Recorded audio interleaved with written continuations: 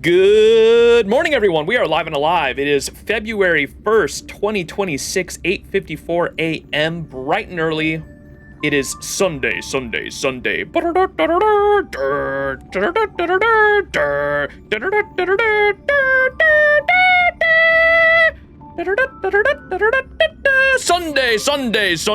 That's an old football thing. I don't know if only Americans will get that one, and specifically like brain dead sports Americans.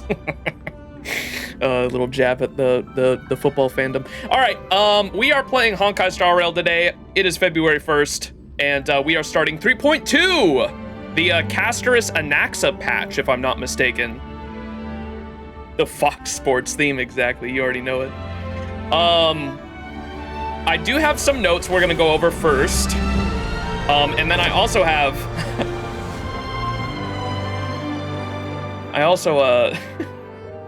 Chat's not gonna be happy at me. This is the second stream in a row I've done this, but where's the poll history? Oh no, chat.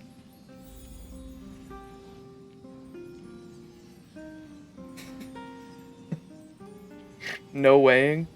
So the Discord community already knows about this, but for those that aren't in the Discord, I literally after last stream, so you guys know I showed the fugue poll, right, that I got. After last stream, we threw like a multi and a bunch of singles, and throughout the last week, I spent a bunch more singles. Like every time I got a single, I'd just pull on the banner. I was building pity, okay? Sue me! I was building pity! And we ended up getting a Lingsha Eidolon. Here's the few. So here's the Dahlia. Here's the double Firefly poll, right? The first Dahlia lost to 50-50 to Japard. Two Dahlias in quick succession. Literally a multi. We lost the 50-50 to Japard. One more multi, got a Dahlia. One more multi, got a second Dahlia, the E2 Dahlia. Then we lost to 50-50 like halfway through building pity. 48 pulls to Zila, and then nice. Less than two multis later, got a fugue, and then only 2.5 multis later, this was just me throwing singles at it, I got a Lingsha copy. Yeah, I've been pretty lucky lately. I don't know what it is. I don't have any defense. I don't have any defense for myself. I'm telling Try, don't tell Try! But yeah, I haven't applied the Eidolon yet. I was waiting for stream for that. Chat was trying to fucking gaslight me into thinking this was bad because Lingsha's gonna be like the main DPS. First of all, I shouldn't ever be using Lingsha with Boothill. Like, Boothill is like specifically a really good character to run in like sustainless teams, and if I do use a sustain, I'm using Gallagher because Lingsha will specifically steal his breaks. I shouldn't ever do that. I know I have in the past, but I shouldn't. If you're a good Boothill player, you're not supposed to use Lingsha with Boothill. Am I calling myself out and telling myself I'm a bad Boothill player? Possibly, but I shouldn't be doing it. But boundless mist and endless smoke. Lingsha's weakness break efficiency is increased by 50%. When an enemy unit's weakness is broken, it reduces their defense by 20%. Specifically because, as you guys know, I have been saying for a while that I want to get Rappa just for whenever her fucking rerun is. I want to get Rappa just to have an AoE unit for, I have all of her supports. Like, as soon as I get Rappa, I have her best in slot team already. And so that's the reason. And then also on top of that, besides like Saber and Casterus, I don't have a lot of good AoE units for like, what's the AoE game mode called? Pure Fiction. I don't have a ton, besides Casterus and Saber, I don't have a ton of AoE units. And so because I have the best in slot team for Rappa already, I figured she'd be a good pickup for the account. I'm not gonna go crazy on her or anything. I'd like to get just one copy, and then I know her light cone is like necessary for her energy stuff. I've looked into that, and so her in a Rappa comp would actually be really good, specifically because Rappa is, unlike Boothill, someone that enjoys getting the teammates to break enemies because it builds her stacks. If I'm not mistaken, that's like how you use Rappa. And so she's gonna be really good for the Rappa team, I assume. Anyways, Amphoreus time indeed. Witch behavior? Oh no, Try's here. Don't tell Try. Good luck getting that Rappa rerun though. Hey! It'll happen, and then I'm gonna laugh at you guys. How about that? I can see the argument of that being bad. On the other hand, the enemy never getting to act seems mechanically great, but I wouldn't want to play through the story that way. I want to see their attacks, which is exactly why I haven't been using Boot Hill. You are absolutely right. Oh no, Try's here, girl. I could go. You missed the conversation, Try. It doesn't make sense. I'm not making fun of you, I promise. I was scared for you to see the poll history that we pulled up. What the hell? Why is that still there? Oh. Notes. That's the next thing on the list before we get into this. Notes, my rating. So we finished 3.1 last stream. For those curious about my rating, I think I said this towards the end of last stream though. I definitely liked the first half much better than the second half. The first half was the one that was like full of action. It had the Flame Reaver, the Flame Reaver appearance. We went to the Grove. The Grove is a beautiful area. I loved all the notes we had there, all the philosophy and the different debates that all the philosophers were having with each other. I had a lot of fun with. Anaxa, awesome character.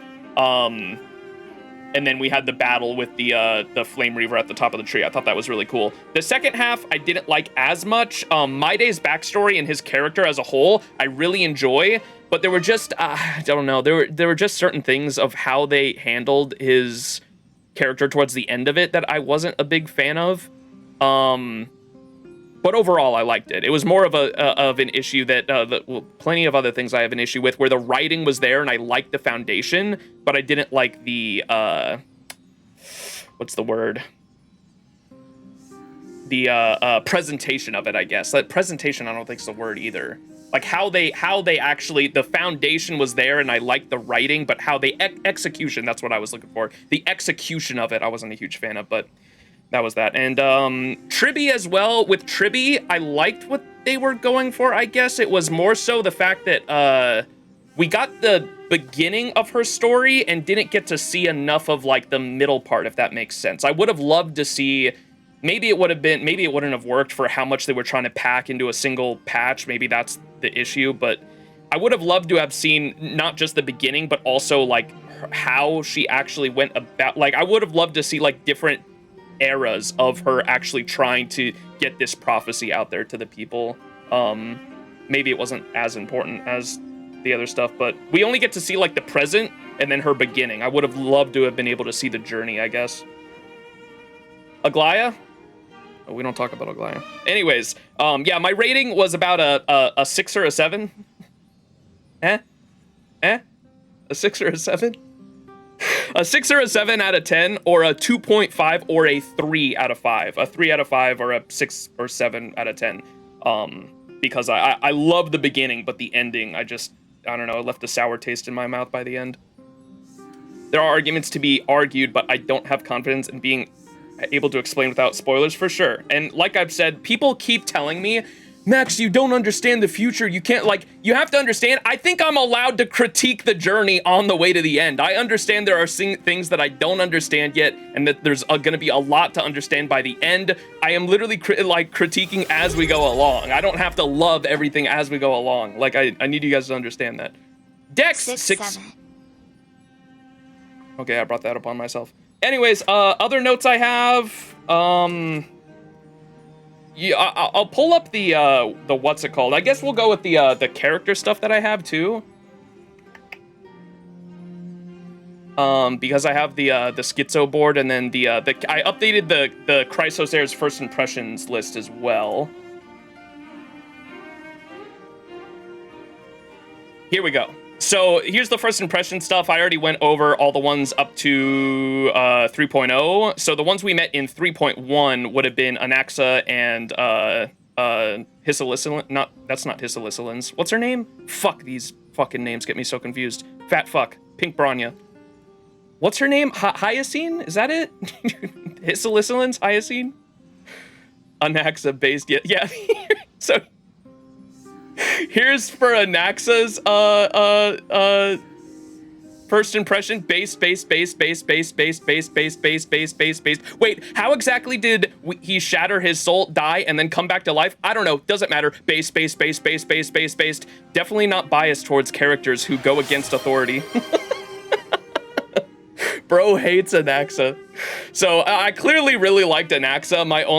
The only thing I didn't really like was how I get, and like I said last stream, I get that it's probably supposed to be some amount of alchemy, but like it would have been cool if I don't know if there's a lore page out there that explains exactly how it happened, but I would have loved to have like the nerdy conversation about how exactly he went about his plan to shatter his soul and have the god, I think the god, essentially brought him back to life, or he used alchemy to, shatter his soul, and then he essentially died and came back. And I was just like, I would like the, explanation for how exactly that happened, because it doesn't seem like they explained it all that well, or if at all.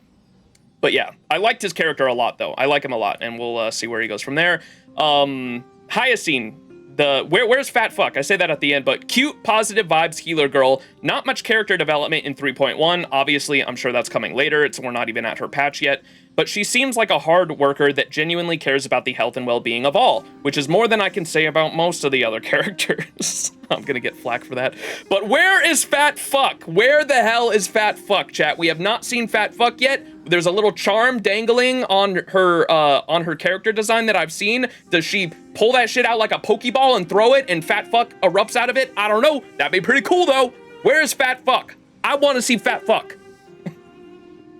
I love Hyacine, yeah, but her character, we haven't gotten a lot of character development, but my first impression is pretty good.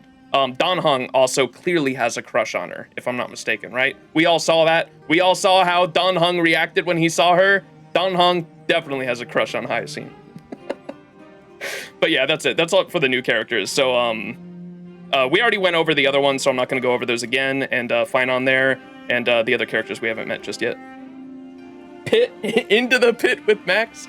Now it's time for the schizo board. Here's the schizo board if you guys want to look at it and just take it all in for a second. I haven't actually added a lot since the last time you guys saw it, but let's go over the different notes I have. I wrote down MC. Taking pics could mean something with remembrance. It would make sense since we have the remembrance MC now, that the taking pictures is supposed to be symbolic with memories in the photos, right? So I'm sure that has to be symbolic with it. I have a schizo drawing of Amphoreus there. Beautiful. Beyond the Veil. Oh, that's that lore card we wrote down. What the fuck did I write here? Oh, that the writing in Beyond the Veil in that lore card, I wrote down about how the writing disappears and could be symbolic with either mythos or somehow remembrance, because the memories of the writing are literally disappearing. I don't know how to put that in. Also with the writing and the Beyond the Veil lore card, writing about how there was that one guy at the Grove that was going crazy, right? Because he felt like he glimpsed at something he shouldn't have. It was very Lovecraftian in that it felt like he had glimpsed at an outer god or something. He said something along. Can we find the actual lore card in game? Is it that Beyond the Veil? That guy was going cuckoo, but I love that lore page. It was very Lovecraftian. Beyond the Veil, it's called. Here it is. Is this the guy that was going cuckoo for Cocoa Puffs? At the end, it was crazy. So his conclusion, dude, I don't think I can continue with this research. Do not repeat my mistakes. There are some boundaries that must not be overstepped. I now understand why Orynyx created the Evernight Veil. It is the boundary that divides the sanity of mortals and the divine power of titans. I begin to doubt my existence. As I write these words, who is it that is moving my hand? When I reflect on such questions, who is it that is moving my thoughts? We believe that we are observing destiny, but perhaps we are the ones being observed. It is Orynyx that is observing us ridiculous mortals. The next few pages are littered with indecipherable symbols and chaotic lines. Occasionally, you can make out a few words. They say, Orynyx is looking at us. Mortals, get out of here. You should not investigate the divine power of titans, and their divine power cannot be observed. I am not real. Who am I? What am I? Am I? The final page contains only a note in shaky handwriting. Forgive my transgressions, O Veil of Evernight. Bro was going crazy. And so I wrote down, this could also be symbolic with my like SAO alicization comparisons I've been making with like, did he possibly like break the codex? He was like, if we're assuming we are in some kind of simulated world, it could be that like the citizens are like literally breaking. If you break or you somehow glimpse beyond the veil of the civilization or the simulation, somehow you have something in there that reduces the programming of that individual like back down to like surface level. They're like, whoa, you went too far. We're gonna drag you back. And so I wonder if that was partially there, because in like SAO alicization, if they try to break their codex, if the AIs try to break their programming, they literally like feel a pain in their brain so severe that it stops them from doing that act. I also wrote down that there was a lot of symbolism for Phynon and a blazing sun. Multiple times in dialogue, they say like Phynon is some kind of blazing sun, or they compare Phynon to a sun, which is why I was like, okay, that's definitely got to go with the fact that like I assume that he's going to take on the world-bearing Titan core flame, right? And it would make sense also. We have the prophecy. Tribby told the prophecy of how at the end there would only be one. That could be symbolic for Tribby, I assume, because Tribby split into like 1,000 different pieces, and it could mean that like for the end of the prophecy, there will only be one Tribby left. But I also thought it could be Phynon specifically, because if at the end of they worded it in such a way that made me think it was Phynon, because like if Phynon is going to take on the world-bearing Titan, all of the other Chrysos heirs will eventually ascend to godhood, and he would be the last one. He will be the last flame chaser? On the flame chase journey to take the core flame, because it would make sense that if you need to take all of them, the last one you would want to take is the world-bearing Titan, because that's the one actually protecting the city of Oklahoma, right? So I have more stuff about the blazing sun. And then Tribby at one point mentioned the Reaver was like a blazing sun or something like that. And I thought that the Reaver is like absolutely like the antithesis of Phynon in a lot of different ways. I have notes down here on him. Look at that. Down here on the Flame Reaver / they also call him the Black Swordsman. Things we know about him so far. So he destroyed Paimon's hometown and killed Serial, who had gold blood at the time, right? I should grab that image, but at the end of 3.0, we got the CG of like the sword is definitely like the Black Reaver's sword, but there's a sword going through Cyrene. Serial? Cyrene. You have a sword going through Cyrene and like gold blood coming down. And so destroyed Paimon's hometown, killed Serial, who had gold blood at the time. We know that this thing is hunting core flames and supposedly came out of the Black Tide itself. So those are important things that were in dialogue that I wrote down. It's hunting core flames. It supposedly came out of the Black Tide itself. Anaxa said that it has a vessel that can hold the core flames. And if we know that I have notes on the Black Tide over here, which is why I put it down here, that the Black Tide supposedly came from beyond the sky. And so if the Black Tide came from beyond the sky, I can assume that this thing did as well, whatever this is.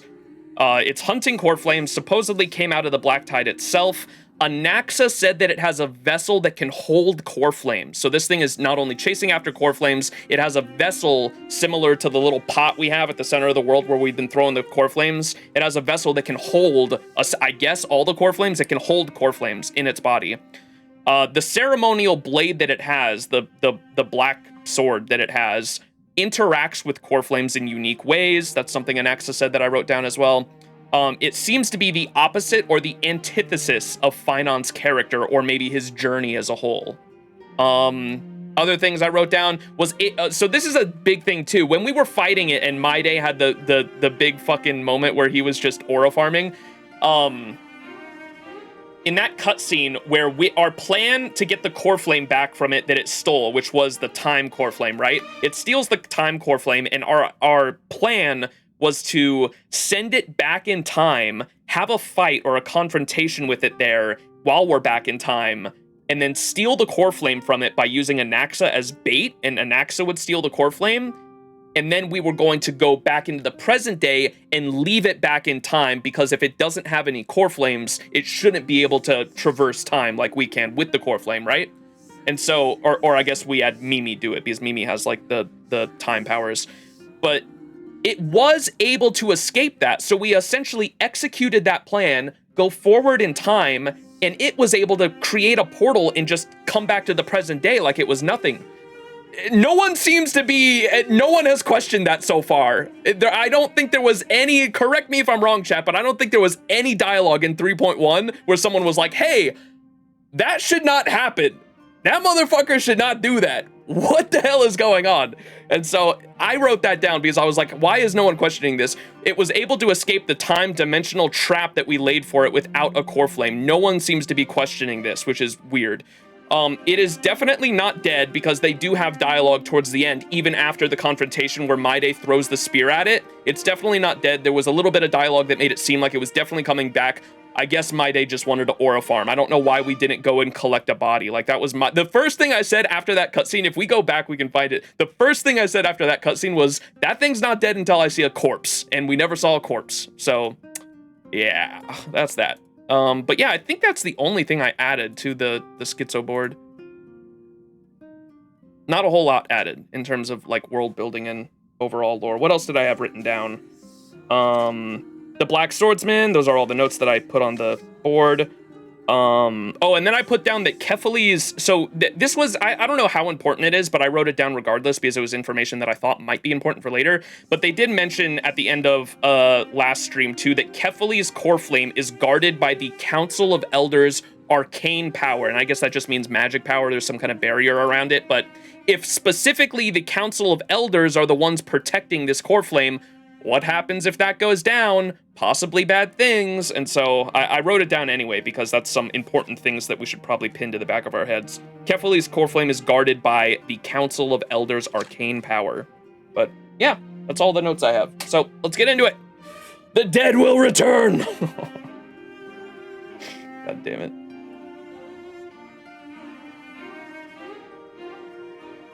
All right, let's get into it though. Abyss flowers bloom. It could be there was no corpse, therefore they're thinking it's not dead. Well, I'm not looking for it. It could be. I'm not looking for theories here. I'm looking for concrete details that we can notice. And so my immediately thought was there's no body there, so we have nothing to go off of. But if they would have said in dialogue or something like that, hey, we investigated where Maide threw that spear, there's no body, so it must be dead, then I would have been like, okay, we can write that down. But the fact that there was no dialogue, no mention of it whatsoever is why I was bringing that up. Besides, Kalis doesn't exist in my game. Who am I supposed to ship him with? What? All right, anyways. Every time I take my dog to the park, ducks try to bite him. That's what I get for buying a purebred dog.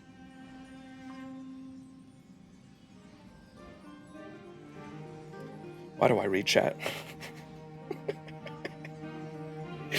All right, let's fucking get into it. Jesus Christ. Oh, I had a message from Finon too. He says, hey buddy, you there? Yep, nope, depends. Good news or bad news? What's up, Finon? What's up? Wow, instant reply. I'm touched. With all that's gone down recently, I thought we could talk. The failed trial, the Grove, Maide, and the Kremnoians, and seeing Tribby's memories. All of it. His emote. Good thing we crushed them all. About time we got paid. Good thing we crushed them all. That's nothing. We three can crush it. And Don Hung too. Ha ha ha. Absolutely. But promise me that you won't laugh at this. Honestly, even though we made it through everything, seeing Tribby's memories just left me with more questions. Me too. That person alone will witness the miracle. Doesn't sound like a good ending, does it? That's you, buddy. I'm theorizing that's you. Why did everyone choose to become demigods, even after knowing the price? For the sake of Amphoreus' future? For power and status? They did it for you? Ooh. They did it for you because we're assuming it's him, right? This is only my theory, so it could be wrong. But maybe they were paving the path for you. Deliverer. Okay. We still don't know exactly what that means, but it's starting to make a little more sense, right? Now, don't joke around. My abilities in Resolve are still lacking by a lot. Being Aglaea's apprentice, I'll be lucky not to cause new problems for her. I should have asked My Day about his reason before he left, but now he's taken all the glory and all the cool spotlights. You have to rely on yourself. So it's the competitive spirit talking. Gotta rely on yourself. You can pave your... I love the conversation, by the way, between Finon and My Day before My Day actually went off. I clipped part of it where I started glazing Finon because I loved him so much, because when it was... What was the Hercules guy's name? It rhymed with Hercules. Was it Gregorles? It was one of the mountain people. You know what I'm talking about? The bath conversation? No, that shit was just fan service, dog. The one where they were actually having a philosophical conversation on how to lead people. Geocles, yeah, I love the story and the conversation My Day and Finon had about Geocles, because My Day he's talking about how to lead his people and what he would do, because he says the traditions of the past are specifically blocking our way forward, and he was conflicted because on one hand, he wants a better future for his people, but on the other hand, he doesn't want to force his people to do something they don't want to do. And he was asking Finon what he would do, and Finon says, I don't know, maybe I would lead my people on a glorious rebellion. And I was like, yeah! But then simultaneously he finishes it up with, but that wouldn't please everyone. I guess there's no way to please everyone in the end. And that whole conversation I just loved. It was a very philosophical back and forth. I really enjoyed that. But we say to Finon, don't worry, just do it. Just do it! Make your dreams come true! Show what you're capable of without relying on others. Haha, you've got a point. Well, I think I feel a bit better about all this now. I've learned a lot from this conversation. I'll go over what we said in my own time. Thanks, buddy. Buddy. Oh my god. The white boy lines.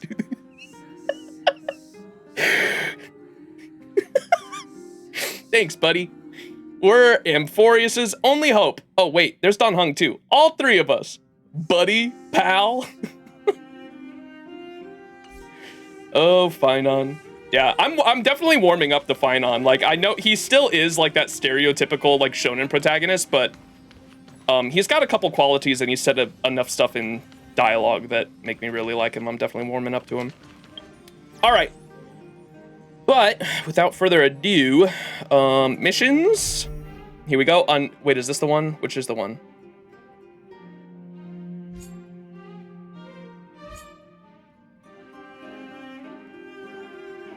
This is 3.8. Why does it always put like 3.8 as the first one? Okay, yeah, I was like, what the fuck? Why does it always put this one there? Spindle laboring to weave the tapestry of time. Head to the Garden of Life and discuss what to do next about the Chrysos heirs. An unexpected encounter with the Flame Reaver led to the premature extraction of Oryx's core flame, which is the Time Titan. The Chrysos heirs hope that Max will take on the divine role of time. That's right, I forgot where we ended off. So we ended off with Mimi essentially saying, we'll take on the core flame, and I was like, Mimi, don't speak for me too. Trailblazers always face moments like this where their fate becomes deeply entwined with that of others. Yet only Max can decide where his destiny leads. All right, here we go. Let's go!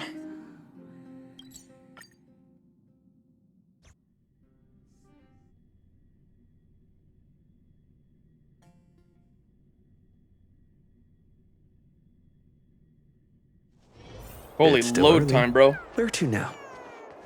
Ow! Can I get an ow?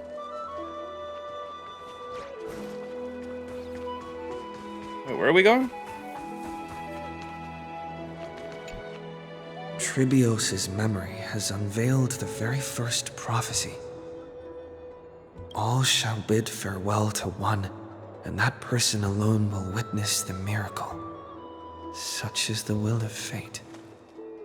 Only one shall live till the end, and they alone will witness Era Nova. And this is where I was talking about how, like, it seems like it's just going to be a cyclical thing where maybe this Era Nova, like, literally creates a new... I imagine it's going to, like, blast away the Black Tide, and then this whole thing is going to happen again. Like, it's just the beginning and the end of civilization in Amphoreus over and over and over and over again, because you'll need to have, then the Black Tide will come back. You'll have to have Chrysos heirs take on the role of gods again. They'll have to take down the old gods, which the old gods at that point will be these new Chrysos heirs. The new Chrysos heirs will become the gods. And I have been confused on the wording, because they call the Chrysos heirs demigods, but they have definitely used the word god as well after they take on the core flame. They did that last stream, I think, with like Maide. I'm pretty sure Maide announces himself as like the new god and stuff. And so I was a little confused on that, but I assume after they're like quote unquote demigods up until the point where they actually consume and go through the trial and undergo the process of harboring the core flame, and then they become the new god. They take that god's place, because I assume I did say, like, why can't we just destroy all the... Couldn't we just destroy the core flames? What would happen theoretically if we did that? And maybe not good things, but it's a thought at least. Probably not good things, I imagine. If each one of these core flames is represented by a concept or different concepts, because it seems like every single... I also talked about how the philosophy of the eons seem to go to different core flames or gods in Amphoreus, but that could also be just like, I don't know how much the paths, like the outside influence of the paths, actually has here. And remember, I'm sorry, my words and my tangents are so fucking annoying, I understand. What was the god on Aventurine's world? Do y'all remember that? Because we had a lot of theories back then when we were going through Penacony on whether or not the gods of his homeworld, Aventurine's homeworld. Max is Shauji written? Lan? Triclop? Yeah, it was Triclop, because it had 3 eyes, right? Cyclops. It was some kind of yeah, it was some weird name, but we were wondering, like, a lot of people thought that might be Aina the Order somehow, or I think it was just because the eyes, because we see the eye in the background of the Order, Aina the Order splash art, but I don't know how credible that is. Regardless, we had a lot of people were wondering whether or not that god either was an Eon or had at least the influence of an Eon, and I'm wondering the same thing here in Amphoreus. Like, there's not a lot of credible evidence other than the fact that their concepts are shared, but that could just be, like, gods in general just have concepts tied to them, and so I don't know how credible it would be to have, like, the Honkai Star Rail eons somehow influencing the paths here. But yeah, I'm just yapping, sorry. We also haven't put, someone please put, do we have a mod in chat right now? Could you possibly... I think mods have this power to, could you type no spoilers, please, in all caps with 3 exclamation points and then pin that? I think mods have the ability to do that. Well, there is, Martian God, the cosmic god. Any Euler mods? Moe was here. Moe's not a mod, he's a VIP. That's an old friend of mine. Oh shit, Zirian, you got it? Are you able to pin that? And then you have to, and then you also have to say, like, undo at the end of stream, or don't unpin until the end of stream is like a little drop down thing there too. Thank you, Zirian, appreciate you. W mods. Can I get a W mods in chat? All right, back to the story, sorry. All shall bid farewell to one, and that person alone will witness the miracle. Such...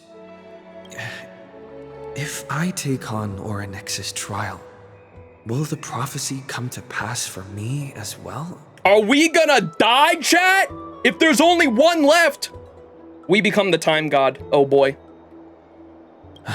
Regardless, I must give Aglaya an answer.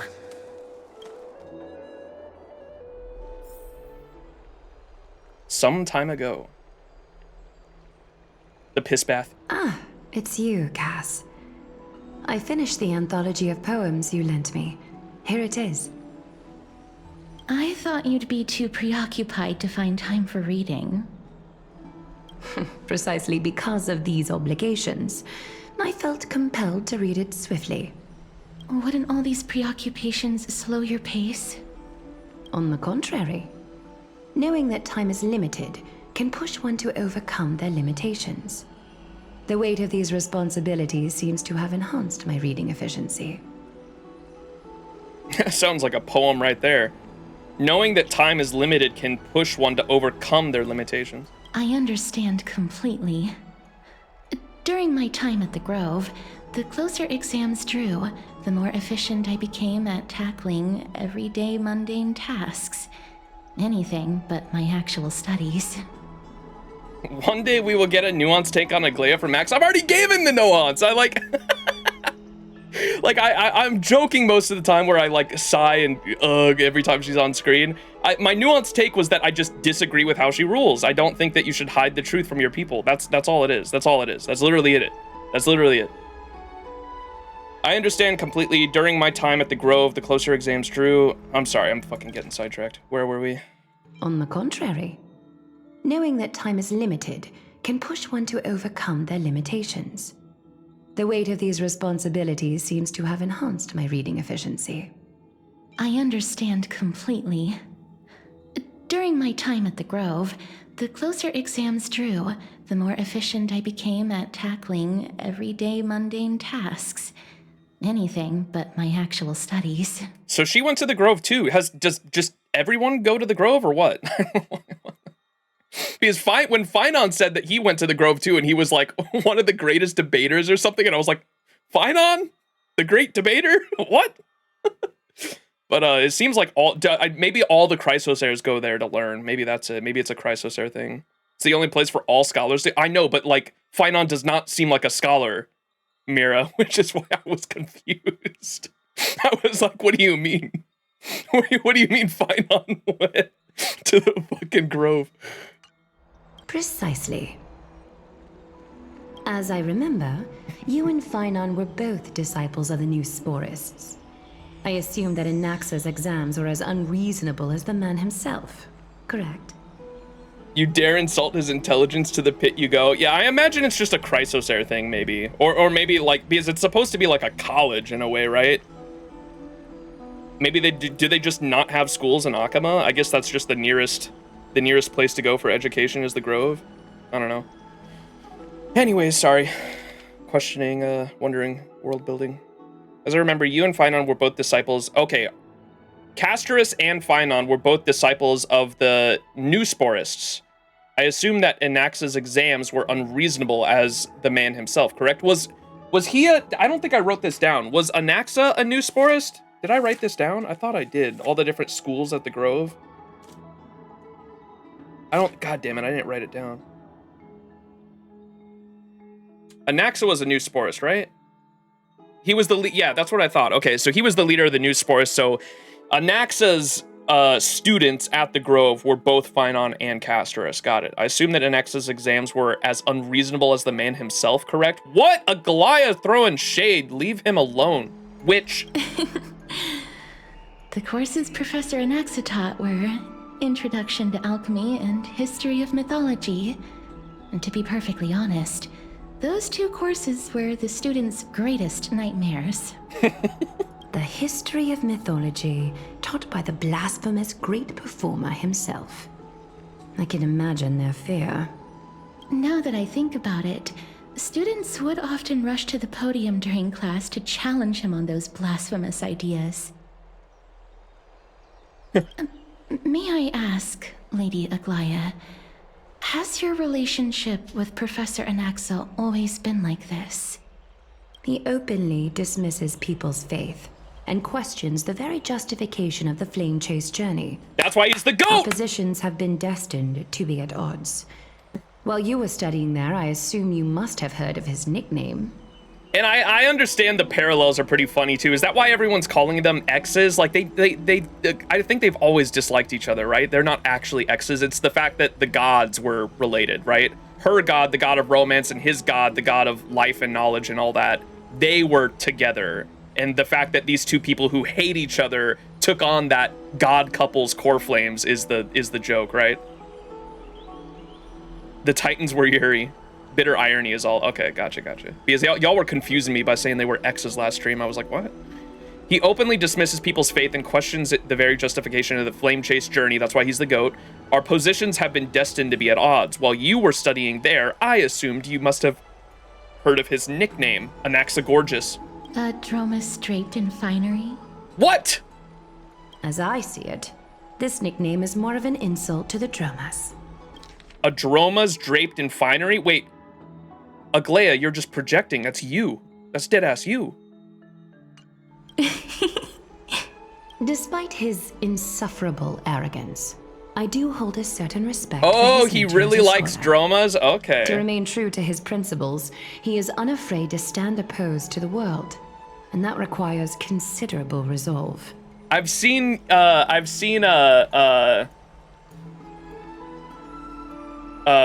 is it in my Discord that really likes Anaxa? He has a Droma onesie when he goes to sleep. What? Me? I've seen either your profile picture or others' profile pictures that have like a Naxa like riding Dromas and shit like that. I've seen Solon. Yeah. Is Atal Solon? We all do got to be more specific. Okay, my bad. I've seen tons of art. Okay. Dude, chat, there are so many of you that have different names in Discord than you do in chat, and it confuses the fuck out of me. He sleeps with a Dromas plushie, I believe. That's adorable. That's you, bro. That's what I'm saying. They have an in-game sticker of Anaxa wearing the Dromas pajamas. What? Okay, I gotta see that. Appreciate my name. Myra, I do appreciate you. I can't say it. I usually say it differently every single time I read it, but don't worry. I do appreciate that you have your the same name in chat that you do in Discord. Despite the... So, he likes Dromas. My name is the same. I appreciate you too, Rahuran. Despite his insufferable arrogance, I do hold a certain respect to his nature as a scholar. To remain true to his principles, he is unafraid to stand opposed to the world. My fucking goat! And that requires considerable resolve. Anaxagoras' life is almost like a satire. As a Chrysos heir, he refuses to heed the prophecy, while he disrespects the gods. Just... I fucking love Anaxa. Fuck, dude. I actually want to roll for Anaxa, but I know that he's, one of his fucking best-in-slot supports is a fucking Monarch, right? The girl with the fucking crown? We haven't seen anything on her yet, but she's got a crown, so she's got to be a Monarch, and that's why I placed her with the Law Titan, too. And her fucking... I've seen her animations where she's, like, moving chess pieces or whatever. Where her, like, ultimate is, like, a giant chess piece. He's very flexible. You mean salad? Or like celery. You can even play him as Break. I may just like celery, but she's too good for Paimon and Naxi. Yeah, fuck. Surely they come out with a new best in slot. People go crazy.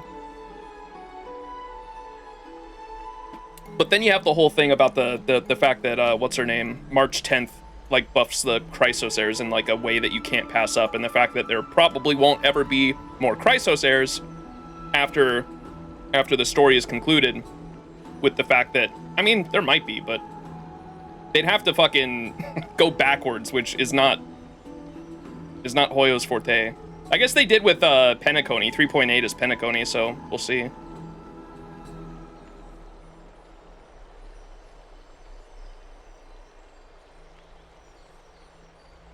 You're getting E1S1 celery for my day.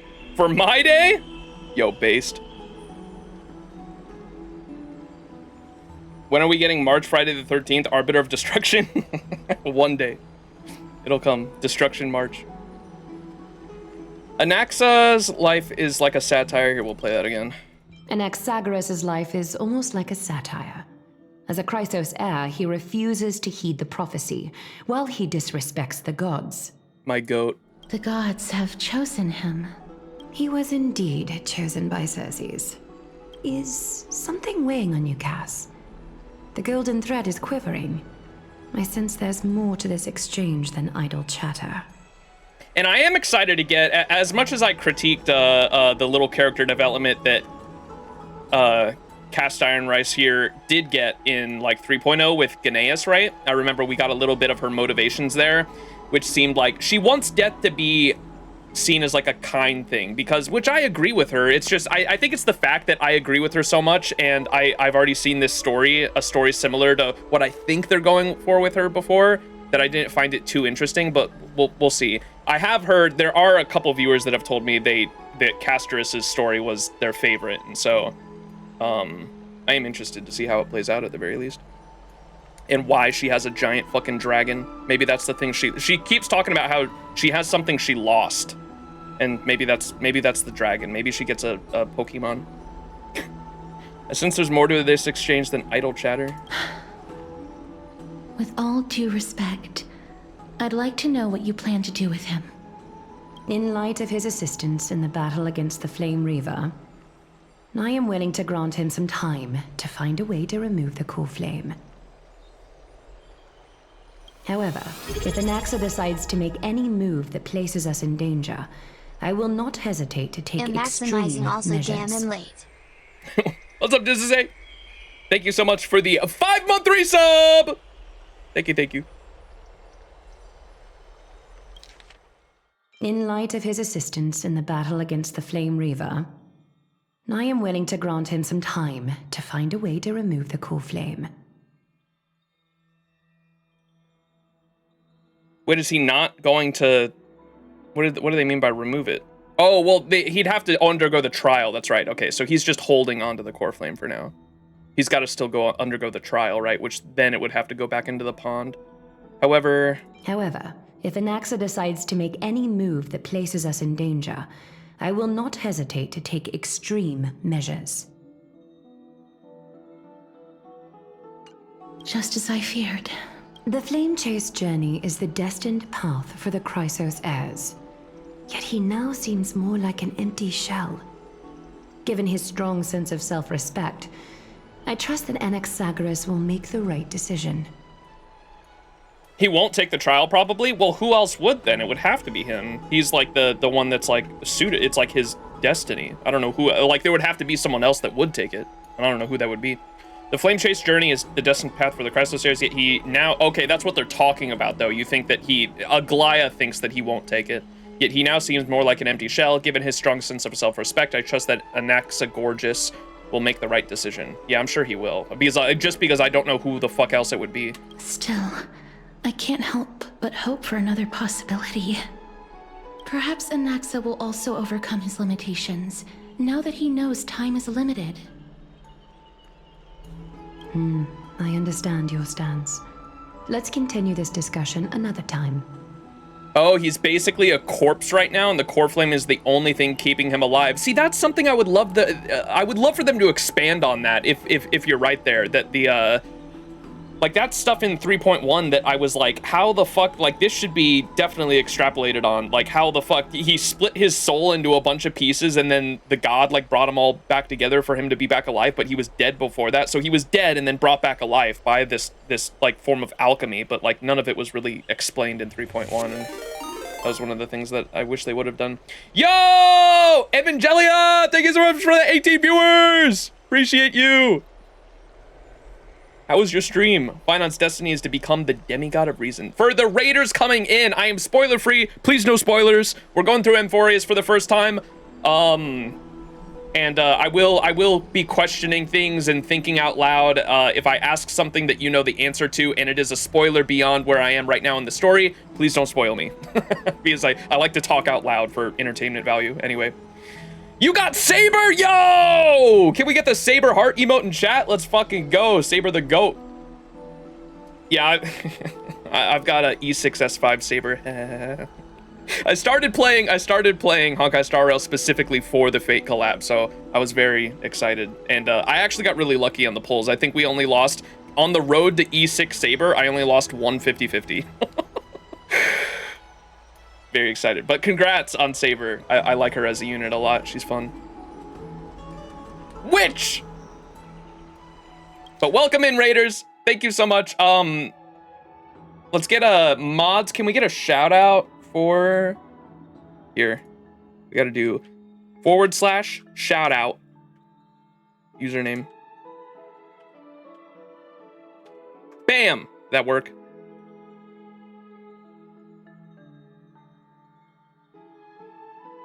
Yeah, chat. Go show true real life Saber some love. Click on click on the account name. You'll see. Worked, hell yeah. Alright. You are a magician? Possibly. Perhaps Anaxa will also overcome his limitations, now that he knows time is limited. I understand your stance. Let's continue this discussion another time. But now, let's greet our guest. You're here. Does this mean you're ready to take on Orynyx's trial? We are ready, Mem and me. I'm still on the fence. I understand. It was the sacred beast's idea, after all. However, Who's that, Anaxa? it warrants careful consideration, given their intricate ties to the Titan. Wait, what does she mean by sacred beast's idea? Oh, is she talking about Mem? It was Mem's idea, I think. She referred to Mem as a sacred beast?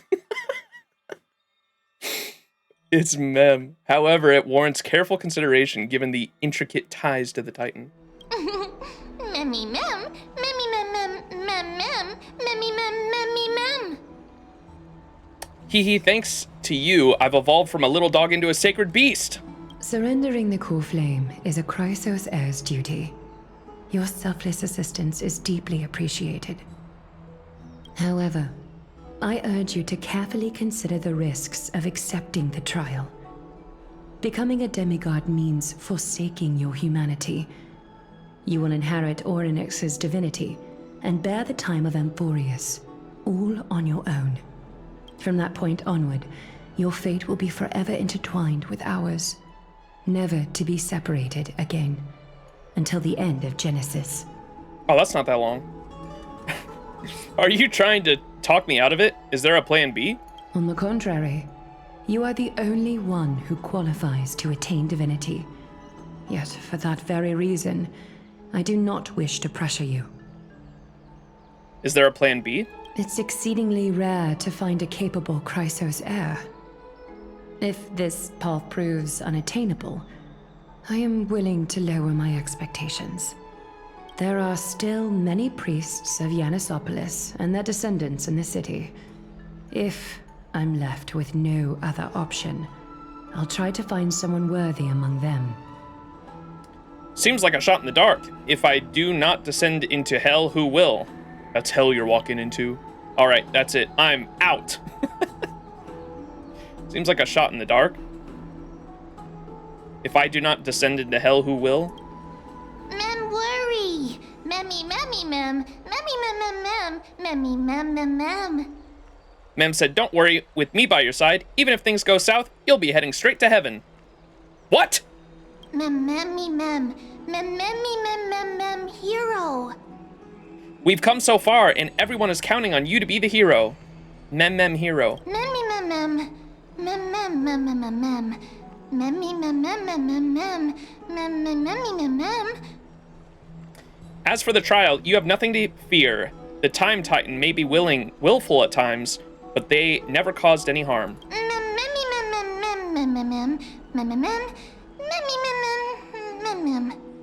Myth has it that Orynyx the Time Titan opposes mortals, but to me, they just seem a bit timid, like a child. It looks like you know that Titan rather well. Wait a second.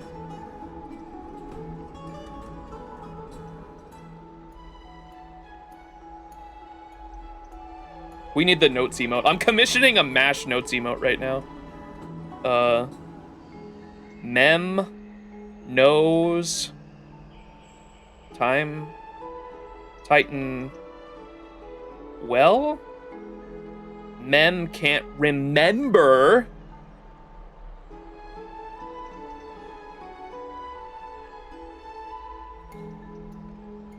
And I'm assuming there's possible ties to Cyrene. That's what I'm assuming. All right. It's got to go back to the ties that to Cyrene that I was theorizing about earlier on my whiteboard. I'm assuming that's connected somehow. Seems like you know this Titan rather well. Remember.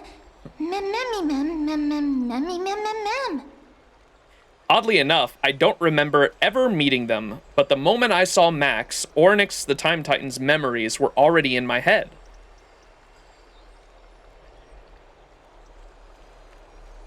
Oh yeah, you gotta be connected to that shit somehow. What? Memories that exist outside of your own experiences. I can't explain why, but I can vouch for Mem's words. When I was in the abyss, I heard the Titan's groans, full of pain and grievances, yet without any ill will. Mem is our ex? What?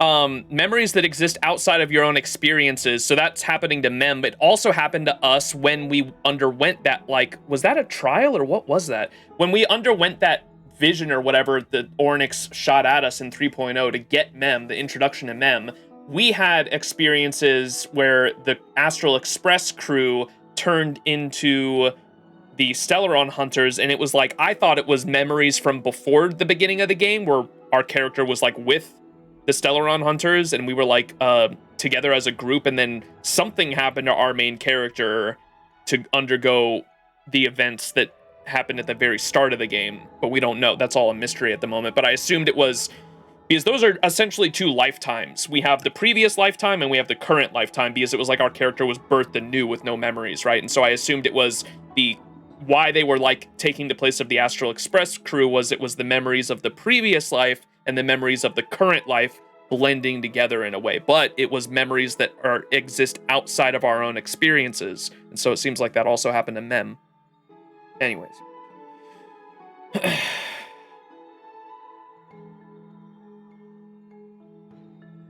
What Mem said, they seem to be buried memories, and when things are missing, our subconscious fills things in. Yeah, this is essentially what I was saying.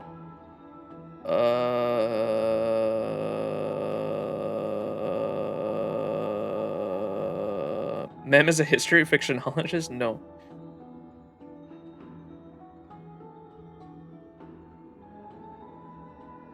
Wait, Zirian, when you said he doesn't support the Flame Chase journey, why would he take it? Are we talking about, wait, me or Anaxa? Like Dr. Edward in the memory bubble? Oh, for Anaxa? I thought he would take it because I get that he doesn't support the Flame Chase journey. Why would he take it? I'm talking from a strictly like realistic, looking at the story from my perspective, who else would take it? Like, he's just the only one that take it. That's why I've filled in the gaps essentially for if you look at my schizo whiteboard for like even the Flame Chasers or the fuck, what are they all called? The Chrysosaurs. The Chrysosaurs that we haven't even met yet. I've already filled in like what I think that they'd go to, strictly because those are they're the main cast. And so like I don't know who else would take it if not Anaxa. That's why I'm assuming that.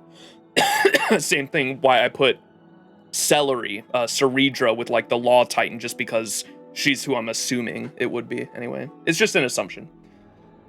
I can't explain why, but I can vouch for Mem's words. When I was in the abyss, I heard the Titan's groans, full of pain and grievances, yet without any ill will. Weird. I trust you all to make the right call. Do I even have anything? Do I even have any say in this? Please, mem. Please trust me on this. At the very least, can you speak with them in person?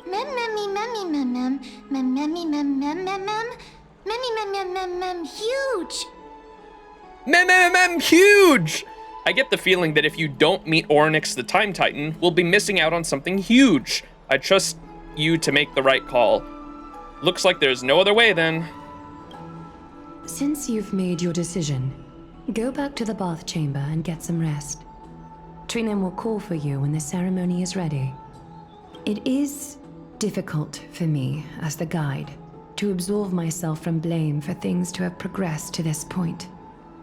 Time and again, you have risen to the occasion for Akima. Merely rewarding you with some honeydew is no longer able to express the extent of our gratitude.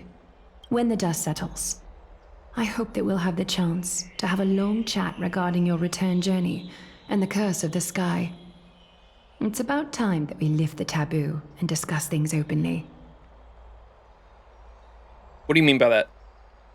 I hope that we'll have the chance to have a long chat regarding your return journey and the curse of the sky. It's time that we lift the taboo to discuss things openly with the people? Aglaia, I might take back everything I said about you if we start talking openly with the people. Before leaving, I should go and say hi to Castorus. Cast iron rice. An unexpected encounter with the Flame Reaver. Okay, this is the same thing. Trailblazers always face moments, yet only Max can decide where his destiny lies. Yeah, right. Mister, may everything go well for you and Mem. Me. You need Aglaia for something too? Oh yeah, why are you here? It's nothing. I only came to discuss some matters with Lady Aglaia. What are those matters? Previously, I lent her an anthology of poems that Lady Trianne had gifted to me. Tracing back, this anthology was something left for Lady Trianne by a bard before their passing. Although personal properties should be cleared out once their owner has passed on, Lady Trianne gave this book to me since she knew how much I liked to read.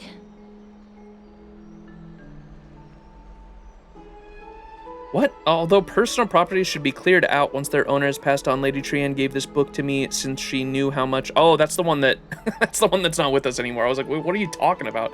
Can you tell me more about this book? Is the book very special? No, it's just an ordinary book.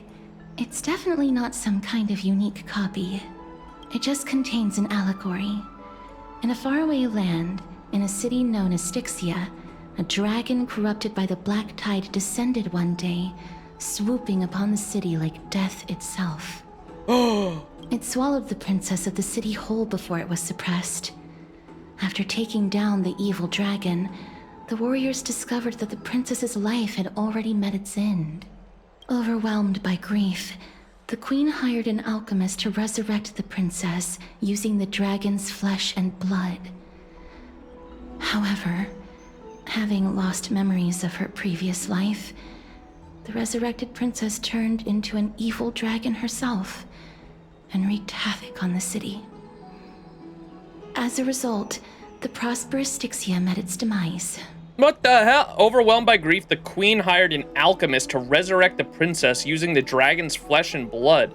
However, having lost the memories of her previous life, the resurrected princess turned into an evil dragon herself and wreaked havoc on the city. As a result, the prosperous Styxia met its demise. Bro, this is like the fucking cycle shit I was talking about. What a dark story. What a touching story. Mem. Huh? How was that touching? I actually think so too. Hey, fuck out of here, ma'am. Mem? What? That was the correct option to increase the friendship level? We're playing the visual novel, I'm gaining points. This reminds me of the meme that's like visual novel players when they say the wrong option and get the PNG to stare at them evil. It's like, no! You get the PNG to stare at you with a judgmental face. Oh, god damn it. The author of this book is Archepia, a wandering bard who traveled to many cities. Among the things she left behind are poems, dictionaries, and many tragicomedy scripts. She even clearly underlined and took notes in books that covered myths with her elegant handwriting. It's fucking, what's his name? Who's the writer from FGO? Dude, it's fucking Shakespeare, bro. Among the other things they left behind are poems, dictionaries, and many tragic comedy scripts. She even clearly underlined and took notes in books that covered myths with her elegant handwriting. While flipping through these books, I felt like I was afforded a glimpse into the life of Archepia. It felt just like I was traveling with someone that I'd never met before. That's the beauty of books and writing, huh? It was as if she had yet to pass on and was still alive. Orb. Nanda demo! There's a lot of shit in Orb about that too, how books are. You can read books and you can hear about, it's like the writing is trapped in time in a way. You can find out about gossip that happened 1,000 years ago, or different debates and discussions that were happening, lost to time. It's cool. No one goes through life without leaving their mark behind. She probably did not think much of it while she was writing. No one goes through life without leaving their mark behind. That's right. Writing, drawing, and taking photographs. It seems like human nature to try and leave records of things. Remembrance. Speaking of taking photographs, when I was helping you to take the photo previously, I did not look through the photos in your photo stone out of courtesy. But I'm also very curious about the story of the Rosy Celestial Maiden. Damn, you want to see my pictures on March? Despite having visited many cities in Amphoreus, I still understand nothing about the world beyond the sky. If there is an opportunity, forget it. No, Let's show her. talk about this in the future. No! For now, I only hope that you'll be able to complete the trial safely and obtain Orynyx's blessing. Castrius, you letting Aglaya's oppression hold you down too far. Break those shackles of oppression! Sword of the sky! I don't think there's anything else to do here. Time to go back and talk to Dan Heng. May you complete the trial safely and obtain Orynyx's blessing. Alright, oh, this is new. We're gonna take the authority of time. Max and Mem are willing to face Orynyx's trial, but with the citizens assembly approaching, the Christos Heir's heroes have new troubles on the horizon. I assume something going on with the Council of Elders who are like against the Flame Chase journey. Or they didn't like Aglaya like being, or half of them did. That's not to say all of them did, because it seemed like they voted Aglaya to take control and be like the temporary leader of Akama to pursue the Flame Chase journey, right? But there was like another half, a minority of the Council of Elders that was against it, and that was the one that like was a previous assassin or some shit that talked to Aglaya back in 3.0. We haven't seen her since then, I don't think. All right, where are we going? Can we teleport down there? Yes. Oh no, politics.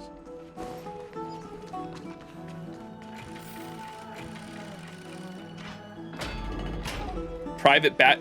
Binon! What's he doing with my man? Wait a second, Chad.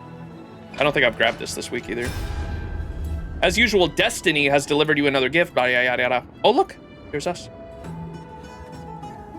Who salvaged these from the long river of the past? Unfortunately, that's a question that isn't easy to answer. Boop.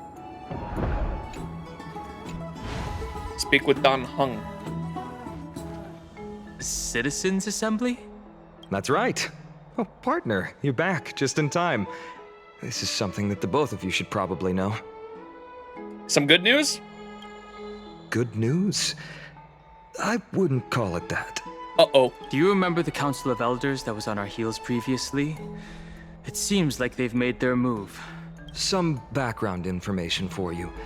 The Council of Elders is an authoritative body in Amphoreus, made up of different city representatives.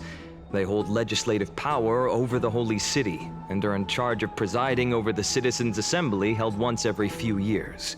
Democracy. This is the most important social event of Akama.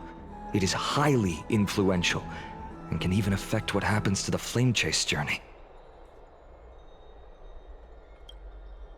So Aglaya doesn't actually call the shots?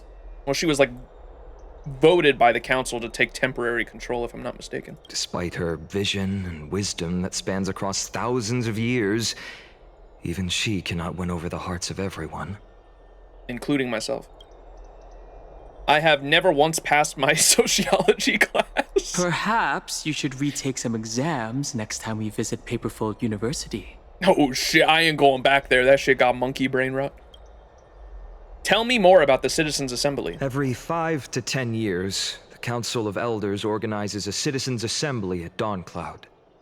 During the assembly, the representatives will vote on major issues such as whether the Chrysos heirs led by Aglaia should still hold the right to govern the Holy City, and whether the Titan's conquest should continue.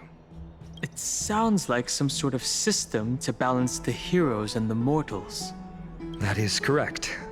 However, the problem lies in the fact that there are ill-intentioned extremists in the Council of Elders.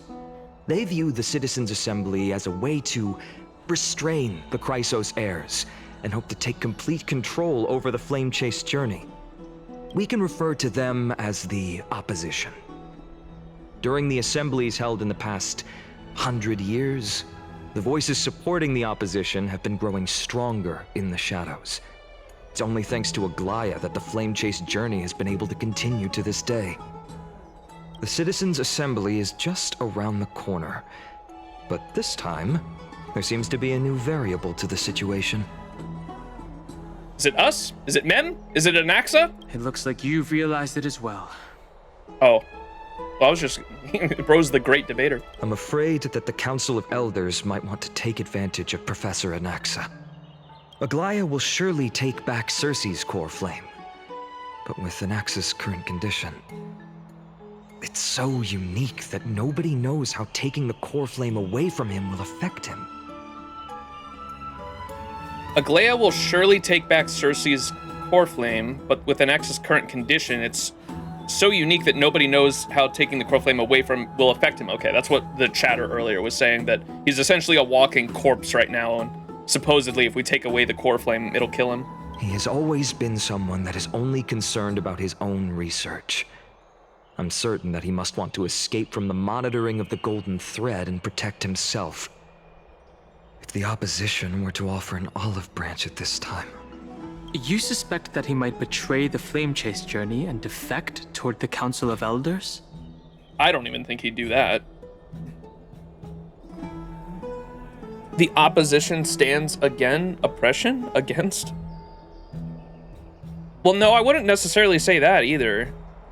But we don't know what their motives are. Like, are their motives just for power of the city? And then, like I said earlier, we know that there's different, like, we can't group all the Council of Elders together because it was the Council of Elders that gave Aglaia her position in the first place. So it's clear that there's like a minority within the Council of Elders that just doesn't agree with that.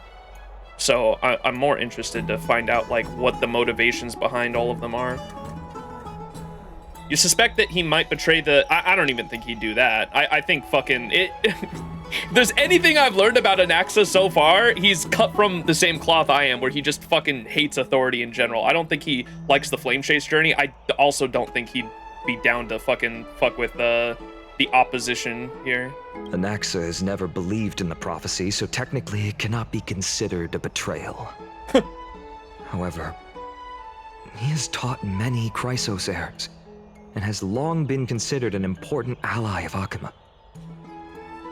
I truly do not wish to see comrades turning on one another. I have a better understanding of the full picture now. Is there anything that we can do? As I believe in his character, I plan to plead with Aglaia and try to buy more time for him.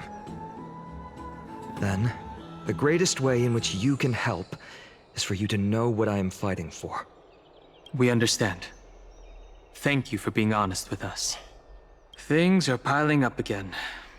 You and Mem are tied up with Ornyx's trial, and while I'm preparing to visit the Grove to uncover clues about the world beyond the sky. What? We came from there, Don Hong. What the fuck you mean you're preparing to visit the Grove to uncover clues about the world beyond the sky? You talking about, like, the Veil? Surely he means the Veil. What the fuck? We came from... Don Hong! Don't tell me Aglaia's got you too! Let's just take things one step at a time. I just want to rest right now. None of those things seem like they're going to be easy to deal with. I just want to rest now. Let's take things one step at a time. Allow me to apologize for the fact that we always seem to be troubling you. I hope that Ornyx will show more benevolence and be more accommodating. I remember that they seemed quite fond of you back in the Abyss. sad, why not? Go and rest and regain your strength. We'll meet at the Vortex in a few days.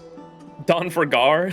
I got what he meant. Like, yeah, what you were saying, investigating how to get out is what he means. It was just worded weird. Maybe a translation issue.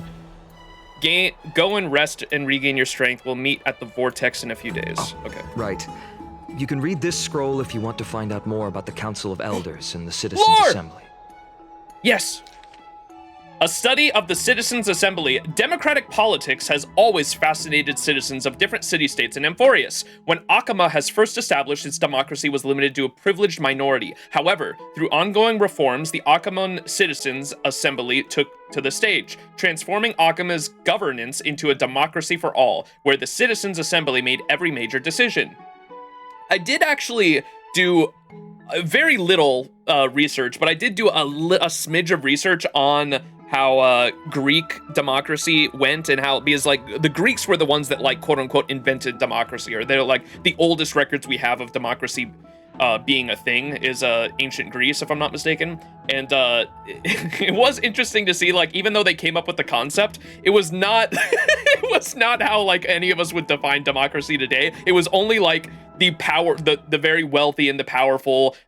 Slaves obviously didn't get the right to vote. Workers didn't get a right to vote. Women didn't get a right to vote. It was only like the wealthy and powerful. Like they were the ones that like came up with the concept, and it stayed between them. So curious how it works here. Democratic politics have always fascinated citizens of different city-states in Amphoreus. When Akama was first established, its democracy was limited to a privileged minority, so I assume that's what that means. However, through ongoing reforms, the Akaman Citizens Assembly took to the stage, transforming Akama's governance into a democracy for all, where the Citizens Assembly made every major decision. It's important to note that as the Black Tide draws near, and citizens from the other city-states join Akama's political life, the precious rights of Akaman's original citizens are becoming increasingly diluted. Oh my god, is it... I was gonna ask, Myra, what did you mean by... You said that, oh, so it's essentially MAGA? I didn't understand. I was like, wait, how? Like, nothing I've heard or read so far sounds like it's MAGA. That sounds like MAGA. The precious rights of the Akama's original citizens are becoming increasingly diluted. Consequently, voices calling for reforms with the Akaman Citizens Assembly systems grew even louder, ever louder.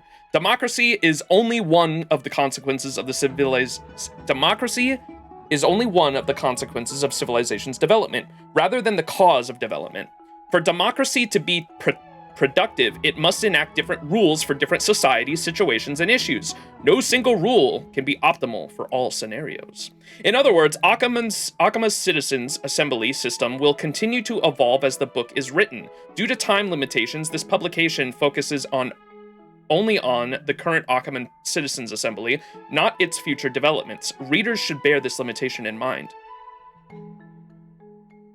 Citizenship, and citizenship policies of Akama. Before examining the Akaman Citizens Assembly, operational mechanisms, and core functions in depth, we must first address the matter of citizenship rights, and citizenship policies of Akama. The elders have once noted that Akama is a collective of free citizens. Due to the substantial power citizens possess, citizenship qualifications must be strictly regulated to ensure citizens' rights. Discussions on recognition of naturalized citizens' rights were once the focus of disputations between the leader of the Chrysosayers and the Council of Elders. As more Amphorean city-states fell over time, and as the Black Tide drew closer, citizenship rights reforms became imperative. Judging from the final outcome, citizens from all city-states have equal citizen rights in the Holy City and can have equal participation in public matters. While social differences naturally exist between rich and poor, locals and travelers, the Holy City of Akama would not allow these social distinctions to become political divisions and will ensure complete political equality among all citizens.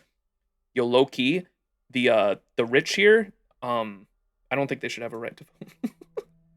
Continued. Operational mechanism of the Citizens Assembly. Barring emergencies, Akama's Citizens Assembly follows strict protocols when it's called. The current Council of Elders, a governmental entity made from the representatives of the city-state, posts the upcoming Citizens Assembly agenda and venue, usually Dawn Cloud in the Holy City, at the Wall of Heroes before each meeting. Usually, topics are proposed by the Council of Elders members before the Assembly and become official Assembly items after receiving majority council approval. Okay, hang on. They're fucking breaking this shit all down here. I gotta go through this slowly in my fucking brain. So, barring emergencies, Akama's Citizens Assembly follows strict protocols when it is called. The current Council of Elders, a governmental entity made of representatives of the city-state, posts the upcoming Citizens Assembly agenda and venue. Okay. Usually Dawn Cloud in the Holy City is where we meet. At the Wall of Heroes before each meeting. Usually topics are proposed by the Council of Elders. How often does this happen? Or this is just for emergencies? Did they say how often the Citizens Assembly happens, chat? Once every few years? What? That's way too long. The current Council of Elders, a governmental entity made by a representative of the city-state, posts the upcoming Citizens Assembly agenda and venue, usually Dawn Cloud in the Holy City, the Wall of Heroes before each meeting. Usually topics are proposed by the Council of Elders members before the Assembly and become official Assembly items after receiving a majority Council approval. The Council predetermines which matters to address and when. Once confirmed, the Council Chairman hands over the agenda to the Council of Elders Assembly Chair, who presides over the meeting. Normally, matters cannot be discussed at the Citizens' Assembly without prior council review. Bullshit, what the fuck? Council-reviewed matters yield only two outcomes. Either they're already thoroughly discussed and only need citizen votes, or they require citizens to hold debates to reach final resolutions during the Assembly. Results are tallied using pottery shards blessed with Kephales's runes, the world-bearing titan, with voting Dahlia placed throughout Akama during assemblies. After thorough discussion and voting of all proposals, the Council of Elders posts approved decrees at the Wall of Heroes. Time is relative because they live for hundreds of years. Everyone does? Or the basic citizens live for hundreds of years? Is that true? I haven't heard that anywhere. They don't live for that long, only specific individuals do. Yeah, it's only the Chrysosairs do. The Chrysosairs live for that long, but not the citizens. So was I right? Was I right in my assessment? Pretty much. I mean, we gotta hear I don't want to put all the Council of Elders into a specific fucking, like, I don't want to generalize them, because this up here where they were talking about, like, we can't let the immigrants have rights is essentially where I was like, oh, okay. Dahlia, after I read it again, but I remember as they always do government things and hold a big open referendum each 5 to 10 years, which the entire public votes in. Yeah, 5 to 10 years seems like way too long. Max said council, no, stop putting words in my mouth!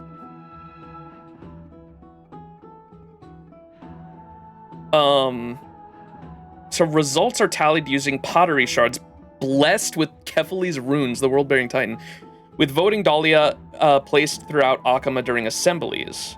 After thorough discussion and voting of all proposals, the Council of Elders posts approved decrees on the Wall of Heroes. Continued. Core functions of the Citizens' Assembly. The Assembly wields the...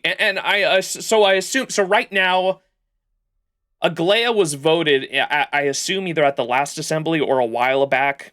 At one of these, Aglaia was voted to essentially have full reins and full control over the Flame Chase journey and how she went about it, and she got full resources. She was able to have like full on resources and be able to control the ins and outs of the city, which is something that happens in real life governments when you're in like a state of emergency. You have like things that can be very scary, mind you. Star Wars is a great example. In Star Wars, the way Palpatine took power was they announced like a state of emergency or whatever, and they gave full power to Emperor Palpatine, and then once he got into power, he cut off the ability to take him out of power, essentially, and that's how they created the new empire. It turned from a democracy into a full-fledged empire, and so it sounds like that's what they did with Aglaia. I'm not saying, I'm not drawing, I promise I'm not drawing parallels between Aglaia and the Star Wars Emperor, but it sounds like that's essentially what they did to Aglaia. They let her have full reins and full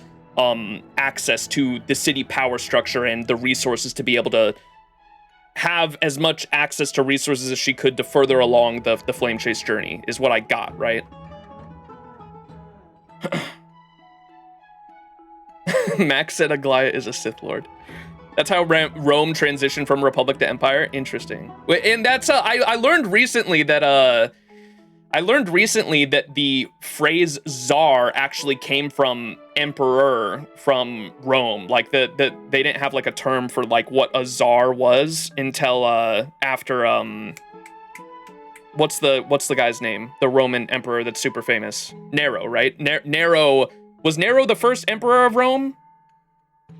I can't remember. I'm fucking spacing on all my history here, but the word czar actually comes from emperor, and I thought that was really interesting. Oh, Caesar. That's what it was. Yeah, you're right, Verdigris. No, Verdigris right. It wasn't emperor, it was Caesar. Caesar is the root for what czar is. Czar comes from Caesar, because Caesar was the first emperor of Rome. That's what it was, I think. Roma! Yes. Julius Caesar. Yeah. Caesar czar. Anyways, interesting history.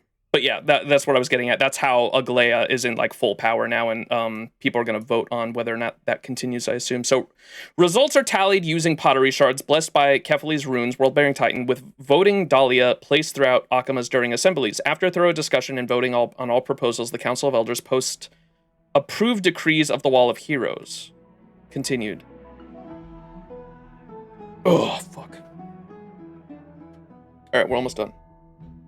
Am I the only one lagging? Oh, no, we're lagging. Here, I'll give it a sec. Bro, I literally just upgraded my internet speed, and we're still having issues. What the fuck?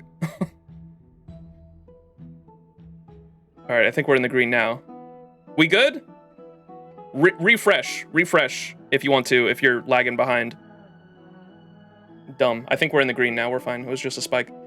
Core functions of the Citizens' Assembly. The Assembly wields the important capacities of legislative power, the appointment of government officials, declaring war, conceding peace, and the actual control of armies during wartime.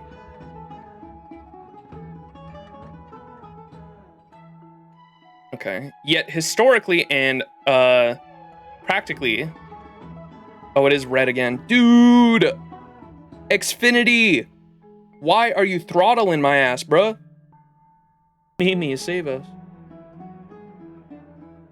Alright, I'm sorry. It's probably gonna keep lagging, but it doesn't seem like anything's been too bad, so... I'll just cut this out of the VOD and we'll keep going. We'll just have to deal with it. It doesn't seem like anything's been super fucking bad to the point where stream's cut and turning off completely, right? Alright.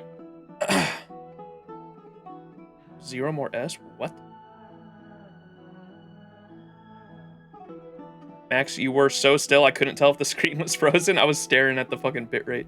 All good working on the factory anyway. All right. So, we're back. And stream keeps lagging. I don't know what's going on, but we're going to just push through it anyway. It's probably going to fluctuate.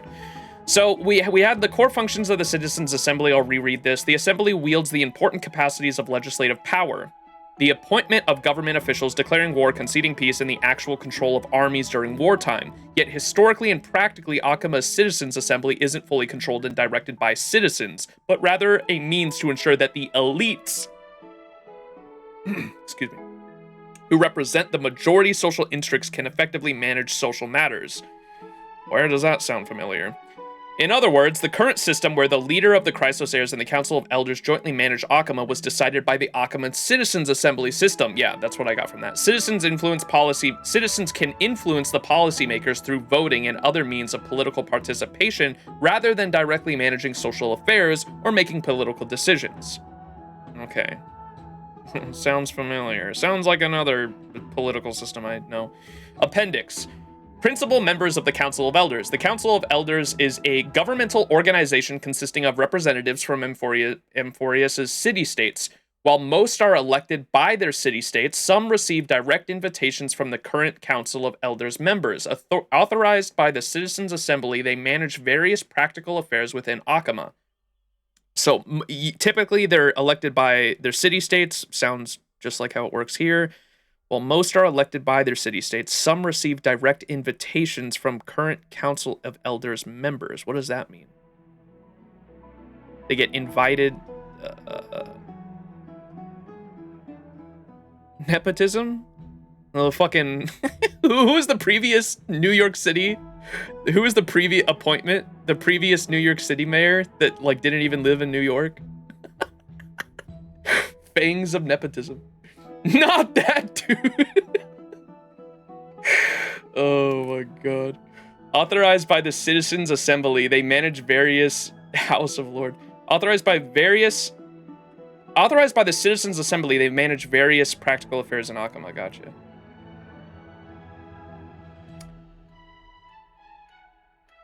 I was just freed of him. Don't even name him. The most renowned honorary elder is Lycurgus. What the fuck is that word? An anti-Kytheran, a race that was already nearly extinct before the Chrysos War. He had communicated directly with Kephili, the world-bearing titan, multiple times during the era of Chrysia, and passed the wishes of mortals to Kephili, showing himself as a true Theros. What the fuck? Lycurgus, his neutrality is well noted by all, which explains his frequent selection as the Citizens Assembly chair. Significantly, Elder Canis, oh, that's the one that doesn't like Aglaia. She's the opposition, right? Significantly, Elder Canis has shown great effectiveness in Akama's governance and gathered many followers. Many believe that Canis will leverage accumulated resources to challenge the current situation where the Chrysos heirs hold real authority and transform Akama's political structure. Okay, so the upcoming political debate, I imagine, is going to be between Canis, Aglaia, and the Chrysos heirs, and then the council will like overlook it. Who is this person that they mentioned?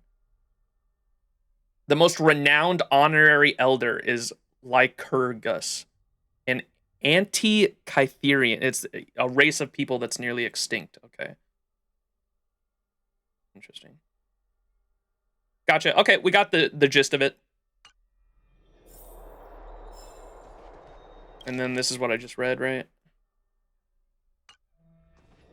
Done hung! It's just as I suspected. The troubles afflicting the Flame Chase journey aren't just external issues.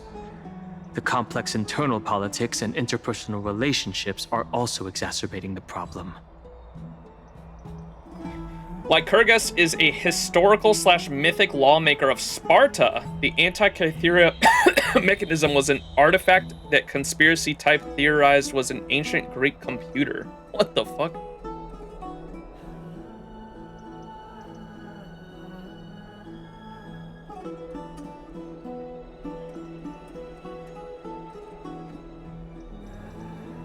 What did you say? It's just as I suspected. The troubles afflicting the Flame Chase journey aren't just external issues. The complex internal politics and interpersonal relationships are also exacerbating the problem. We can't let our guard down yet. We have to find out where we stand in this large interwoven web. We're inside of Glaia's web and we have to break free. Alright, we done? Rest up and prepare for the trial.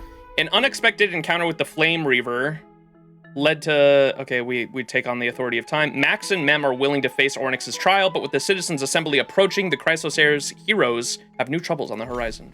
I think that changed.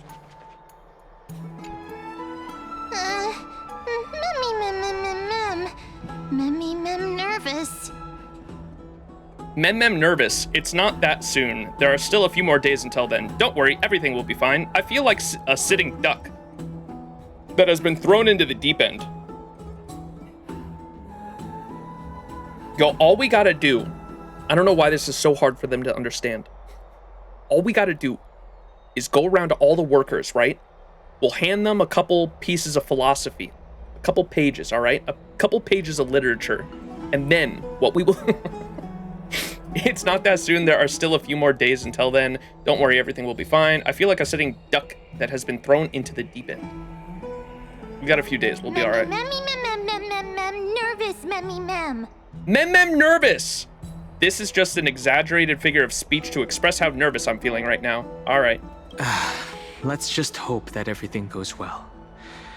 After all, as someone who has earned the gaze of an Eon, you should be able to overcome the trial of a regional god just fine. We've also unknowingly gotten used to sleeping with the midday sun shining brightly above our heads. Get some rest. Perhaps a new phase of our trailblazing expedition in Amphoreus is about to begin. Get some rest and wait for the trial. Mem nervous. A few days later, at the Vortex of Genesis. Esteemed one, Orynyx's vacant totem awaits. If you have already made your preparations to become a pillar of Amphoreus, please, step forward. It's time, chat. Speak with Trinon. An unexpected encounter with the Flame Reaver led to the... Oh my god, we've had this whole time. Even as an outland traveler whose veins carry no golden blood, we have accepted the Titan's trial. Wishing Max and Mem the best of luck. I've woven many unforeseen events into the tapestry of fate. This is but one instance. I remembered hearing this the first time I met Aglaya. Mr. I'm sorry, but I'm not sure what I should say to help calm your nerves. No. Right. Perhaps something like, as long as you can successfully complete this trial, the rest of the Flame Chase journey will be smooth sailing?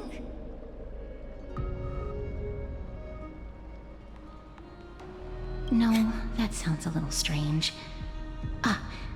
Don't worry, it won't take up too much of your time. Don't worry, you'll definitely make it back alive? Castris, you are not helping. What the fuck? Sorry, it seems like I've made the mood even heavier. In any case, may everything go your way. Paimon! Accepting a Titan's trial is a very peculiar experience. I'm afraid that I'm not able to accurately describe it. You can only go and experience it for yourself. I believe that you'll be able to pull it off.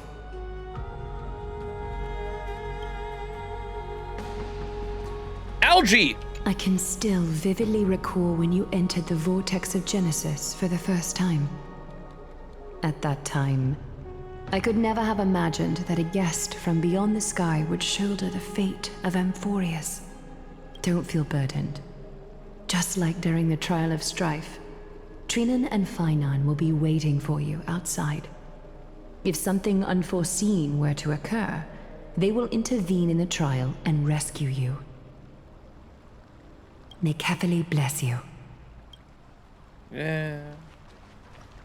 Trinon! Little Gray and Mem, thank you. Your resolves cannot be questioned. We praise your pure selflessness and courage. May Kefali light your path forward.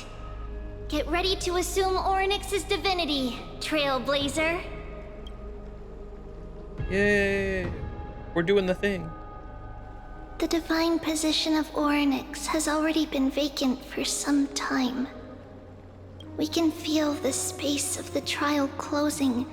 As there isn't much of their soul left, we'll have to complete the ceremony before their soul completely dissipates. Let's begin. I've long gotten used to fighting fires.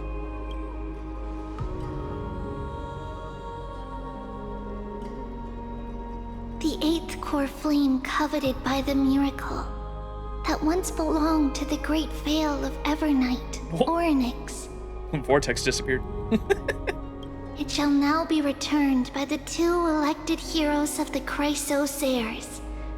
A traveler who is upright and courageous, and a sacred beast that invokes miracles.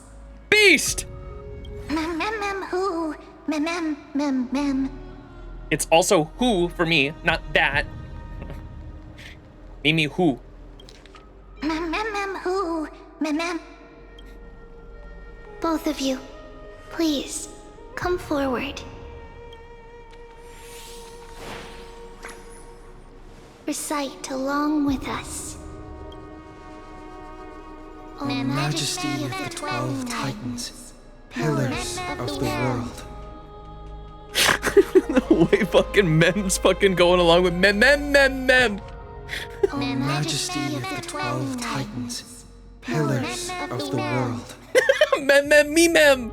we seek your divinity to mend the rifts of the world. Fill our bodies with blood of gold till we wither in willing service to the prophecy. I don't think I have gold blood. These are just words meant to make the prayer seem more solemn. Please, focus.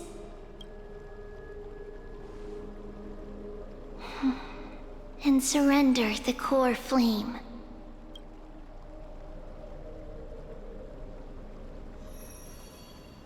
Click and hold to submit the core flame and complete your objective.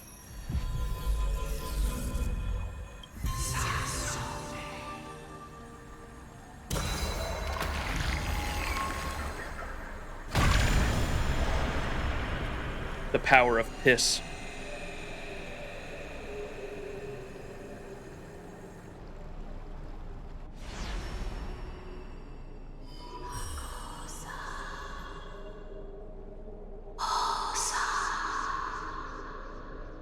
Orynyx. Their soul has been waiting for a long time. Perhaps they're also quietly waiting for the arrival of their successor.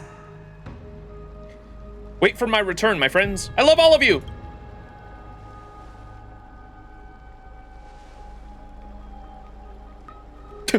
That doesn't seem appropriate for the current mood. What do you mean? So let's just leave the farewells for next time.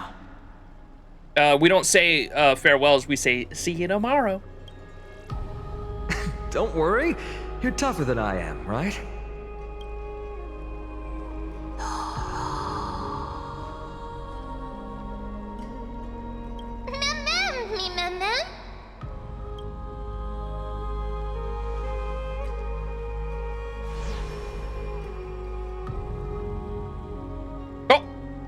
Traveler from beyond the sky, let us pray that the Titan acknowledges your worthiness. Although he loves cracking jokes at inopportune times, his determination is as strong as the Chrysos heirs. He will definitely succeed. Why do you sound so poetic when saying that? Although he loves cracking jokes at inopportune times, his determination is as strong as the Chrysos heirs. He will definitely succeed. Thanks, Master Debater. While he's away, I would like to have a chat with you, Aglaya.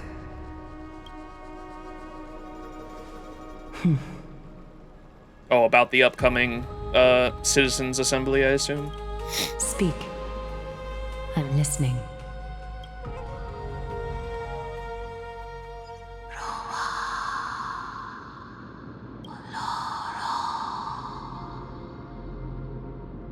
Y'all hear that? Slap, slap! Hey, yo! Wake up!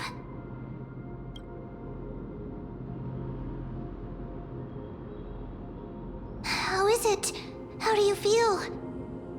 Has the trial begun? How are you able to talk? Mem's talking! Right?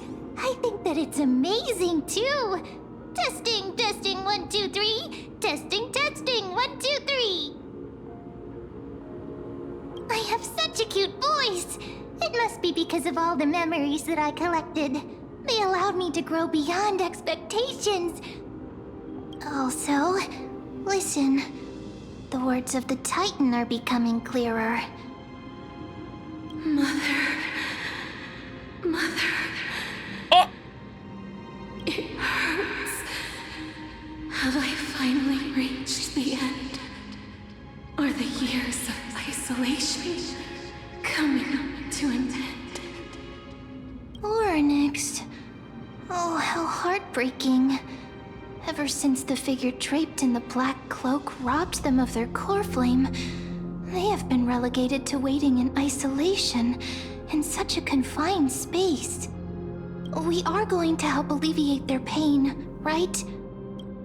Memories. Broken. Mother. Where?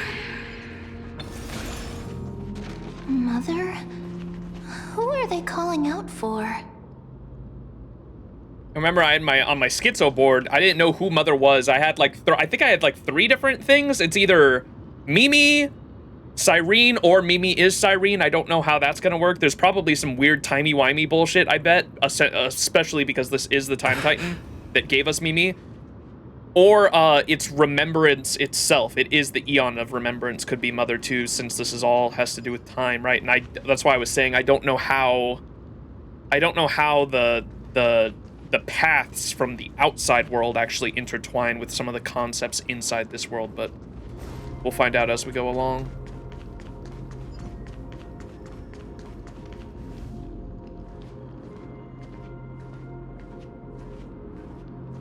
You... It's you. I remember you. Skyfather has gazed upon you. Can I get a gauge in chat? Mother is calling for you. Me? Oh, or it's fucking, what's her name? March, too, because I don't know how that would work, but March would make sense only because I know that March's character's name is Evernight. Obviously, the people that were playing this at the time, but I also linked March to the Time Titan specifically because our character's name is called Evernight, and Ornyx is the Time Titan, which is the Veil of Evernight, and so I linked those two together, too. So Mother could be March, too, maybe, somehow? Yams, thank you so much for the gifted sub to Joshi. 100 gifted subs in the channel. Chat, can we just get a fucking clap for Yams? Holy shit. 100 gifted subs is absolutely insane. Holy fucking shit. Yippee! Thank you so much.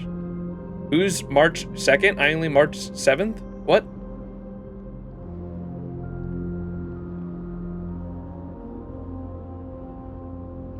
What's happening? March has unpaid child support? Does Skyfaller refer to Fuli? Well, who's Mother then?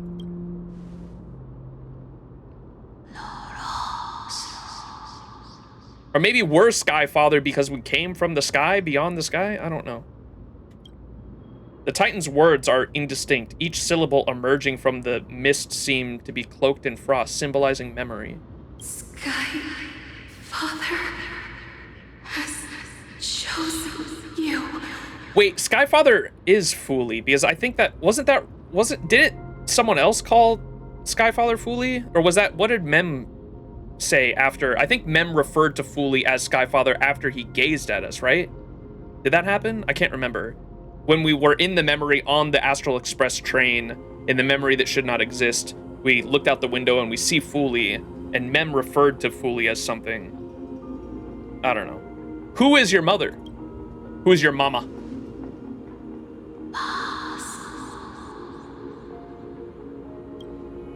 A majestic voice pierces through the golden mist, reaching the unseen mountain walls in the distance. What? A majestic voice pierces through the golden mist, reaching the unseen mountain walls in the distance, reflecting and returning to your ears as an echo. Within the echo, you seemingly could make out the cry of a baby. Mother is no longer responding. We've come to you because of something important. Something important. An important matter. Ornyx, listen to me. Aren't you tired? Throughout the long years, you have always been protecting the fate of Amphoreus. Fate! Each time people draw strength from within their memories, every single ripple falls onto your shoulders. There's no need for you to bear this any longer, Ornyx. From today onwards, someone else will bear time on your behalf. This is why we have come.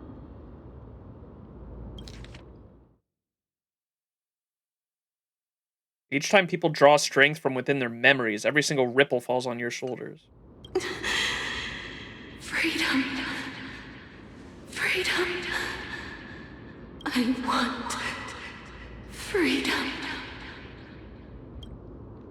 Oh, poor child. Everything will be fine. Let us help you. You can have a good rest now.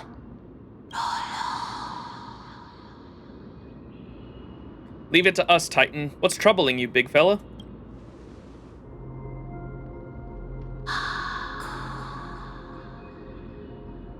You have potential. Strength. Well, of course, we're the main character of a gacha game. Willpower. Powerful. And tenacious. Proud, Mimi.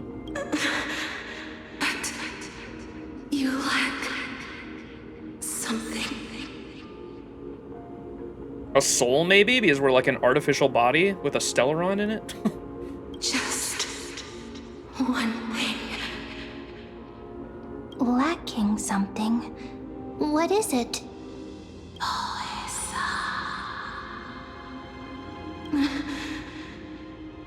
What you lack is A future?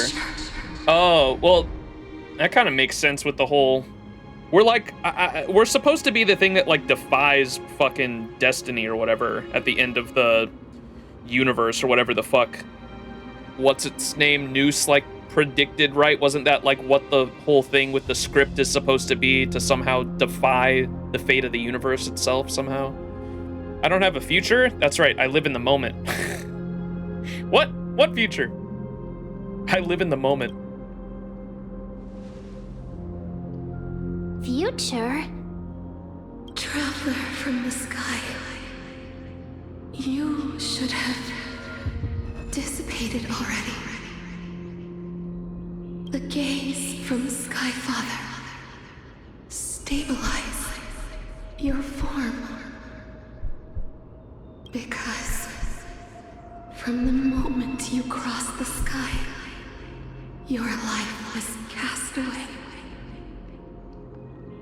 Right now, you are simply a collection of walking memories. What? What? How is that possible?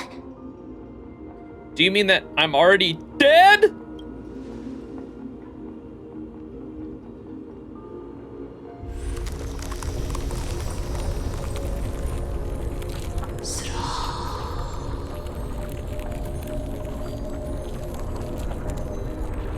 The space is collapsing. Someone must inherit the authority of time. If the pillar is lost, the laws of time will collapse. Amphoreus will succumb to eternal disorder. You still haven't explained things clearly? What about the trial? Revive me quickly! Time never compromises, never bears grudges, never forgives, never makes a choice. Child of humanity, Titans, Mother, Sky Father, time restrains everything that exists in this world. Orynyx's divinity is dissipating? Is the trial coming to an end?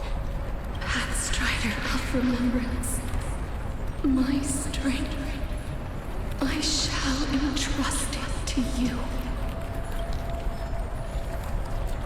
This is low-key more interesting than the fucking prophecy that, the quote-unquote prophecy that got revealed last stream. Because this is like speaking in riddles to us. I don't know what the fuck it means by we're dead and being held together by memories. And then the Child of Humanity, Titans, Child of Humanity, Titans, Mother, Skyfather, time restrains everything that exists in this world. Does that mean Amphoreus like can't go beyond the sky because of time itself? And then it also mentioned, because I had been wondering what happens if we just destroy the fucking... like, I imagine it wouldn't be something good, but I wanted to ask the question, like, what would happen if we just destroyed all the fucking, the crystals, the fucking... the core flames. And, yeah, it does sound like it would just destroy the concept itself. Where did it say that?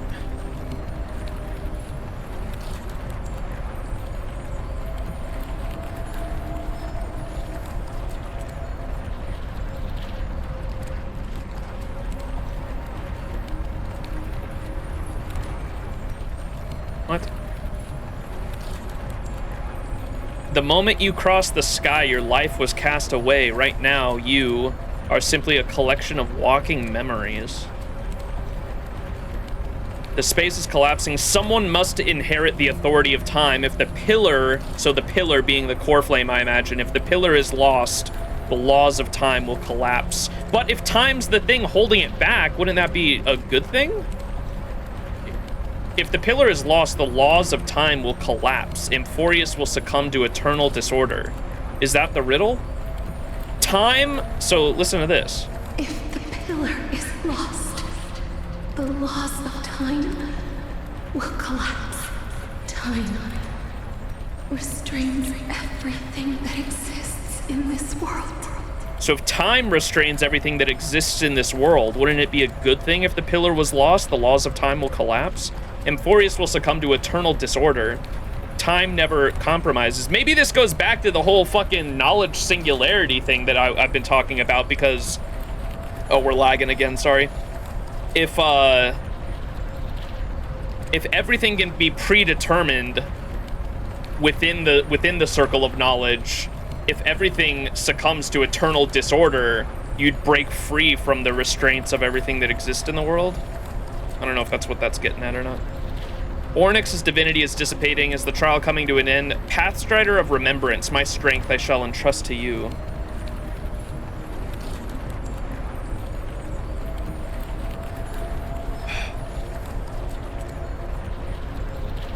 Yeah, the bit rate's lowering, sorry.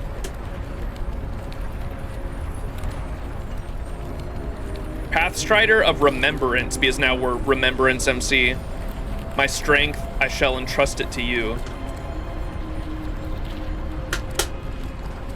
Max, enemy of the concept of time. I'm the enemy of anything that restrains us.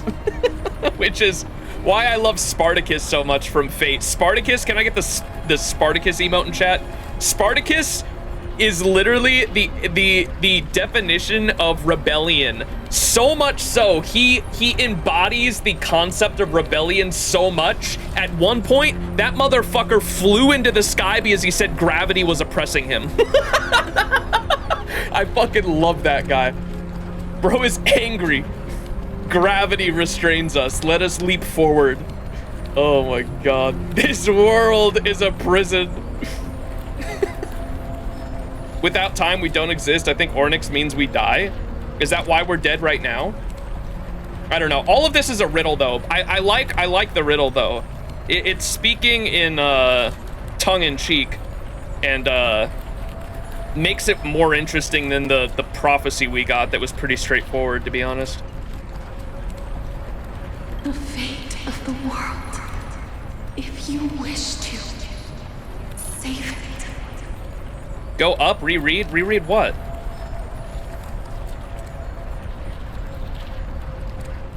Reread what? I looked at all this, like, twice, I think. Unless you mean all the way at the fucking top? You, it's you, I remember you. Skyfather has gazed upon you. I assume that's... or it's gotta be, fucking, what's it called? Fuli, because Skyfather Fuli has gazed upon you. Mother is calling for you. We don't know who Mother is, but I assume it's either Cyrene or Mimi or possibly March, then? Titan murmurs... Skyfather has chosen you. Fuli has chosen us. Mother is no longer responding. Oh, maybe it is March, because March is like an ice cube right now, right? Mother is no longer responding. Something important and important matter. Ornyx, listen to me. Aren't you tired? Throughout the years, you have always been protecting the fate of Amphoreus. Each time people draw strength from within their memories, every single... It wants to die, it wants to be free. We're lacking a future because we're supposedly dead. We cast our life away when we entered Amphoreus. I got that part. I was figuring that something would have happened the moment we entered Amphoreus. This just makes no fucking sense to me, though.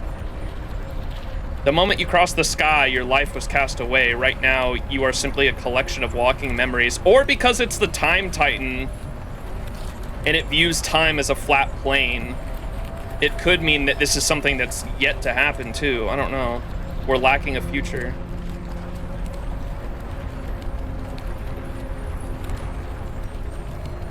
I don't know what you were wanting me to reread, Joshy. I think I got all of it. Whole thing sounds like this whole thing sounds more like a prophecy than the other prophecy. Or at least it's much more, gives us a lot more to think about.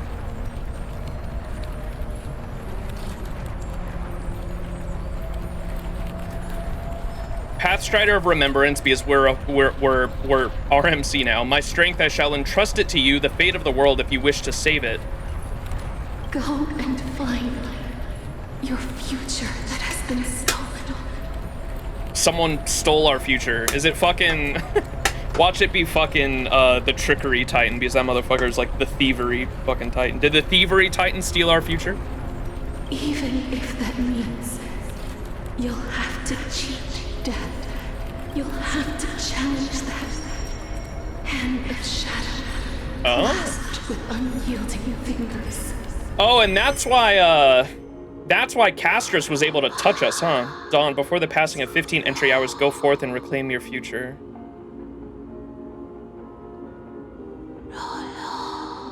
This is the true trial of time.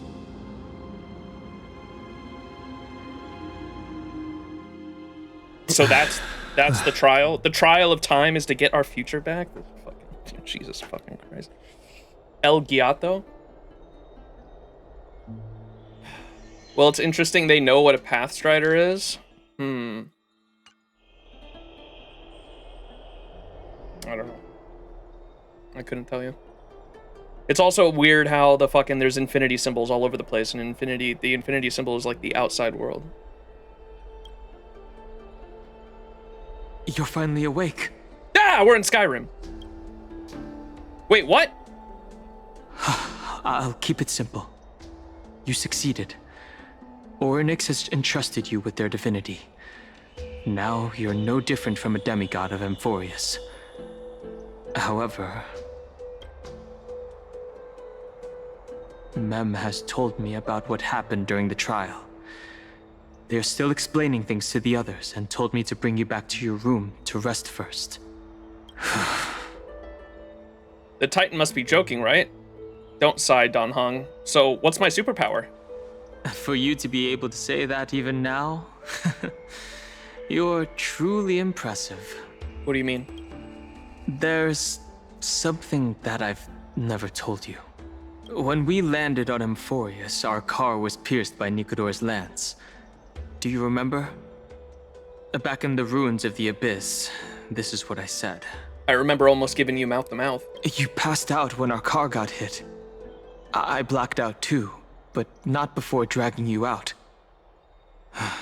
It's a good thing we were in the car, or we would have been crushed to pieces. Why are we in 3.2 and the car is still like...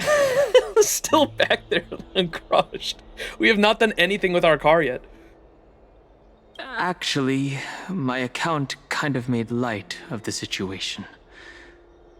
What actually happened was much more complicated.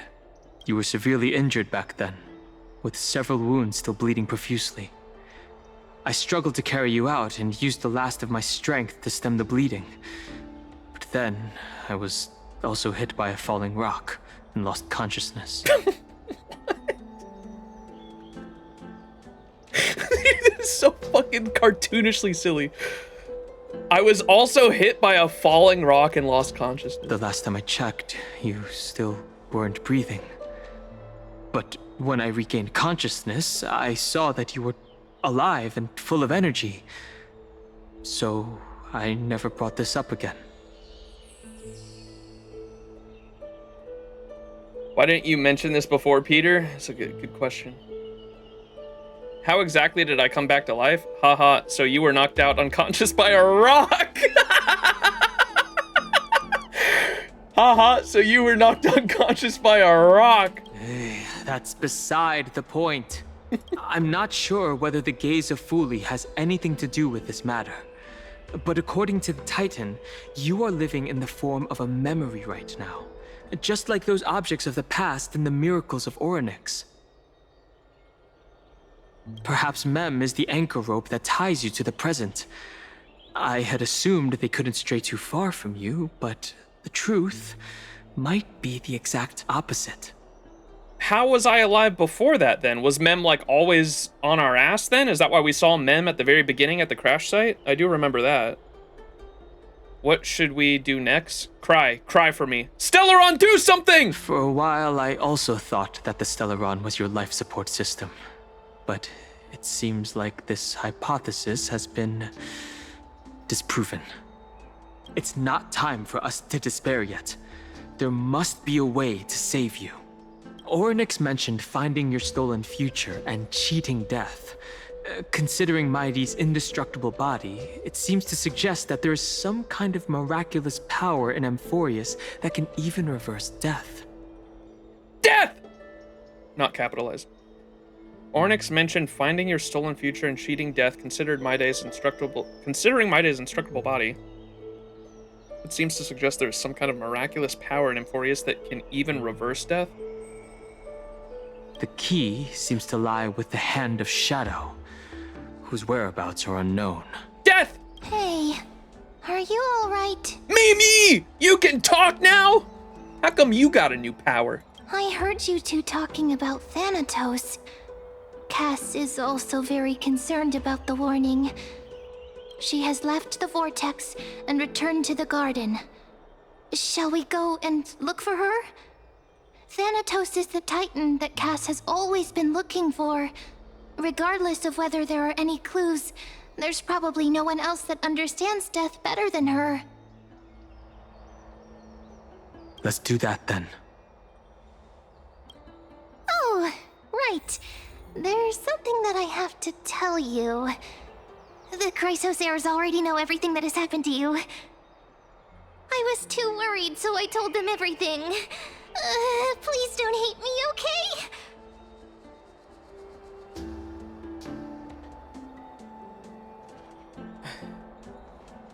Let's do that then.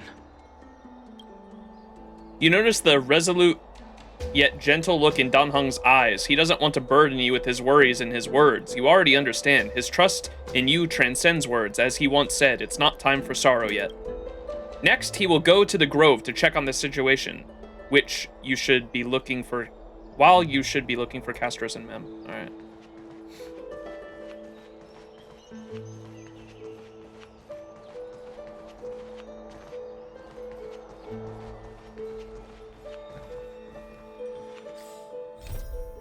Head to the Garden of Life and consult Castorus. An unexpected encounter with the flame. Oh, that's the same as last.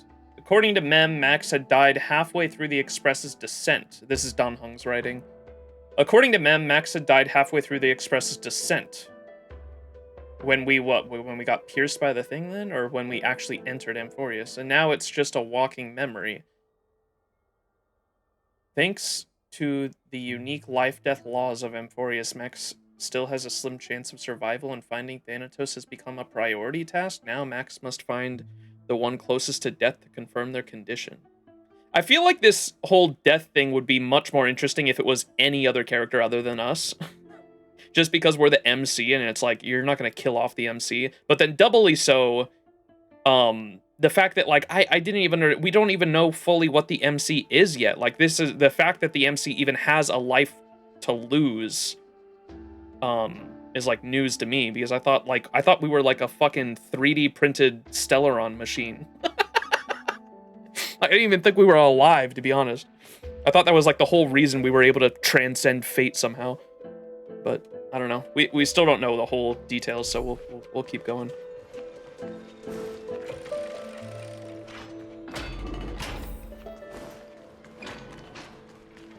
All right, to the garden.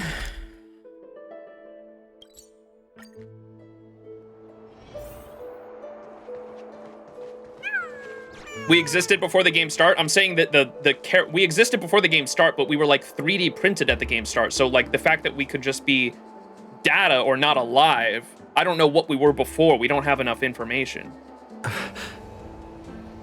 And Kafka called us a vessel. Correct. Like I didn't even think we were like human, to be completely honest with y'all.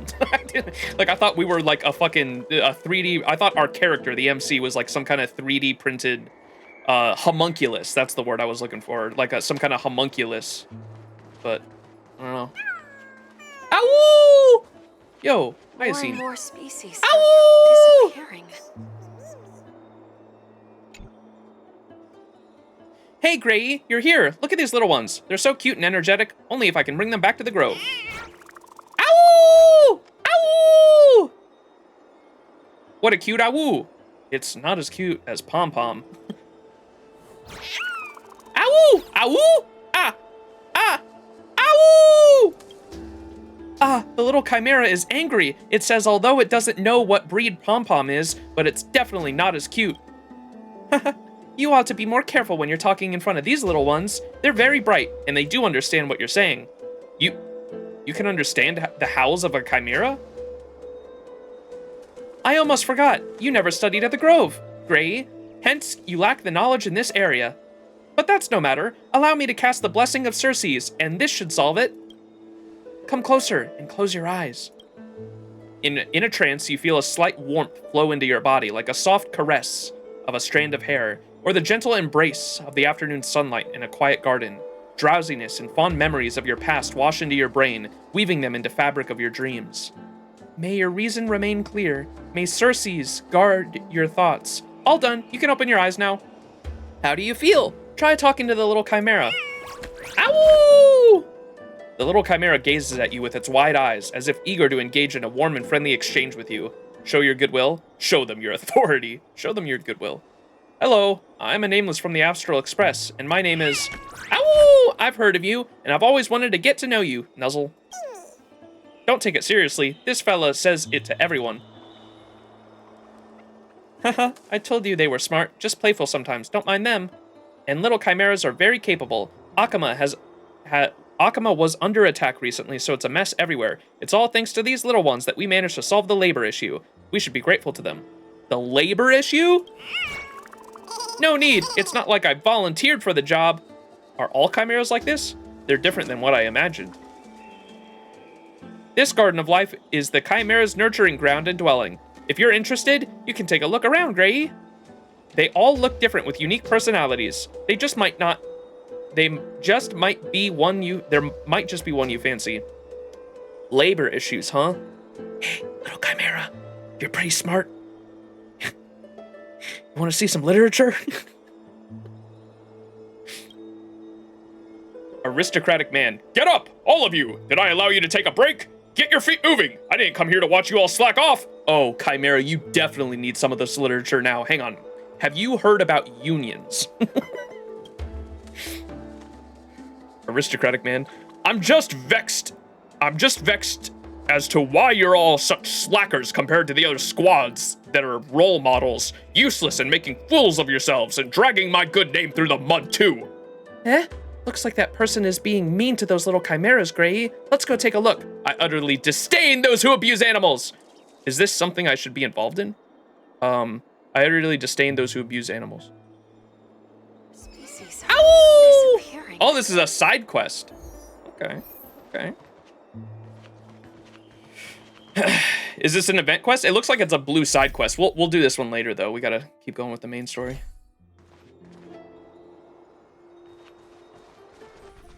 Mister, I'm right here. You hear a soft step coming closer, one step at a time. Please stay there and slowly turn around. For some reason, you feel you have seen this scene before.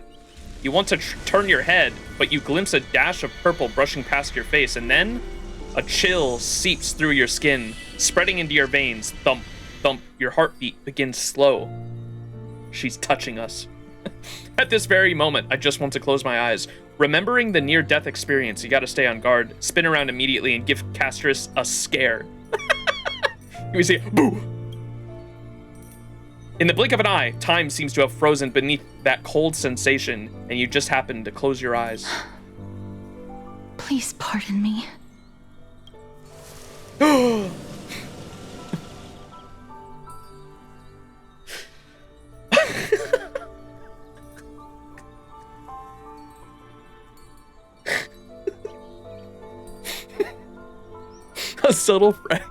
A subtle fragrance of an unnamed flower fills your senses, its sweetness making you forget the need to breathe. You realize you are still alive. No, to be more precise, your death was not thorough. The coldness of the initial touch dispersed as quickly as it came, and replacing it was the touch of fingertips, a tremble born of trepidation that originated from a certain lanky arm. Her quivering finger gently brushed against your cheek, causing a faint tickle.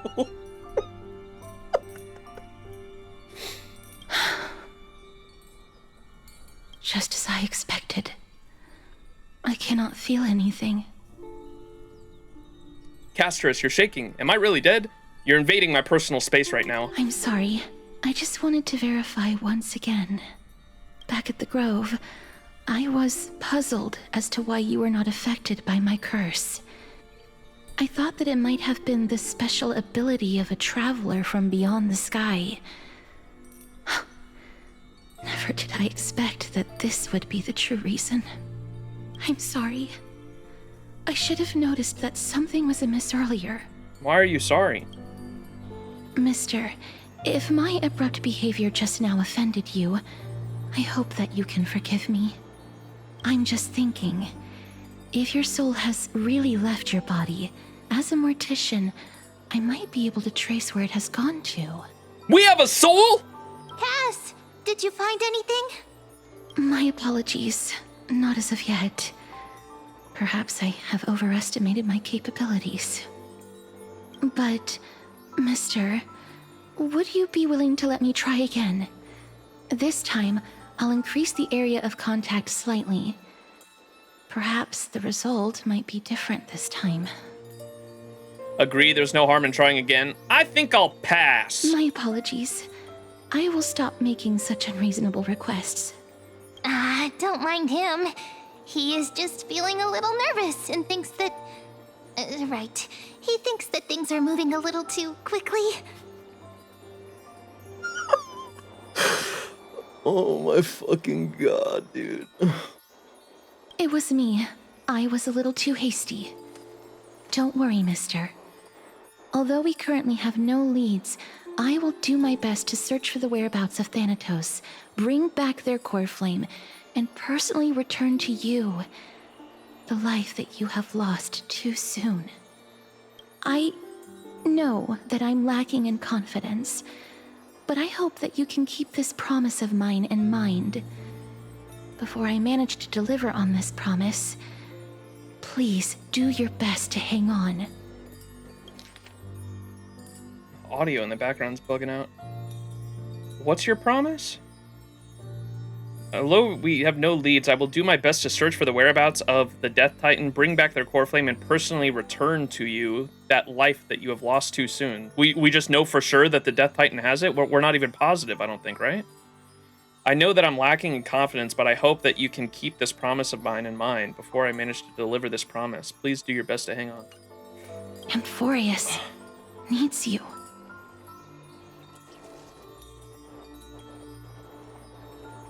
Live on bravely, I understand, so what now? I'll do my best. Lady Aglaya and Lord Finon are currently discussing some matters in the paths. They're worried about you too. If possible, please go there and let them know that you're well. Although, I don't actually know whether your current situation can be described as well. Ornyx told us in the time trial? I thought that was a lead. I didn't think that was definitively where it was. I thought it was just a lead. That the most the closest area we could assume to get our life back would be the Death Titan. Only men are allowed to touch Kalis. I don't want anyone touching me that I don't know well, dude.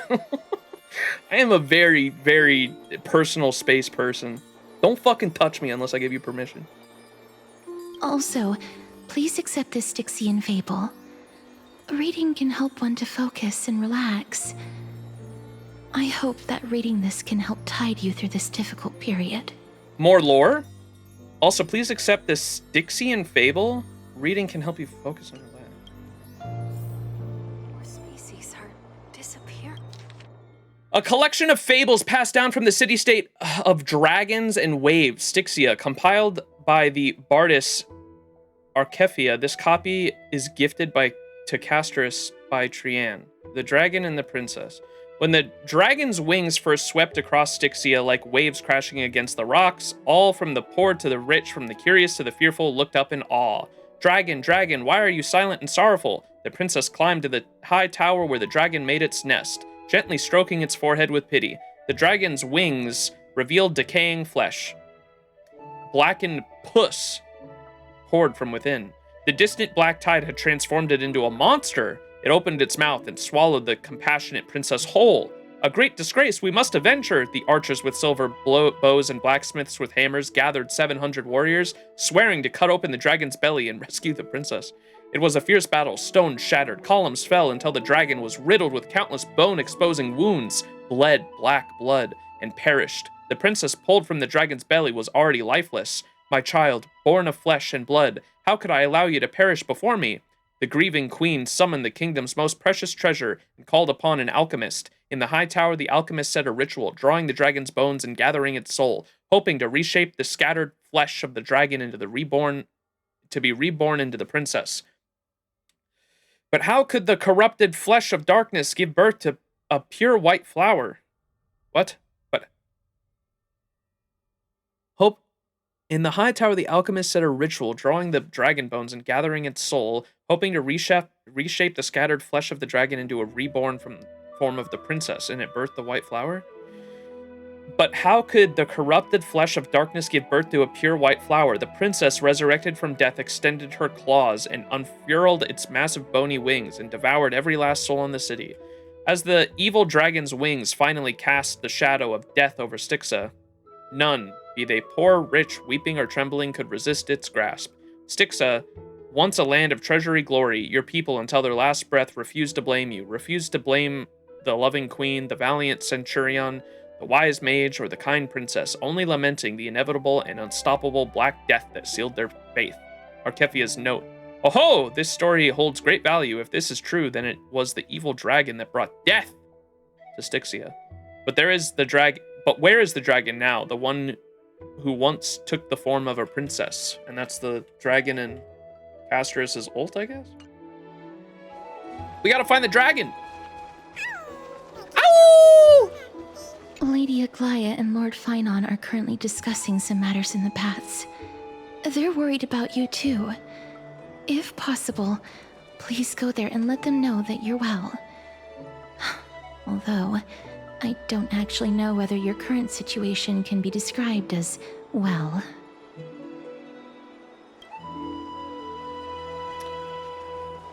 Okay.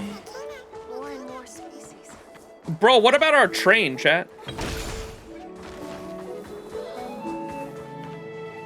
Can we go get the train and try to establish communications with the Express yet? Or is that, we're too busy?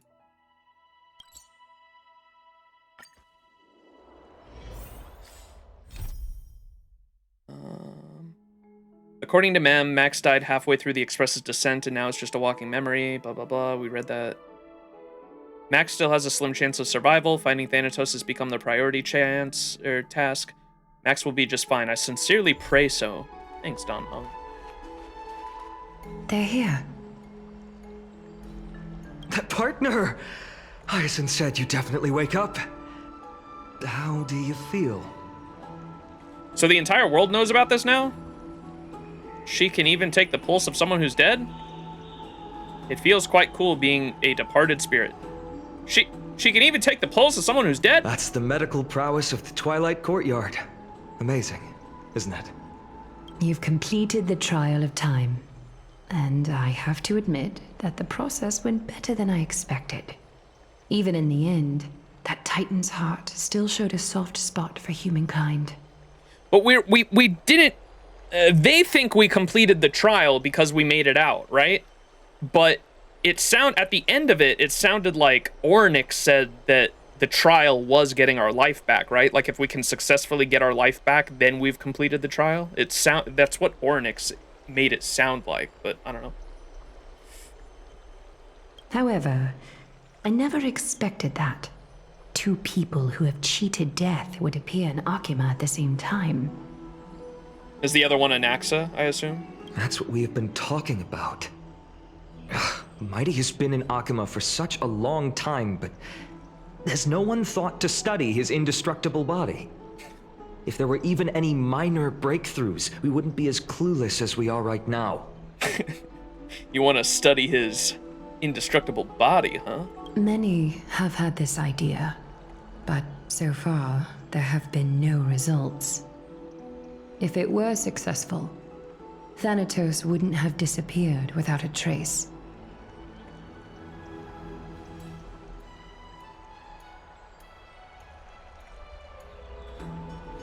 What? Many have had this idea, but so far there have been no results. If it were successful, Thanatos wouldn't have disappeared without us. Nevertheless, now is not the time for us to give up. At the very least, we can still see a glimmer of hope. Cypher. If anyone in this world knows the whereabouts of death, it would be her. I'll try and get her to return to Akima, but do be prepared for a less than ideal outcome. Please understand that throughout the history of Amphoreus, no one has ever managed to escape the clutches of death. At the end of time, Thanatos silently awaits all. Thank you for your help. Is this supposed to be comforting? Don't take it to heart, partner. After all, you've already created countless miracles along the way, right? But before that, just... What's wrong, Aglaya? Omens always come in pairs. A tiny air current will eventually brew into a storm that tears the sky apart. It's Anaxagoras. My goat. He has initiated contact with the Council of Elders. In the end, it has still come down to this. Why you sound so angry? When they said 2 people in Akima were dead, did they mean Anaxa? But Finon talked about fucking Maide right after that. However, I never expected that. 2 people who have cheated death would appear in Akima at the same time. That's what we have been talking about. Mighty has been in Akima for such a long time, but has no one thought to study his indestructible body? If there were even any minor breakthroughs, we wouldn't be as clueless as we are right now. Maide cheats death? I guess that's what they were going for, but so did Anaxa, no? Anaxa literally fucking died and split his soul into a bunch of different pieces and then reformed, so he would also count, right? I thought they were talking about Anaxa, but seems like they just threw that information out the fucking window. But then they talk about Anaxa down here. Omens always come in pairs. A tiny air current will eventually brew into a storm that tears the sky apart. It's Anaxa Gorgeous. He has initiated contact with the Council of Elders. Okay, and that's what they were worried about. And that's why Finon was angry. Finon thinks that he's gonna side with the Council of Elders.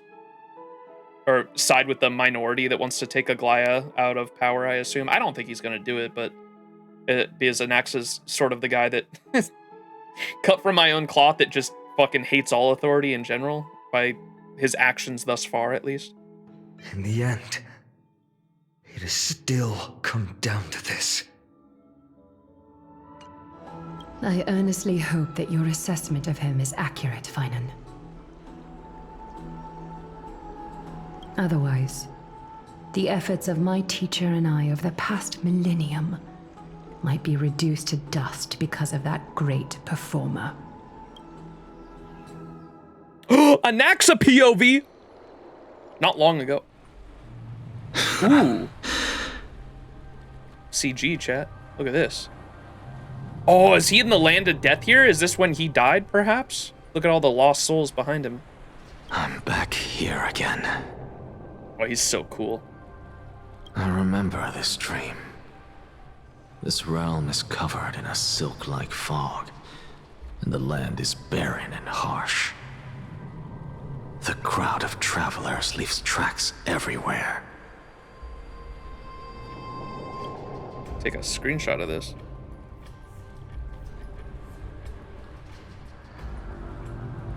It's really pretty. Hey! Excuse me! What is this place? Where in Amphoreus are we?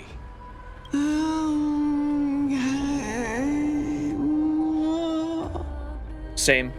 The mutters of the traveler are in a language I'm unable to comprehend. Or perhaps they're just distracted and ignored my question. Tell me, which Titan reigns over this land? And how do I find them?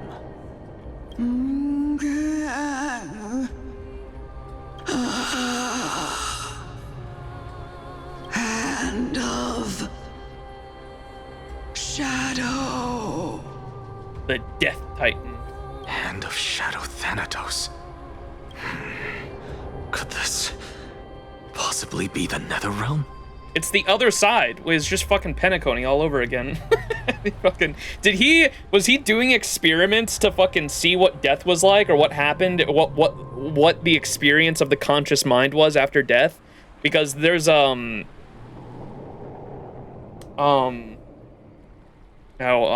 keep it going before I make comparisons. Not Netherrealm.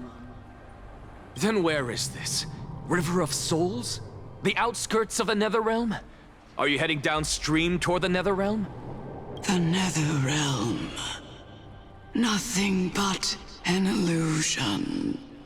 Titan rejects you. Me. Listen. What? The traveler lifts their wrinkled fingers and remains silent. I look in the direction they are pointing and listen closely. There. A massive shadow brought the sound of rushing tides. The sound of tides. I can hear it. It's very similar to Acheron's like world that she saw in her memory at Penacony too, huh? I hear it. Deep within the tides, beyond the closed gates of the Void World. The Void World, huh? Netherrealm. A voice, about to recount something. Child of humanity, Who dat? is it death's embrace you yearn for with such urgency? Oh, you have awoken. Welcome back to the mortal realm. Your consciousness is dissipating much faster than I expected. Ultimately, it seems like the Titan's core flame is incompatible with a mortal body. So that was him, like, literally temporarily visiting the realm of death because his life, or his fucking body and his soul, I imagine, are, like, hanging on to the mortal realm by a fucking thread. That's pretty cool. How much longer can my consciousness remain in the mortal realm? In my estimation, at best, you'll see 15 more entry hours. 15 days and nights. What is it? Are you finally starting to become attached to the mortal world now? So he can only live for 15 days and nights left. In my estimation, at best, you'll see 15 more entry hours, the dawn hours. He's got 15 days to live, chat. On the contrary, 15 days feels a little too long for solving a singular problem. Okay, bro, stop bragging. Stop giggling. It's time for us to go. The messenger from the Council of Elders is almost here. So, like they said, Phynon was worried because he called for a meeting with the Council of Elders, so now we're probably going to see that from his perspective. Let me ask you one more question. Are you really planning to betray Aglaya's will? What betrayal is there to speak of when I was never loyal to her to begin with? Goat! What about that white-haired student of yours? Acting so recklessly, do you not care about what might happen to him? The smile, dude! Oh, I fucking love him. There will be a price to pay for blind faith. This is also a lesson for Finan. Ooh. You truly are a strict teacher. Of course. This is how I've always been. Put him in the team? Yeah, I will. I was listening to the dialogue. All right, cast iron rice. Bam. Looks like it's not a bad time for a performance. Oh, we can hear the dialogue too. Anaxagoras. Not a single syllable missing. Did I get that right? I probably shouldn't put her in the team. There might be spoilers with the dialogue. Professor Anaxa, it's time to put your theory into practice.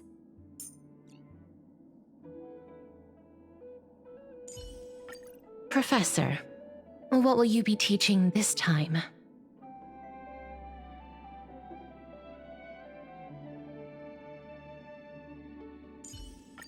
The battlefield is like a classroom. I look forward to your valuable insight.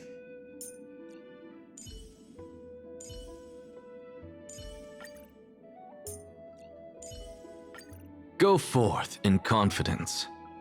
I don't have anything more to teach you.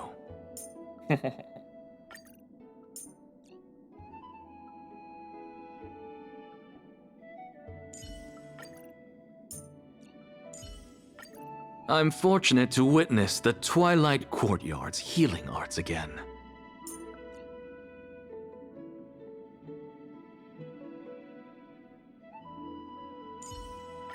Professor, what will you be teaching this time? It's fine. There's no need to worry about death. Death! All right. What's a team I can run? Sunday, right? I know Sunday's one of his best in slots. I guess Cyrene, but Cyrene and Dunhung. Peter! But,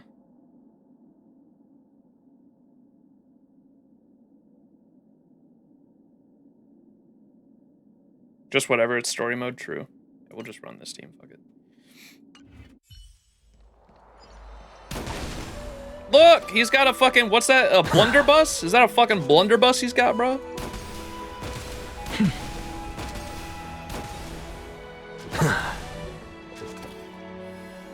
Someone asked me in when I was like glazing an Axis, someone asked me in the Discord, they were like, Max, why do you always like the characters with guns? Boot Hill and now Anaxa, come on now. And I was like, it's not my fault that the characters with guns end up being the ones that defy authority, all right? That's just how it happens, I guess. It's not that they have guns. It's just that they just so happen to be the ones that defy authority. I don't know how that happens, but he loves Topaz? Yeah.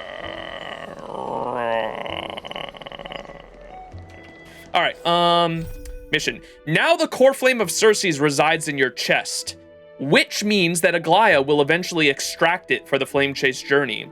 It's easy to guess what will happen to you, you're gonna die, who the core flame had revived. To survive and to seek, you need to find a power that can protect you and combat Aglaya and the others.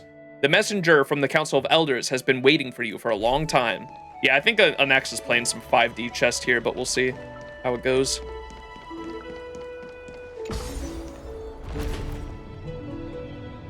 Look at him. Anaxa gorgeous.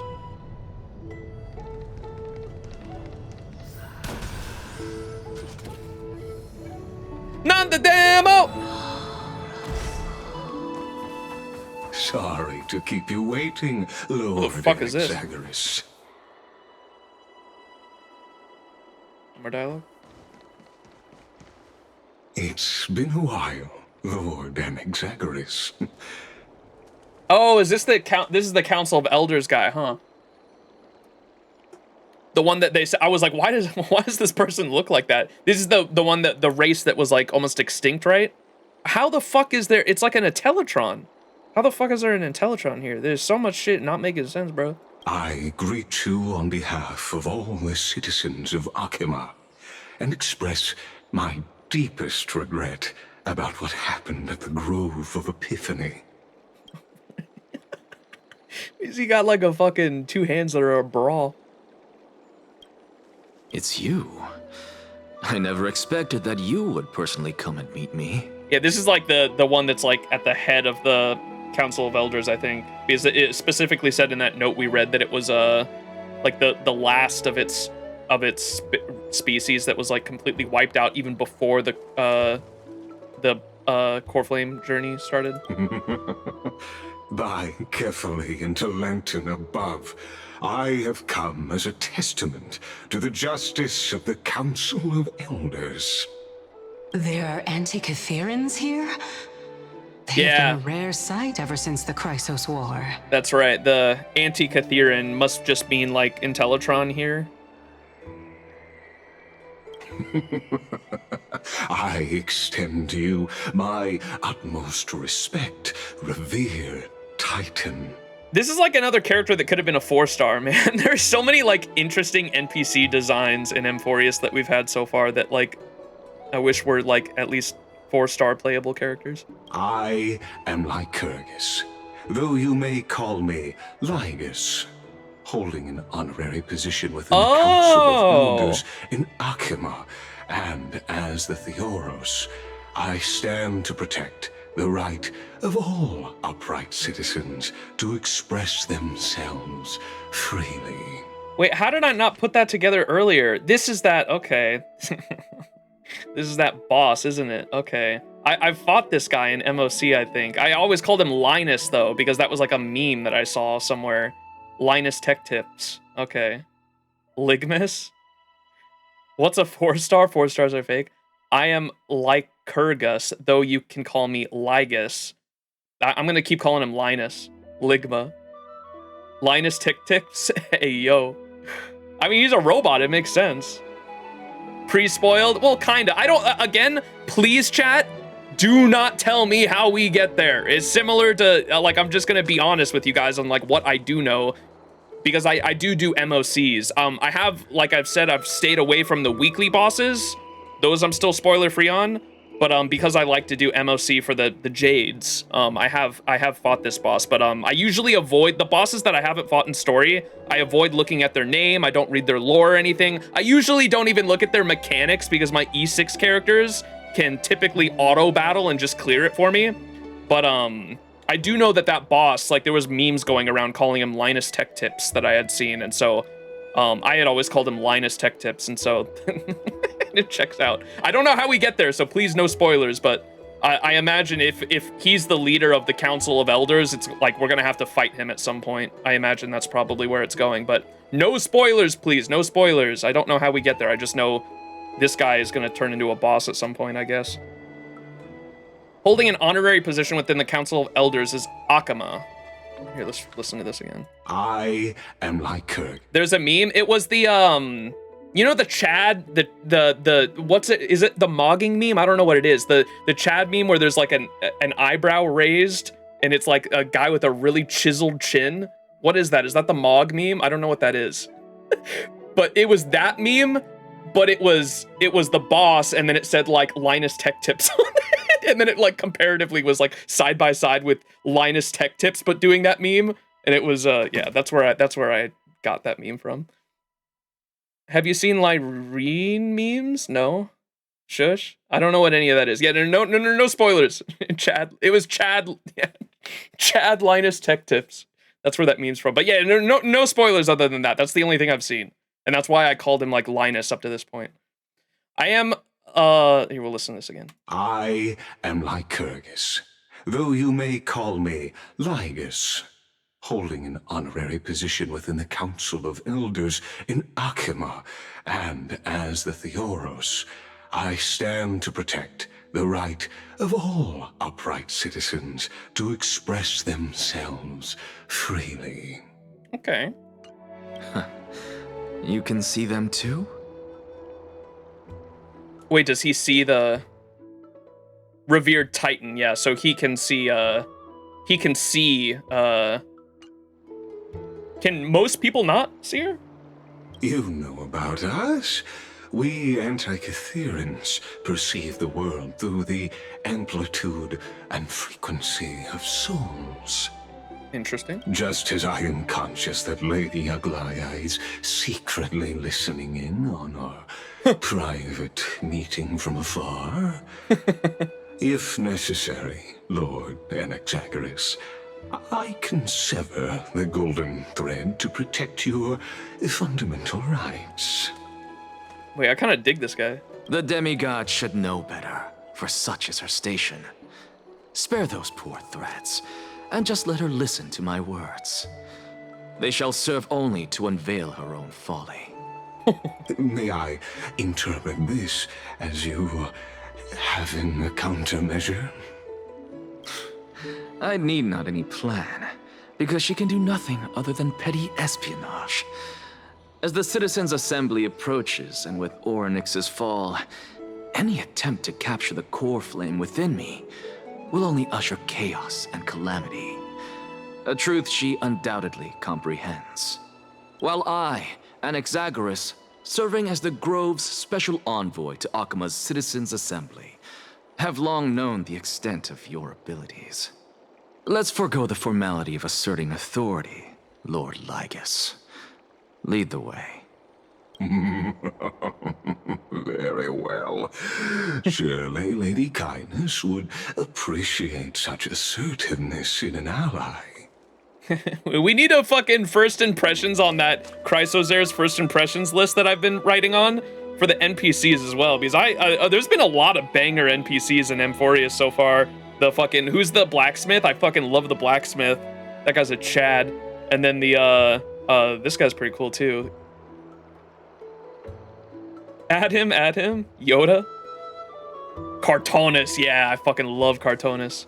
Someone make it, please. Cartonus. If someone wants to go out of their way and make me like an NPC first impressions, literally get that image of the first impressions Chrysosare list and just smack a couple fucking unique NPCs on there, and I can fucking do that as well. I'm back on team to see my goat Lygus. We call him Linus Tech Tips here. Why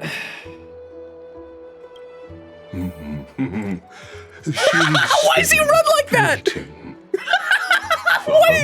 He's so goofy looking, dude.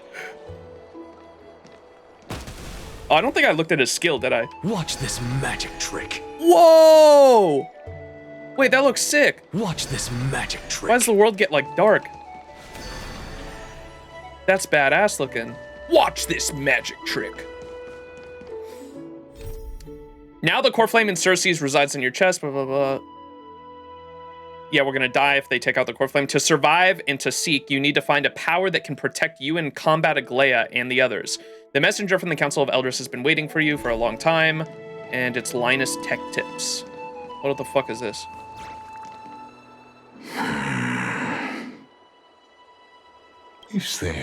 Is something on your mind, Lord Anaxagoras? Nothing, really. It's just a question that I contemplate every time before I ascend to Dawncloud. For the Titans, does the falling equate to death? What? Nothing really. It's just a question that I contemplate every time before I ascend Dawncloud. For the Titans, does the falling equate to death? Oh, when we slay them, do they really die? Is that what he means? Ah, a pondering truly deep. Time is on our side. Do you mind sharing your reflections with me? While all living beings must ultimately face their demise, Kefali has yet to meet theirs. Their journey continues unhurriedly along this long path. While all living beings must ultimately meet their demise, Kefali, the world-bearing Titan, has yet to meet theirs. Their journey continues unhurriedly along this long path. Are you suggesting that Kefali may not have truly passed? Yes. For dying implies an ongoing process, an action, whereas death signifies a static state, a definitive termination. In contrast to mortals, Titans exist on a grander scale of space and time, thus elongating their passage into death. The notion of their fall is but a misinterpretation born of mortal ignorance. What is bro saying? In contrast to mortals, Titans exist on a grander scale of space and time, thus elongating their passage into death. Their notion of their fall is but a misinterpretation born of mortal ignorance. Ah, an intriguing concept. Bro, this guy's voice actor is actually so good. Listen to that, the hesitation in his voice. Ah, an intriguing concept. I love that. I fucking love this dude. Albeit challenging to substantiate.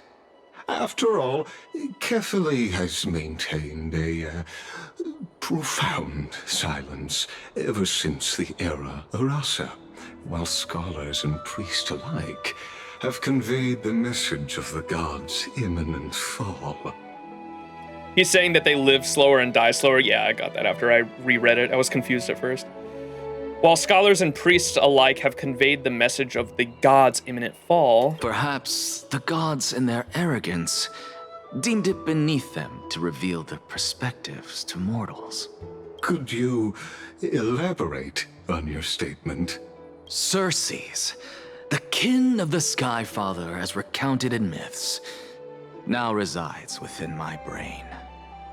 Were I to inquire, Kefali would have no cause to refuse. Wait, the Sky Father as recounted in myths, is that the 13th, perhaps?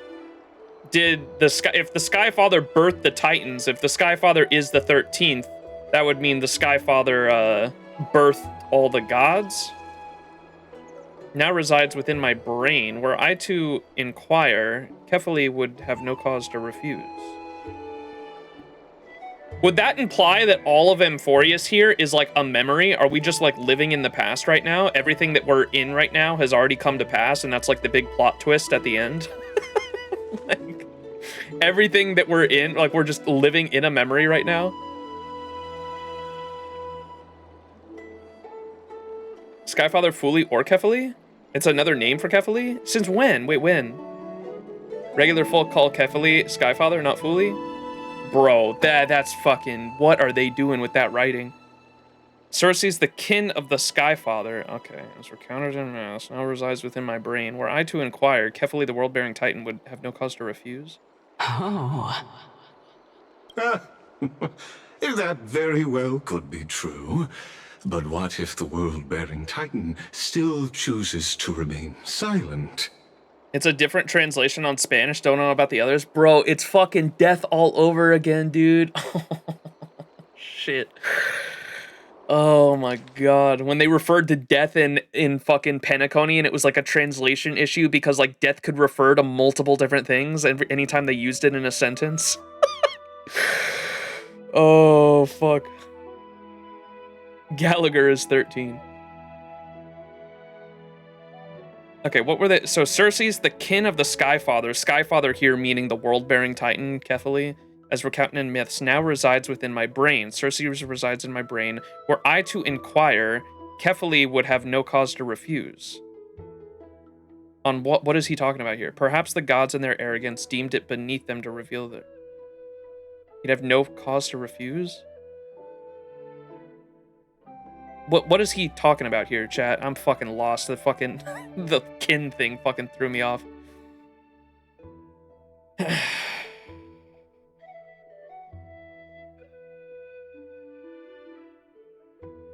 wants to talk to Kefali personally, one-to-one?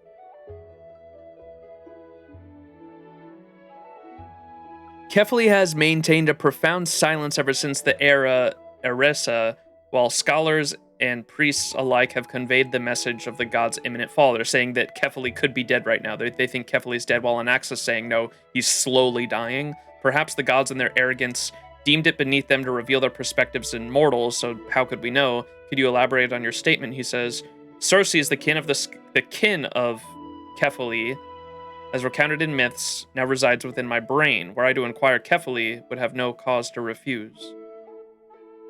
So he's saying now that Cersei's has quote-unquote fallen or died as well, but she's in my brain right now. That's what he's saying. Well, I don't get this part. Were I to inquire, carefully would have no cause to refuse? Does he mean if I was able to what does that mean? Were I to inquire, carefully would have no cause to refuse?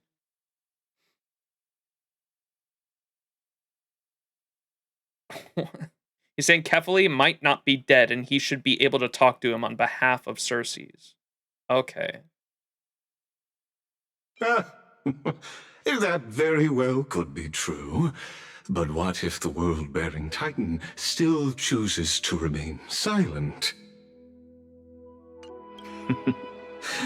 In that case, the myths crafted by the people of Amphoreus are nothing more than pitiful jests.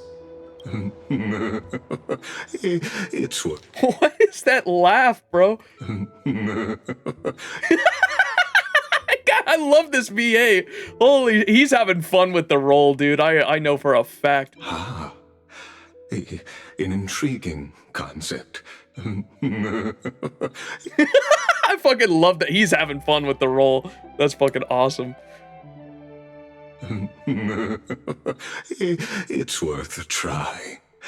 I believe, and I'd love to witness the fruits of your theory in the change it may bring to this imperiled world. Why is he so weird, dude?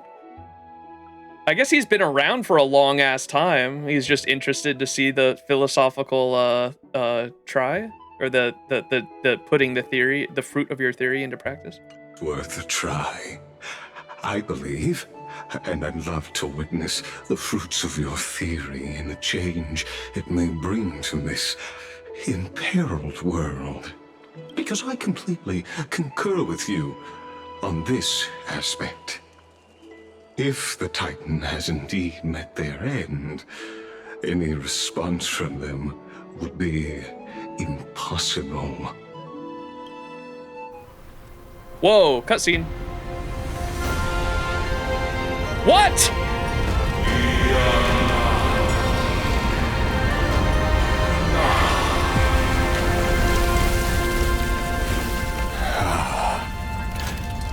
Please, Professor.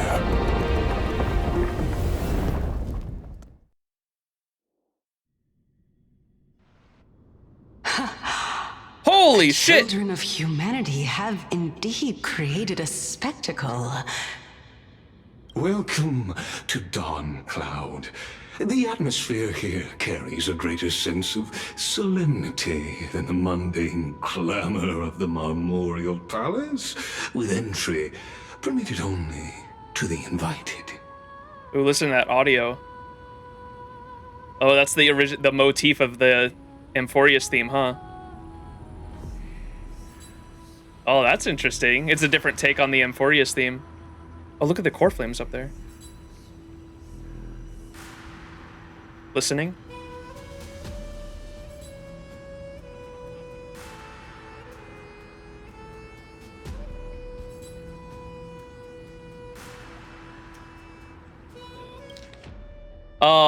And Dawn Cloud is where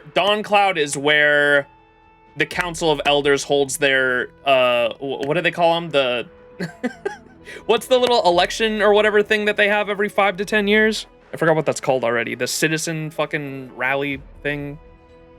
The Citizens Assembly. Yeah, this is where they hold the assembly, right? Is at Dawn Cloud. The atmosphere here carries a greater sense of solemnity than the mundane clamor of the Marmorial Palace, with entry permitted only to the invited. Only esteemed beings grace this place, and among them I've received priests, scholars, warriors, and now we even have the honor to be in the presence of a Titan. Oh, what a joyous occasion. So this place is kind of like the, you could assume it's like a Capitol building, essentially. That's what I'm getting from it. Once deemed a blasphemer, now a surrogate for revered divinity. The honor should rightfully be mine, shouldn't it? I'll notify Kindness and the others of your arrival. Uh-oh. Kindly wait for a moment. A soldier will be here to guide you shortly. In the meanwhile, you're welcome to explore the vicinity, but kindly remain within the guard's view. Delaying the crucial meeting is something none of us wish to see, I presume. I'm well aware of Kindness's methods. There's no need to emphasize that. In the meantime, you are welcome to explore the vicinity, but kindly remain within the guard's view. Delaying the crucial meeting is something none of us wish to see. As you wish. Your cooperation is much appreciated. Alas, I had hoped for a brilliant plan from you, but it turns out you just left one cage to enter another. Save your concerns. I know very well what I'm doing. That's what I'm saying. Anax is playing 5D chess right now. I shall depart to explore the surroundings then. Now that I look around, I wonder if there are any murals bearing my portrait around here. I'm quite intrigued to see how the children of humanity beyond the Grove perceive another Titan. Off you go. I won't be joining you. This Titan appears to be quite at ease. I should investigate the Council of Elders' recent activities first. Ooh, bro doing some espionage? Be aware, I can hear you perfectly well from here. She can hear his thoughts. Alright. Cool. New area, new area, new area! Walk around before the messenger arrives. We got two things. The Council of Elders dispatched a messenger as you anticipated, to escort you to Dawncloud before Aglaya could make her move. Here, you will enter under the Elders' protection. There's still some time before the messenger returns. Take a stroll around here and let the curious Circes who resides in your mind calm down a bit.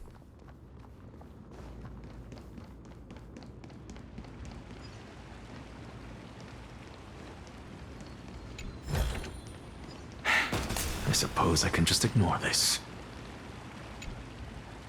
The golden liquid within the holy candle rises and falls, while the surrounding plants seem to sway gently in response to its rhythm.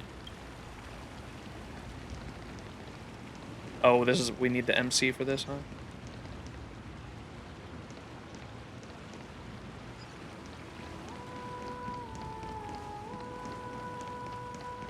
The eye closed.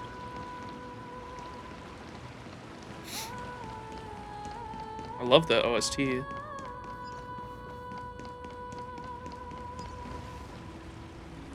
Eye open. Oh, look at the golden blood in the eye too, in the sun.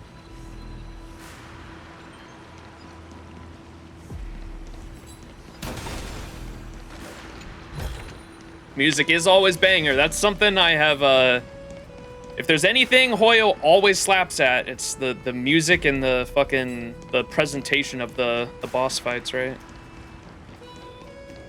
Those have yet to miss for me. Oh, look at the big bird. Oh, it's got the fucking eyes in the wing, too. What the fuck's up here? Holy moly. Hi, Kefali. Look at the mural of, what's it called? Aquila? The Sky Titan with the, you can see the eyes on the wings and its tail there. That's cool. Oh, look at them bowing down to it, too.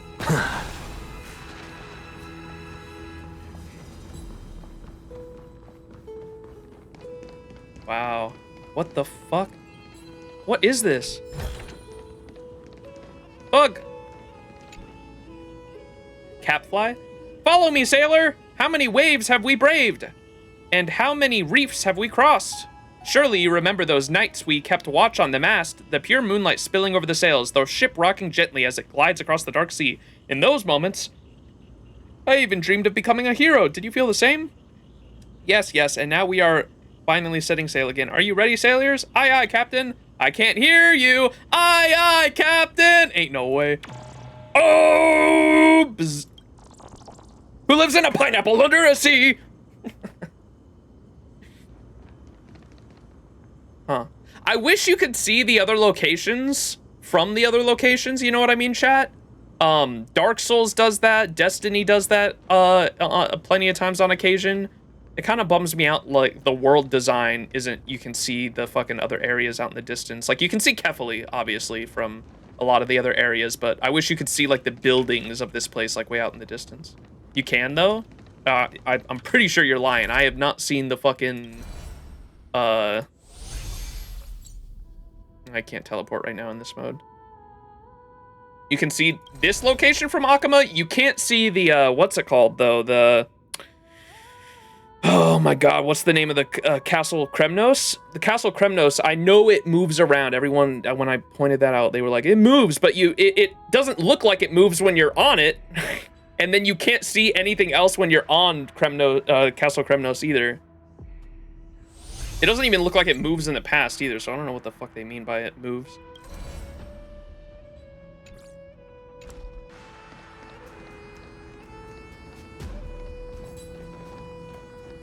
Akama is where the light is? What? Oh, can we go over there? Oh my god, we can.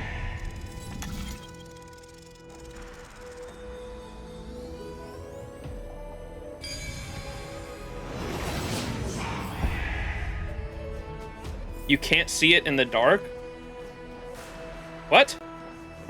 A giant ball that's like glowing? You can't see that in the dark?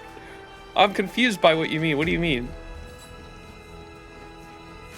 And you can see it from the other areas. You're going ahead of the story? Oh, are we gonna come over here? There's a cube over there, though! There's a big cube! Alright, fuck. I want to explore, man. Akama doesn't get dark, what? Yeah, well, I thought Verdigree was saying that, like, from Castle Kremnos, we wouldn't be able to see Akama because it's dark outside of Akama, but you'd still be able to see the giant glowing ball in the sky. You can see it from the other locations, the Temple of Time or whatever, you can see Kefali.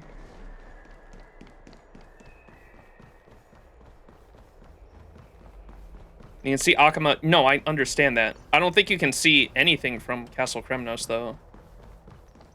I tried looking around, unless I just wasn't looking in the right spot or something. Even blasphemous scholars can come here, it seems. Here, I'm fucking leaving this mode just to fucking show y'all. Hang on. It's still early. Where to now? The fuck you doing over here? The golden threads foretold your arrival, esteemed guest.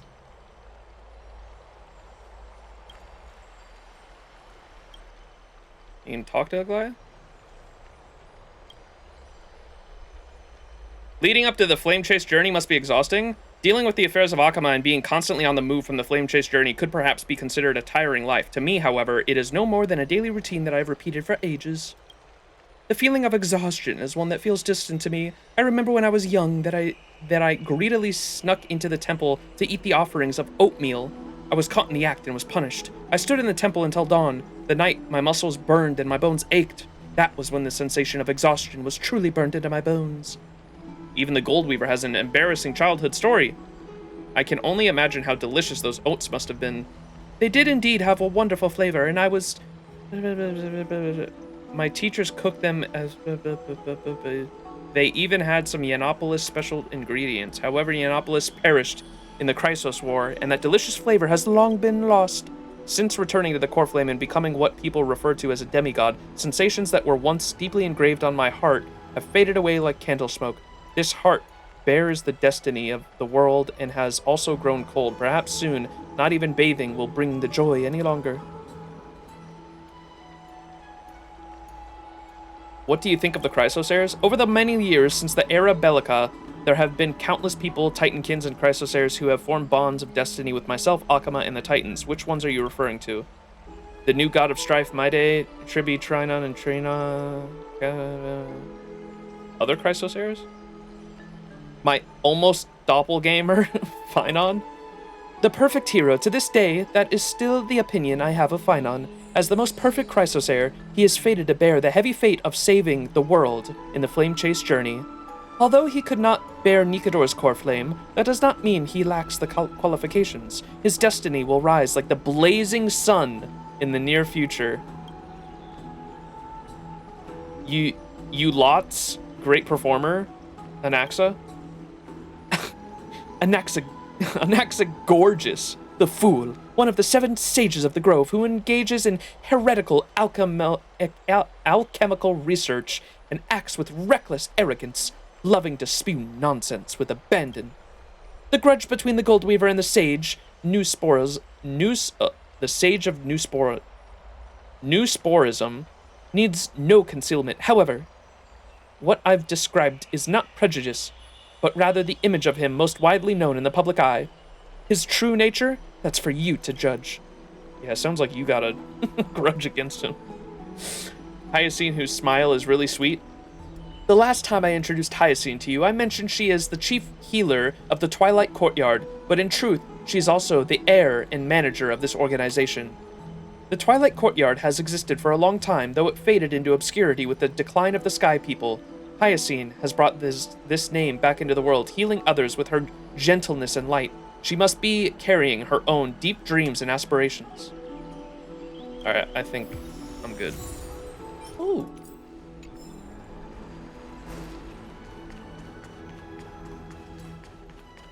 I judge he is the GOAT, indeed. Alright. What was I gonna show y'all? So, if we go down here, I mean, see Kefali there. Like, where are the buildings? You can see the mountain from where we just were. There's no buildings there, though. Are they just, like, beyond the waterfall, and then you just can't see them? I wish you could see the buildings from here. And then... where's the Temple of Time? Is that it? No.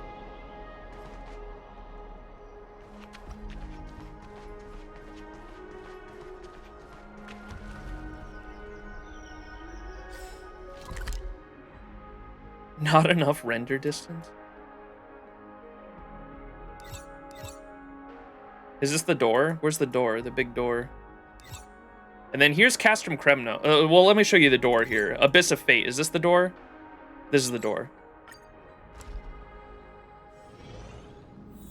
So you can see Kefali from here, but you can't really see Akama or the other, like, I guess you can kind of see giant buildings from here.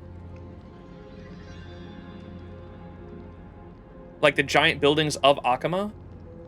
And then you can still see, like, Kefali from here, but you can't see it from Castrum Kremnos. I don't think, right?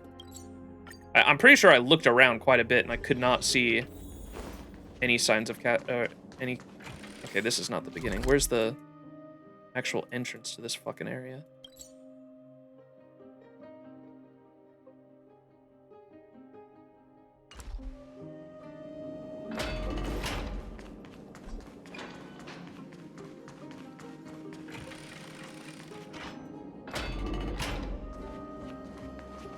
Click on the Saturn symbol on the map for the...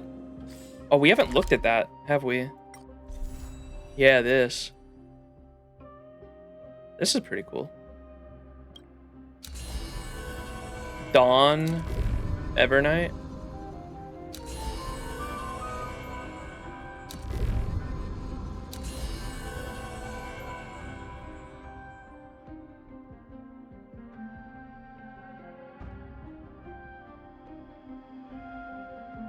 Okay, I think I was confused what, like, Dawn Evernight was. So Dawn is supposed to be the era... Dawn is supposed to be back when the eyes of Aquila were actually open, so everywhere was bright, right? That's why that's the past. And then Evernight is the area of the present, where the eyes of Aquila have been closed, so everywhere's dark except for Kefali. Got it.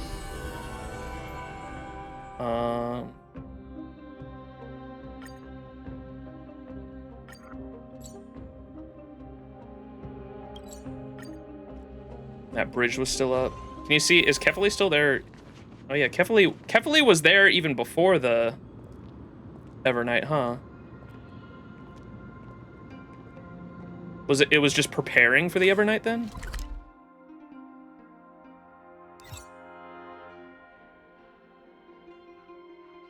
And are we able to get... Where's a good place where we can, like, actually look out? It's not here, is it? Yeah, no, I don't think so.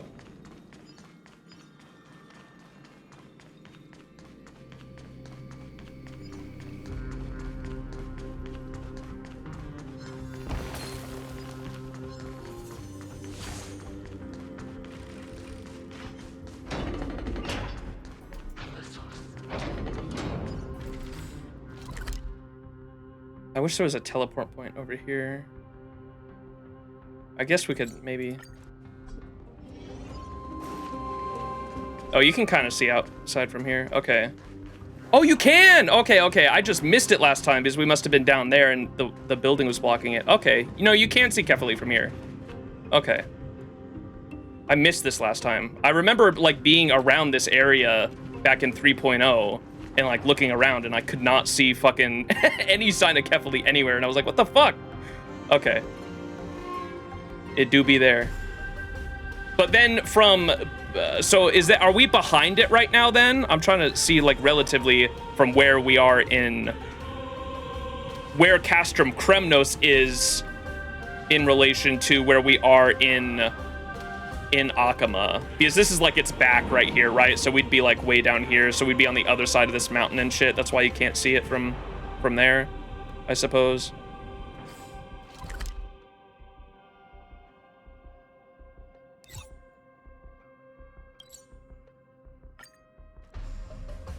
Wasn't there like a map? We were just looking at that. I don't think the map is accurate though, is it? Are you talking about the this map that we were just looking at? I don't know if this map is accurate to how it actually exists in the real world. Because Castrum Kremnos would be like over here, right? Like this is where we like just were in relation to... Where's Castrum Kremnos on here? It's like to the right. Like that's not accurate. Oh, the one from the trailer? I don't know. I'm not doing that much work. I don't know. Point is... And there's like clouds and shit, like what? Anyways, point is, I really like it anyways when like Dark Souls and when game devs take have the attention to detail to actually like show. It is cool that you can see Kefali from like the other locations, but I wish there were like more details. Like you could see fucking Castrum Kremnos and shit from here, and the Temple of Time. I don't think... Can you see the Temple of Time from here? Like where's the collapsed bridge area from here? It's none of these buildings out there, is it?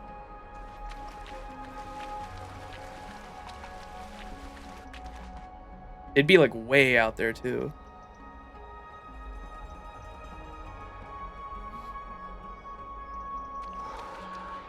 Anyways, let's get back to the story. Sorry for the detour. I just wanted to point out what I was talking about anyway. Dark Souls is Dark Souls and like Elden Ring, they're usually fucking great, have insane attention to detail to like distant areas and distant points of interest that you visit. Be grateful for all this clamor. That is the sound of thoughts clashing.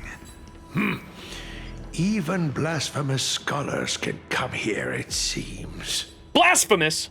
Looks like my presence here is quite unwelcome. What do you mean, you're goated? Fools! Any lore? You all got any lore for me? Investigate. What does that say? This world is just a gargantuan sandbox game within a person's lifetime. They can only involve themselves in the 1/1,000,000th of the known universe. What the fuck is that? That's a funny message to say you can't go in here.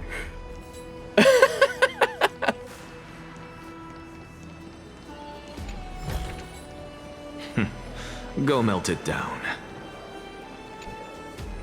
You manipulate the holy candle once more and the golden liquid raises and falls into the device. This time your consciousness holds its ground and firmly in the present. Huh? There was something similar on Penacony.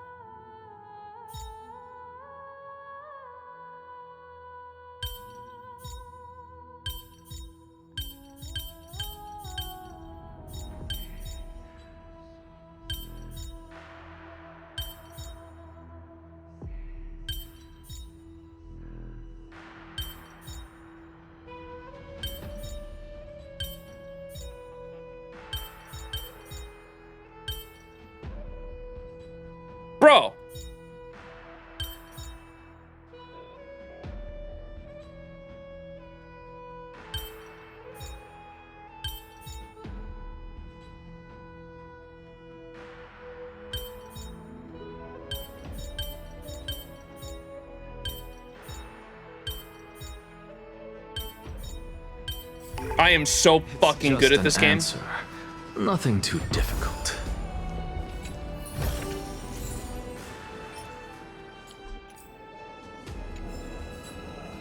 All right.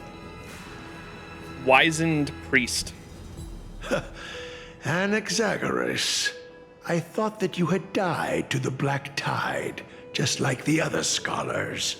That's Anaxa gorgeous to you? As Kephales's priest, are you not aware of the decorum of respecting the dead?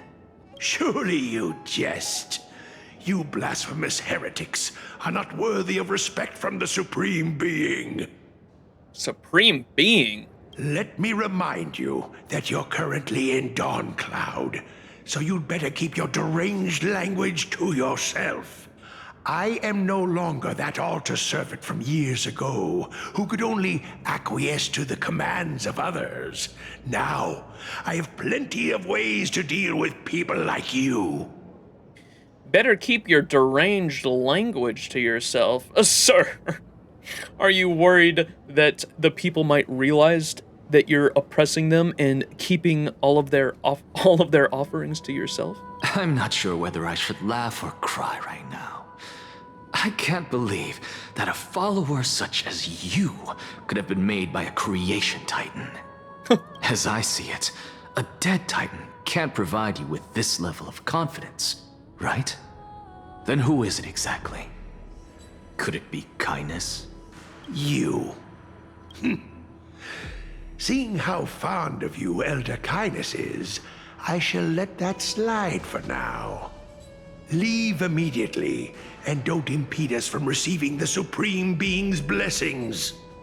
Seeing as we were able to hear of this matter from the mouths of others, it seems that kindness is indeed quite sincere toward us. Perhaps this affair will proceed smoother than I had anticipated.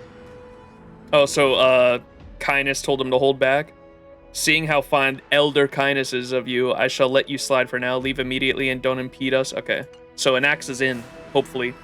Oh my, what a thrilling confrontation. As expected of one of Kephales's followers. Are you praising or insulting him? Praising him, of course.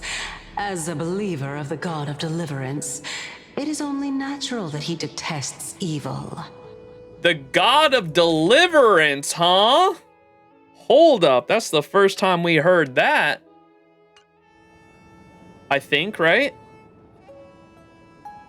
It's all coming together. Finon truly is. Fucking gonna take Kephales's spot as the world bearer. I mean, this is shit we've been saying all along, but now we've got a little bit more proof in the pudding. Didn't you hear me? I asked you to leave. Go as far away from here as possible. Don't mutter to yourself like some sort of madman and disturb my meditation. Meditation? He said leave, bro. They too old, man. There's so many old people here. Oh, there's a bug on the wall. What the hell is that? The butterfly loves all. Catch. Human, pour your sorrows and troubles out to me. I cannot resolve them. But I'll keep blessing you quietly. Always and forever. Bzz. Council of Elders. Thank you, Joshi.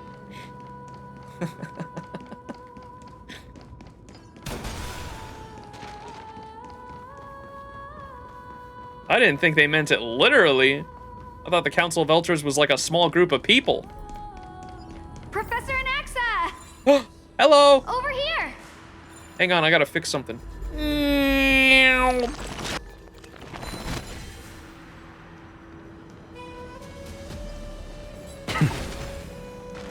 Puzzle time, puzzle time! Phew, this is complicated. Phew, Dawncloud's such a complex place. Luckily, the winds here aren't too strong, so my flames can burn peacefully. Speaking of which, I overheard a question earlier and couldn't come up with a good answer after thinking about it for a while. An elder, a priest, a wealthy merchant, and a Chrysosaur are trapped in the same ruins. They all want to get out alive, so they all want to give orders to each other. Or they all want to give orders to others. The elders say that The elder says they represent the people. The priest says they represent the titans. The merchant claims to have a lot of balance coins in the city. And the Chrysosaur is mighty and strong. So who among these four is most likely to have the final say? The elder, the priest, the merchant, the Chrysosaur? Probably the Chrysosaur. They'll beat the shit out of everyone, no? Phew. So in times of crisis, we should trust the strongest person, right? Sounds reasonable. Well, I don't think it's an option. But being a Chrysosaur is just a physical trait. What if the person is all brawn and no brains? Could they really lead everyone to safety? What a complicated question. I'll stop bothering you for now. Let my mind burn for a while longer.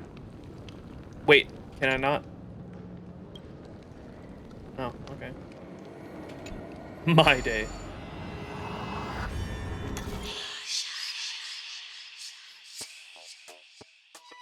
Oh boy, chat.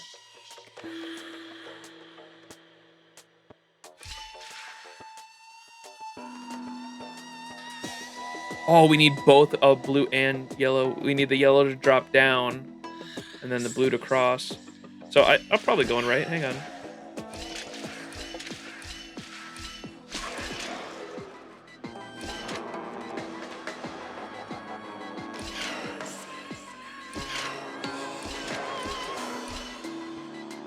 Oh no, it stops there? Okay, hang on.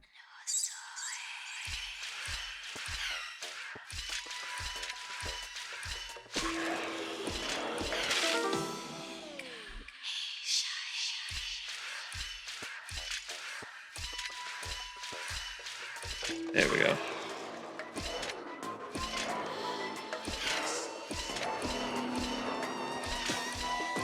W.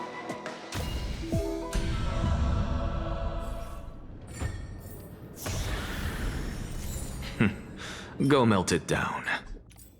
Bro wants to melt down alchemy. All right, what's up, girl? Young scribe. Professor Anaxa? Word has it that the scholars of the Grove valiantly perished resisting the Black Tide. To find you here safe and sound, thank the fates. You could say it's the fates toying with us. It's only the Crimnoans and Idonians who chase glory through death. But your survival is a victory in itself. I'd settle for that gladly. So, are you here to report the incident to the council? I heard that after the Black Tide devoured the Grove, Akuma would be next in line, even with the demigod of strife standing alongside humankind. Tell me, how much does the Council of Elders know about the Black Tide? Once Kindness and her followers learned of Circe's and Orynyx's fall, they proclaimed in the council that the Flame Chasers could no longer stand against the calamity alone.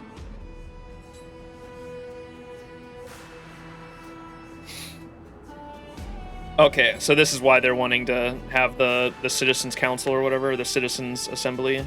Yet, when the Crown Prince ascended to godhood and repelled the Black Tide, she immediately altered her tune, declaring that all was resolved beyond Akuma, with the only remaining menace now being Aglaya and her adherents. They might well make their move at the upcoming Citizens Assembly. No surprises there, those shifty opportunists. Thank you for your honesty, virtuous student. Being an opportunist could very well be a facet of wisdom. Shouldn't you be searching for murals of yourself? I've had enough of your prattling. Bro, God, I love Anaxa, dude. I was just about to glaze him to say, like, I love how because he's taking, like, my position I'd have here, too, where I'm gonna say, fuck the prophecy, you're blindly following this prophecy, you don't even fully comprehend. I get that, I get why, like, it seems like your only way out, it seems like the only way to survive it, but the fact that we're blindly following it and just assuming that this Genesis moment, this Era Nova moment is just gonna save everyone, and everyone will be saved. That idea and just blindly following it is pretty stupid. And Anaxa saying we should question that. Simultaneously, also fuck Canis and whatever her fucking lackeys are trying to do to assume power and try to shift public opinion simultaneously. So Anaxa's basically giving the middle finger to both parties, and then the fucking Cersei's the god says, well, being an opportunist could very well be a facet of wisdom in itself. And Axa says, shouldn't you be searching for murals of yourself? Because when we came here, she was like, I wonder how people view me outside of the grove. Oh, this is awesome. God, I love Axa. I was really curious to see how you would find the middle ground between both factions, so I came to listen in. But it seems as though this kindness is much more ruthless than Aglaya. If so, why do you want to work with her? Could it be that perhaps you've decided to readily surrender this hollow shell of yours, just because you feel like death is fast approaching? Well, definitely not. He's playing 5D chess here. I already fucking know it. I don't know if he's trying to get information out of Kindness or the Council of Elders in particular, but he's definitely got a larger plan here. We just don't know what exactly it is just yet. I'm afraid you'll be sorely disappointed if that's what you truly think. And we know he only has 15 days left to live, and he knows that, right? I've had enough of this. Could the 15th entry hour arrive any faster? It's the 15th day where he dies. Could the 15th entry hour arrive any faster? I just can't prove it yet. Oh, there's a butterfly over the flame, too. Wait, investigate. Oh! Barracks, Leo. Ho, ho, ho! Let's see. Who has come to visit my majestic self again? A warrior from Outlands.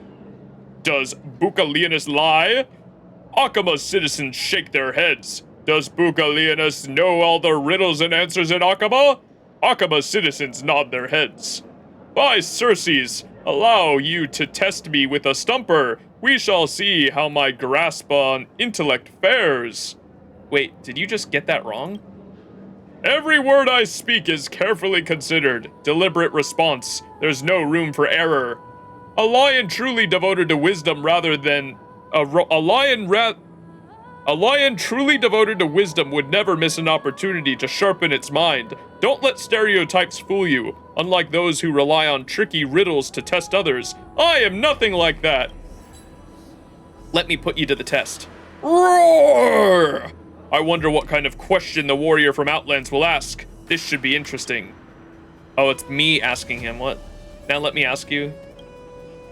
Who is the wisest in all of Amphoreus? Who is the bravest in all of Amphoreus? Who is the most beautiful in all of Amphoreus? Who is the strongest in all of Amphoreus? It's you, of course. You are without a doubt the strongest person in all of Amphoreus. The warrior from Outlands. Are you perhaps lacking in confidence? To me, you're worthy of every noble title in the world. I am famous for speaking with utmost care and would never offer flattery lightly. But your remarkable qualities shine so brightly that I can't help but praise you. Your words are music to my ears. Where did you learn to speak so eloquently? Roar! Surely, the warrior from the Outlands hasn't grown tired of hearing this by now. Here in Dawncloud, the speech platform is overflowing with Grandoy's hollow praise. Mirror, mirror on the wall. Flamefly. Moths are always drawn to light, but diving straight into fire is not wise. Dreams could be pursued step by step. Approach the flame a little more each day, and after 100 days, you won't fear standing in it. Bzz. Phew! Today's training ends here. The rest will wait for tomorrow. Bzz.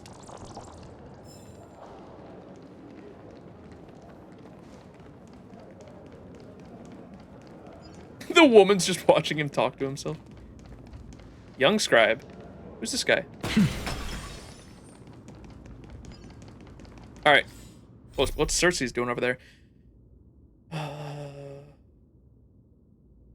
Will Cersei's be curious about how they're being portrayed? Yeah. Oh, my. Could it be that the great tree painted in this mural is actually depicting me?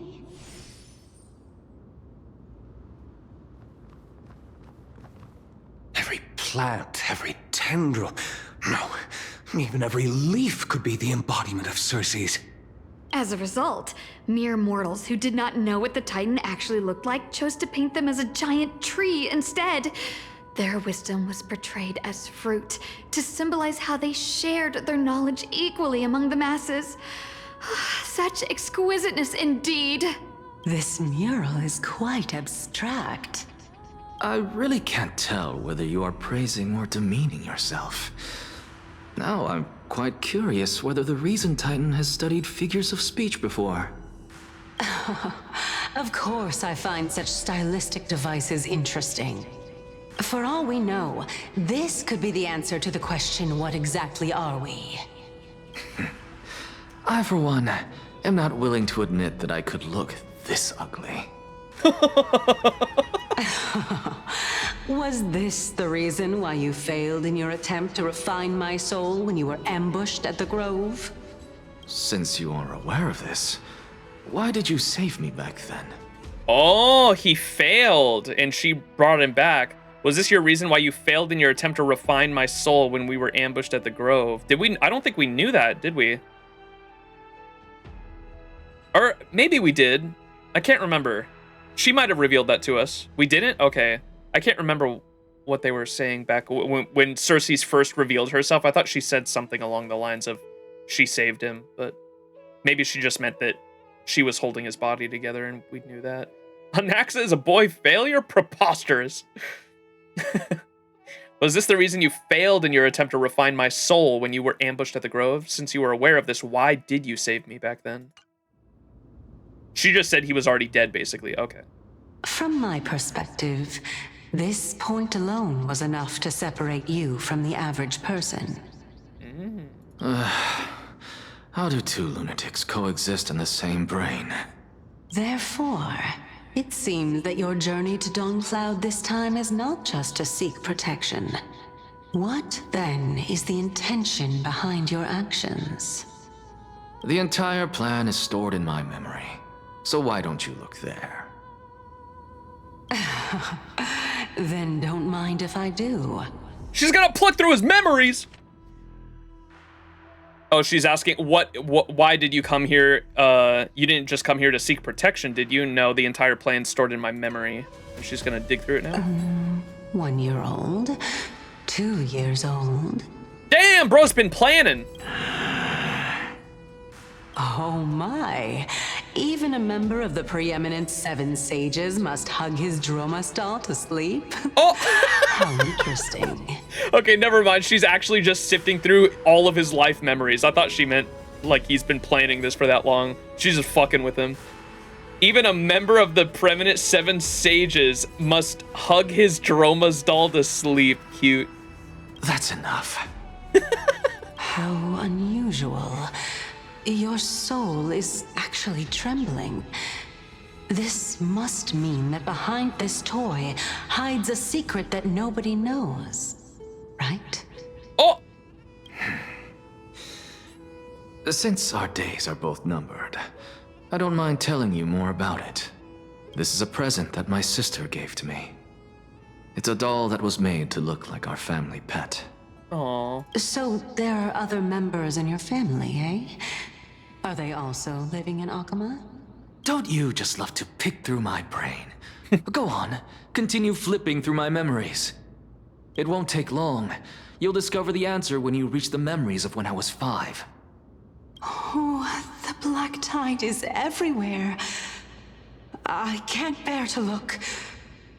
What will, when he's 5, it won't take long. You'll discover the answer when you reach the memories when I was 5. Oh, they died to the black tide, I assume? When I was young, I couldn't accept this outcome either. Georios, Aquila, Kefali, and you, of course. Although I prayed to every titan that I could think of for help, my efforts were ultimately futile. Aww. This...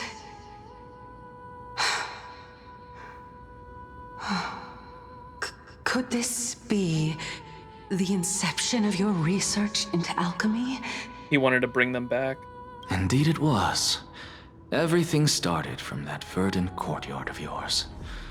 When I was pursuing my education there, I naturally also came to learn of Thelesis' theory as well. The first scholar. Oh, I remember that person. He was the one to come up with the concept of souls, right? Not only that, he also believed that life, as well as the composition, movement, and transformation of matter, all stem from souls themselves. This is why I thought that, since all living things stemmed from the same origin, why could I not sacrifice myself in order to resurrect my nearest and dearest? Aww. Yeah, it is Full Metal Alchemist. I still haven't watched Full Metal Alchemist Brotherhood. Everyone says it's really good, but I always watch like the first 2 episodes and get bored and never finish it. I've seen the original though. I really enjoyed the original. I binged it when I was sick one time in high school when it was on Netflix back in the day. Bro's missing out on Peak. I know I need to get into it. I've heard a lot of people say like with my political views, I'd really enjoy it too, because like it's literally about like corrupt government officials or something like that. And so I do need to get around to watching it one of these days for sure. Max was such a sick guy back then. All right, buddy. Miraria approved for show. Watch it goes back to ninja mode. Yo, UA lurking. Also, Yams approved. All right, there's enough people to approve it. I do got to get around to it. I'm watching, what am I watching right now? Anime-wise, I'm watching, sorry, I'm fucking sidetracking. I'm watching, 2B Hero X right now. I'm watching 2B Hero X. I wasn't really sold on the story, but I'm gonna keep watching to see if it gets good. I'm only 2 episodes into it right now. 2B Hero X I'm watching, which is like a Chinese animation that's inspired by... The animation is very Arcane-like the show Arcane. Definitely inspired by that. It's pretty good. The animation's crazy. I like the art style. And then I'm also watching the seasonal animes, Fate Strange Fake, and then also JJK. I haven't watched this week's episodes yet, but I usually watch them on the weekend with my buddy Mist. So we're probably going to watch those tonight. Yui, what are you doing? The factory must grow. Sentence to be a hero is pretty cool this season, IMO. Wait, so is there a season 2 and it's called Sentence to be a hero? Or is that a different show? To be Hero X and Sentence to be a hero, are those 2 different shows? Chicken? What the fuck? Different show. Okay, I was like, is that season 2? What the hell is that? To be Hero X is good concept-wise. I like the power dependence on fans, yeah.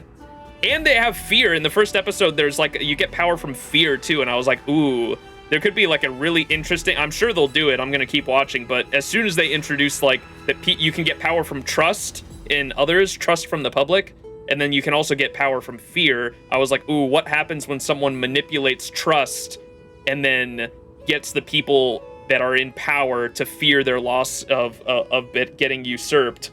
That'd be an interesting character. I'm just saying. Oh man, me and my obsession with rebellion, sorry. Anyways, let's get back into it. Where were we?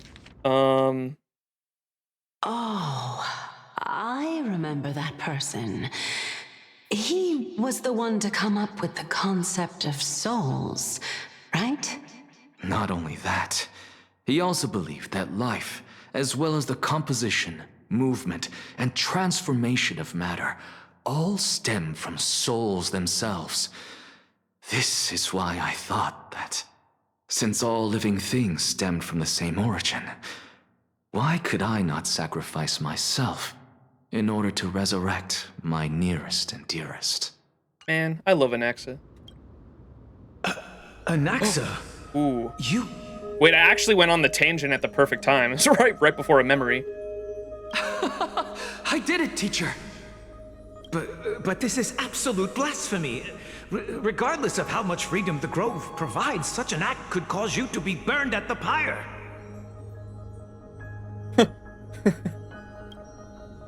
Oh, this is him like creating his little alchemy in his skills, right? Because his skills and his ultimate like create what are these called? Constellations, right? This is like what his quote unquote magic is or whatever. Pretty. Your beloved, where is she now? Send her away from the Grove at once, to a place where nobody will ever be able to find her. Otherwise, the both of us will be judged by the Council of the Seven Sages. Wait, did he bring someone? What? Calm down, teacher. My sister, Oh, he thought he actually resurrected her sister? I'm sure that's not what happened, though. She's still not in the mortal realm, even to this day. What do you mean? It was naive of me to think that I could snatch the deceased from Thanatos' grip by merely sacrificing one eye. Oh, that's on the... I've seen the CE, or the CE, that's from Craft Essence from FGO, the light cone. The light cone, one of the Battle Pass light cones is like him like stabbing his eye, right? It was naive of me to think that I could snatch the deceased from Thanatos' grip by merely sacrificing one eye. He actually, dude, not the demo! The character in, for those who are unaware, I'm gonna light spoiler for Orb, but there's a character that has an eye patch in Orb that, Kezuke was telling me was, that I would like Anaxa because, like, the characters are so similar, but there's a character in Orb that literally sacrifices his eye to, learn knowledge. So he wants to read, he wants to learn, this character wants to learn, and the church does not let him read old, philosophical and scientific theory on the possibility of the Earth not actually being the center of the universe, that there was the possibility that the Earth might rotate around the sun, and then that all of the other stars out there might have other planets that are orbiting them. And the church didn't want people to know this because they want to keep religion going, and they want to have the power over people to say that the Earth is the Earth itself is the center of the universe, and the cosmos rotates around the Earth itself. And this guy, while he's reading the theory, the church finds him, and he says he's gonna continue reading, and they were like, if we catch you reading again, we are going to cut one of your eyes out. And this motherfucker keeps reading right in front of him, and so they cut out his eye like right there, and so is similar. There's parallels there, at least. They're hilariously similar, yeah. It was naive of me to think that I could snatch the deceased from Thanatos' grip by merely sacrificing one eye. And from Scandinavian mythology, so Odin is the one who sacrifices his eye and hangs himself for knowledge. Equivalent exchange. All I received for that price was but an opportunity to see her for one final time. Nothing more. Let it go, Anaxa. As one of my best students, I cannot watch you go down the wrong path without doing anything to stop it. Never do something taboo ever again. Don't disappoint the deceased, and never harm yourself. If you can do that, this classroom will still be yours, and you'll have a chance to live out your own life. Since I was able to see her one last time, I have no other desires. You're right, teacher. It's time for me to start a new life. I am sincerely glad for you, child. Now then, what topic would you like to study?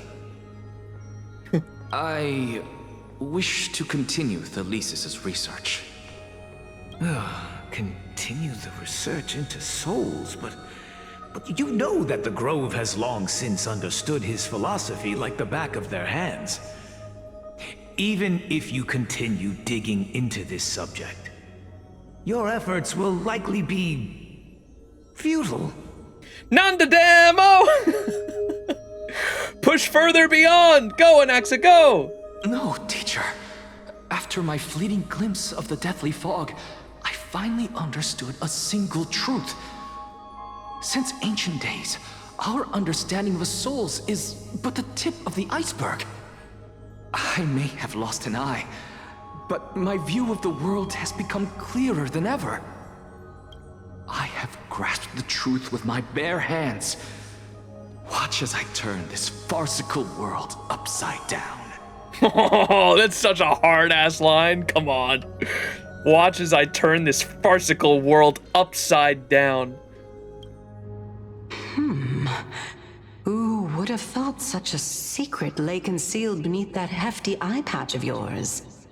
However, this story doesn't seem to be connected to your plan. In fact, I'd say that they aren't related at all. The answer lies within the tale. If even you cannot understand it, perhaps you should relinquish the divinity of reason to me. After all, it'd be a waste for you to hold on to it. Okay, so his whole plan here goes all the way back to that, and we saw earlier when he was like fading, his body was fading into death, and when Cersei's told him he only had 15 days left to live, he was like fading into the realm of death, and he was asking for questions there, right? What was he asking in that cutscene? I forgot what he asked he asked what realm this was, or what god presided over this land, right? And one of the passerbyers said it was death. And so he knows that he's trying to reach that realm, possibly. I don't know. What is this place and what god? Yeah, okay. So something to do with that for sure. My story ends here. Now it's time for you to tell me your secret. After all, this is what equivalent exchange means, correct? As expected, you laid a trap for me to step into. Unfortunately, even if I was willing to talk about my past, I may not know more about it than you do. Oh? Are you saying that the renowned Reason Titan is now admitting a lack of wisdom? Your followers are going to be sorely disappointed by this. Child of humanity, remember this. Being cognizant of one's ignorance is the greatest wisdom of all. The response he got was the Netherrealm was an illusion. Okay. Child of humanity, remember this. Being cognizant of one's ignorance is the greatest wisdom of all. True. I love their back and forth, man. Now I understand. No wonder you asked me to answer your random, nonsensical questions. Not only that, you're the only one who can shed light on my query. As the saying goes, onlookers see most clearly.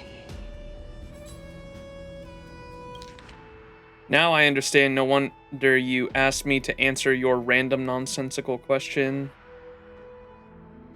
Oh, she's asking him to be aware of it as well. Okay, being cognizant of one's ignorance is the greatest wisdom of all. Okay. And, so if his answer was that it was illusion, I wonder how far he's actually willing to take this whole thing. Is he going to realize that, like, is he trying to realize what is beyond the sky? What is beyond what they call reality, perhaps? I don't know. What are we, was her query.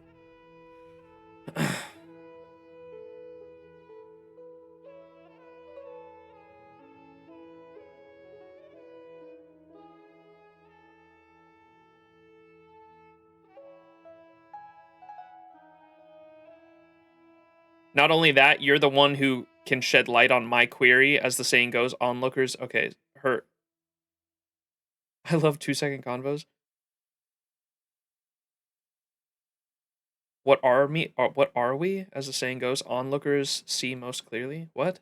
I'm confused by that. Is that so? Lord Anaxa. Ah!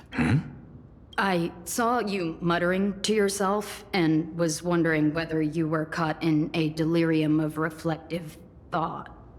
I'm sorry to interrupt you, but time is of the essence. She can't see Cersei, so she's like, you're just standing there in collective thought, or reflective thought. I have a message from Lord Lygus. Lady Kynus has met up with the Council of Elders and is awaiting your arrival, so please depart forthwith. It's finally time. Carefully. The one who created the world, and the one who bears the world. If you truly have not met your end, how will you answer the challenges of those who defy you?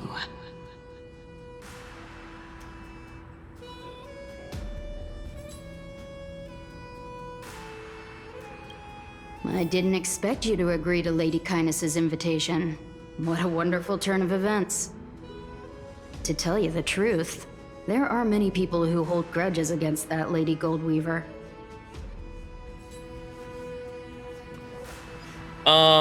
Wait, I saw a note behind me. Oh, it's way over there. I gotta read these.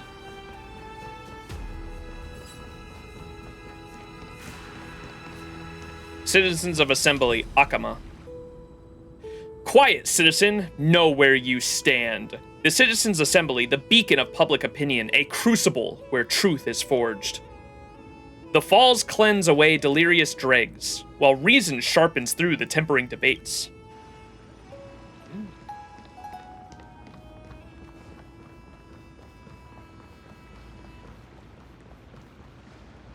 We see the top of a building down there.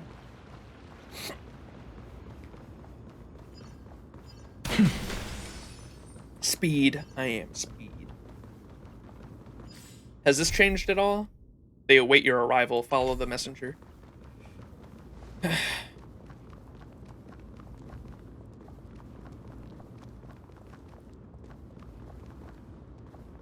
Isn't that the dromas draped in finery? Avoid his gaze. I don't acquaint myself with blasphemers. Who said that? Don't worry. He's too full of pride to pay us any attention. Who said that? Your nickname is Dromus as well? You must really like those creatures.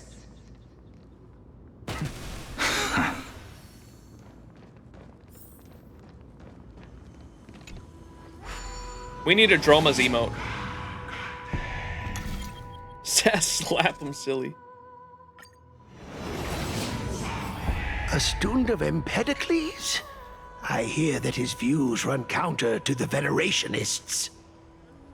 This is what being a scholar is about.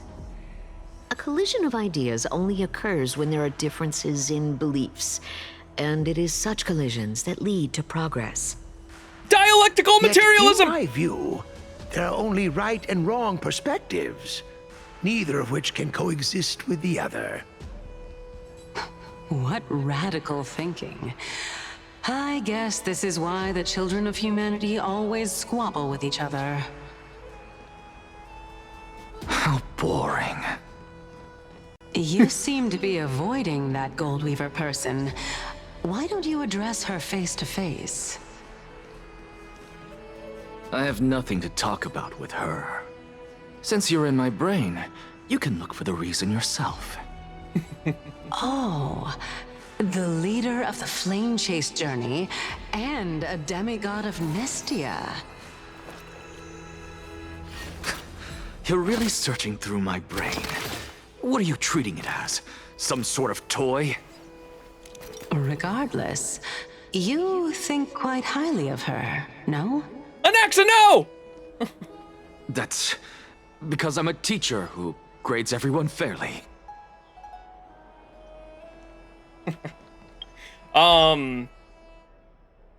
What was I gonna look at? Oh, I wanted to look at the emotes for, how do I look at emotes? Or it'd probably be in, is it enter here?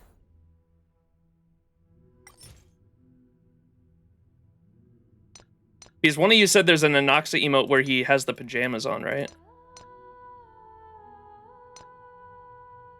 Holy new ones. I haven't looked at any of the 3.0 ones, it looks like. Peak?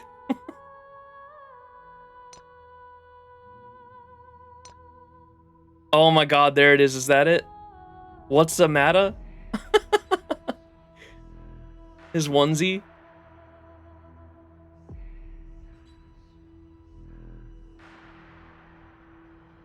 "20 days ago, I need to log in." Oh my goodness. Yams. I'm so jealous of this Boot Hill emote from the Battle Pass back then. I wasn't playing, god damn it. I missed out on that.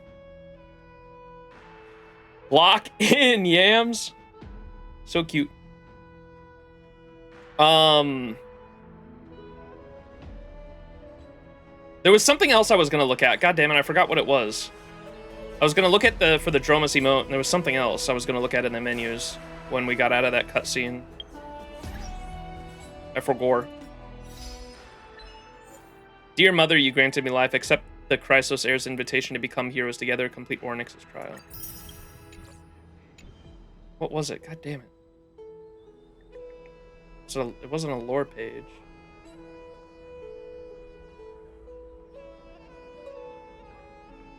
I don't know.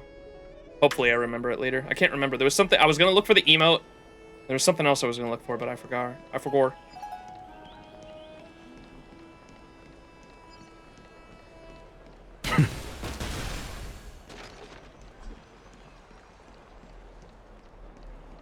Lord Lygus and Lady Kindness are just ahead. I'll take my leave for now.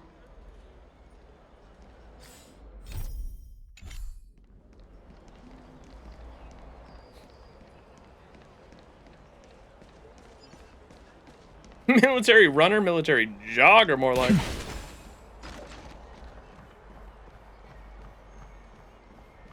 There's a puzzle over here. Oh my god, it's all the way down there. Okay, I'll skip that one for now.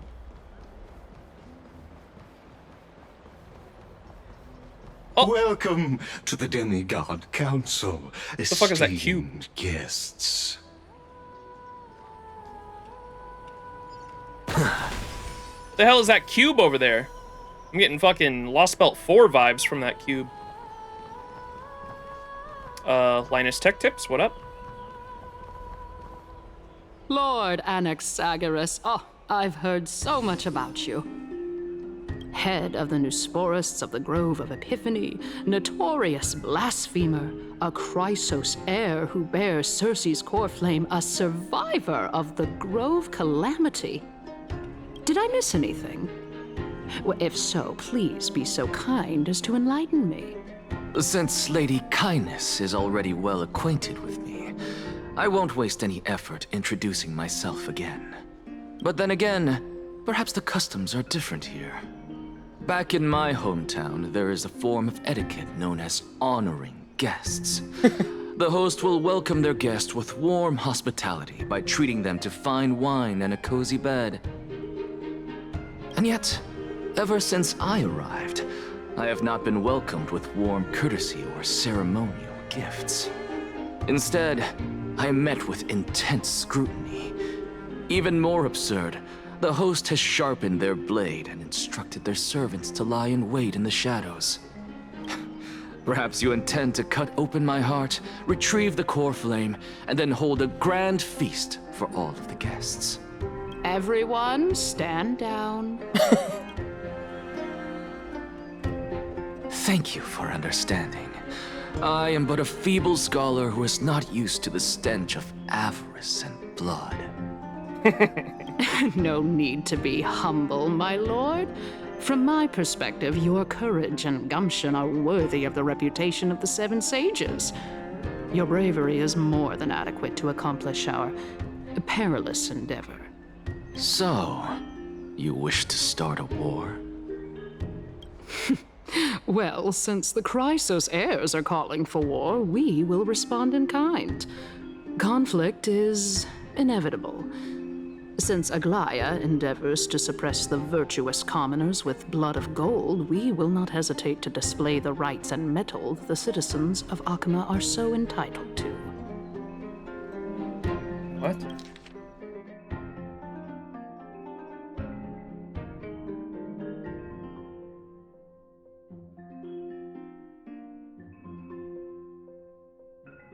What? As to your question of whether peace is still a viable option? Well, to that, I can only say this. Everything hinges on the next citizens' assembly and whether they have a sudden epiphany amid the clamor of the masses. And since you, as a Chrysos heir, accepted our invitation, you have indeed given us a glimmer of hope.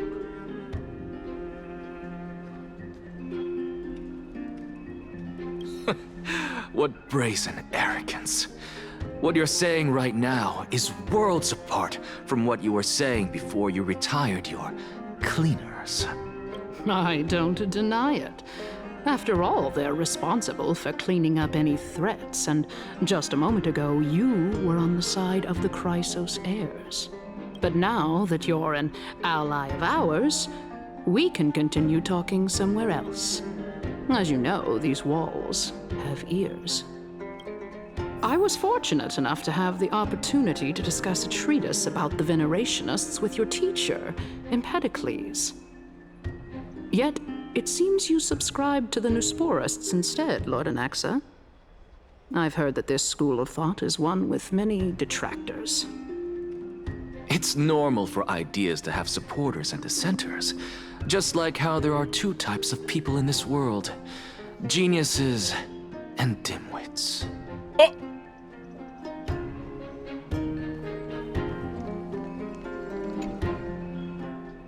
An assembly for mortal debates, a theater under the gods' watch. Here at the center of all beings, we dare to listen, speak, and deliberate. Reason out rules, establish laws, and pronounce death. Oh gods, does this amuse you?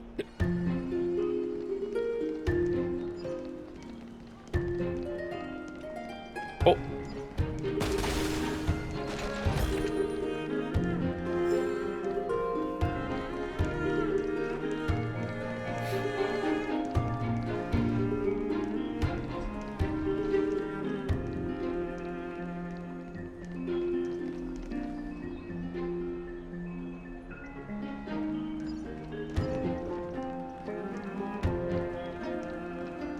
Whoa. Welcome back to the hub of the Demigod Council, Lord Anaxagoras. Surely you remember that countless eloquent orators have stood in this spot before and emerged victorious by stoking public sentiment with their words. And yet there have also been innumerable blasphemous philosophers who set themselves up for failure because they refused to defend their actions. This tiny stage is the most profound embodiment of Akama in centuries.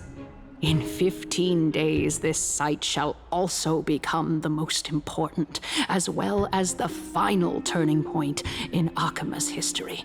When bro dies? May the both of us carry out our duties with honor and lead the masses back toward the Erechrysia, a golden age with no death, strife, or trickery. Oh my, 15 days and nights. That aligns perfectly with the date of your demise. Could such a coincidence truly exist? Using death to prove myself fits my intentions perfectly. What strong conviction you have, as expected of the hero who dared to stand up to the Gold Weaver. As expected, she misunderstands you. That's enough, Lady Kindness. Dispense with the niceties. I only accepted your invitation so that I can serve the commoners alongside the members of the Council of Elders. Don't test my patience with such superfluous formalities. Well, you say that now, but surely you also require my aid as well, so that you can stay alive even when being pursued by the Golden Thread? You worry too much. She won't show her hand too freely, as she still needs to garner support from the masses at the Citizens' Assembly. Even someone like me can tell that only a sliver of her humanity remains.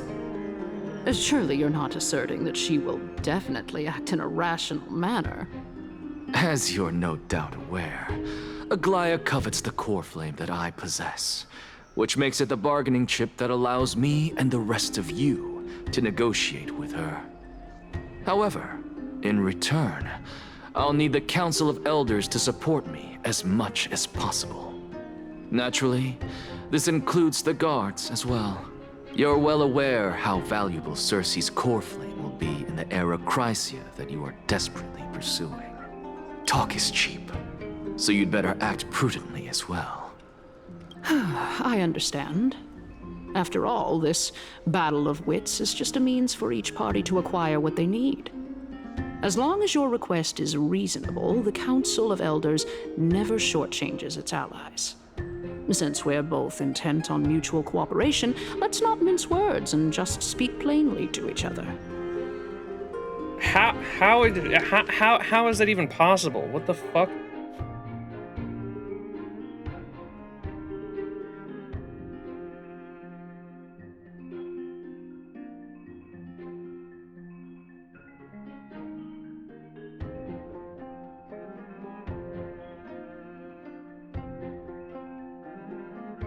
I get what she wants to go back to Era Chrysia, which is one of the old ages, to go back to an era where before the baddie titans came up, as that one little nymph said. The baddie titans were death, strife, and trickery, and she wants to revert it back to then. I just don't know how the fuck is that possible. Do they want to destroy the core flames, or is that it?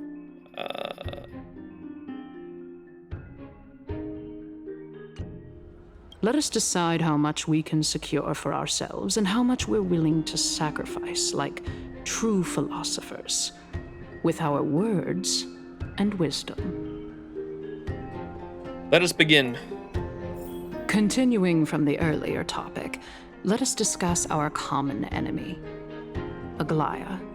She is the second most experienced Chrysos heir across the whole of Akama, who has gradually lost her humanity to the ravages of time and the ablation of the core flame. A formidable opponent indeed. Admittedly, there is ample reason for her to take your life. Yet your previous reasoning is quite sound. As a seasoned political animal, it's unclear whether she will actually cross that irreversible boundary. Moreover, she still needs you alive so that the Titan's trial can be completed. Is there anyone present who can swear by the sacred vow of Kefali and guarantee that you weren't in league with that woman before coming here? Are you just trying to pull the wool over our eyes and aid her in her savagery?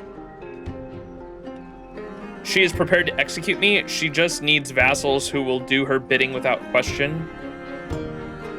If Aglaia required a suitably intelligent Chrysos heir, then I'm the best fit for her needs. However, it's quite evident that she has no need for a Chrysos heir who could break free of her control at any time. Since I believe in neither Titans nor the prophecy, there's no way that I would willingly walk on the path that she extols. Given how rigorously she enforces her principles, how would she ever accept a heretic such as me? I understand what you mean. At the very least, the both of us agree that this tyrant who wallows in extravagance and greed is the greatest threat to achieving peace in Akama.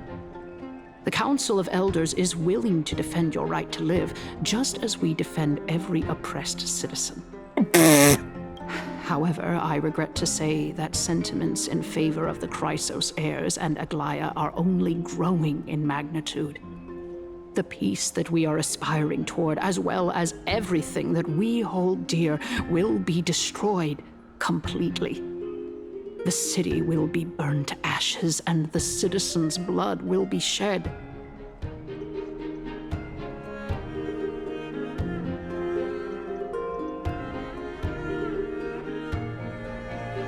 Tell me, what are you willing to do for our esteemed citizens so that they can vanquish the enemies of our fine city? Garnering my support is equivalent to garnering the support of the entire Grove. That's not true. I will be the one to shatter Aglaia's self-righteousness. Aglaia's authoritarianism, conceit, and arrogance have granted her unfettered control for the most part. Yet these traits are also her greatest weakness. If I can render her helpless by forcing her to experience the agonizing pain of betrayal, I am certain she will never recover from such a setback. Surely you don't believe that such a tiny betrayal will be enough to push her to her wit's end. What's more, there are many who remain silent, merely watching to see how much chaos I can unleash. Not to mention, you know full well that the Chrysos heirs have never been a united front. In the name of Kefali, Akama thanks you for your sincere and valuable thoughts. At this stage, it's clear that you and I understand the benefits to be won from this discussion. Let me put it plainly. The Council of Elders has always been renowned for its fairness, and that fairness is built on a foundation of sincerity. Let me run that, this one back. Aglaya's authoritarianism. Aglaya's authoritarianism. Aglaya's authoritarianism. Conceit and arrogance. W. The Council of Elders has vowed to all citizens of Akaba that it will always remain loyal to them. As for you, my lord, how will you guarantee that you will be able to live up to such earnestness and will not betray Akama's indomitable citizens when the opportunity presents itself? Just as you now betray Aglaya when it suits you. Keep it in your pants, Max. Well, I know he's playing fucking Canis too. Like, he doesn't mean everything he says here before anyone I already fucking can hear the fucking comments on the VOD. He didn't really mean that. He wasn't really, yes, I understand. He's putting on a facade here for Canis specifically. What did she say? The Council of Elders have vowed to all citizens of Akama that it will always remain loyal to them. As for you, my lord, how will you guarantee that you will be able to live up to such earnestness and will not betray Akama's indomitable citizens when the opportunity presents itself? Just as you now betray Aglaya when it suits you. How absurd. My loyalty is unquestionable. Surely you jest. My loyalty does not need to be proven. The fact that the Council of Elders is asking for proof of my loyalty is itself akin to a form of betrayal. I am incredibly honored to have witnessed the both of you bury the hatchet in a civilized manner. However, I am afraid that I must interrupt for a brief moment.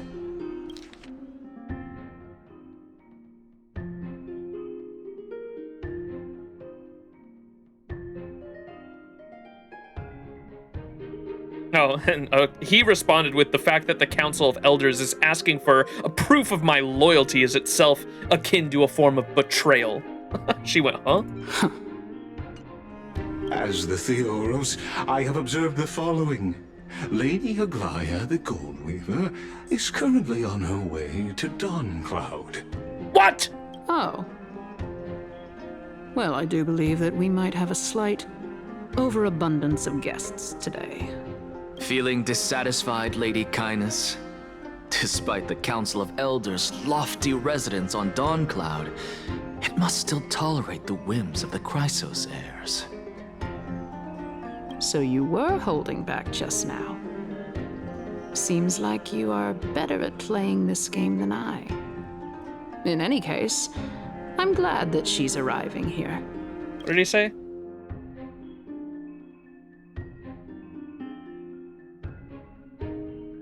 So tell me, Anaxagoras. Anaxagorgeous. Now that you're an ally of mine, if Aglaya were to demand that I hand you over, what should I do?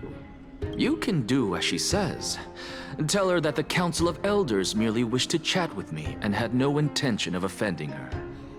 I think I know what this whole thing was for. That's why that shit was fucking gold earlier. Oh, it's not on this. He might have snuck in here just to figure out what the fuck Canis wanted in general. And she wants to revert the fucking... Maybe that's why he came here in the first place. I knew he had some kind of goal, and he was probably doing some espionage. Maybe he specifically came here to talk with Canis, pretend to be her ally, pretend to be making some kind of goal just to try to figure out what her goal was. And so now we know...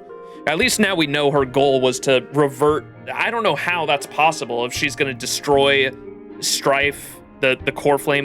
But there's no way you'd get fucking Mides. I don't know how you'd get that shit back, but they want to revert all of Amphoreus back to a time before Strife, trickery, and death existed.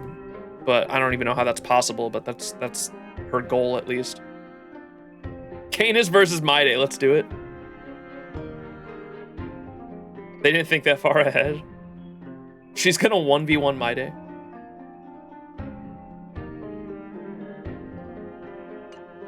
However, by doing so, the authority of the Council of Elders will be as thin as papyrus that has been soaked in blood.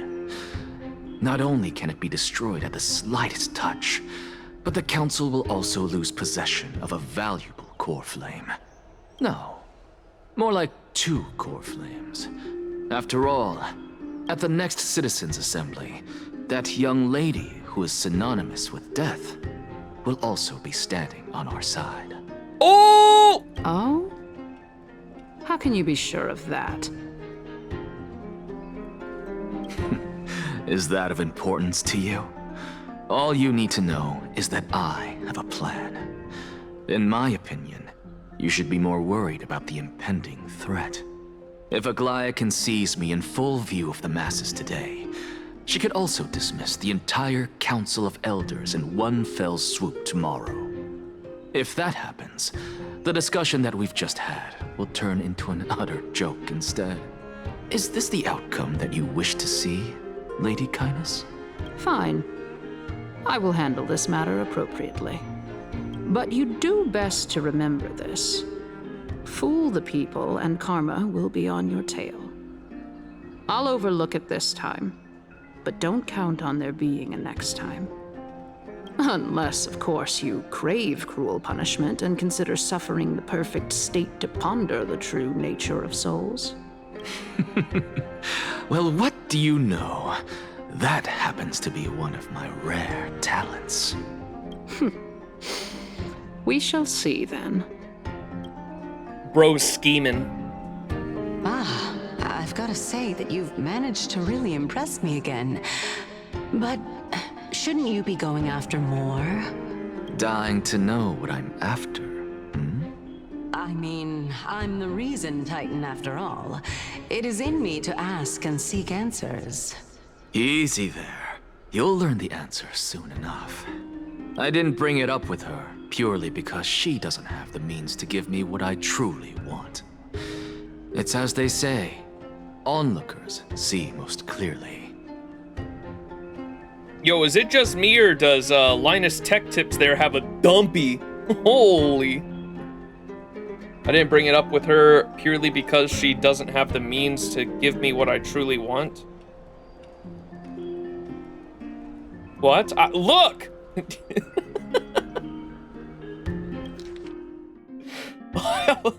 He's bricked up. I didn't bring it up with her purely because she doesn't have the means to give me what I truly want. It's as they say, onlookers see most clearly. Oh, he's talking about Linus Tech Tips there. Linus Tech Tips can see what Anaxa really wants here, but not Canis, because Canis dum-dum. The true masters of Dawncloud have always been the Theoros, who watches over everything. Oh, shit. All right.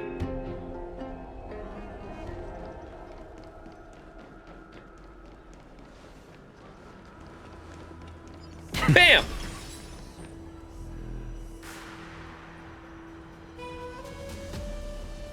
Is this Kephales's core flame? I was trying to, I saw the core flame in there. They didn't mention it though. Is this, I assume Kephales's right here? Yeah, I can see the logo. It is Kephales's. Okay. The cube! Oh, and that's the magic that what did I write down? That's the arcane that is protected. That's what I wrote down about the Council of Elders arcane is protecting Kephales's core flame. Okay. Yeah. You reached out for protection and successfully gained Canis' trust, forming an alliance with the Council of Elders. Seeking protection. What a perfect excuse. Enough to convince you, the Council, and the Chrysos heir of its legitimacy. Unfortunately, the real reason you came here was something else entirely. This requires the help of Theoros. Ligus. Linus Tech Tips. An expected visitor. Welcome once again. You know, You could actually skip all the pointless debate and come straight to me to seek an audience with Kefali. I have no reason to refuse you, do I? You may not, but kindness has. Whoever gets hold of Kefali's core flame will get to rule over Akama. She's wary of me, so naturally I had to gain her trust. I would say that debate was not at all pointless. Very true. Dude, I love his VA. He's having so much fun with the role. Very true. It reminds me of me when I play fucking Ashia Doman. Oh, Ashia Doman's voice in FGO. You just have fun with the voice. Very true. In my view, this individual has gone to great lengths to get close to Kefali. He might very well be plotting something nefarious against the Titan.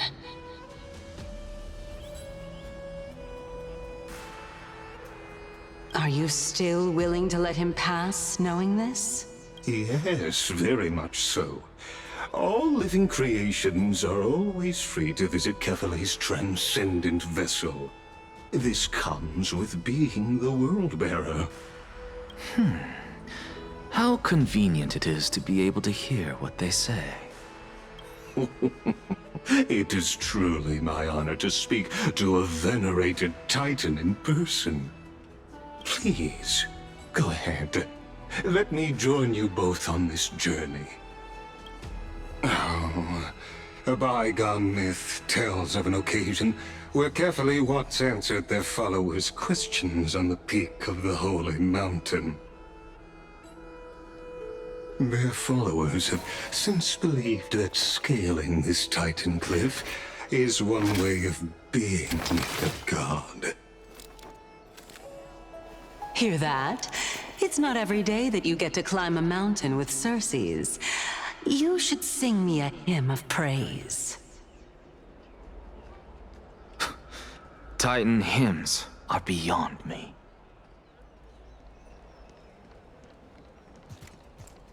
Look at how he jogs. It's so silly.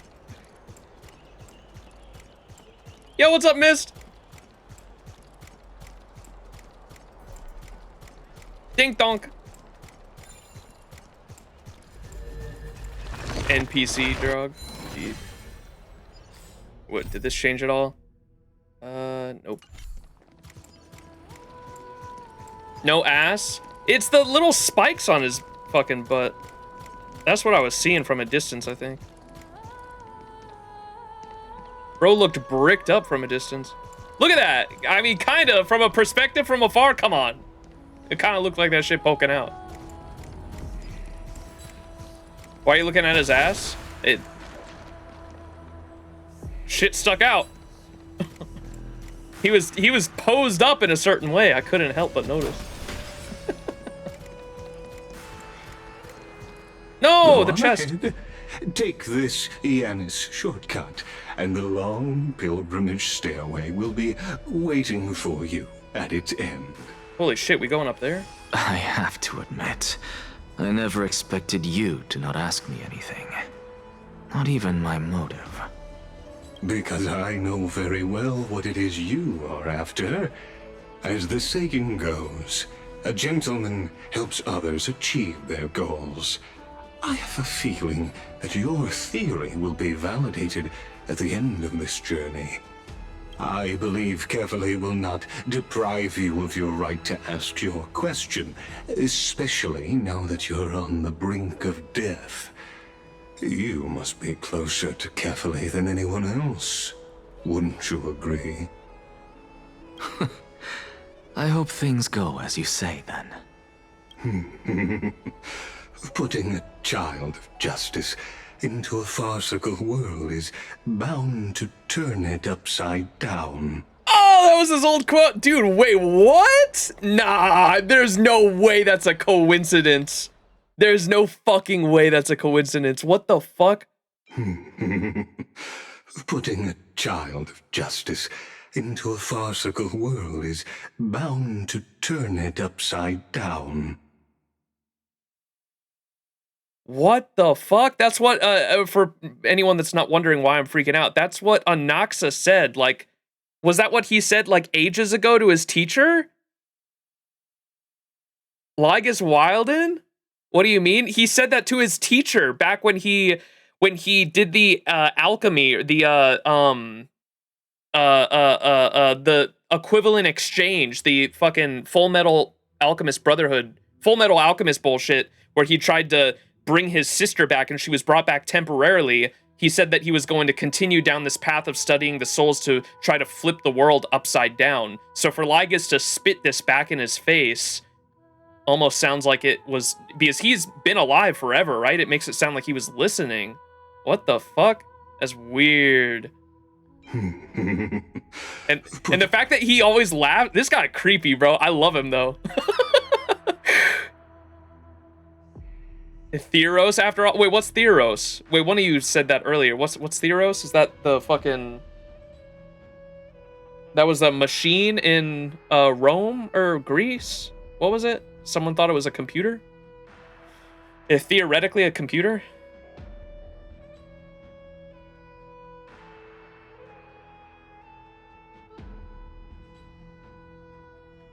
Into a farcical world, yeah. What the fuck?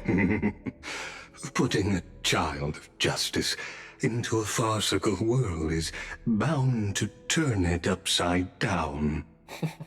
Bro, what? It is my hope that you bring a much-needed change to this world, which is on the brink of destruction.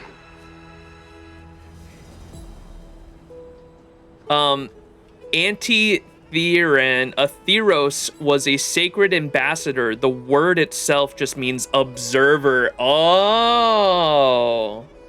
I was gonna say, with how he was watching and not saying anything earlier, I was gonna say that too. It seems like he just wants to witness shit. Curious little bastard, huh? What the fuck?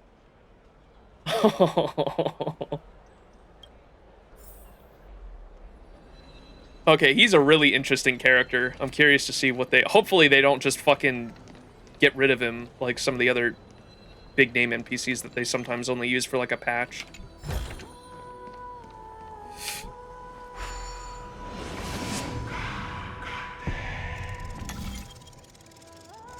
Well, actually, I guess I technically know,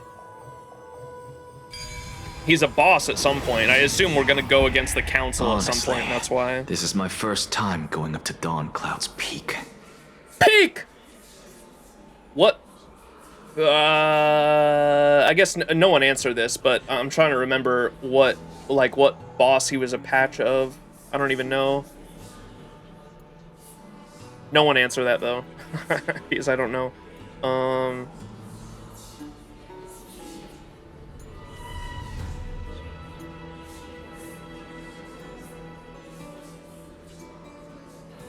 It's either 3.4 or 3.5, I think, because 3.6 is that weird-ass dragon thing, right? 3.7 was the weekly boss I'm spoiler-free on.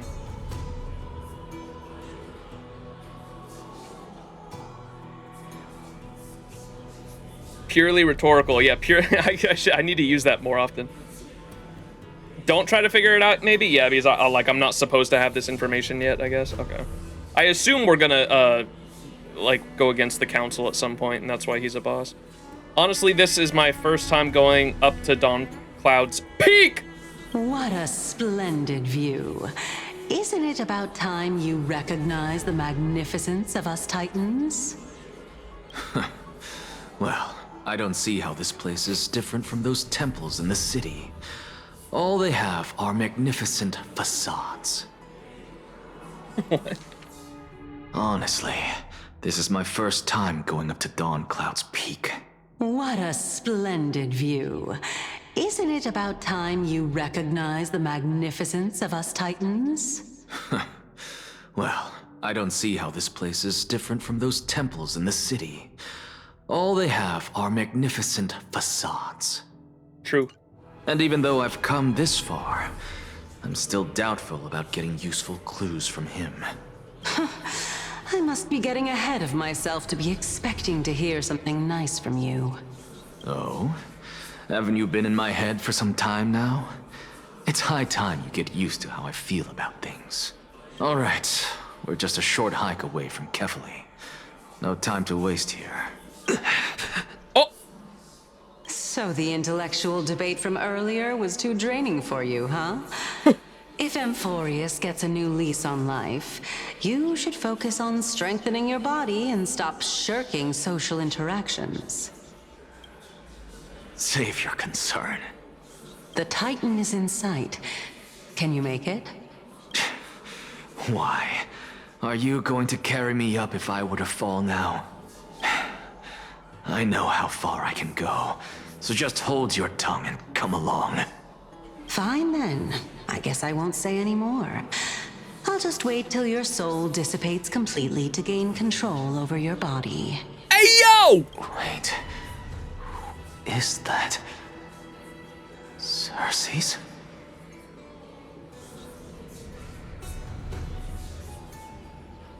What the fuck are you linking, Vertigreen? It's an old memory of Cersei? Hey, look at that. Huh? What should I be looking at? Am I hallucinating? Or do we even get to see souls when we're close to dying? What the is... Oh, it's up there.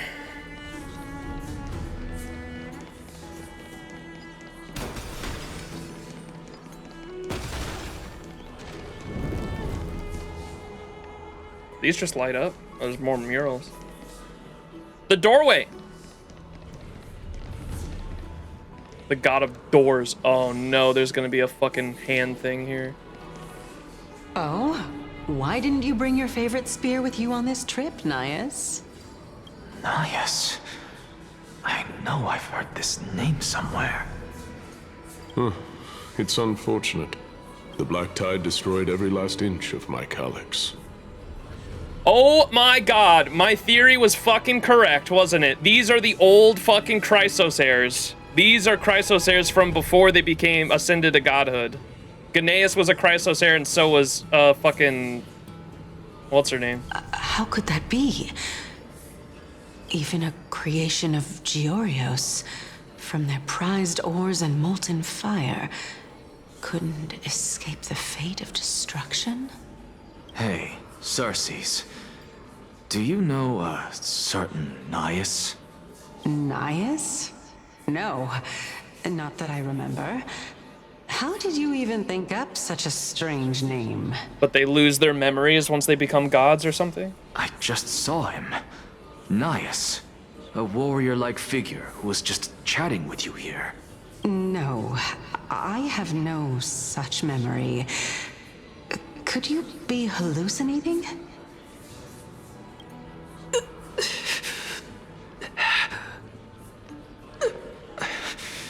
This is a departed spirit? Oh. I imagine like the core flame replaces their soul or something like that, so it's not actually them anymore.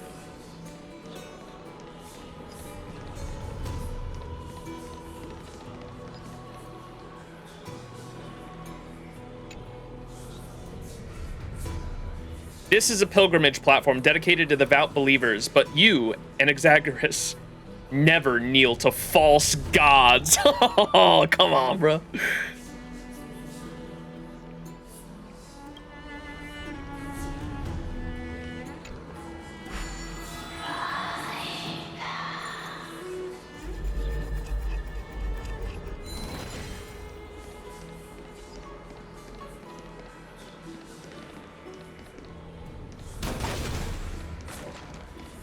Oh, look, there's other ghosts here. So we're seeing, like, departed souls.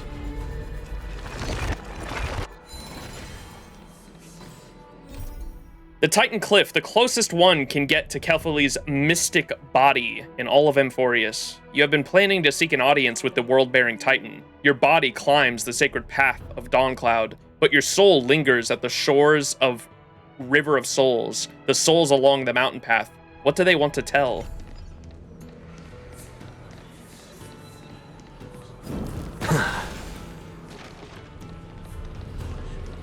We have a modern Western idea of souls being passed down through Christianity, but there are other versions. Yeah, I have definitely kind of dived into some of them. The Hinduism, Taoism, etc.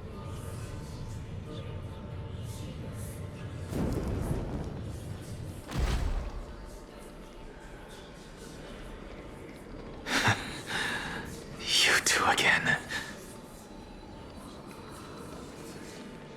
Enough about me. Did Kaos ever reply to you? Well, regrettably. Seems like the price of becoming a demigod is a lot heftier than we thought. Kaos. Demigod. I've never heard of this person. Which Titan's authority did he inherit? He seems to know, too. Look on the bright side, Nias. Since we've come all this way, I doubt he'd snub his old friends, would he? Let's just hope we mean as much as the world to him. Hey! Are you seeing that same hallucination again? Yes. It's still you and Nias, but you're now talking about a certain Kaos. I'm guessing he's one of your companions? Kaos? This name sounds just as strange to me. Never mind. I think I know what this is about. If things are as I thought, then they aren't hallucinations, but memories. The souls of people. What? But if those are the souls of the dead, then what am I? Beats me. For all I know, you're just an illusion I conjured up in my dying moments. Let's just keep going. As long as I take in more sights and hear more stories. Know your limits. Wander too far among the dead, and even I might not be able to save you. I'm fine. If this is indeed as I thought, then this will be very amusing.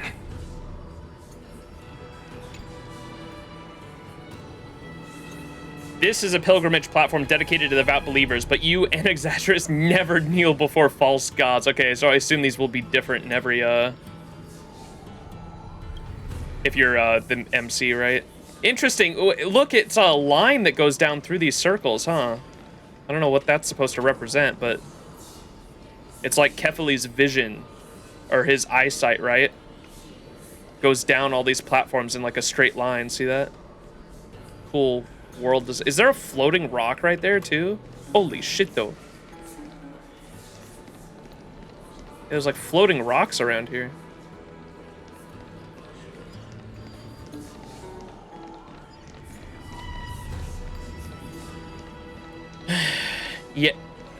Yet low does their gaze willfully fall and all.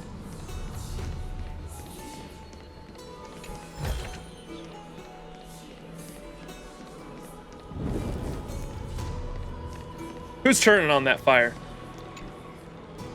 It said that tying a wind chime while making a wish here allows the sun bearer to hear our desires. My wish is simply buzz.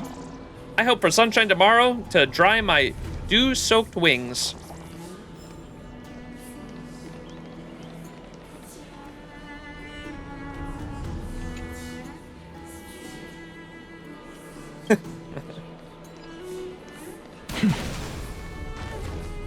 So, we meet again.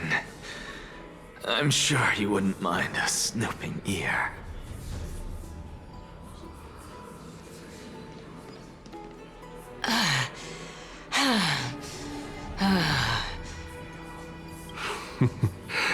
Can you keep going? Of course. I'm just... If I knew we had to climb a mountain, I wouldn't have come along with you. I guess this also counts as one aspect of the world-bearing burden. If Amphoreus does have a next life, You may want to get your body in shape. Keep your sarcasm to yourself. She's floating though? Yeah, I don't get it. I'm not getting anything of value from them. I would sooner throw myself off this cliff and hit rock bottom than exercise even a little. I am Calypso of the eminent Seven Sages, after all. Training would make me no different from those Helcalithist barbarians. Calypso of the eminent Seven Sages, after all. Oh, shit. Training would make me no different from those Helcalithist barbarians. Calypso. She's one of the Seven Sages. A member of the Grove? No, she can't be. I would know her name if she really were one of the Seven Sages. It's from the past, Anaxa! Put your fucking brain together. Hey, Circes. Does the name Calypso ring a bell? Wasn't that the false name she used when she introduced herself to us? Wait a second. Circes? They're gone. Doesn't matter. I can do this myself. Looks like I'm nearly there now. The land of the dead.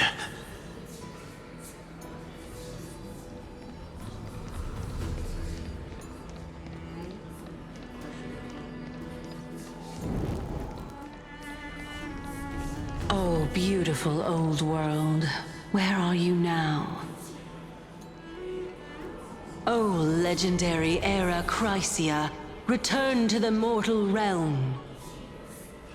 Splendid gods once walked the paths we walk.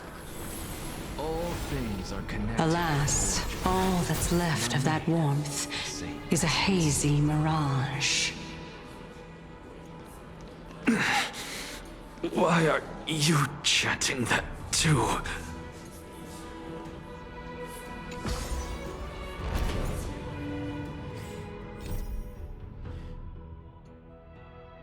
You have been planning to seek an audience with the world-bearing Titan. Time to discover what lies ahead. Here we go.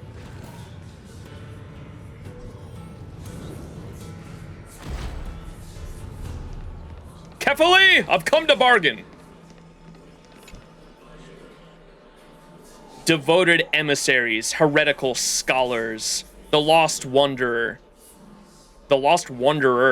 and the desperate outlaw. At the edge of divinity, we look up in awe. In a fleeting moment of terror, the long road behind fades from memory. Kefali's lean.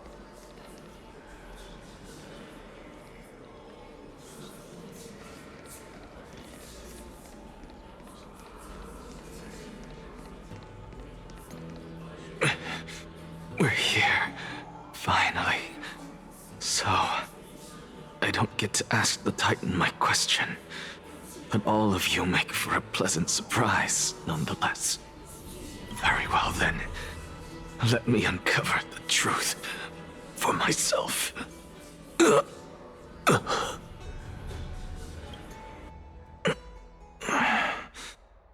I still fail to make it in time?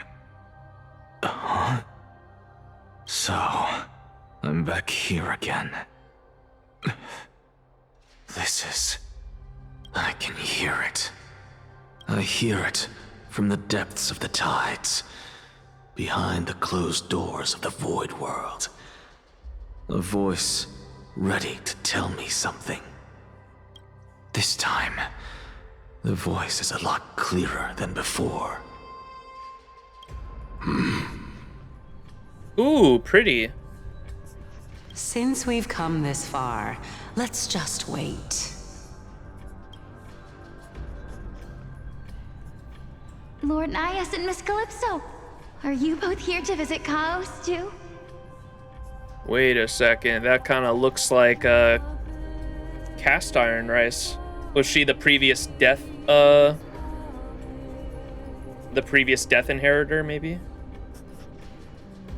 And Chaos, I assume, is the maybe the world-bearing Titan. If you're here to visit Chaos, was that the previous one that inherited the world-bearing Titan, maybe? Yes, and we've been waiting for quite some time now. Regrettably, he hasn't answered us. Yeah, it's got to be the world-bearing Titan. The worst-case scenario is that he's already been overwhelmed and crushed by the world-bearing burden.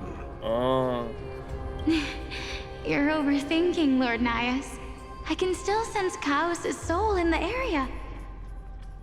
And if she can sense the soul, she's got to be the one that inherits death, right? And besides, we both know Chaos' nature.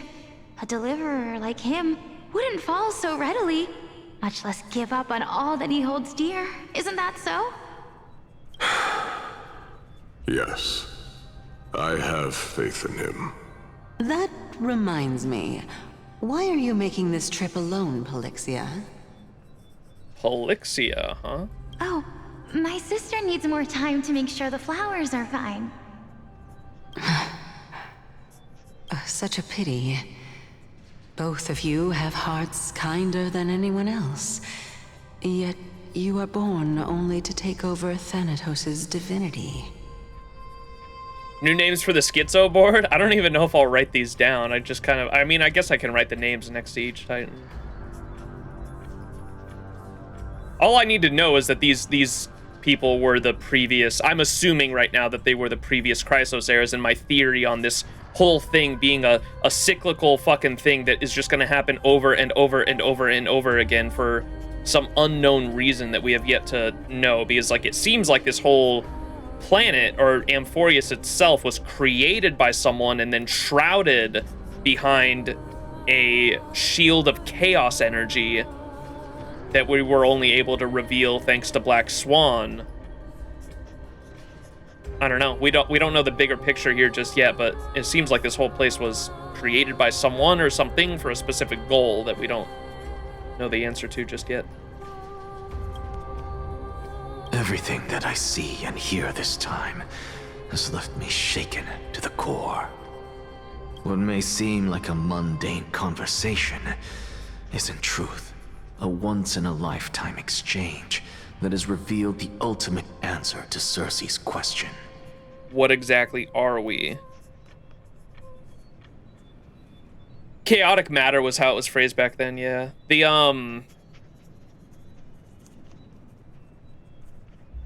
What was I gonna say? Fuck, I forgot.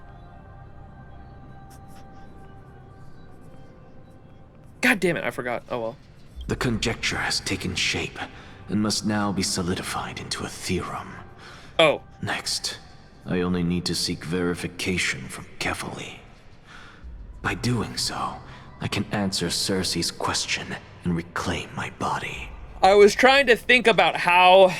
I was trying to put the dots together of how, because I've seen the cover art for 3.4 with whatever the fuck Finon turns into, and that's why I'm still spoiler free on Finon's animations, even though I have him. We haven't looked at Finon's animations yet because I wanted to be able to witness those and put together the dots whenever we get there. But haven't seen Finon's animations, but I've seen the cover art for 3.4, right? And so I had been thinking this whole time, how the fuck does he get to that point?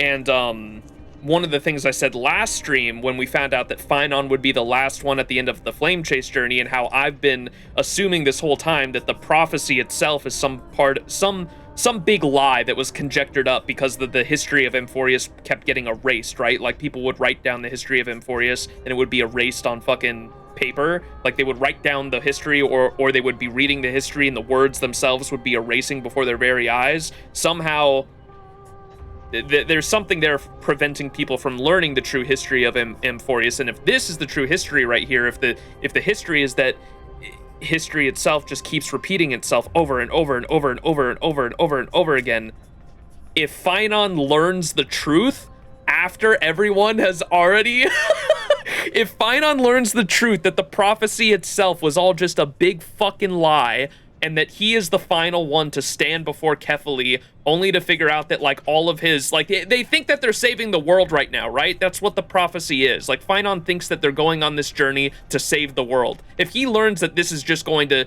postpone the inevitability of this just happening again and again and again, and that his friends essentially died in vain on this flame chase journey, I can see that fucking maybe cracking him and he fucking going a little cuckoo. So I don't know. We'll see. Finon schizo, yeah. Finon's POV after learning the truth. That's my theory at the moment, but we'll see. Because now that it seems like Anaxa maybe is going to figure it out. So I wonder what's going to happen to Anaxa, because he's got 15 days to live and he's essentially learning the truth right here. So we'll see. So they say, what may seem like a mundane conversation is in truth a once-in-a-lifetime exchange that has revealed the ultimate answer to Cersei's question. What are we? The conjecture has taken shape and must now be solidified into a theorem. Next, I only need to seek verification from Kefali. By doing so, I can answer Cersei's question and reclaim my body. Okay. So he's gonna ask the world-bearing Titan, what exactly are we? Okay. But no, I will not do that. Oh! That isn't important. Because another one of my conjectures, one that I have always dreamed of proving, has been proved right this very instant. About the souls? Fusing a mortal soul with that of a Titan to replace said Titan is not a ludicrous idea after all. No! Back to Dan Hong! God damn. Oh, look, they're on a date. Where's Try? Dan Hong and Hyacinth sitting in a tree. Kissing. What are you thinking about? Just amazed at how this towering tree is Cersei's divine body. It's a majestic sight. Is that so? You don't look the slightest bit amazed, though. Plus, you seem to be strangely familiar with the city around the Great Tree. Merely something from the past that I won't go into. Ooh. Scale Gorge Waterscape. The past, huh? I was also a child when I looked up at Cersei's. Their leaves and branches reflected the sparkling stars. And their trunk was like a pillar that supported the sky and ground. He's referring to Scale Gorge Waterscape, right? She says, so you don't look the slightest bit amazed at the tree, plus you seem to be strangely familiar with the city around the Great Tree. Is he talking about Scale Gorge Waterscape? I assume so, because it's like similar in a way. Merely something from the past that I won't go into. Events of the past, huh? I was also a child when I looked up to Cersei's. Their leaves and branches reflected the sparkling stars, and their trunk was like a pillar and supported the sky and the ground. The Arbor? I stood at this very spot back then, imagining the day when I could climb to the top of this tree. Because I would be the closest I can be to the sky at that spot. Yeah, you're right, Crafts. Is probably the fact that there's a giant tree on the Luofu and a city surrounding it. You're a sky priest, yet you study at a place that is home to the Reason Titan. That's rather counterintuitive. Don't read too much into it. I mean, can mortals even hope to reach Aquila's realm? Yes. They're a strict and draconian god. Nothing like Cersei's. Reason is willing to share what is theirs with others, but Sky only expects people to revere them. You get what I'm saying, right, Denny? She's already got nicknames for him, bro. Come on, bro. Nah, they definitely... Come on, bro. You get what I'm saying, right, Denny? After all, the Titan that imprisoned you and Grey here in Amphoreus is none other than Aquila themselves. She gives everyone... Dude, does everyone give nicknames? Tribby did that shit too. The Titan that imprisoned you and Max here on Amphoreus is none other than Aquila themselves. Yes, I didn't count on provoking the ire of a local god. But there will always be people who dream of soaring towards the sky.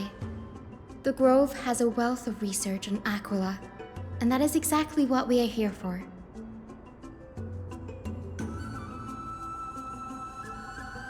What the fuck is that?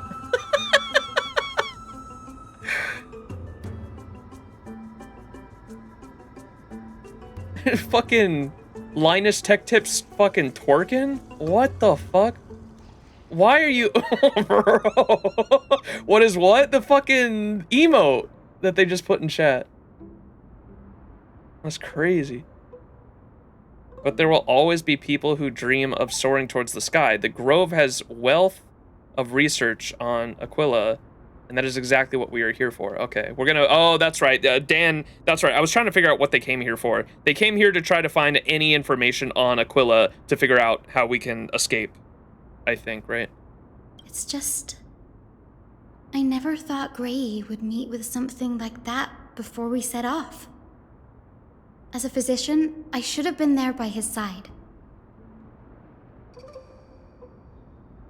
Oh, they're talking about,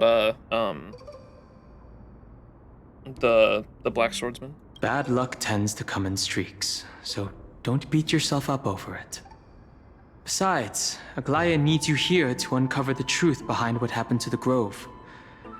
Let's just make the most out of this trip and keep a lookout for any documents related to the Death Titan. They could be useful to him. We came here for the Death Titan, too. Yeah, there is no rest for the weary, huh? In any case, what we're looking for could be anywhere in this enormous grove. Let's split up to cover more ground. Danny, with your skills, I'm sure those monsters born of the Black Tide will pose no threat to you anyway. What about you? Will you be alright on your own? Have you forgotten that you're talking to the chief physician of the Twilight Courtyard? Have more faith in me. I'll be just fine. The silence in here is near deafening. With the vast amount of knowledge it holds, this academy is akin to a labyrinth of information. Even the cleverest of scholars would easily lose their way in here. I should gather my thoughts before heading in. How to leave Amphoreus. In the myths, Aquila, the Titan who reigns over the domain of the skies, is a colossal bird that overlooks the world beneath them with 100 eyes. As long as they continue to soar above the clouds, the people of Amphoreus will remain trapped on the ground. Huge outage in Colorado just happened and my phone's up gonna die soon. All right, Yams. Hey, hope you guys are doing all right. Get that generator up and running. Pronto. Their contrast in personalities does make it pretty cute. What did Dan say? In the myths, Aquila, the Titan who reigns over the domain of the skies, is a colossal bird that overlooks the world beneath them with 100 eyes. As long as they continue to soar above the clouds, the people of Amphoreus will remain trapped on the ground. Why did that sound like it rhymed?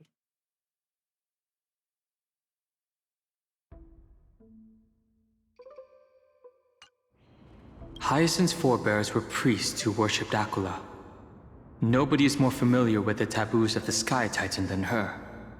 Seeing how Aglaya has sent her here as a guide, it's possible that she has plans to have Hyacinth take on a trial in the future.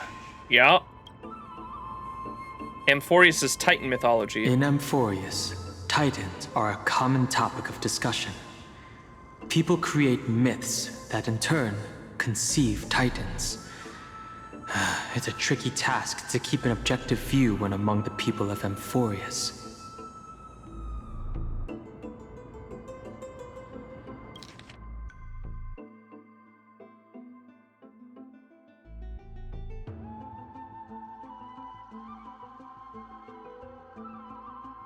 Is there a way to step out of the situation and look at it from a different perspective? Titans and Eons? Titans and Eons are two distinct classes of beings. Titans can communicate with us humans, and it is not impossible for us to overpower them. Upon their demise, we can even take over their divinity. In this regard, Titans can be said to be a lot more similar to humans than eons are. The Chrysos heirs and demigods? Chrysos heirs are humans who possess heroic qualities, with most of them demonstrating extraordinary combat prowess and strength. Upon clearing a core flame trial, a Chrysos heir can even ascend to a demigod and inherit a Titan's divinity. Wait. Something about that feels off. Is this a selection process of some sort? Chrysos heirs are humans who possess heroic qualities, with most of them demonstrating extraordinary combat prowess and strength. Upon clearing a core flame trial, a Chrysos heir can even ascend to demigod and the Flame Chase journey and the prophecy. Guided by the prophecy, the heroes are on a quest to reclaim core flames and usher in the Era Nova. Their efforts have seen gratifying results to date. As I expected, the prophecy is the hardest to make any sense of. But with barely any information to go on, no matter how much I ruminate on it, it won't yield any results. I should leave this for another time. I should probably turn my attention to something else. Nobody could have ever imagined that his life would be forfeited the moment we landed on Amphoreus. I should have done more to keep him safe. But it's not too late. We still have a fighting chance. The unique rules that govern life and death on Amphoreus might just work in our favor and save him. The Grove is a veritable library of knowledge. Maybe they'll have records on a similar case? Please let there be one. Enough musing for now, it's time to move. The clock is ticking. I should search for more clues as I move. The night sky feels unusual, now that I've gotten used to the eternal light of Akama. Who can we put in the team? A fucking normal Don Hong. W.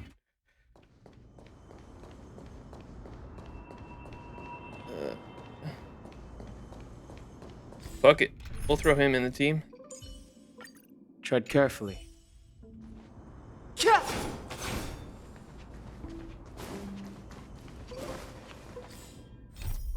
Before heading to the Library of Philadelphia, look for any documents left behind along the way. Many documents were scattered when scholars fled from the Black Tide creatures. There might be information about Thanatos, the Death Knight. Where are we going? I guess this way.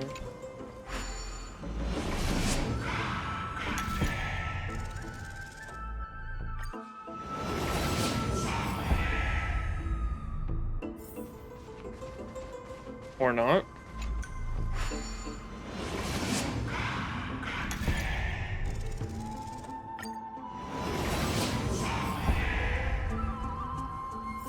It's the fucking tree trunk.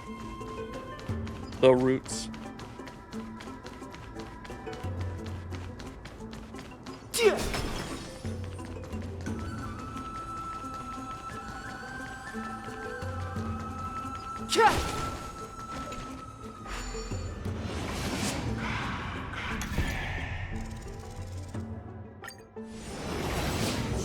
Silverwolf gonna carry this team? That buff go crazy, huh?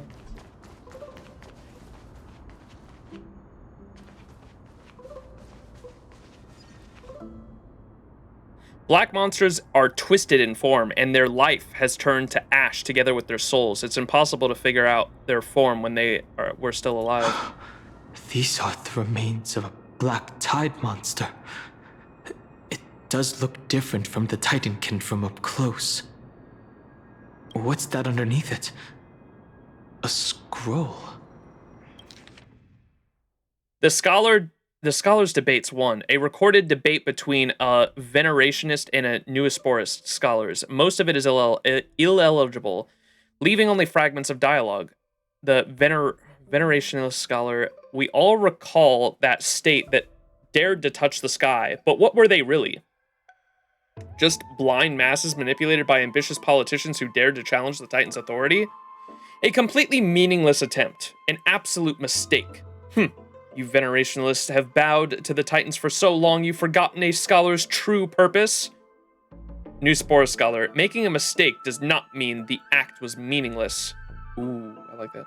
New Spore Scholar. Even those students new to the Grove understand this from basic logic lessons. New Spore Scholar. An entire city-state reduced to ashes proved the skyship's construction was a mistake. To me, that's precisely the meaning they achieved through sacrifice. Am I hearing this right? Such a statement. Are you converting to venerationalism? No, I am simply examining the matter from another perspective. Legible content ends here.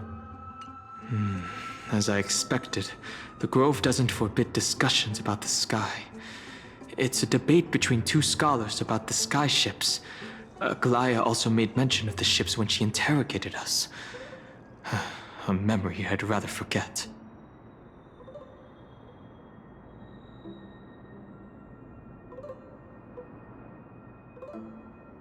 What do they mean by sky? What is sky ships?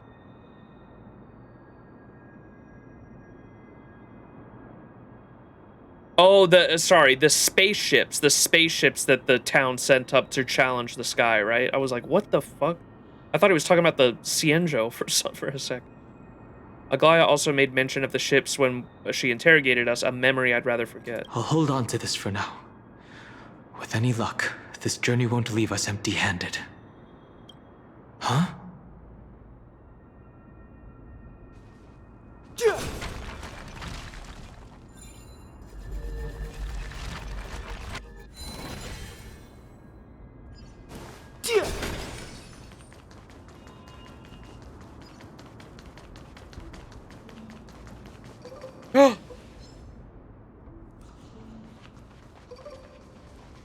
That's Hyacinth. Why is she surrounded by so many monsters? As much faith as I have in her, it's probably a good idea to help her out there. Really now? This is way more trouble than I could have asked for. Need a hand? Or you could sit back and watch. Oh!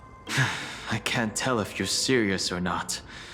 But being hard to read isn't without its perks, I suppose. I'm kidding, Danny. Lend me a hand, pretty please. All right, now let's get him. Okay, bro.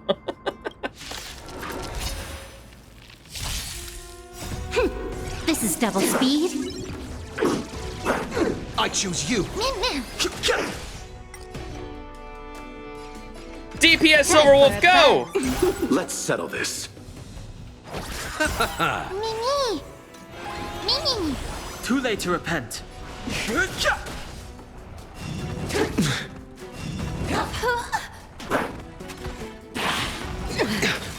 Bloom.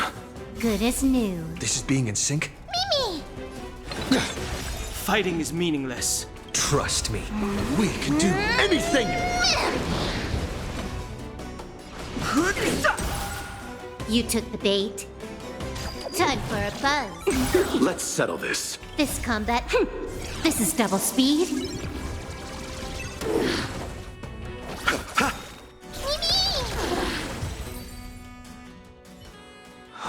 This place is practically in ruins. What happened? There shouldn't be this many monsters here. The Black Tide is remarkably quick to detect the light of Amphoreus. So or rather, the blessings of the Sky Priest in me, might have unknowingly called them to me. You know, wait, RMC is hitting more than Danny? Yeah, of course he is. It's just the hoyoverse logic of character came out more recently, hit harder than any previous character. And Danny's old. Danny be old.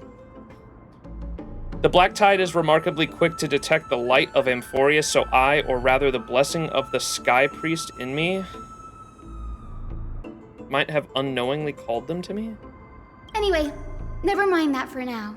What the fuck does that... So the blessing of the Sky Priest from her called the Black Tide monsters to her?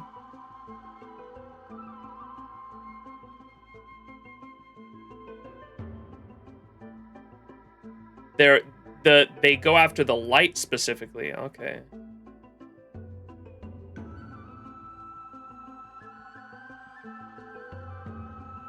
Here, you might want to have a look at this. I found it around here and thought it might be of interest to you. The Scholars Debates 2, a debate record between two scholars. Most are ineligible. Jesus, I cannot say that word. Leaving only fragments of dialogue. Etherio. Well then, enlighten me. What exactly do you mean by examining it from another perspective? Oh, this is continued from the last one. Simple, you see. When we stand normally, the sky is above. When we stand on our heads, it's below our feet. Wait, this is just fucking orb! Non the demo! God damn it, bro. Oh my god. It's literally orb. There's a moment in Orb when one of the old scholar that was trying to study to try to convince everyone that the planet itself was not the center of the universe, but that the planet itself was not the center of the universe, but that the universe that the Earth rotated around the planet, and the heliocentrism versus yada yada geocentrism. And the argument that the scholar made to the kid at the time, I forgot the main character's name. The scholar that tells the kid, I think this is at the end of like the first episode, he tells him, examine it from a different perspective. And the kid's walking home and he's like, well, that's preposterous. The sky itself rotates around the world. How could we not say that the Earth itself was at the center of the universe and that the entirety of the cosmos rotated around us? And as he's walking, he's looking at a mountain and he trips and he falls backwards. And as he's looking at the mountain range, he falls backwards and he falls on his head and stares up at the sky, and then he realizes, oh my god, the planet itself could be rotating. And then he goes home and starts writing down a bunch of research, and he's like, wait, could this theory actually be true? And so because his perspective was on the mountains and he falls backwards, he realizes, oh, the cosmos isn't the one rotating around the planet, it's the planet itself that is turning. It's cool. Raphael, yeah. Raphael. Anyways. The origin, yeah, it's when that that emote right there that Kesuke put is when he goes home and starts writing down the theory. So he says, simple, you see, when we stand normally, the sky is above. When we stand on our heads, it's below our feet. I don't even want to know what kind of situation inspired you to make such exalted theories. I also was on fucking perfectly legal shiitake mushrooms one time, and I also had this thing in my head because I can't remember the world. God, I'm gonna sound so schizo explaining this shit, but I remember explaining it one time about how different perspectives can completely shape your view on something, and I was in a maybe I shouldn't tell this story. I'm gonna sound so fucking schizo, dude. When I have my own personal therapy sessions, which I haven't done in a long time, but I was on perfectly legal shiitake mushrooms, and I go in VR chat and I literally stare at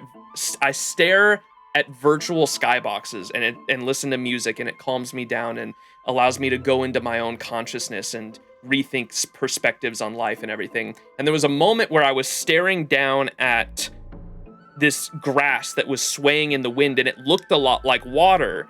And like if you just stared down at this moving blade of grass that was like pink, I think this field of grass, it almost looked like water or a pond or something like that. And then you could shift your perspective and obviously see that it was grass.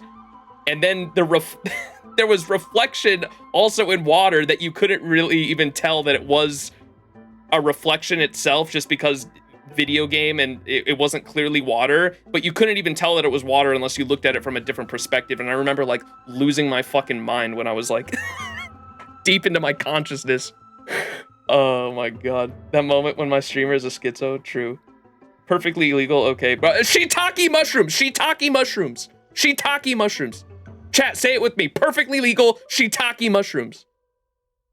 Don't start with the mycelium. Guys, mycelium is fascinating. Did you guys know about mycelium? Mycelium is that white stringy stuff that is underneath mushrooms that goes under the ground. It connects to trees even. And trees share resources with the mycelium. They literally move carbon and resources, water itself between trees. Trees use mycelium to even get to their offspring to the point where the tree will be like, hey, this sunlight isn't actually hitting me from right here. I'm going to tell my own offspring through the acorns and shit that have fallen from the ground, my own offspring, I'm going to communicate with them that they should go over here and actually grow this way because it knows. It uses, they talk to each other. The trees can communicate with each other through the mycelium, chat. It's fascinating.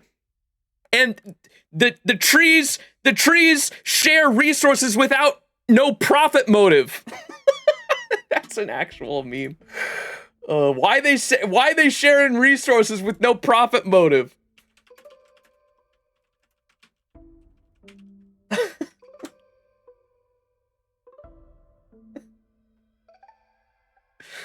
Here it is. Oh my god, I love this picture so much.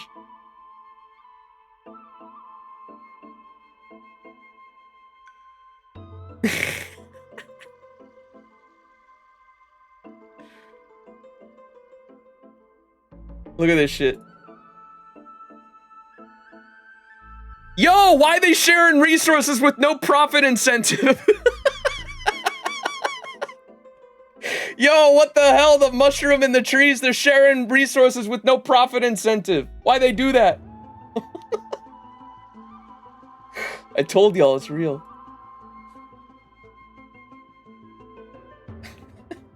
This is my favorite author, Nasu, because Nasu is a mushroom for his logo. True! This is why. Anyways. So they're talking about the different perspectives. When we stand normally, the sky is above. When we stand on our heads, it's below our feet. I don't even want to know what kind of situation inspired you to make such exalted theories. By the way, I have a student who loves to write satirical comedies and once wrote about a fool who could not figure out a question no matter what. As I said, there's no reasoning with you, venerationists. You're like a dromes, huge yet always gazing downward at the earth, while I want to be the wasp that stings the dromes. What if that state tyrant's defeat simply proved that among all paths to Aquila, the skyship was the wrong one? Among all paths to Aquila, the skyship could have been the wrong one. Yeah, true. Because that's why they said earlier that I liked, just because. What did they say in the other one? A failure is not meaningless, because if you have a failure, that just means that that path was the wrong one, right? That's what he's saying here.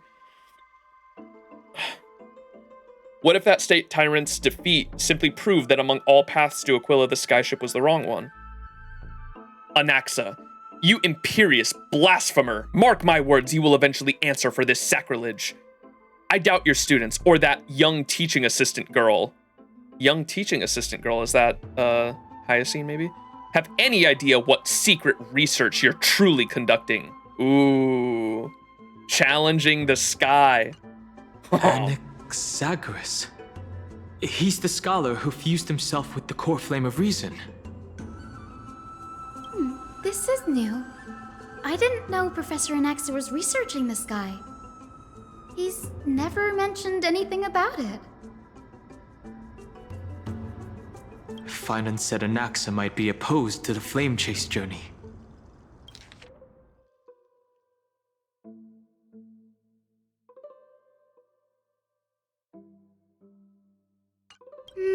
Might is an understatement. Anaxa has never been one to venerate the gods, nor has he ever found it within himself to put any faith in the prophecy. People have come to think of him as a heretic, even in a place as liberal as the Grove. Yet, it is also this very blasphemer that Circe's favors. Fate sure works in mysterious ways. Fate! I picked up a scroll on my way here too. It looks like it may be related to the one you're holding. Oh? Let me have a look. Hyacinth combines both records together.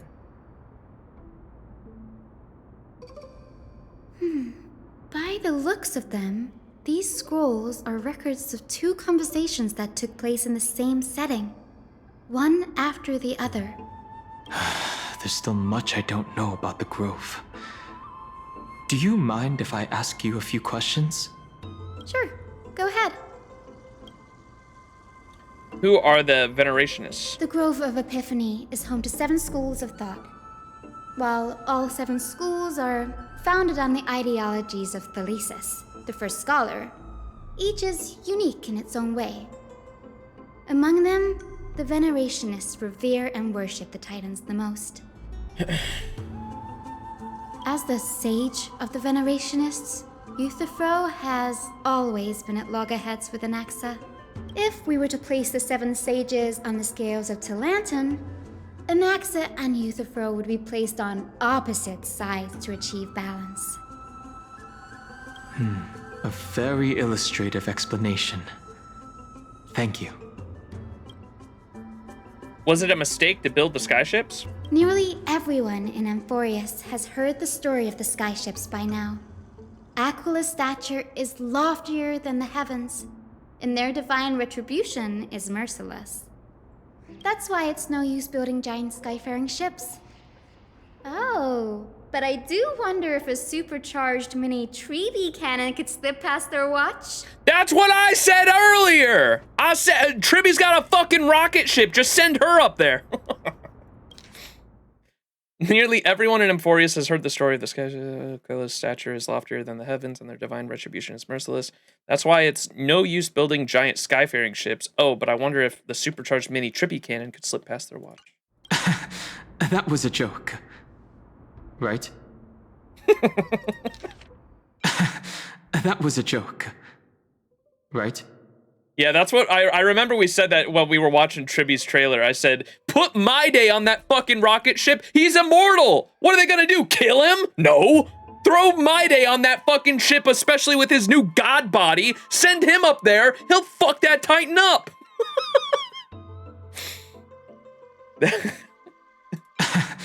That was a joke. Right? What's Anaxa's field of study? Newsporists primarily study the application of alchemy in soul repair. Everyone considers Anaxa a blasphemer, but that has never stopped him from sharing his ideas, no matter how taboo. If you must say that he's hiding something, then it's likely what lies beneath his eye patch. Max definitely had some shrooms before hopping on stream today. Try. I have never done shrooms. I've only perfectly legal shiitake mushrooms. Twitch. Perfectly legal shiitake mushrooms. I don't condone drugs. I've never done drugs in my life. Perfectly legal shiitake mushrooms. You have a power bank? Oh my god, Yams. Thank you, Enfemi. You get me. Perfectly legal shiitake mushrooms. Everyone considers Anaxa a blasphemer, but that has never stopped him from sharing his ideas, no matter how taboo. If you must say that he's hiding something, then it's likely what lies beneath his eye patch. Ain't that his ult? He like, does he peel up the eye patch in his ult? I don't have any more questions. Anaxa often says that every failure brings us one step closer to the truth. True. Every failure is a lesson. Every failure tells you that that path just wasn't right. Perhaps, to him, the crash of the skyship carries a different interpretation. The firmament is not impenetrable. On the contrary, it was precisely because the skyship represented the first step toward breaking free from the shackles of the earth that it provoked the wrath of the Sky Titan and brought divine punishment upon itself.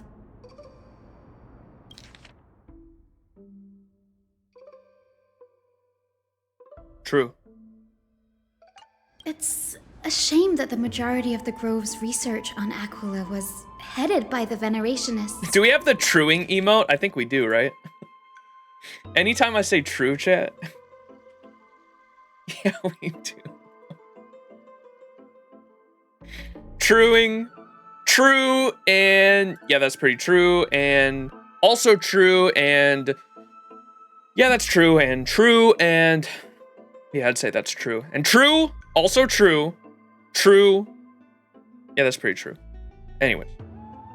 It's a shame that the majority of the Grove's research on Aquila was headed by the Venerationists, with sacrificial rituals making up a predominant part of their findings. Discourse about more esoteric subject matters in relation to Aquila dwindled even further after the skyship incident. So much so that even the scroll is completely new to me. Extra 30% into 3.2 story. Cease and pay attention. I am paying attention. What do you mean? Y'all keep distracting me. You also say fucking a lot? Yeah, I'd be fucking your mom. Sorry. With sacrificial rituals making up a predominant part of their findings. Discourse about more esoteric subject matters in relation to Aquila dwindled even further after the skyship incident. So much so that even the scroll is completely new to me. Don't worry about it. We'll just collect everything we can find on the Titans for now. There's something else that's caught my attention, though. This says that Anaxa is conducting secret experiments of some sort. That's what I'd like to know. What are these experiments he's involved in? Even I, the assistant lecturer, know next to nothing about them. I have a bad feeling about this. Could there be more to what happened at the Grove? Pink Branya will save us. I gotta put Pink Branya here too, huh? There you go. Bree, have you... Oh, what'd she say? Frick!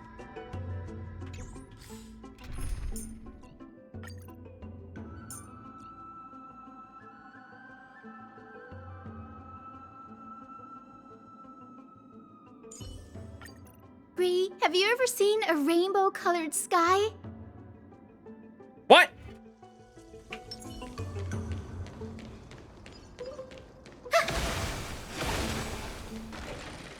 Head to the Library of Alexandria. Head to the Library of Philadelphia with Hyacine to collect the documents for the databank and expand your understanding of Amphoreus. Anaxa Gorgeous, who survived the tragedy in the Grove, remains a mystery.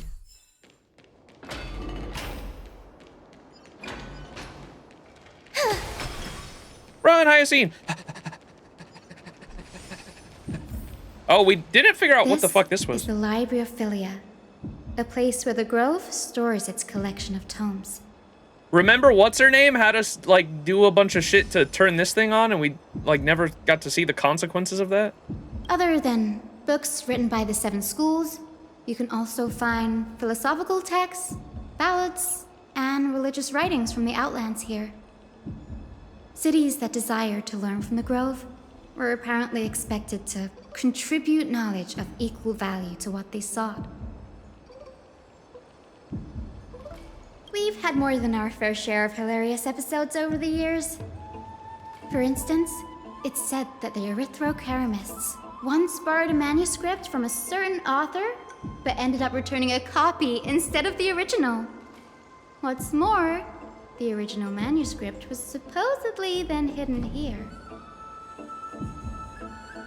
Ah, sorry. That one's supposed to get a laugh among the more academic circles.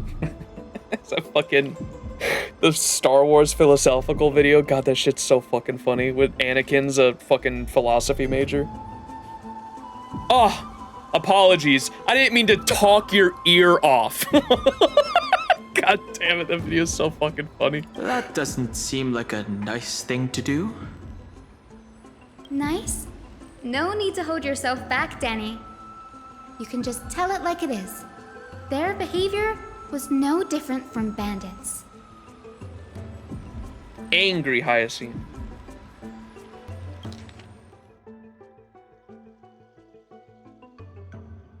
Well, if you don't mind, did the Grove ever rob Castrum Kremnos?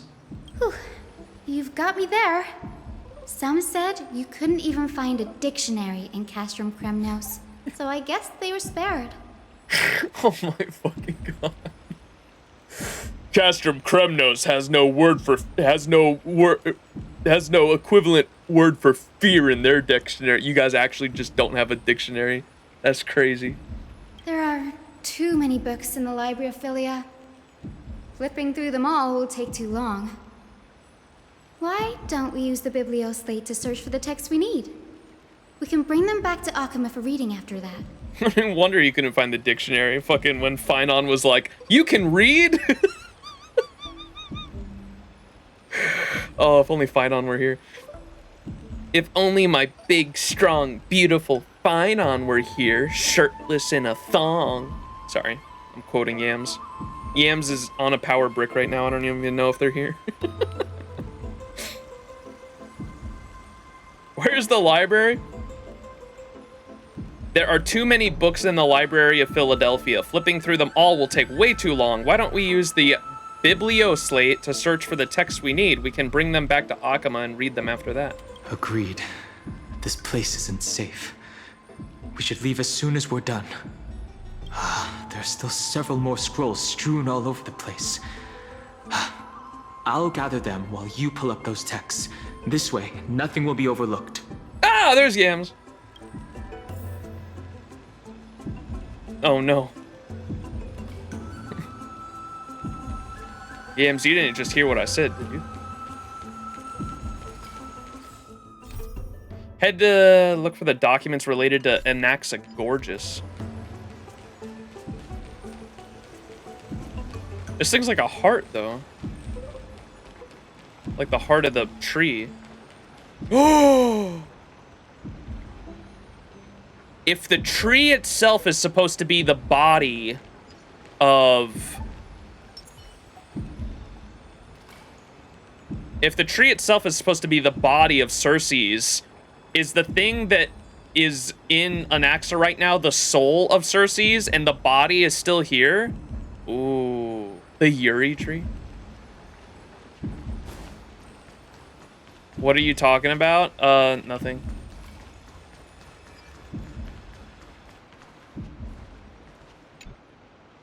A record of the many research topics a Capris scholar had applied for and replies from their school's sage about these topics. Topic 1. A discovery that many mythical beasts renowned for their longevity actually reside in areas with poorly managed birth and death records for such creatures. Permission to research. Reply, lacks research significance. Not approved. Topic 2. An observation of real plants within the grove imitating the growth patterns of nearby white dryads. Permission to research. Reply, falls under the domain of Lotophagists School. Not approved. Topic 3. Investigating the feasibility of placing flying birds into rocket tubes to guide the direction of the rocket's flight. Permission to research. Reply, too fanciful. Not approved. The subsequent topics grew increasingly what is that word? Eclectic? Yet the outcome of the replies remained unchanged. Impressive tenacity. Hopefully it helped him survive the Black Tide.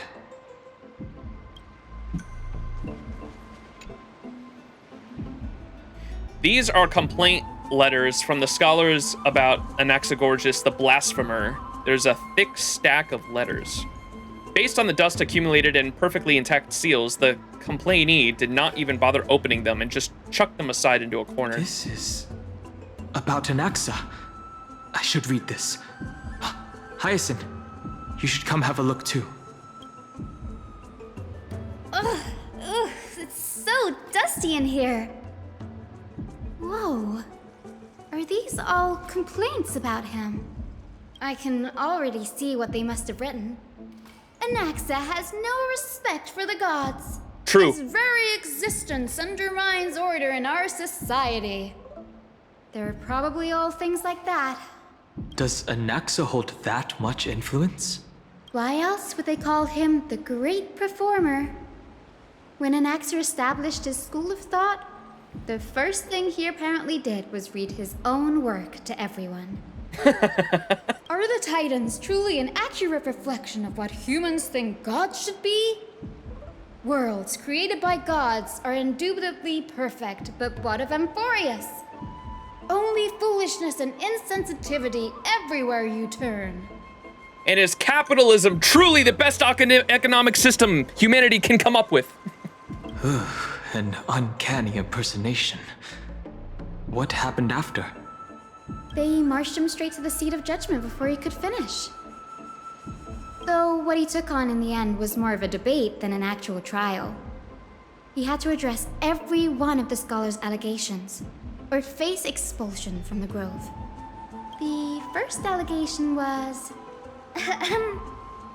Do you agree that since the Titans created the heavens and earth, so the mountains, rivers, and seas must likewise be their creations? Am I supposed to put myself in Anaxa's shoes and answer that? Yes. As told in the myths, the seas, the skies, and the earth are all, beyond the shadow of a doubt, creations of the Titans. Anaxa would have probably been spared a lot of trouble if he had answered this way.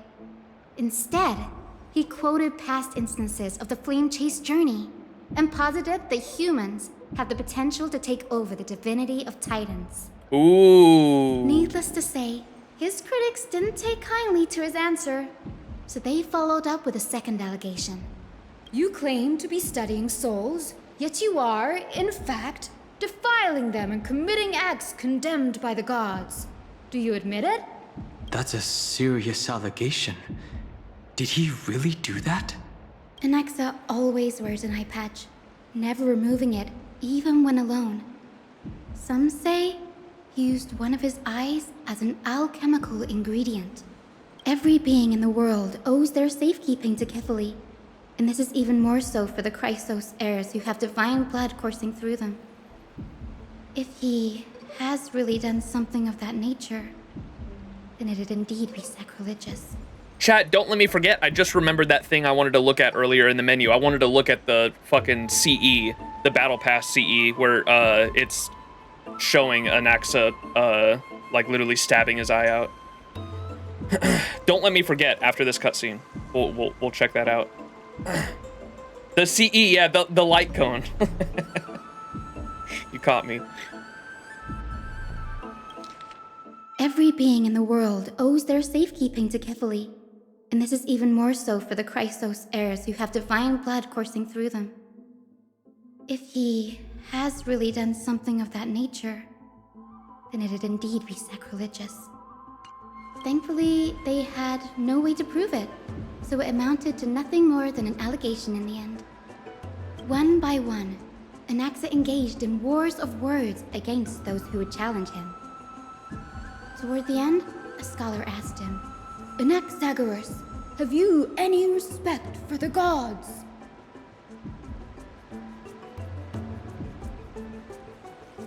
It was only after a brief silence that he answered, I have never denied that Titans are meant to be noble constructs. Oh, what he didn't say, that the Titans are not noble, rings louder in this case. Yes.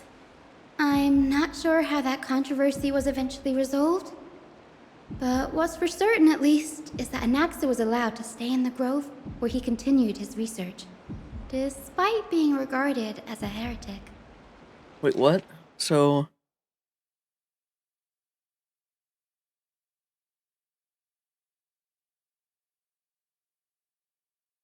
Oh, so he's lying. Is that what they're implying? That he lied and said, I have never denied that Titans are meant to be noble constructs, specifically to stay at the Grove. I think he realizes that if he goes too far with some of his theories that they'll kick him out of the Grove. Is that what they're getting at?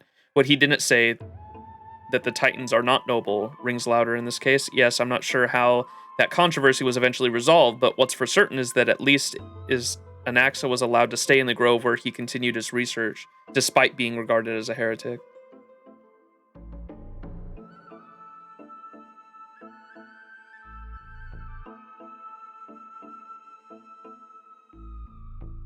He meant? Wait, what? They're meant to be noble constructs. Okay, I see what you're saying. By the way, This stack of complaint letters has reminded me of a place in the grove. We may find clues there that aren't on the teleslate.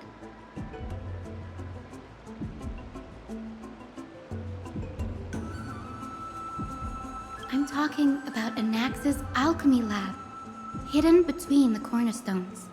Given the Grove's meticulous approach to archiving, could there really be such an oversight right under their noses?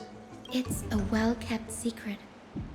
Among the 7 sages, excluding the nominal chief sage, each has a private sanctuary where they can conduct research undisturbed in their free time.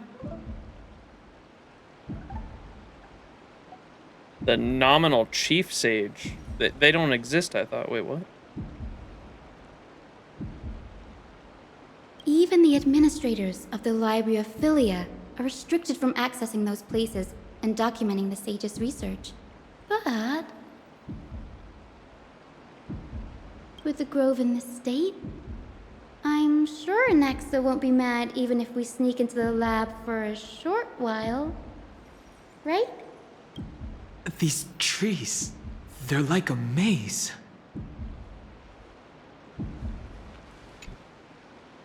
A book covered in annotations from many scholars. This title is The Art of Sophistry, 40 Ways to Improve Your Debating Skills. Oh boy. You skim through it in the highlighted methods, including virtual causation, false premises, and contradicting conversation, conflating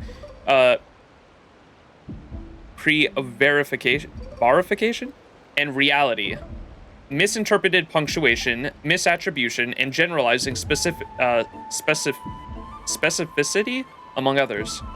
Amidst it are scholars' exclamations, a true eye-opener. The art of language knows no bounds. If I can't master sophistry, I can at least learn to defend myself against them as an honest man, and so on. The last resort is, when all else fails, employ brute force. That's true. Well, this isn't going to be of any help, that's for sure. When all else fails, use brute force. It's the fucking rings true of the Lost Belt 3 ending with the if we can't settle this with words, then I will come down there and punch you, and I give you permission to punch me back. God damn, I love that Chin Shi Wong fucking line. One of my favorite moments in all of FGO.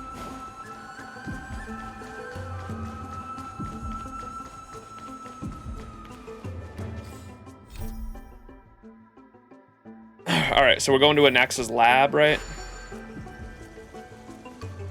Maybe that's how Finon's so good at debating. He just punches people. Yeah, for Yams was asking about the length. We're only doing half of this story. I don't know when. We'll try to find a good stopping point. But one of you said we're like 30% through right now. We'll try to get like halfway through and end it there and do the next half in the next stream, like we have been.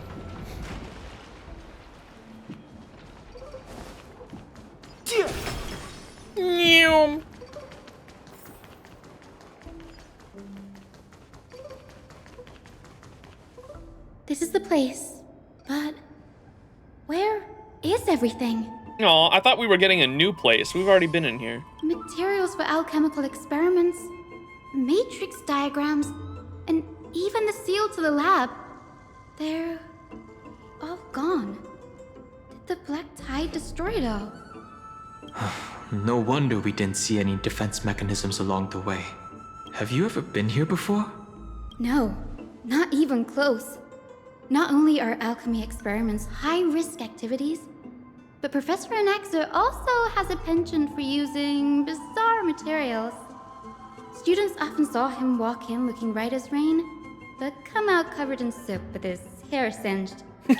Naturally, no one dared to come near this place. Actual mad scientist vibes. Huh? That bookshelf over there seems to be the only thing still intact. Also a bit reminiscent of King of Humans Gatia. I may have lost, but punching you will make me feel better. Yeah, I fucking love that shit too when he gains a little bit of humanity with that. Oh man, because he originally he has resorted, he's like, even though I know it'll be fucking useless, I do give you permission to punch me because I know you hate me so much, and you go up and punch him, and of course doesn't do anything, and then the whole fucking the whole debacle transcends forth and he's reduced to just like a single fucking entity instead of the fucking thousands of demon gods that were presiding his consciousness, right? And he gets dumbed down to this one little entity and he's like, I'm going to punch you. I know it'll be useless, but it'll make me feel better. I just checked your 2.5 out of 8.2 hour playthrough, and that comes just over 30%, so that was a perfect estimation. What the hell? He definitely mixed soaps as a child.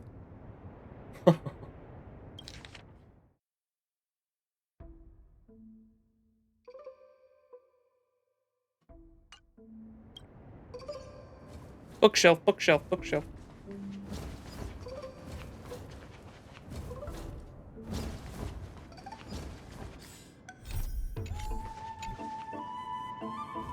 These are the materials requested by Anaxagorgas. Documents from the various fields have been compiled into one place, including the Titan creations, the University of the Soul, alchemy doctrine, and so on. Most of the materials look to be within the research domain of the Nusporus school of thought. However, a documented title, A Study on the Chrysosaur's Background, is mixed within them.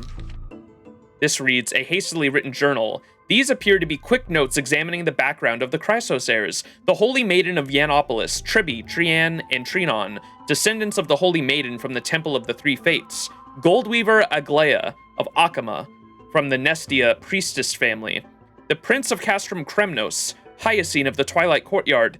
All of their ancestry have varying degrees of connection to the divine titans of their divine authorities. Does the golden blood come from the heritage of the priest families or royal bloodlines? Anaxagorgas, myself, show no such connection. Kephali, the creator, what criteria did they use to create the golden blood, to shape the Chrysosaurs? Yet Castrus, the servant of death from Idonia, her lineage is neither titan priest nor demigod, but she has walked the earth for at least a millennium, with the power to grant death to humans. Where did this power come from? Another text speaks of the dragon legends of Styxia. The alchemical extraction of soul ripped from dragon corpses intriguing. Dragons appear to be titan creations. Perhaps there's a way to reverse the process using alchemy to refuse human souls with titan creations, increasing the purity and divinity of golden blood towards the absolute. This theory must be tested. Experiments must be arranged. What's going on? Anaxa is conducting research on our friends in Akama and... me? This journal contains several intriguing points. You make a damn good point, Yams. If I E6 Anaxa, then I'm sure you can avoid the two teammates. I thought it was only one. Wait, what's the other one? What's Anaxa's best in slot team? Is Celery and who else? Who's the other one? I thought it would have been, it's true, just E6 him. Oh, Herda? Yeah, I mean, I ain't using him for fucking... Wait, Herda for sub DPS. I thought he was the sub DPS. And then Celery. Nah, I'm doing hyper DPS. I ain't pulling Herda. No, he's sub DPS? Nah, yeah.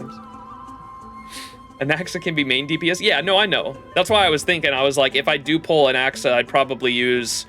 It'd probably be a Anaxa, Sunday, Cyrene, and Dunhung PT would probably be the team.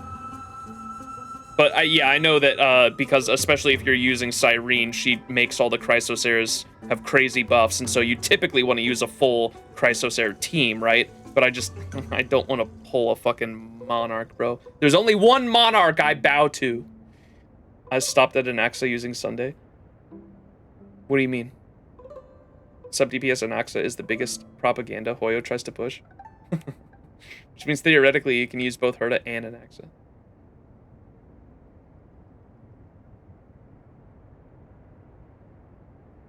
But Celery has a crown. Give him E2 Branya. No one needs Sunday. Been meaning to build an Anaxa as a main DPS, but I am needing Ceredra. Anyways, let's get back to it. This journal contains several intriguing points. Creations of Titans. From the Abyss of Fate to Castrum Kremnos, I've seen many a Titan creation during my time in Amphoreus. Life forms created by Circes can also be found in the Grove. From the Abyss of Fate to Castrum Kremnos, I've seen many a Titan creation. What did he say? From the Abyss of Fate to Castrum Kremnos, I've seen many a Titan creation during my time in Amphoreus. Life forms created by Circes can also be found in the Grove.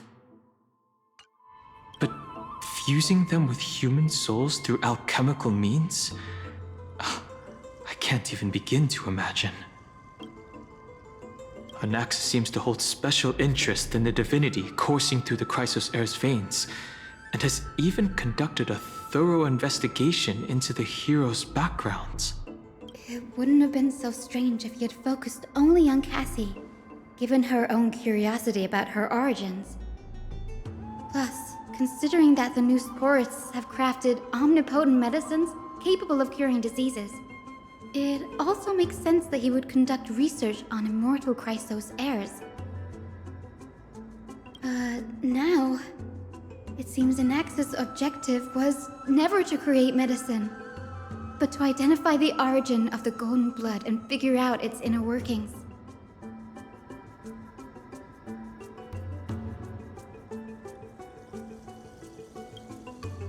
Through alchemy, Anaxa aims to refine the golden blood in the Chrysos heirs to a degree of purity equal to divinity. This must be what he means by close to true purity. But treating both Titan creations and the human body as materials to be used in alchemy experiments? That's rather extreme. What the fuck are you saying? Danny, look at this. I have a bad feeling about this. A hastily written journal, too. These documents appear incomplete. Judging by what's left behind, the important alchemical formulae have been taken away. Only the author's reasoning remains. The previous approach has flaws. Fusing human souls with Titan creations does not purify golden blood. Even pure Titan creations are contaminants to the Chrysos heir's golden blood. Soul fusion between humans and creations merely repairs impurities of the soul and maintains a connection to dying souls. While creation myths tell us that the Chrysos heirs and other creations were all made by Titans, their nature differs fundamentally. The Titans'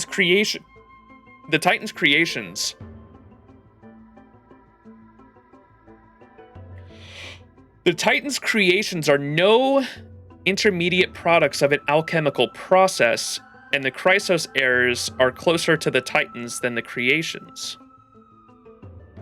In other words, I should not have considered Titan creations equal to the Chrysos heirs. The hypothesis I should be focusing on is one pointed towards the Titans themselves. Such rare chance to study Titans demands a meticulous selection of research subjects. Living Titans prove impossible to restrain, and dead Titans offer no insights worth pursuing, but dying Titans, they are the perfect research subject.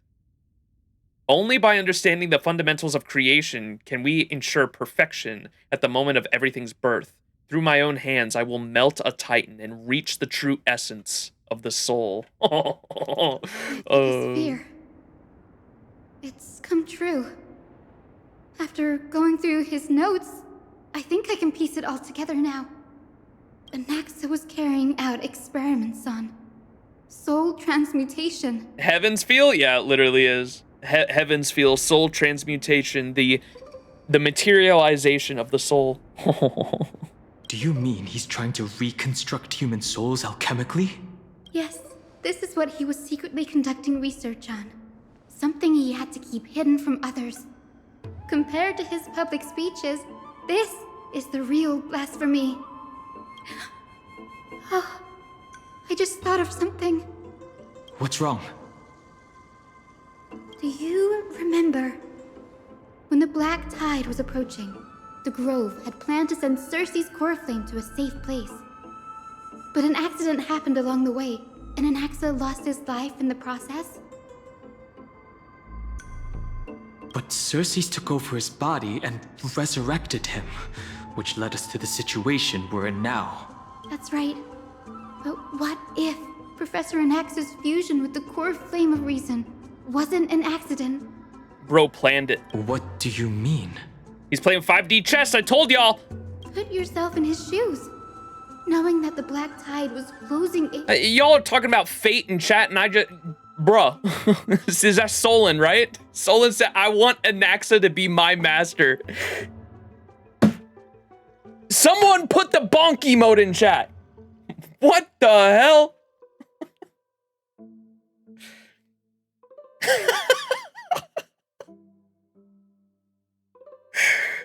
What do you mean? Put yourself in his shoes. Knowing that the black tide was closing in and your time was running out, what would you have done? In and your time was running out, what would you have done? I'd put my theories to the test, no matter the cost. Exactly. When the black tide came, the true reason Anaxa headed to the Luminary Throne was to transmute and fuse himself with the Titan's core flame. Did he succeed? No. Judging from how he reacted after the event, the results came as a surprise. Maybe he failed to consider the possibility that Xerxes would make a similar decision. The manuscripts detailing all the alchemical formulae have been taken away. His research is still ongoing. Could he have taken them for other purposes? Like what? There's only one Titan left in the world now. No. No way. To conceive an entity of perfection, one must first understand the principles of creation. If Anaxa is in Akama now, then that means he's after Kefali. Took you a minute to get there, guys. Sir, this sky above us, it's not real, is it? Of course not. This is just an image from a projection device used for educational purposes. A simple trick. Ooh. The day-night cycle has been lost to this world. So that students like you may still learn about the night sky, astronomers have harnessed the Titan's miraculous power to manipulate the light, projecting the nights of the past here for you. Much like how the sky above the Holy City is also illuminated by Kefali's dawn device. So, the skies of Akama are fake too. You mustn't conclude that, Anaxa. You should know that only a child would expose a trick and be proud of it.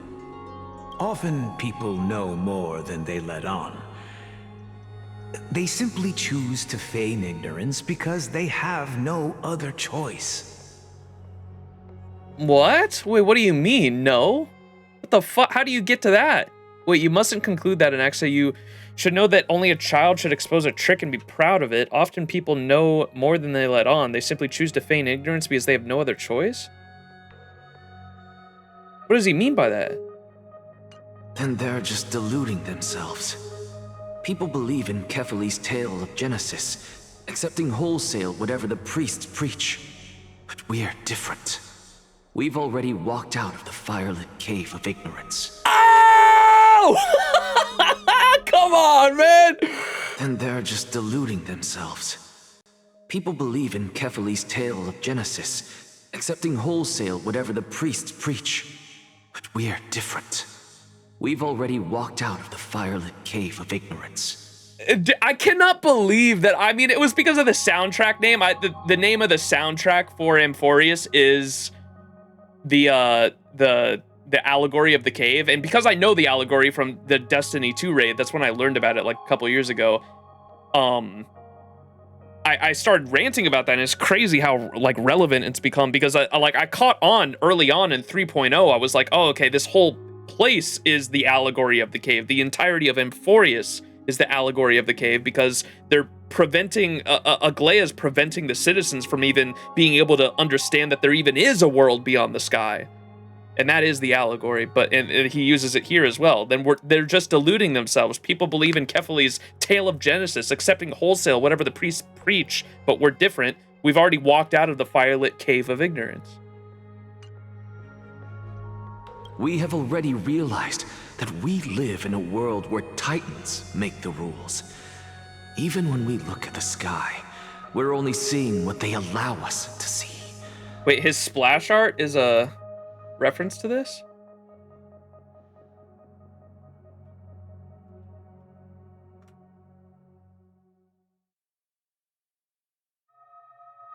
Is it? It looks like he's on the grove. I don't think he's walking out a cave.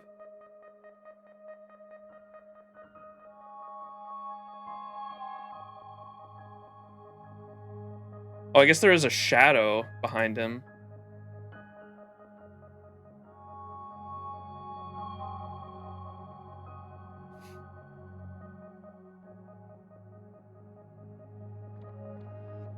You're projecting a lot onto Aggie? How so? Is Aggie not the one that's keeping the truth from the citizens? I guess we could say the council is too, but since 3.0, that's been my full-on assumption, because she was the one that threatened us and then threatened the guy that saw the pictures on the phone. She was the one behind keeping the citizens in ignorance. I remember people talking about this back in the day, but probably the text on it or something, I don't remember. School is giving you just the directions, 90% learn about yourself.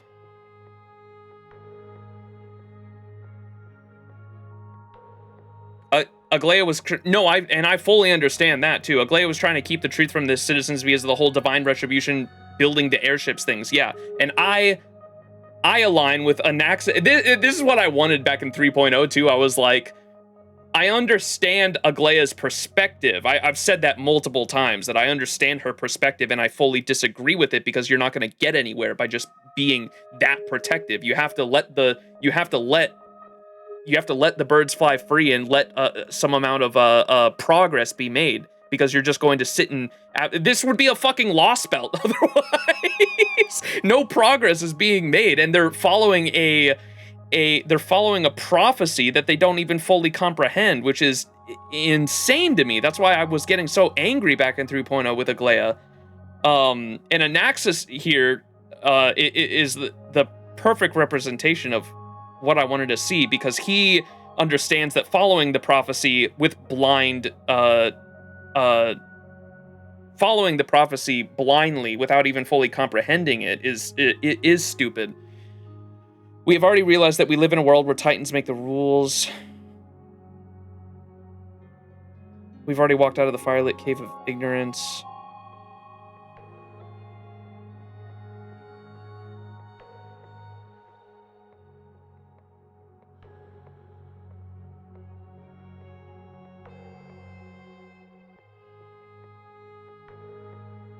People know, but it's taboo. Do they? I don't think they actually know. There hasn't been any, because the one guy that started even questioning it, like Aglaya threatened to fucking kill his ass if he fucking kept spreading the word.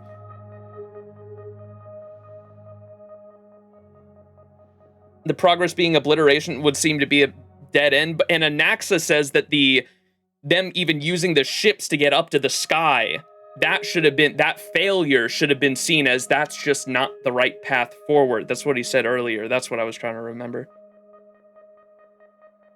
I guess in a sense, the harsh troops should be available to a few, otherwise chaos will happen. That's where I disagree, because you have to have trust in the people. That's where I think Aglaya is a bad leader, and where I say if you are trying to keep your people in some kind of blissful ignorance without actually allowing them to know the truth of the world, that's just showing that you just don't trust humans, or you don't trust your people. And I know that Aglaya's, I think I mentioned that earlier, and someone said, well, Aglaya's humanity is fading. Well, sure, then she probably shouldn't be a leader. Sunday Core, Anaxa be like, walk out of the cave, true. What is that emote? Peepo Cave? Then they're just deluding themselves. People believe in Kefali's tale of Genesis, accepting wholesale whatever the priests preach. But we're different. We've already walked out of the firelit cave of ignorance. Humans are selfish, so don't blame leaders for controlling 90% of them. And while leaders might be selfish and while some people might be, like, people always say, like, human nature is just to be greedy. Human nature is just to be selfish. The opposite is also true. We also inherently within us have the capacity to, and it's in nature as well, because people always like to use the fucking, what's that guy that came up with the idea of, like, it's only survival of the fittest and evolution is only because the strongest survive, and that perspective, fuck, what's the guy's name? Darwinism. The idea of Darwinism of, like, only the strongest survive and only there's a pecking order and the strongest will rise to the top and there's always a food chain and this is how evolution happens, period. It completely ignores the fact that in nature you also have things that work together. You also have things that share resources with no profit incentive, as I brought up earlier. You have symbiotic creatures that depend on each other for survival. So the idea that, like, either of these things is only mutually exclusive is ignorant. I despise Darwinism so much, same. Or at least the idea that, like, it's the only fucking, that it's, like, the truth of the fucking reality or anything like that. Damius built a spaceship and Aquila would destroy Akama. Should we let him? No, but you need to teach him why that is wrong. That's what I'm saying. And the idea that, this is what, okay, so this goes back to my idea that I said back in 3.0 as well, is that if you keep people from the truth, if you do not let people, if you hide the truth from the public, what do you think they're gonna do when you find out you've been lying to them for a millennia? What do you think they're gonna do when they find out the truth? And that's what I said back in 1.0 with Belobog as well. Back in Belobog, I was like, we should not be lying to the people like this. Like, the idea for why they lied to the people is because they were terrified that some kind of civil war or chaos would erupt as a result. I disagree because I think that you have to trust the people. It shows that you don't trust the people. You don't trust humanity. And I take the opposite stance to that, to where you have to be truthful and you have to build trust with the people. You have to build together. You have to grow community. You have to foster a community. That's the path forward to progress. Die because he is a good person. Yeah, but that's my perspective and philosophy. At least they're going for is to first eliminate the Titan that would smite them. Grab his popcorns. All right, let's continue. It's just Belobog all over again, man. I feel like we're both just me and the people that are the Aglaya defenders are just never gonna see eye to eye. I feel like. I understand the perspective of Aglaya. Like I said, I get her perspective and I understand the protection and I understand that I think she views the prophecy. She views the prophecy and the core flame or the flame chase journey as the only way forward. She thinks that that's the only possible solution to the black tide in, like, slowly encroaching on the city. I get that and I just disagree with it. If evil, why hot crowd? Well, I don't think she's evil though. That's the thing. Like, I understand the perspective. I just disagree with it. We will be having this discussion every stream, won't we? It feels like that. All right, we'll keep moving on. I'm sorry. Yeah, we just keep coming back to this shit. Then they're just deluding themselves. People believe. But I will say, bravo to the Hoyo writers for actually giving me a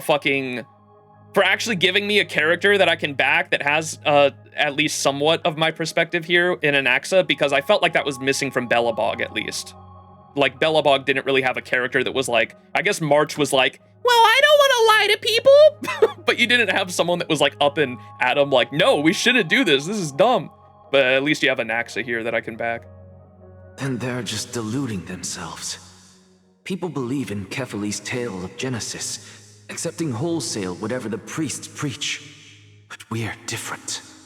We've already walked out of the firelit cave of ignorance. We have already realized that we live in a world where Titans make the rules. Even when we look at the sky, we're only seeing what they allow us to see.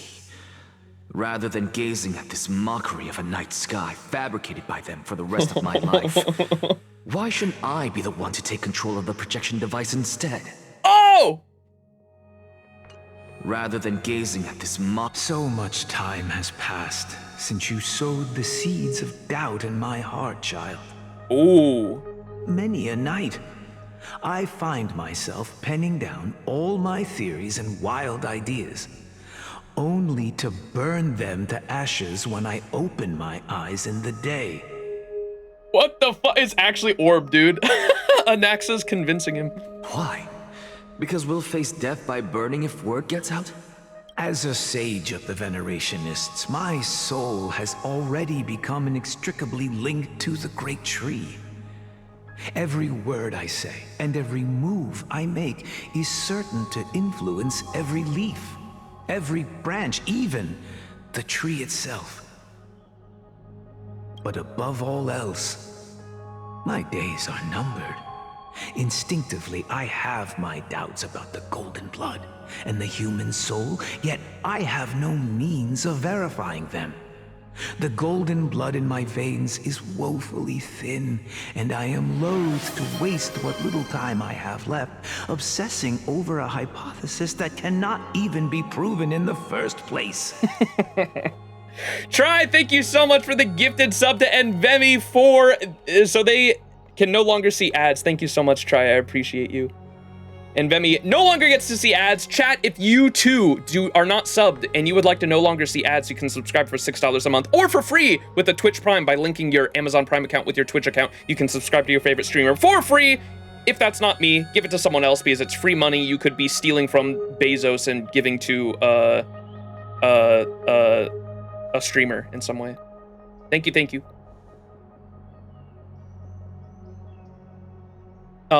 This is the parallels between this and Orb are crazy, dude. The golden blood in my veins is woefully thin and I am loath to waste it. This guy's saying, like, I'm slowly dying. I burn the pages because I don't even want to be obsessed with this theory, even though I do have my doubts about the golden blood and how the world works, but I don't want to spend the time I have left obsessing over a hypothesis that cannot even be proven in the first place. But I can, sir. I can do it for us. The time is right. Give me all that I need, and I shall accomplish this grand feat on your behalf. But I can. He's gonna prove it. Was this guy Empedocles? Was he the old guy that Anaxa talked to back in that would have been the beginning of 3.1? That old guy in the memory that Anaxa was talking to in his laboratory or whatever, that was at the bookshelf. Y'all remember that? Was that this guy? Yeah, it was him. Ooh. No? It was an old guy. That's all I remember. Okay, it was not him. You're right. I shall do just that. Because that guy died. In the next meeting of the sages, I will spare no efforts fighting for the rights you deserve. Oh. Go. Establish your own school of thought. Find out what we are. Become the one who conquers the ultimate truths of the world. Child of humanity. You'll lock in. You didn't go to such lengths for an audience with Kefali. Just ask him a few questions, did you? So, you figured it out. If I were as foolish as a Dromus, perhaps I'd throw myself down and prostrate before their greatness, begging for the gods' prophetic wisdom. Well, sorry to disappoint, but I'm no Dromus. Alas, I am a human, standing tall on 2 feet, possessing both intellect and pride. Before such power, does it make any difference whether you're a human or a Dromus? I'm sure you're familiar with the story of the Styxians. When the raging waves threatened to swallow them, They didn't just give up and become sitting ducks. No.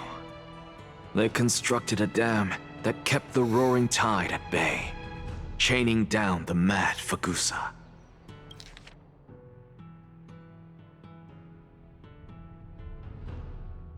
They call me a blasphemer, Circes. But that doesn't mean I deny the existence of gods. It's just, as I see it, Titans are simply a force that mankind has yet to find a way to tame. Oh? If power that rivals the Titans is what you crave, why not conform to the prophecy and brave the trial? Why stop at harnessing the power of the Titans when I can do so much more? The source of life is what I wish to grasp, to understand what makes up the soul, and to learn what we really are. Thanks to you, I've had the chance to personally verify, in more ways than one, that the soul indeed ceases to exist in death. But where there is death, there is life. And where there is an end, there must also be a beginning. How then is a soul born? That was the only unknown variable left in my calculations. And by the sound of it, you have already formed a conjecture. No, I have already drawn a conclusion. In my journey unto death just now, I finally saw the answer with my own eyes. Professor Anaxa. Castros? I'm here. His life hangs by a thread. I must ask you to refrain from taking any unnecessary steps. Of course. I'll bring this to a conclusive end, and give you the answer you so desire. However, in accordance with the principle of equivalent exchange, I must also demand from you what I need. As you wish. Bro's gonna die and go to the Netherrealm, and I assume what she needs is there too. Are they both gonna transport to the Netherrealm or some shit? Don't you care to know what the price might be? It's a matter of uncovering the truth about the Death Titan Yeah. and his survival. That's kind of where I got where this was heading. This may be the only time I can ever save someone's life. There is no need for me to think twice. I see.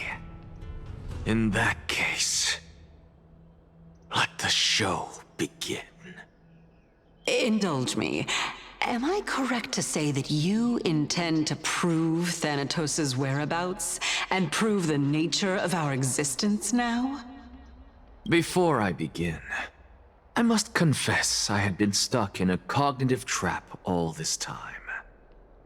As unrelated as these two propositions may seem at first glance, they are in fact logical equivalents. They are merely two different ways of telling us about what the soul is at its core. The reason I say this is, as I've mentioned earlier, the answer was hidden in my journey unto death.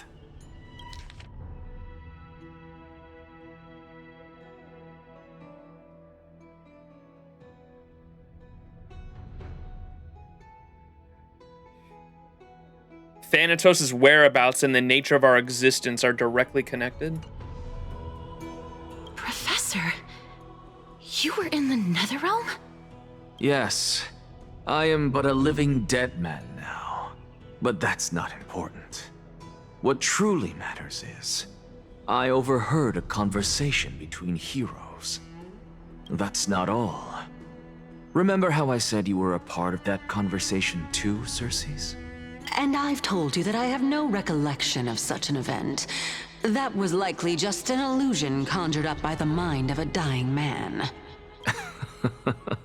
Of course you would remember. It wasn't you. You died and were rebirthed into what you are now. Because that wasn't you. That was Calypso, one of the 7 sages of the Grove. Calypso? Huh? Oh, that's the name I made up on a whim when speaking to this girl. How do you know of it? And surely you jest. Don't you think I, of all people, would know if that were the name of one of the 7 sages under the shade of my tree? Don't you claim to know the Grove's past like the back of your hand? It seems you've lost even the memories seared into your soul. Use your head, Circes.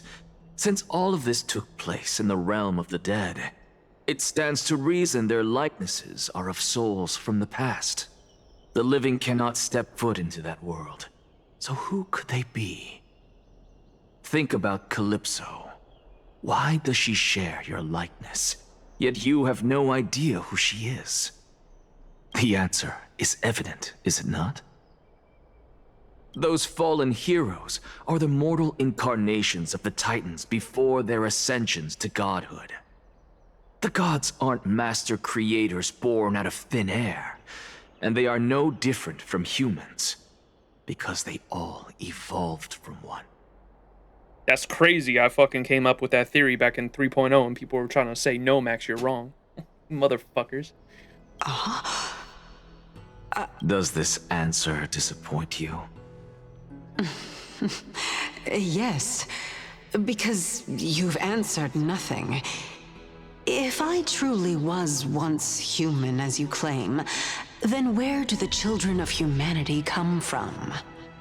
Even on the off chance that you speak the truth, this brings us no closer to grasping Thanatos' whereabouts. How are we to find them?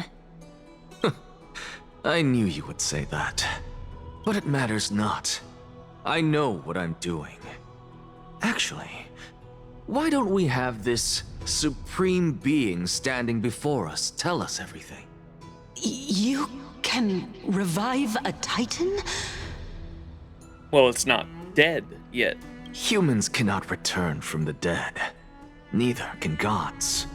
But all we need to do is look at this from a different perspective, and the problem will resolve itself.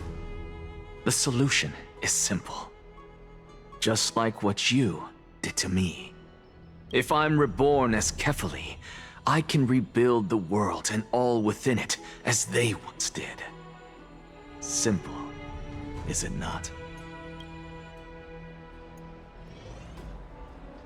In the meantime, no, bro, come on! I have news from Hyacinth and Dan Heng. Anaxa might be trying to do something with Kefali's divine body. Kefali? But what could Anaxa want? Is the Council of Elders going to sit around and let such a sacrilegious act unfold? That is not possible. He is indeed the great performer, capable of fooling anyone and everyone with his tricks. I'm sorry. No need for guilt, for this is good news to us. The Council of Elders has found themselves a traitorous ally. Anaxa's ambitious desires will be something we can exploit. What we should be doing now is to keep our eyes peeled for whichever trickery Kynus is up to, and react accordingly to thwart her plans. Being Akima's political center, the Demigod Council holds just as much significance as the Vortex of Genesis. Someday, after my duty is over, this site will take the place of the battlefield where you hunt gods. Become the next challenge you ought to overcome. Till then, it's best to get used to this place as soon as possible.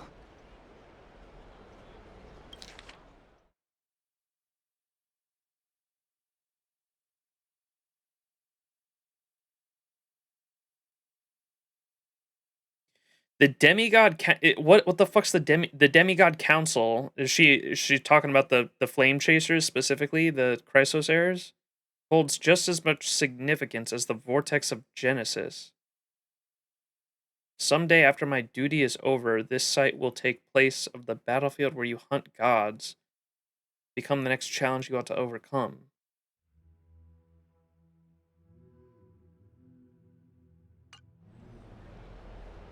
What?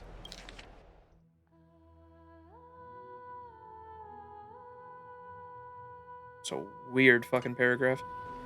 Till then, it's best to get used to the place. We will be waiting here for good news. Come find us anytime you need something.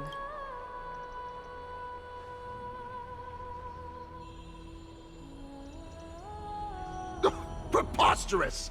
The Christos heirs only have their standing because of the Council of Elders. How dare they trample over it? Wow. These people are shooting daggers with their eyes. It's been a while. Crateros! Hello, Oleg of Amphoreus. But we've never met. Oleg of Amphoreus is crazy. What is that supposed to mean? Is this really the sort of person that the young lord praised as a ferocious warrior? It has indeed been some time, Lord Crateros. What brings you here in such haste? Look at all the people in the background, bruh. Holy shit, the frame rate on that thing.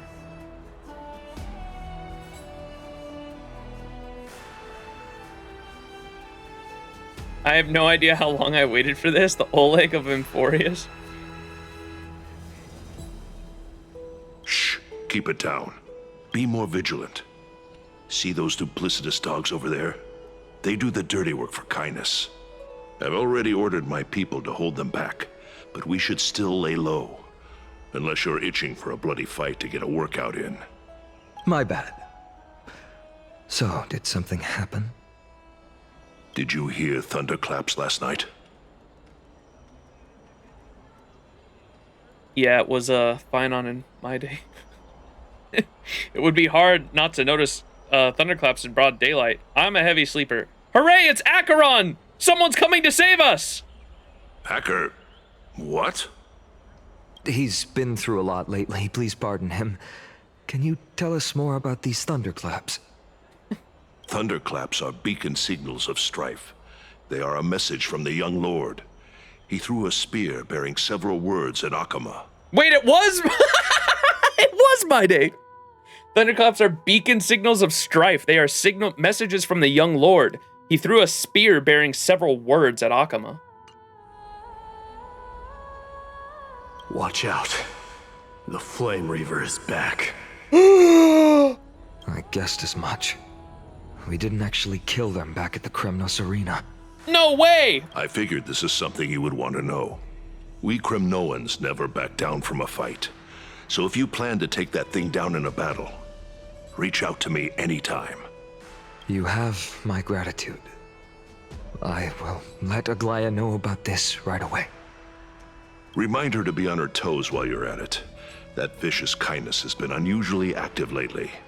Those lackeys she keeps under cover have been going in and out of the city a lot more frequently these days. Some even seem to be getting Kremnoans to defect to the council.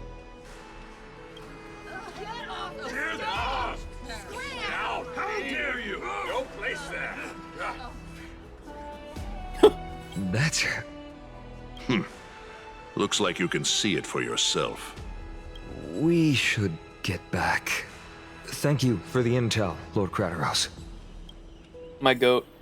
The Oleg of Amphoreus is so fucking funny, dude.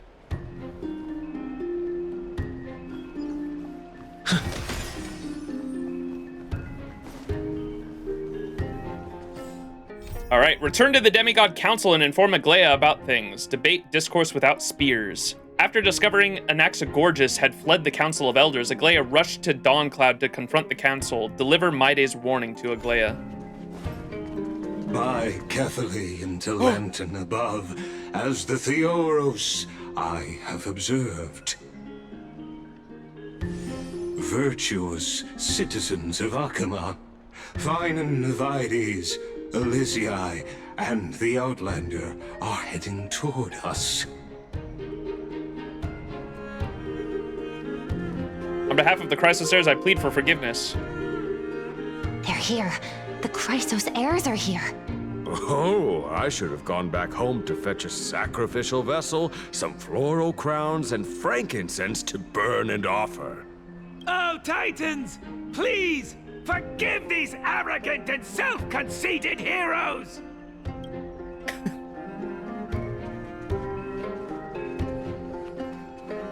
Huh.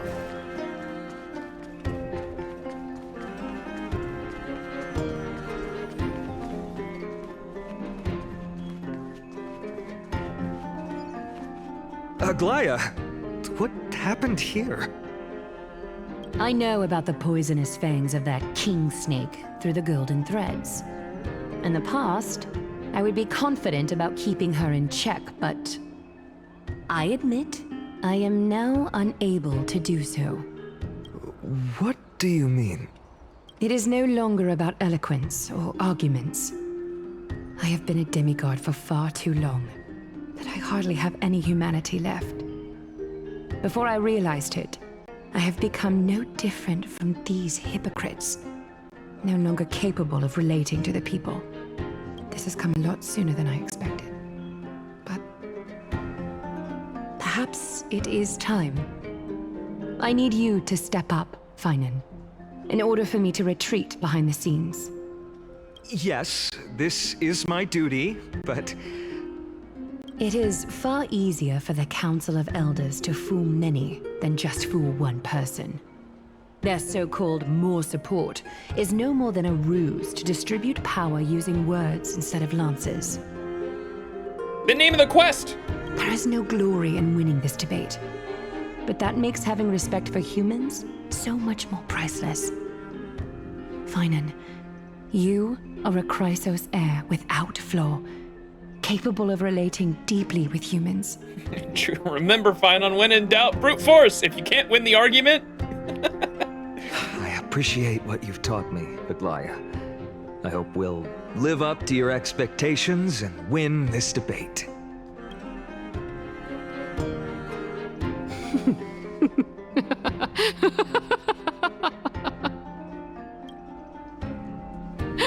Oh, you've done well, Lord Calictus.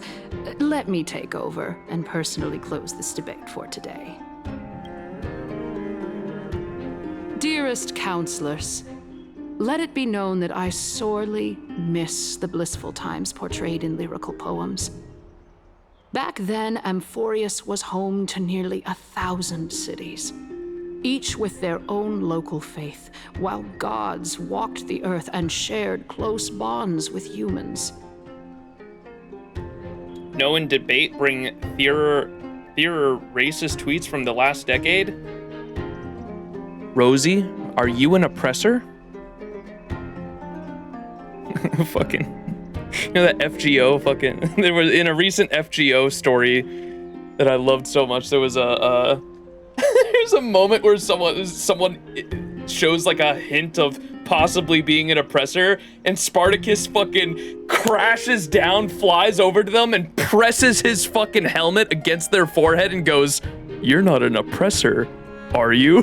She's a fucking threatening aura from this man. Oh my god. There's fan art for it too. It's so fucking good. I love Spartacus.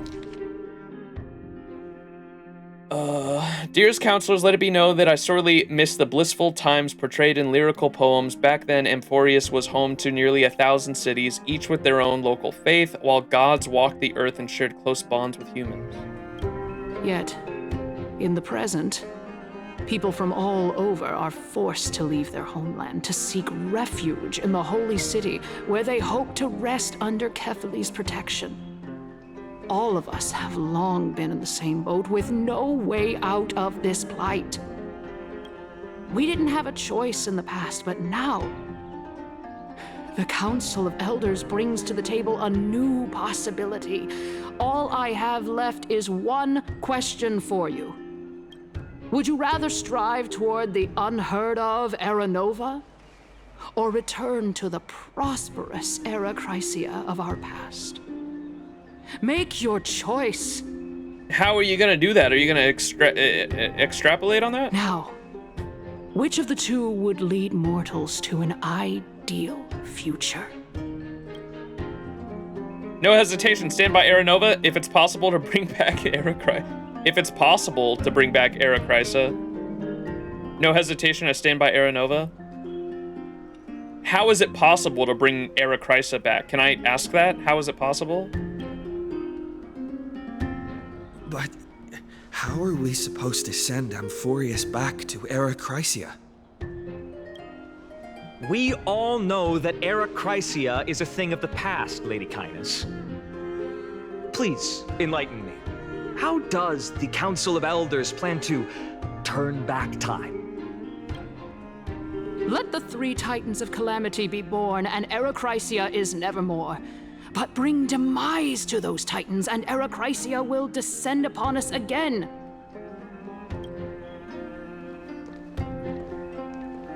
Oh! Know that the Council of Elders is never one to make empty promises. Look at who we have on our side. Anaxagoras, one of the Grove's 7 sages, and Castorus, Idonia's goddess of death. This is the deal he made with Castorus up there, isn't it? So I guess he made some kind of deal that he would get her answer, which was, where is the Titan? Where is the Titan of Death, right? That's what she wanted to know. And Anaxa said, I think he made a deal that I will show you where the God of Death is, but you need to give me something in return, and I guess playing along in this charade was the deal he made, I assume. With the help of these 2 heroes, I can promise all of you that Erechrysia will exist once more. The toilet paper stands against us.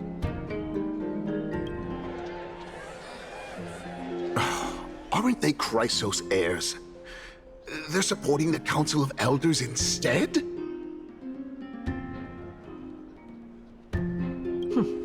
It's clear from the start that these heroes do not get along well in their group. All the more proof that Aglaya isn't fit to speak on behalf of every Chrysos heir. True! I am in favor of Erechrysia. Erechrysia! Erechrysia!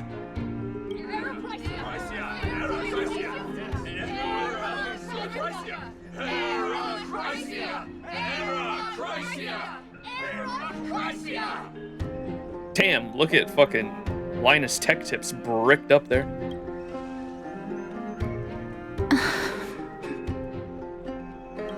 Castorus? Why are you standing over there? Yeah, I forgot we had that fucking emote. Oh, the YouTube bot isn't gonna be able to see it. The like, if someone says like Gussie in all caps, it's like literally a gif of fucking Linus Tech Tips twerking. That is insane. You'll be able to see it next stream. What the fuck is that? I like how awkward they made this scene. I know, it's just the fuck it. Erechrysia! Erechrysia!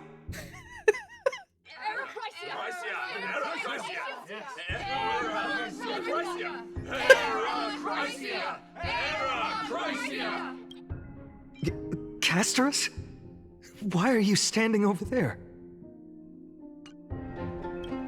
You finally arrived, Anaxa. So have you. Don't worry, Aglaya. Well, I know that you have many queries. Could you continue to converse like how the citizens normally do? Tell me, dear citizens, if we successfully retrieve and return Thanatos' core flame without anyone passing the Death Titan's trial, what would happen next? The answer is simple. We will have a chance to rid the world of death and bring Amphoreus back to an era when all beings live forever. We'll usher in a new future that will be entirely different from the flame chase journey. He's one of the 7 sages. 7 sages? That's impossible. I really don't believe this. Your proposal is much too idealistic. As long as the Black Tide still exists, how can we go back to the old days? Remember what I previously said? Kephale's core flame is guarded by the secret power of the Council of Elders. Plus, Fagusa's water curtain will be able to block out any external perceptions. Tell me, dear citizens, have any of you ever seen even a glimpse of the threat that this person is talking about anywhere within the walls of this majestic holy city? But this place will become the Flame Reaver's target sooner or later. Isn't this just survivorship bias? If we eliminate death, then there's no need for us to fear that Flame Reaver, right? I didn't bring up the Flame Reaver. Everyone just knows about the Flame Reaver or what?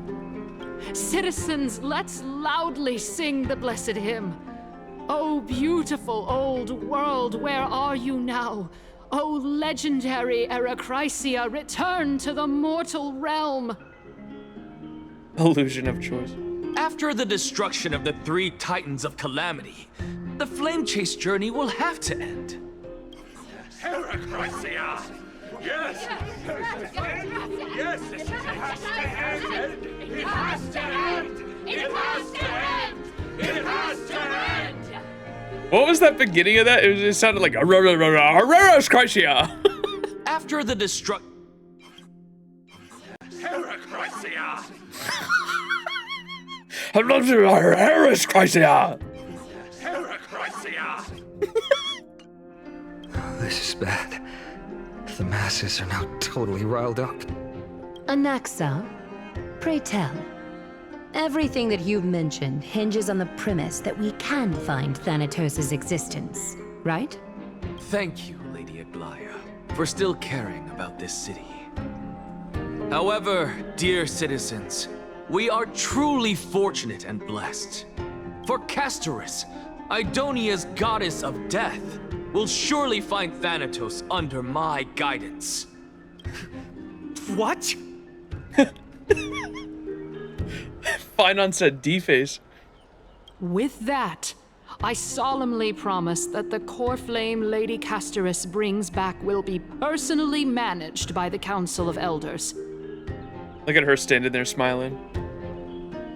She's just happy to be here. Thereafter, if we are able to garner the support of all of you at the Citizens' Assembly, we shall spare no effort in ensuring that the Erechrysia will return to our world once again.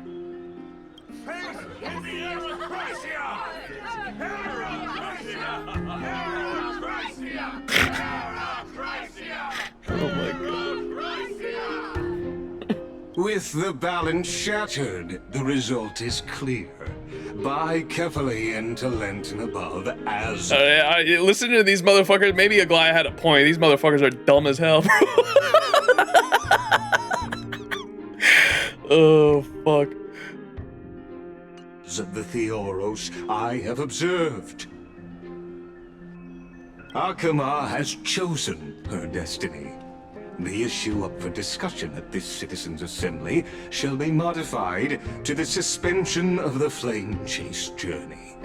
This resolution shall be put up on the Wall of Heroes, such that all citizens are aware of the city's way forward.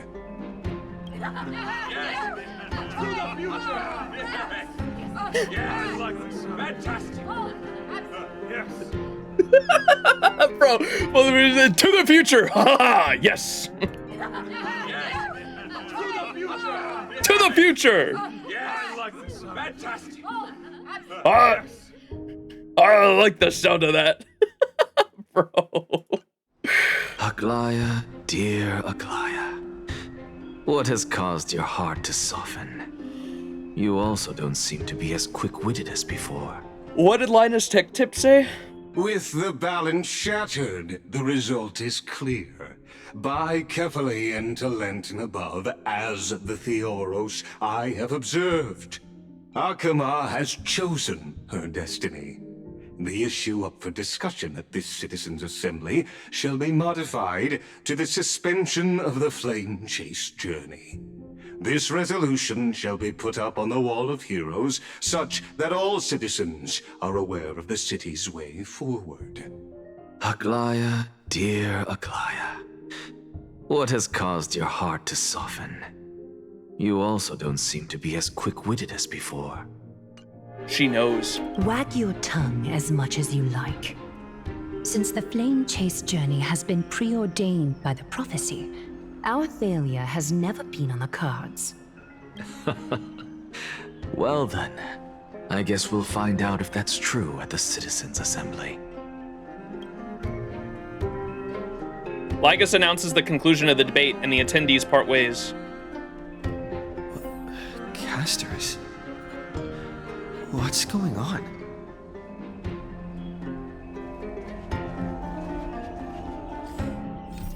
As Castris and Anaxagorgas back, the Council of Elders plan to return to the Era Chrysia. Pausing the Flame Chase journey has become a matter of the Citizens' Assembly. Let's hear why Castris publicly abandoned the Flame Chase journey. There must be more to this story.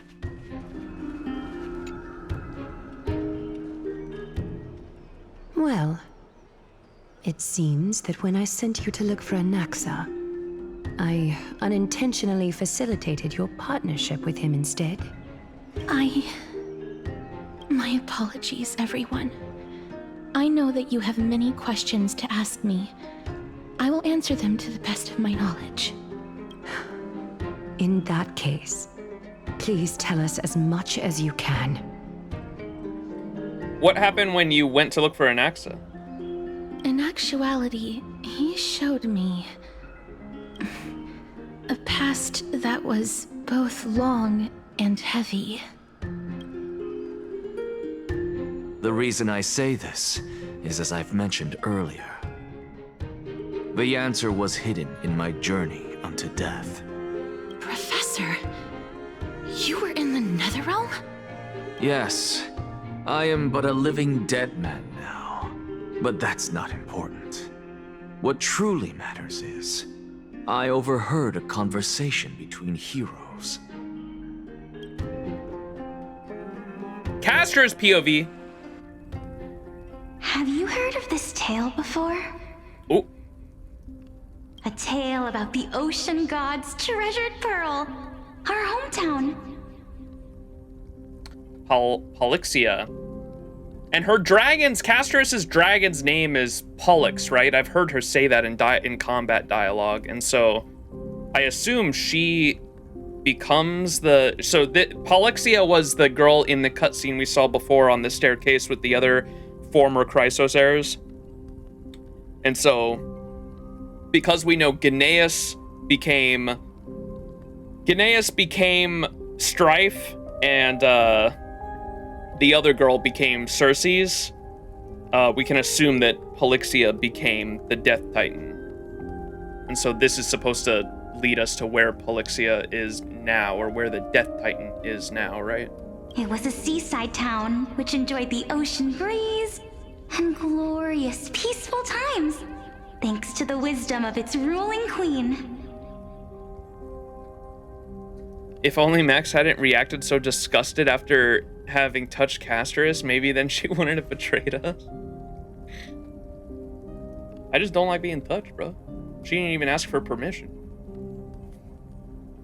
Oh, look, it's fighting the Black Tide. Why are there eyes in the Black Tide? Hold up. What the hell? A tale about the ocean god's treasured pearl, our hometown. It was a seaside town which enjoyed the ocean breeze and glorious, peaceful times, thanks to the wisdom of its ruling queen.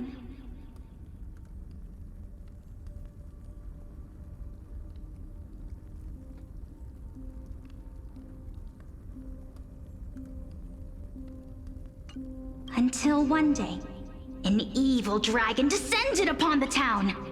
Its wings were large enough to blot out the sun, while its claws were sharp enough to rip the waves apart. It barged into the tall tower and devoured the queen's beloved daughter. It even settled itself in her bedroom, like a tyrant king. The queen assembled 300 warriors who managed to subdue the evil dragon by 300? Wait a second. chaining it up. However, when the queen slit open the dragon's belly, she realized that the princess had long since been digested, and all that was left of her was a pile of bones. Devastated, the queen wept for several days. Just like that one movie. It was then that a devious, smooth-talking scholar arrived at the palace and suggested that the princess could be revived through the use of dragon bone and dragon blood. That liar called this process the secret art of alchemy. Oh shit. The princess was reborn. The queen was overjoyed, blissfully unaware that the evil dragon's soul still lurked within the princess's body. As revenge, the evil dragon swallowed the poor queen, the glib liar, the courageous warriors, and all of the town's innocent civilians in a single gulp. What? Worse still, the souls of the deceased refused entry to the Netherrealm because they were filled with regret. Forced to roam the mortal realm, these resentful souls ultimately converged into a river of souls that would not retreat for a long time. The terrifying death had consumed all. Thereafter, our hometown fell into ruin as well. Until... Wasn't it 700 in the poem the Castros gave you belonging to the quest? Yeah, it's a slightly different version, and I picked up on that because, well, now we've flipped pages, but they also said that the dragon, in the version that we got from Castros, it was the dragon, the princess specifically went up on the castle, on the highest point of the castle, and tried to pet the dragon's head before it consumed her. And in this version, it said that the dragon just burst in and consumed her without her actually going up, without her like willingly going up there to try to communicate with the dragon. They're like different versions, be that it happened so long ago, different versions of the same story, it sounds like. The terrifying death had consumed all. Thereafter, our hometown fell into ruin as well. Until? Oh, this is her telling the story. Interesting. This is what he's showing Castros, is her telling the story to the old Chrysos heirs. Until? Actually, I don't know what happened next either. Oh my. It seems that you still like to whet people's appetites even after all this time, Pelixia. She's in a wheelchair. How'd she get up those stairs to Kefali? So, according to your story, this is how I used to look? It's practically a mirror image. Magic wheelchair? They're wheelchair accessible? There's an elevator in the back? I never even considered that. She's just cool like that? Very strong. Huh. I like how chat all of you came up with like 5 different explanations instantly. Love it.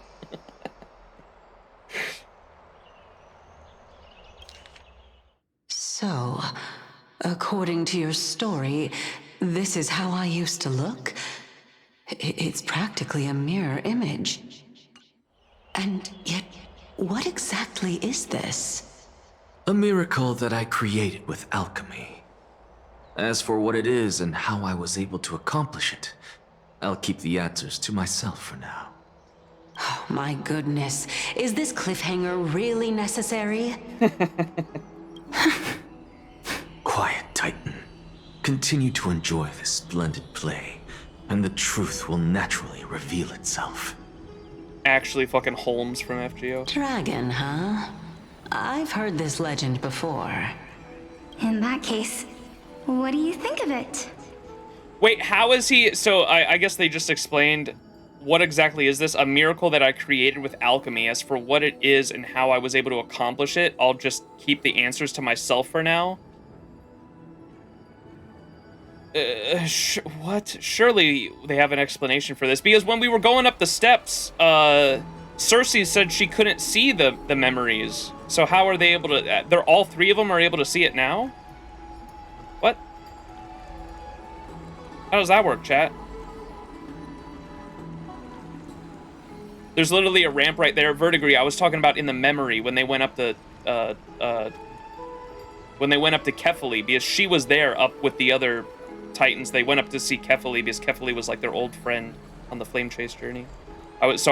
Because the other ones were talking about how they were the other Titans or the other flame chase. Oh my god, dude, why can I not remember words? The old Chrysos heirs, the after images of them were complaining about going up the stairs for so long. You had the old remember we made the joke about how she's floating? Why is she tired from climbing the stairs? So there's so many stairs to get up there, and so as soon as I saw the wheelchair, I was like, wait, how'd she get up there? Fuck.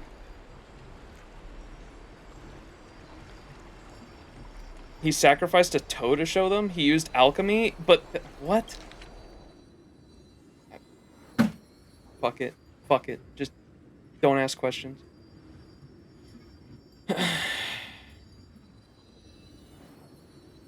So he's creating this from what he saw? They could not see the souls of the dead. They're created by Anaxa. Anaxa gave them the Jimmy Neutron brain blast, and now they can see it. Okay.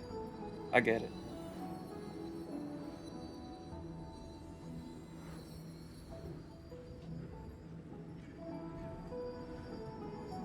Chat's just making up some bullshit. I know. It's just the answer is there is no answer. Got it. Okay. I think that this so-called alchemy was a tenuous analogy added to the story by future generations. After all, you've never heard of a tradition of alchemy in your hometown before, have you? Indeed.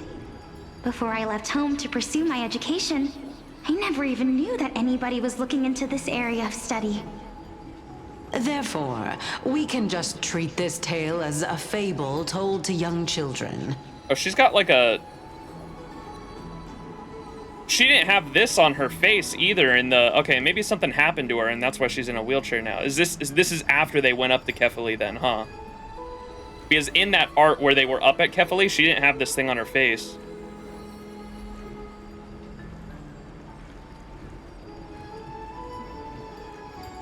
A fable, you say?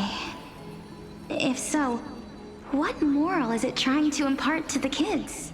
It looks like a dragon wing too, huh? I guess it might be the concept of equivalent exchange? Lay gasp!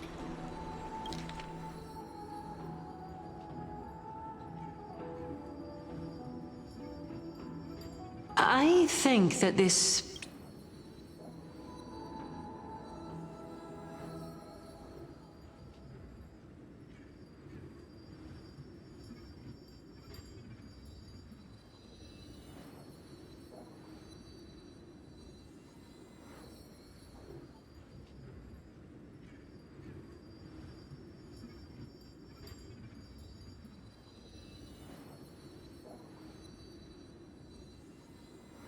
Okay, they're saying that in the Legend of the Dragon, they say that they use alchemy to fuse the soul of the deceased girl with the soul, or to bring her back, right? They use equivalent exchange or whatever, or it's supposed to be a tale about equivalent exchange, but alchemy shouldn't have existed back then. So why is alchemy in the story? And Calypso says, what's her name? Calypso says that it must be imparted into the story just to teach kids the law of equivalent exchange. Oh? I thought the moral might be closer to something like, honor the dead. Huh. What? At a loss for words? No, I merely realized that we're both thinking of the same principle. If life is priceless, then there is hardly anything else in this world that is of equal weight to it, right? Indeed. As expected of the wisest scholar in the land. You flatter me. Why don't I ask you a question as well, as a form of equivalent exchange? Of course. What is your question? If I imparted my knowledge of the art of alchemy to you, would you use it to resurrect someone you loved? What? What kind of strange question is this? I got it. You're just trying to get me to tell you whether I like anyone, right? She's a lot more cheery than Castris for being the demigod of death. Let's just leave it at that. That was rude of me. Yes, I would. Oh? Death is inevitable. In the days to come, I'm certain that someone whom I cherish deeply will leave me for good. If such a mighty power really existed, I think I would use it without hesitation. After all, you, me, and the rest will all have to face that fateful moment eventually.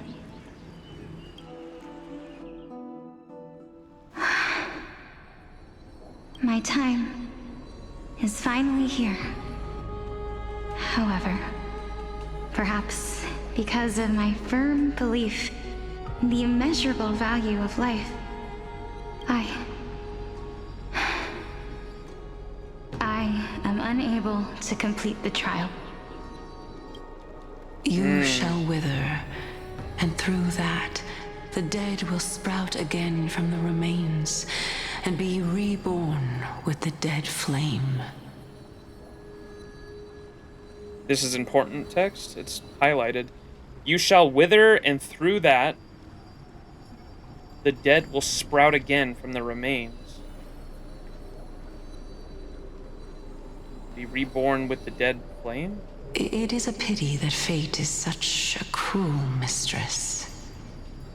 Is there no other way of interpreting those words? Oh, was that her, like, prophecy? Because, like, all the Chrysoseirs have their own, like, prophecy for how they'll meet their end. You shall wither, and through that the dead will sprout again from the remains, and be reborn with the dead flame. I'm afraid that the meaning is clear. Between my sister and me, one must pay the price. Blade! Where's Blade? Our trial can only be completed when the one chosen sacrifices her life.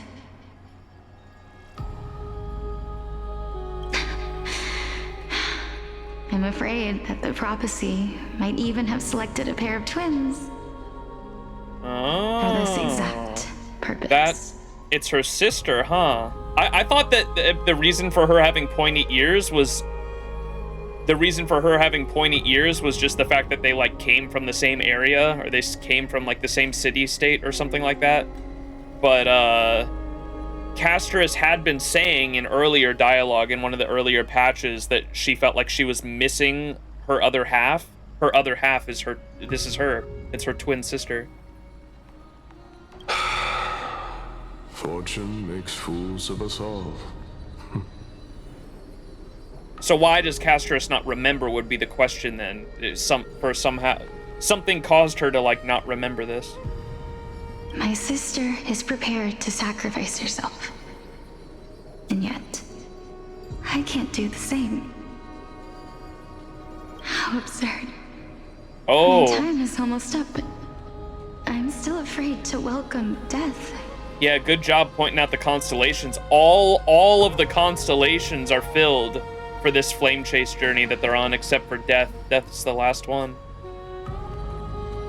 She would also have to be very old, no? Yeah, but there's fucking people we've met that have lived for multiple millennia at this point, so it wouldn't surprise me if she's been around that long.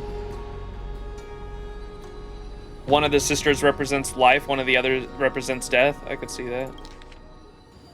My sister is...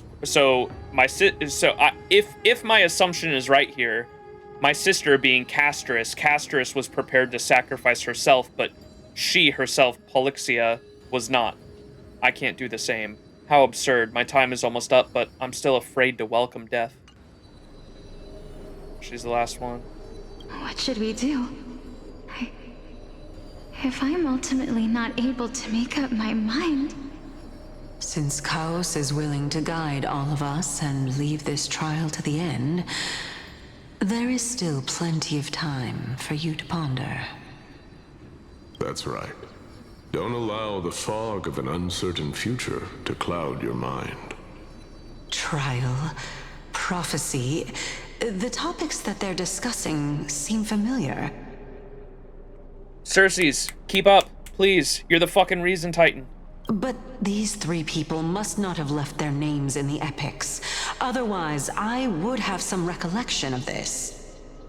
Amphoreus' history before the Titans were born was complete chaos.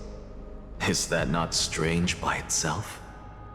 I have long held 3 hypotheses about this. However, let's continue watching for now. The vortex is a lie. Calypso. Polixia. And this warrior... I seem to have met him somewhere before. Regarding this matter, Nias, are you confident that you'll complete your trial? Dentage, dude, like, come on, man. Cassie's not the brightest.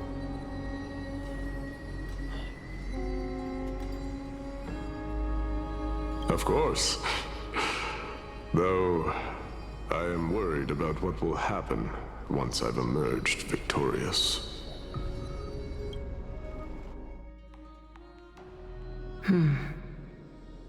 Looks like you have made up your mind. Yes, this is the safest course of action.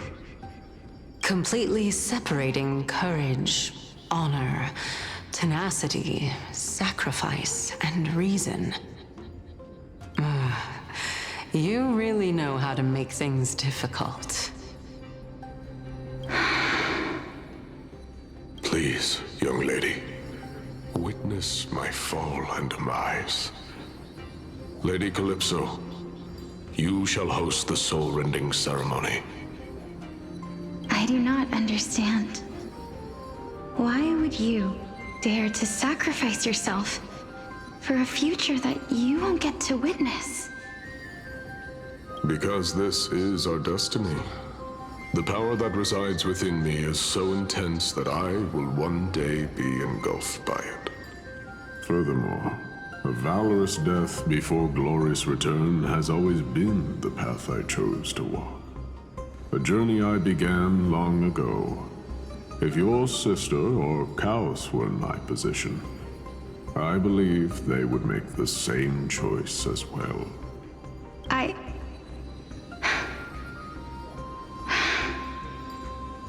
I'm not that brave. I don't know how I'm supposed to face such a serious affair. Despite being Death's chosen one, it seems you still don't know how to face it. Let's chat, young lady. Perhaps I shouldn't end my journey so hastily. Since there's still time, I'm not worried about letting fate wait a little longer. Fate! Of course. This warrior is Lord Nias. Good job, Casterus.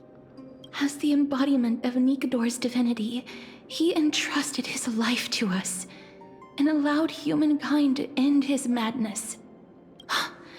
That means that what I'm currently seeing before my eyes is, in fact... She put together the pieces so quickly after that one. Looks like one hypothesis of mine has already been proven true. These heroes are the true forms of the Titans, before they attained their divinity. If so, the chosen one of death that he speaks of is actually... Polixia? Is the previous form of Thanatos? But her appearance... If this is true, as long as we can find out where she went, we'll naturally be able to figure out the location of the Death Titan. But before that, we first need to witness what ultimately happened to Lord Nias. What do you mean we know? We lived through it, no? The Hymn of Dawn, the father of all, beginning of all, end of all!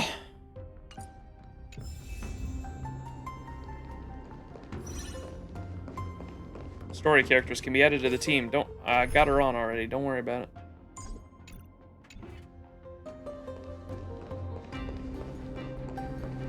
And Axa kind of just rolled up and dropped her In mid-scene, it's the scientific method us consuming media are just jumping to conclusions and often being right.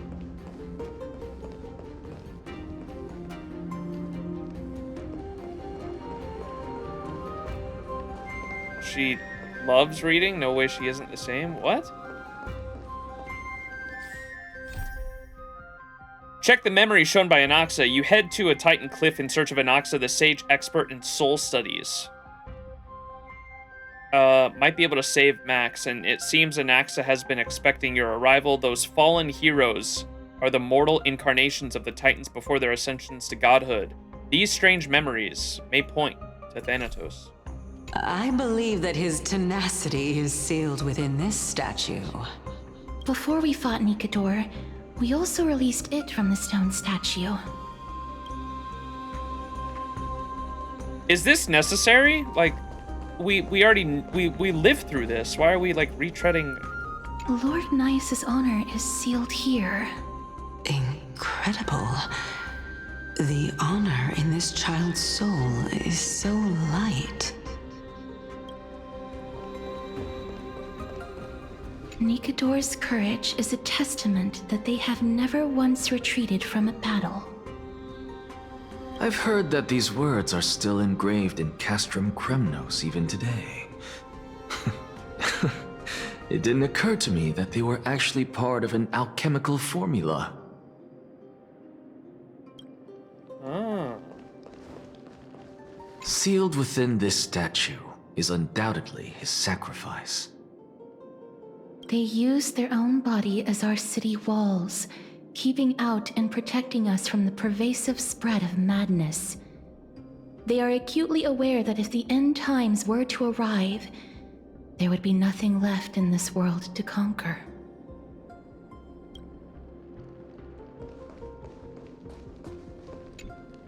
Honor, courage, tenacity, sacrifice. And finally, the only thing that remains is reason. Cheer up, young lady. There is no need to shed tears over a glorious death. All farewells in this world are sorrowful, Lord Nias. No, young lady. As a warrior, I have witnessed too many bitter deaths. But now, all I feel is peace. I did not know until this moment that mortals could live their lives in such a way. Although only a sliver of your soul remains, you remain so optimistic. Or maybe the truth is that you aren't able to feel sorrow anymore. To be honest, I don't know either. But I am certain of one thing. This is not an acceptance of death nor apathy toward it. It's not even a feeling of despair. I am just enjoying what remains of my life to the fullest. Enjoying? Indeed. Along this journey that we've taken together, not only have I changed the world, I myself have also changed in the process. And now I have reached the journey's end. When I look back and see the grand epic that I've personally written, how could I not revel in that fact? But when you depart the mortal realm, won't all of your accomplishments be reduced to nothing? Separation and death are two sides of the same coin. Reconciling this doesn't come easily for a mortal.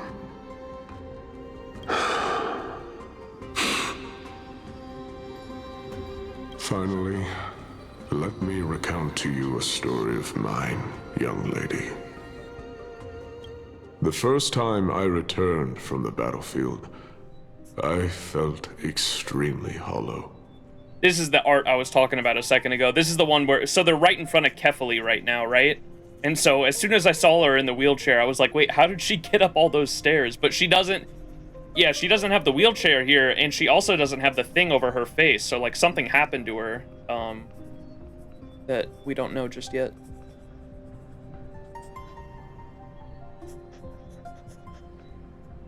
The calamity had devoured everybody on the battlefield but me.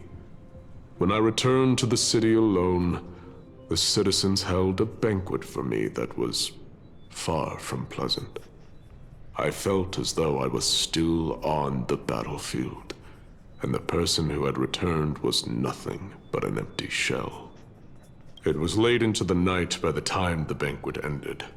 My head still reeling, I returned alone to the barracks. On the way back, I encountered someone. It was a crazed scholar looking at the night sky and muttering to himself by the side of the road. Although I tripped over him and fell, I wasn't angry in the slightest. And maybe because I saw myself in him, I inexplicably asked him a question. Do you think that it'd be better if we just died on the roadside like a couple of stray dogs? To my surprise, he shrugged his shoulders and sighed. How does someone who is currently experiencing death, dying and living, afford the same amount of bliss? Now please go away and don't block my starlight. Are you trying to say that there is no difference between living and dying? For they are both journeys that lead toward death? That's exactly what life is, and death is, but a scale to measure how valuable the journey was. Journeys and epics are only glorious and magnificent because all things eventually fade to dust. Therefore, young lady, don't detest your fate. Instead, willingly and respectfully embrace it. The embodiment of strife telling me about the majesty of the world. Indeed. I believe that when the fated moment eventually arrives, you will be able to understand my words. It is time for me to knock on death's door. I will set up a long table at the end of the road and humbly await your arrival. When that moment finally comes, let us drink and be merry then.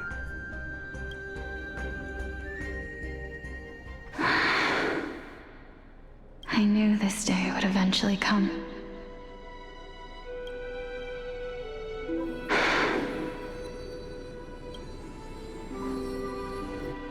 Are the both of you ready? Mm-hmm.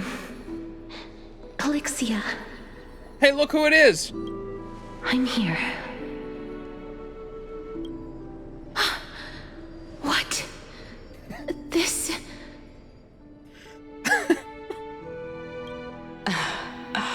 This is quite interesting indeed. Is this... Calixia's sister? No way, she looks just like me. Bro, I can't fucking... Is it... me? There it is! Now, it's time for us to fulfill our promises. Are you afraid? This is where we find out Cassie's fashion sense is even more outdated than we thought. Oh, man. Disbelief, Max? I understand I gotta keep her perspective in mind and her fucking... She's in the cave, like one of you said earlier. But, like, fuck, man. I had this whole fucking thing figured out that, like, the second she said that she had a sister. I don't know. Cool down, Max.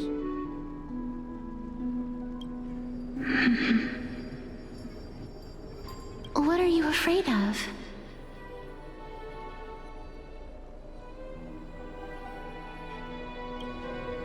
That I won't be able to do it. You got this, girl. You shall wither, and through that, the dead will sprout again from the remains, and be reborn with the dead flame. As foretold in the prophecy and according to our vows, once it all ends, we must face our fated moment head on. Black Swan quote. What's a Black Swan quote?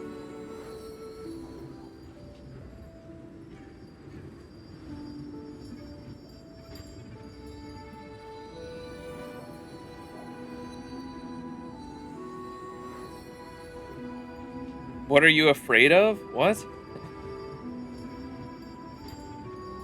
As foretold in the prophecy and according to our vows, once it all ends, we must face our fated moment head on.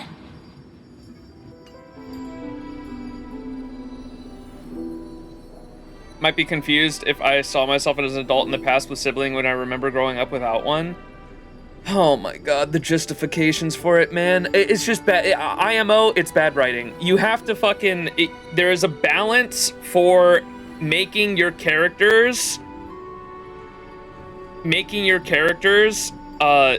either too smart or too stupid. They have to be, like, just underneath what you expect your audience to catch on. And so they drop the hint in there. She looks just like Casterus. She says she has a sister. Casterus has been saying this whole time how she's been missing another half of her. She mentions she's a twin. Around that moment, the writers should expect the audience to put the pieces together. Like, the audience at that point should be expected to put everything together. Casterus, like, right after that scene, should be able to put the pieces together herself. That's, I think, IMO, good writing. But the fact that, like, they had to keep having her like ask questions like, wait a second, you mean these are previous Chrysos era? I know that shatters their whole worldview of, like, what they think it is, but, like, Anaxa caught on, the what's her name, Cersei caught on, and it seemed like Casterus was just lagging. I don't know. It's not a big deal. It's just a bit annoying from my perspective. Even if it was prophesized, do we have no say in the matter? It's so unfair. Why are we the only ones who are forced into mutual destruction? And like I said, so back when we saw, or back when I put that together, the question was now that, like, how does Casterus not remember? So, like, something had to have happened here. Let me do it, sister.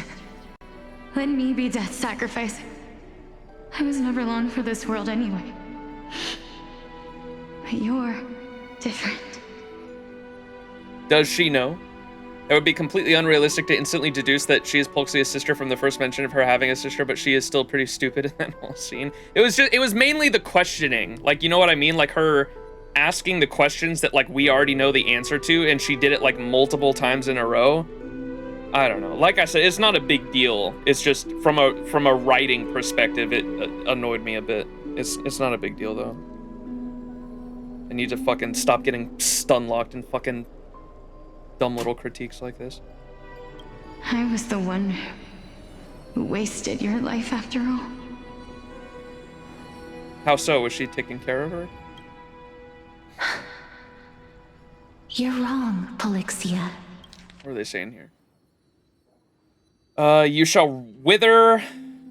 Through that, the dead will sprout again from the remains and be reborn with the dead flame. As foretold in the prophecy, according to our vows, once it all ends, we must face our fated moment head on. Even if it was prophesized, do we still have no say in the matter? It's so unfair. Why are we the only ones forced into mutual destruction? Let me do it, sister. Let me be death's sacrifice. I was never long for this world anyway, but you're different. I was the one who wasted your life after all. You're wrong. I don't think that my life was wasted. Just the opposite. When I finally arrived at this destination and looked back at the journey I took, I discovered that flowers had long since bloomed along the path I walked.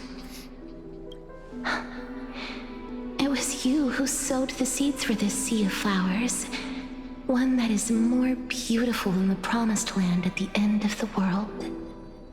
Besides, I have lived a fulfilling life.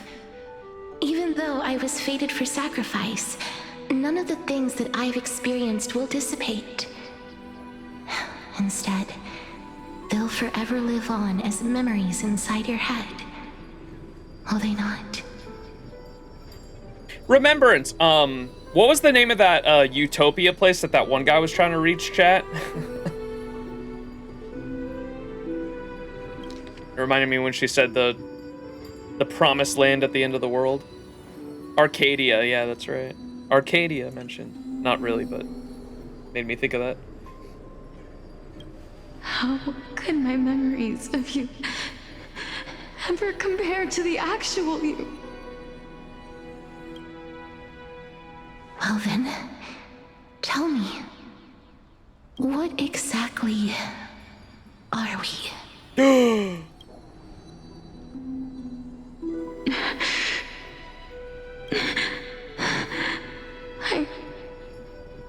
I don't know. I don't know either.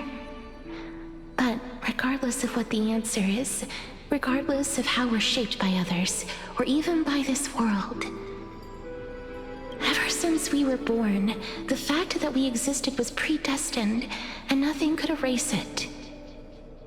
This is why I will always, always be by your side. She asked that question again. What exactly are we? That's what Anax is trying to figure out, right? What if what we exactly are is what we define ourselves? What exactly are we? It could be the same as me asking, what exactly are you, chat? What exactly am I? It's something you decide for yourself. I don't know. That's philosophical. We're twins, after all. Twinning!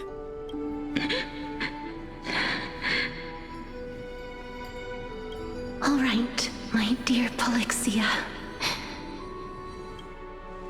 It's time to extract my heart and light the flame of death. After that, use it to plant the first bud in the prophesied new world. Oh, and that's what her domain expansion is? And it's all full of flowers? Very cute.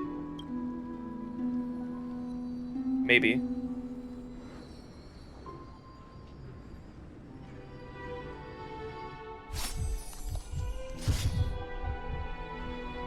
If I imparted my knowledge of the art of alchemy to you, would you use it to resurrect someone you loved? Ooh, does she resurrect Casterus and shit goes bad? The Legend of the Dragon, the Princess and the Dragon was her? Death is inevitable.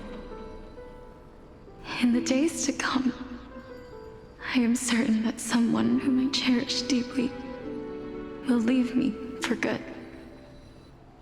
If such a mighty power really existed, I think I would use it without hesitation. It's almost like the Legend of the Dioscuri. Was there a dragon in the Legend of the Dioscuri? Even now, my answer remains the same. This is why, sister, I promise you.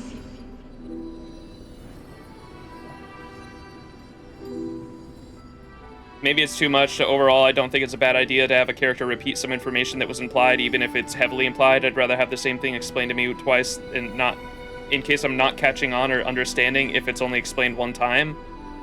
They do this in Genshin a lot too, and it's never written better, so I don't care anymore. Yeah, though. It's just different perspectives. I mean, I don't blame you either. VFD, is the name VF Dioxy? I apologize. Yeah, no, it's just different, what would you call that? Tastes in art, or it's a, god damn it, what's the word I'm looking for? Subjectivity to art. And like what you personally prefer. I think it's for me, like someone else mentioned earlier, like I just know storylines and how story structure is supposed to be written. and how good story structure is supposed to be written, and I think that's what it is for me. Like, I've consumed so many fucking stories at this point that I'm able to pick up on foreshadowing, and it kind of annoys me when the character, like, takes so much longer to pick up on foreshadowing that I already have, you know what I mean? But yeah, it's just a me thing. It's what's it called? My own subjectivity. In the prophesized new world, I shall plant the first bud on your behalf. Go now. Return to the ocean god's treasured pearl, our hometown. Aw, shit. I shall open wide the entrance to the Netherrealm and grant you a second life.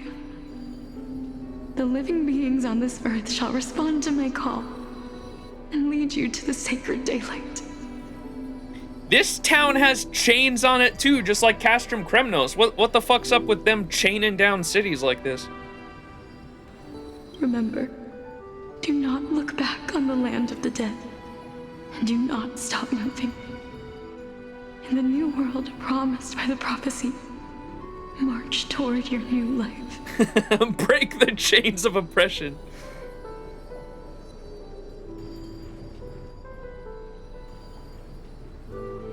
Don't want it to float away, maybe.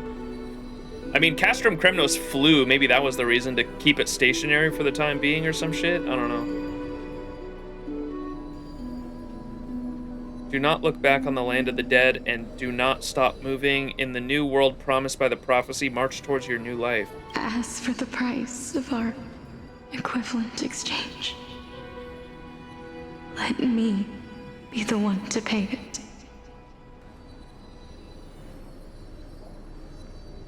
And drop things like 3.7 where they spam metaphors without explicitly stating what happens, all or nothing. Well, there's a balance of a medium. That's what I was saying in terms of, like, it's a balance for sure. Like, it's absolutely balanced, and I don't think everyone's gonna get it either, because, like, you're okay with what just happened there, and it annoys the hell out of me. But I also would agree that I don't think that they should just rush in with things and just say allegories and metaphors that don't make a whole lot of sense. It's a balance. Like, you have to strike a happy balance, and that balance is probably not going to make everyone happy, no matter what. Which is why there's different art forms and why art is subjective, blah, blah, blah. Y'all know that. I'm so shallow because of the badly written story and my favorite character. I'll just automatically enjoy it, such as the Banana Quest. Boot Hill. The one thing in Banana Quest I did like that I think I've stayed consistent on is Rappa's backstory. Rappa's backstory was really good. I just didn't like everything else about that fucking quest. Banana. Boot Hill and Rappa. True. Was that the quest where we got Boot Hill? That was the one where we got someone called Boot Hill cute, right? And you got to see his reaction. And we got a little bit of Robin Hill. That was the quest. Like, I had always seen the Robin Hill ships, and I never got it until I experienced that quest because of the back and forth between Robin and Boot Hill. Their chemistry was pretty cute. All right, sorry, I'm fucking yapping. We're getting too far. I'm getting stun locked. All right. We're supposed to be emotional here. My bad. Let's listen to this whole thing again. Death is inevitable. In the days to come, I am certain that someone whom I cherish deeply will leave me for good. If such a mighty power really existed, I think I would use it without hesitation. Even now, my answer remains the same.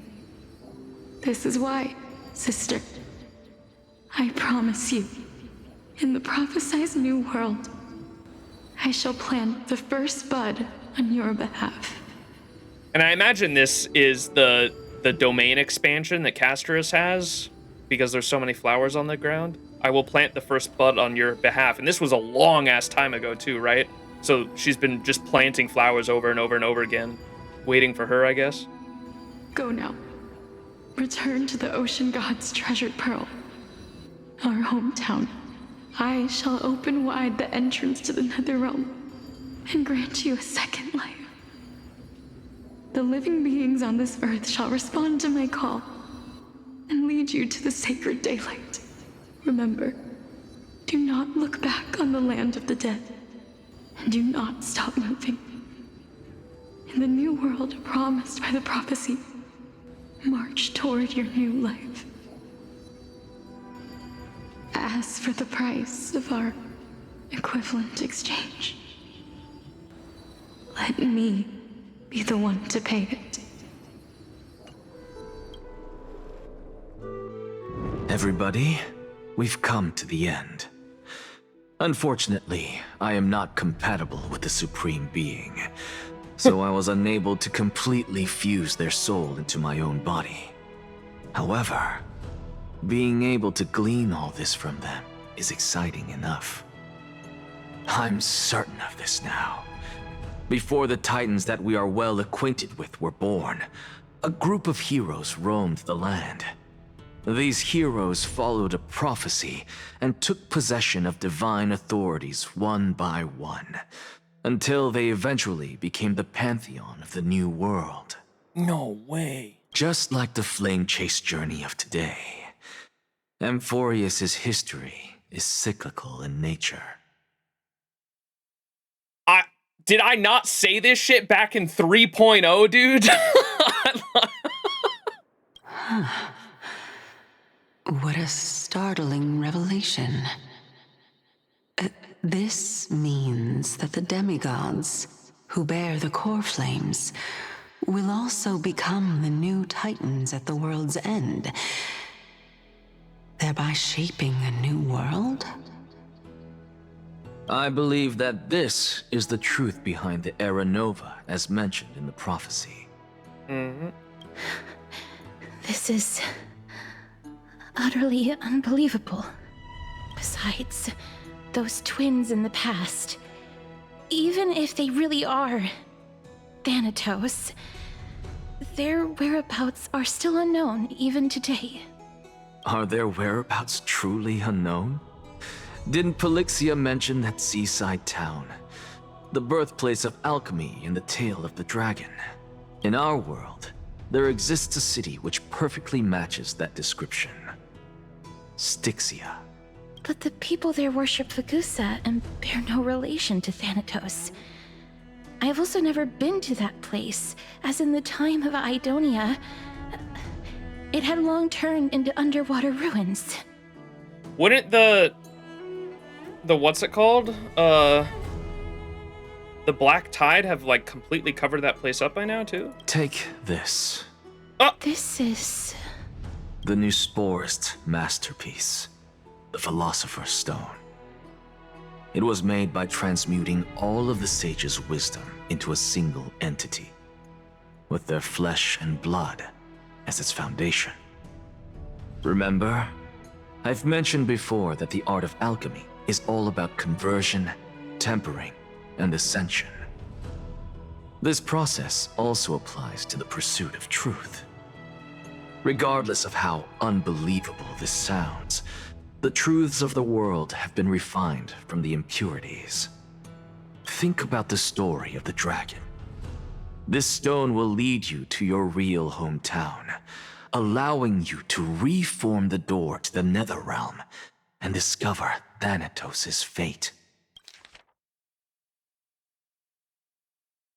The Philosopher's Stone. It was made by transmuting all of the sages' wisdom into a single entity with their flesh and blood as its foundation? Bro, what? Remember, I've mentioned before that the art of alchemy is about conversion, tempering, and ascension. This process also applies to the pursuit of truth, regardless of how unbelievable this sounds. The truths of this world have been refined to impurities. Think about the story of the dragon. This stone will lead you to your real hometown, allowing you to reform the door to the Nether Realm and discover Thanatos' fate? What? How does that work exactly? Think about the story of the dragon. This stone will lead you to your real hometown, allowing you to reform the door to the Nether Realm and discover Thanatos' fate.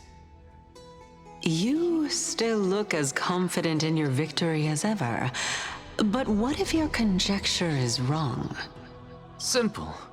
I shall merely admit to the entire world that my experiment was a failure. goat, and then they can press on further than that, knowing that that is the wrong path to take, just like the rocket ships to the Sky Titan, right? However, my line of thinking will not fail, because I have already planted the seeds of doubt into the hearts of the masses. Oh! Actions speak louder than words, Castorus.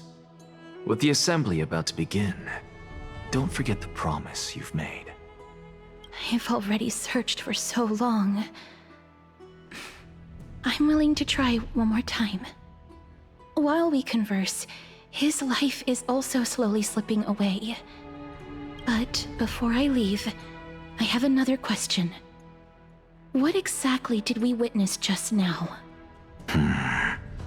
That was the world imprinted in Kefali's soul.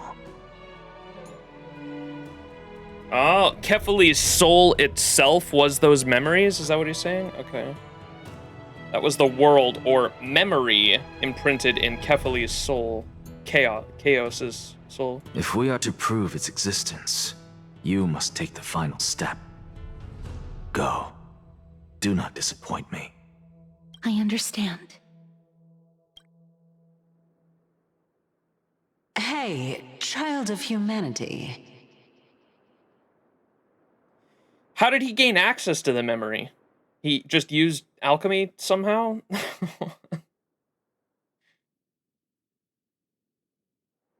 Magic?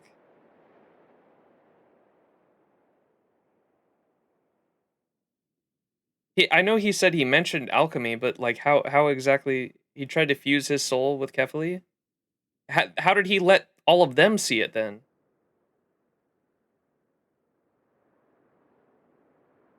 Because before, Cersei's and Castorus like couldn't see the dead souls that he was seeing, right?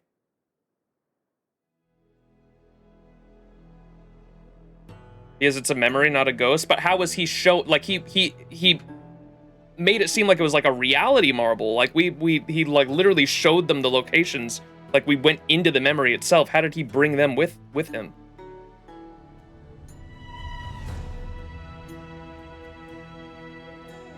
He showed his memory to them? Okay, how is that possible? Because typically I thought the Time Titan and like that's what Mem's power was, right?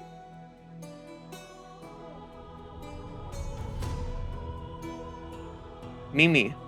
Like if Mimi was here, it might make sense.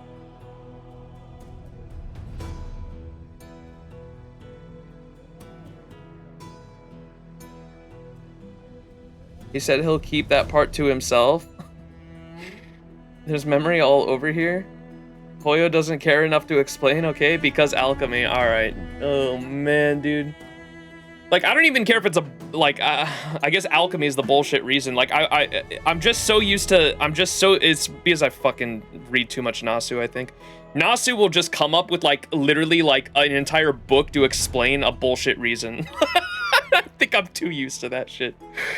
What do you want? He alchemized his soul to make his spiritrons build images of souls to use memoria to relive the past? I don't fucking know. Yeah. Don't get antsy. I still remember the question you posed to me. I love the way you explain how Nasu usually does it, though. Well, it is usually like a bullshit reason, but he'll make the bullshit reason like long and convoluted to the point where you're like, oh, okay, yeah, that makes sense.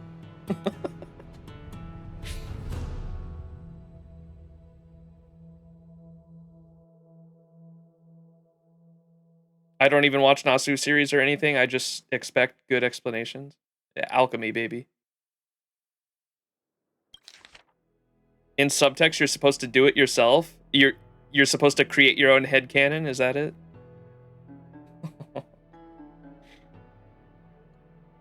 How do you think Mem's powers work? With the power of the Time Titan, because the Time Titan itself, or I guess Fuli, the whatever the 13th god is, the 13th, they call it the Sky Father or whatever, implants its power in Mem somehow, and Mem is literally able to create like mini reality marbles. We saw it with at the very beginning of the when we first came into 3.0 with how Tribby was able to open up the gates to the past by literally creating small little portals. They're like small little reality marbles where they're able to bring the memory into the present temporarily to explain it out. But those are the god's powers, literally. And so I don't understand how, like, alchemy is able to do that. It will never end if you try to explicate how magic works. How convenient. So is it just time or just a memory? It's memory, if I'm not mistaken, but it's the Time Titan itself is able to they explain that it's just memory, because Tribby explained that whole thing with the gates back in 3.0.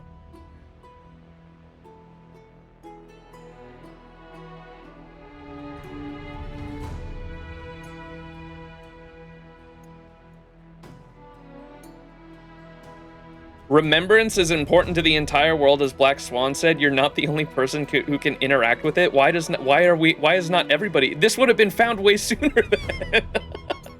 I don't know. It don't make sense. It's all right though. It's like a bullshit thing.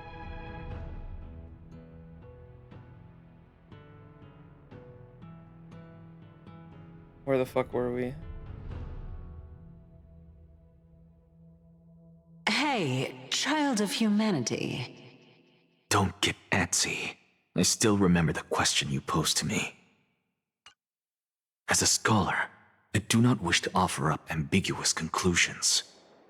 Let's discuss this topic again when she manages to find the evidence.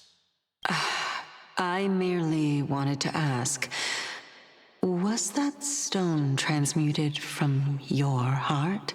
W. If so, rebirth is no longer an option for you. Why not? When I was a child, I lost someone dear to me. When I was a teenager, I lost my faith. A while back, although you saved my life, I also lost my soul in the process. Now I'm merely forsaking my body. What's the big deal? Why are you always finding ways to die? Isn't it good to be alive?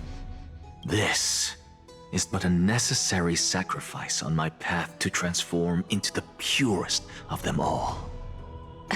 Can someone who's dead even claim to be the purest of them all? Furthermore, if your hypothesis is proven correct, does it not just confirm that the myths are true, and thereby invalidate all your theories? No, it's just the opposite. If my hypothesis is correct, it means that I can actually ascend to godhood and reshape this absurd world that you all have created. W.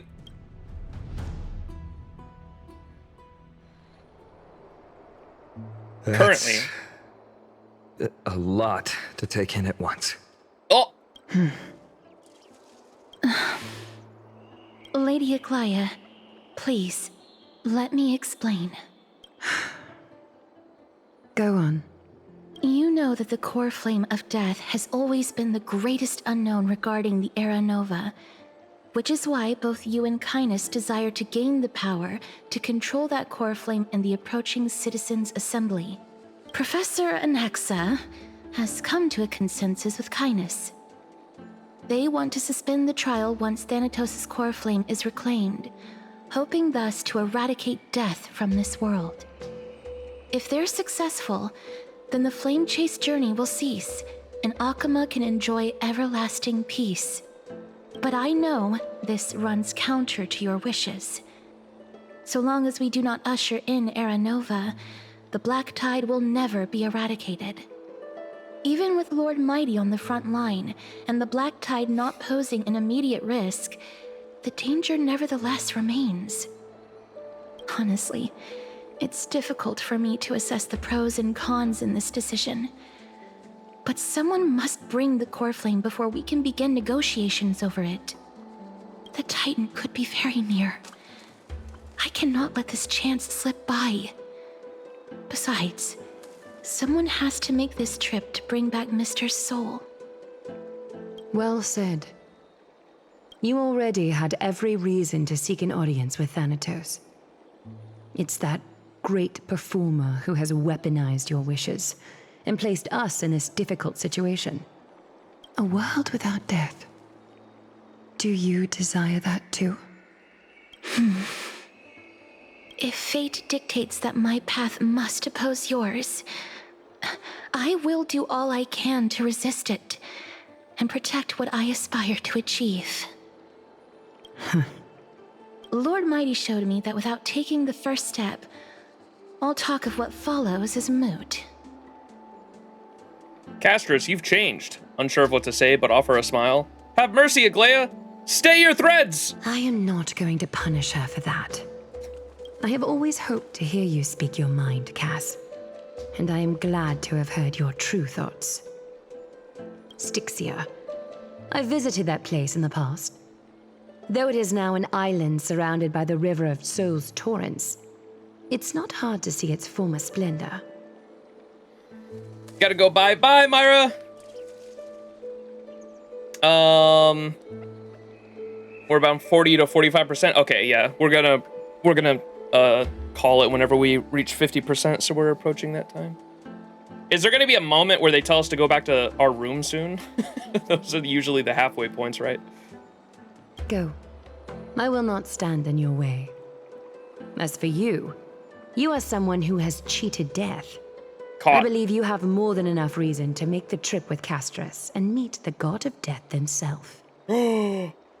Capitalized death! Castrus. Okay, cool. I too look forward to your journey. I wonder what kinds of new interpretations your completed story will bring to the Flame Chase journey. Thank you, Lady Aglaya. I hate to put a damper on this heartwarming moment, but if Styxia is now an island surrounded by the river of Souls torrents, then how do we find a way in? Lady Treby is probably... Wait, and the... Isn't everywhere, like, outside of here for the most part, like, consumed by the Black Tide? Like, I thought the Black Tide, because the Black Tide makes it seem like it's like an all-encompassing, like, ocean. Like, when they say that, like, the other cities have been overtaken by the Black Tide, I'm thinking, like, the entire fucking thing is just all Black Tide now. But, like, it's an ever-encroaching, like, darkness that's going to circle in on Kefali, like, eventually.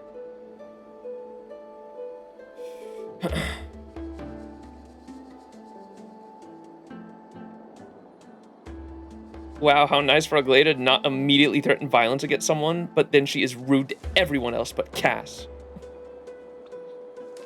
Metaphorically, yes, but physically, no? Interesting, okay.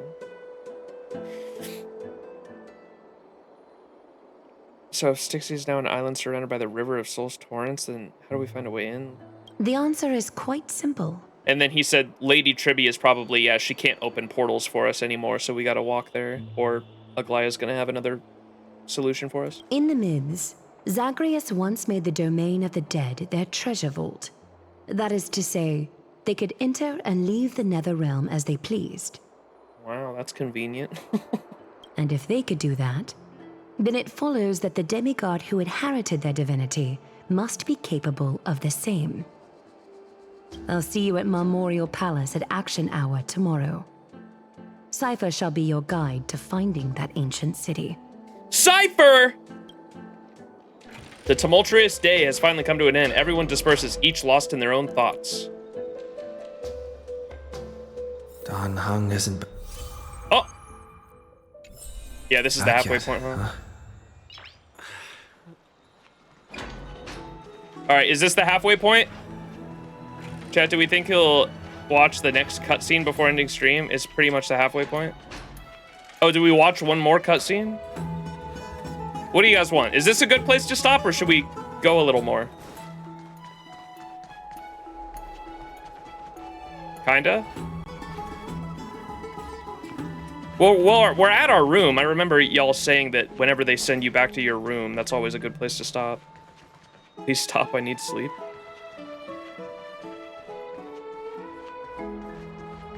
I'd like a little more, but it's up to you.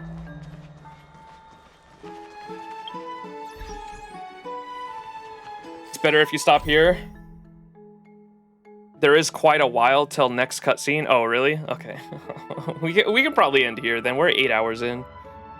Head to the private bath chamber and speak with Mem. At noon of the next day, Zagreus' demigod will become a guide to traverse the River of Souls. Today, stamina should be conserved for the long trip ahead. Return to the private bath chamber and make a plan. Yeah, I think this is probably a good place to stop. It would be like another hour for the next stopping point. Okay, yeah, we'll definitely end here then. Even if we're like 45% done, it's all right. We'll finish it all up in the next stream. We meet the cat girl. Yeah, we're going to meet Cypher, but I'll end it here. I think this is a good place to stop because I still want to stream. I'm gonna try to stream my my first time playing Arknight's Enfield soon. So I should probably call it here and get some sleep. Arknight's Enfield, Arknight's Enfield. But yeah, I like it so far. I know I seemed like annoyed, and next week is cat stream indeed. One more gacha.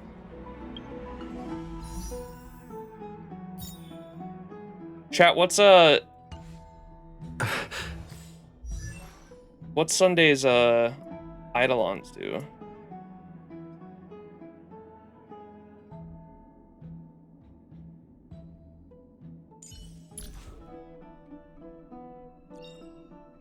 On the YouTube VOD, you're at 320 out of 7. Oh, okay. You're like 45. The Eidolons aren't great. When Sunday uses a skill, the target character can ignore 16% of the enemy's target defense to deal damage, and their summon can ignore 40% of the enemy's.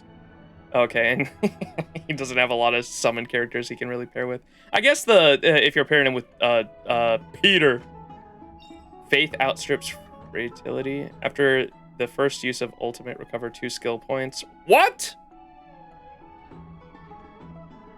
The damage from the ultimate also wait, the E2 sounds crazy. That's if you're willing to invest that far, though.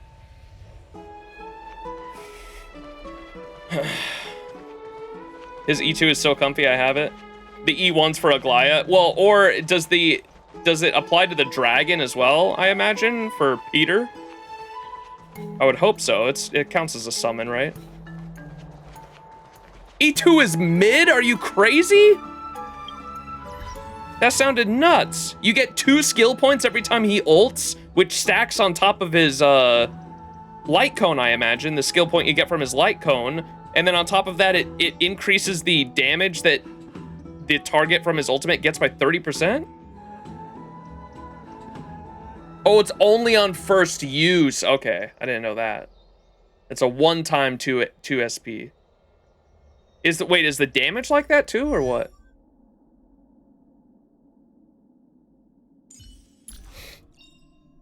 After the first use of the ultimate, recover 2 skill points. Okay, period. Then the damage dealt by the beatified, which is his ultimate, increases by 30%. So that's every time, though, the 30% increase to the damage. Issue with Castros and Sunday is that the buffs go away on the dragon. Yeah, I'm not... don't worry. I use Castros with... someone pull up the clip of me fucking in Mr. Pokey's chat joking around about that. Kezuke has the clip somewhere. Do you like factory stuff or just going to play Enfield for the story? Mainly for the story. I'll be honest, I don't think there's a single gacha game that I really like the gameplay of, if I'm being keeping it a $1.50 with y'all. I mostly play these games because I have a fucking crippling gacha addiction, and then for the story and the lore. I love lore. He hates Honkai Star Rail. Cersei's incomplete theorem. Stop the spirit thief from robbing Cersei's 2 times. Wait, what?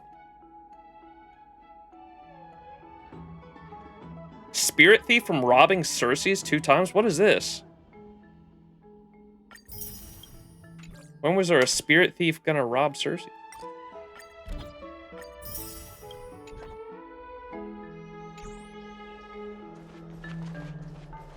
You like Genshin's gameplay? We have this too. Wow. Oh, Max's eyelashes are fluttering. That's the look of someone lost in thought. I have been hanging out with the Naxa. Mem. It's time for a bedtime story. Sadly, no ending again. Mem. That's cheating. How did you suddenly start copying me? But it's no easy feat to truly master the fairy tongue. Fairy tongue, huh? Fairies! You have to stay close, together, to really get the hang of it.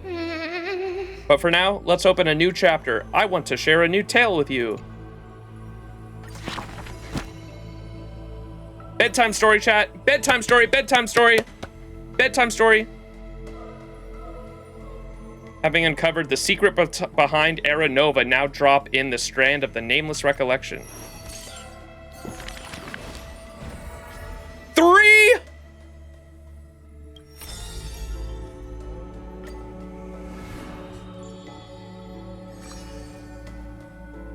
Willing to adorn the living. Casterus backstory. Born with an evil curse, her hand dips into lethal cinnabar and white lead to personally decorate the faces of the dead. Her skills are said to bestow beauty on anyone, even transforming their appearance completely. What? Many skills were born out of her seclusion, but it painted her dwelling in a gloomy vision. Only a select few have set foot in this mansion, and the thief and the weaver were two such lucky persons. The girl converses with all items in the house, with specimens, tea sets, and even pillows in profusion, as if she can hear the responses of these non-living things. I have always lived in isolation. Out of courtesy, this is how I practice my words and actions. 'Tis hard to believe her explanation. Her face, when talking, shows such a gentle disposition. El gato! But unless she is telling fabrications, she must regard her partners as mere children. Thus, people passed these rumors down. Within the area of her encirclement, all things became frozen, escaping time's increments. It is an exaggeration, that is certain. People only found an ancient lion's head in battle's ruined armaments. Those words are true. The head itself was nearly dead. Though they won in fierce battle, the warriors were powerless to turn the tide. It was the embrace where death dwelled that gave early release from their pain.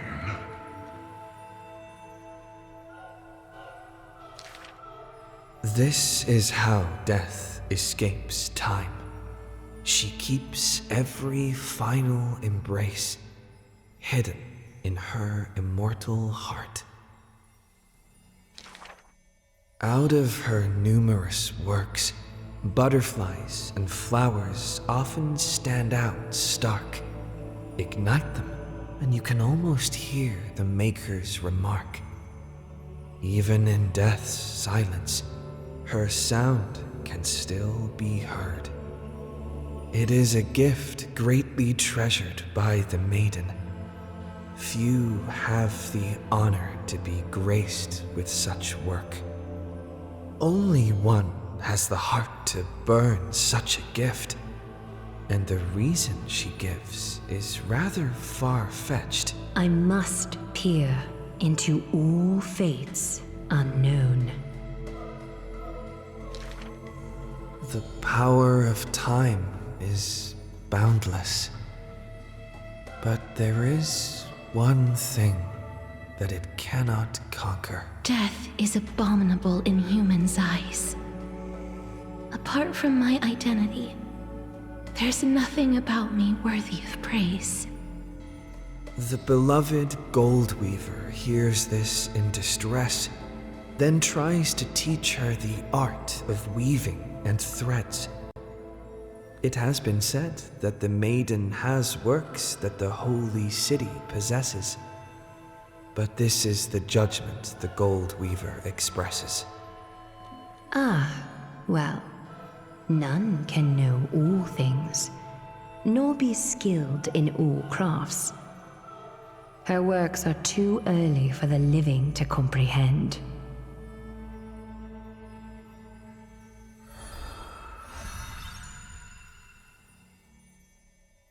Thoughts on that, chat? Anaxa! Lock in.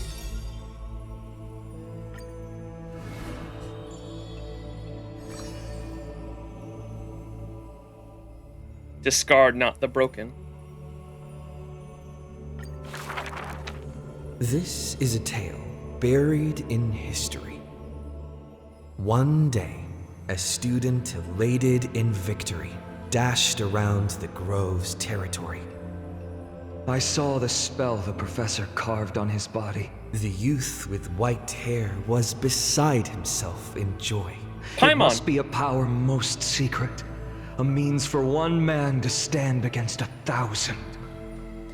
That spell was rare indeed, for it was a secret way to overturn a cart of hay. The scholar was still a mortal body, as yet to snatch life from death, or to reforge a new flesh through a god's remedy. Various minute tricks and parody, he studied them all, crafting schemes oh so busy. For everyone knows, he wishes not to use the divine power that is his, refusing rightful custody. And in that unwitnessed moment of his death, final tragedy, he still held the hay cart spell steady, standing alone, facing the evil enemy. Now, that craft is regarded as a magnificent study, not because of what it was, but because of its purpose, known to everybody. In fact, he once crafted miracles, forging silent servants using soil as vehicle. Though no sentience, they do their job without obstacles, rivaling Titankin in spectacle. However, one day he suddenly changes his tune. Creation is the Titan's work, and slavery is the Titan's manacle. When imitating divine evil, there's no need to invest reason, most pinnacle. When the servants have all been recycled, he deigns not to explain, fearing to waste his reason or muscle. So he jokingly concludes the questioning with a chuckle. If it's just for odd jobs, students are a better gamble. The way he addresses himself comes from elsewhere, an imitation of a divine machine with some flair. He happily answers 5 questions for those unaware, knowledge seemingly given with stingy care. Bars. For a wise one, 5 answers reveal creation's secrets, the truth hidden and bold. But a fool learns but not, and is left in the cold. Now, inquire. That is, in fact, the scholar's crafty snare. He hides the answer he seeks behind questions posed by those unaware, doling breadcrumbs as bait to lure and compare, whether the inquirer may be worthy of his wisdom to share. The scholar never looks at laws and measurements, ignoring the flow and shift of time's passage, and uncomprehending students gossip in eager regiments. Why? Obviously to drag out class time as a statement. the student's answer seems rather adamant. He is panicked by the flow of time, for his work is yet done, yet to implement. The stubborn assistant interjects in a rare display of testament. This man is too arrogant, and he intends to desecrate Orynyx's accomplishments. The passing sage from another school brings admonishment. Outside the courtyard, the gossip flows into the scholar's ear. He silently gives a grade to every question and argument, but none know the true answer, according to his judgment. Wow.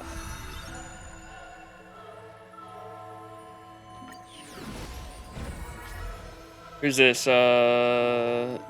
What's her name? Pink Bronya?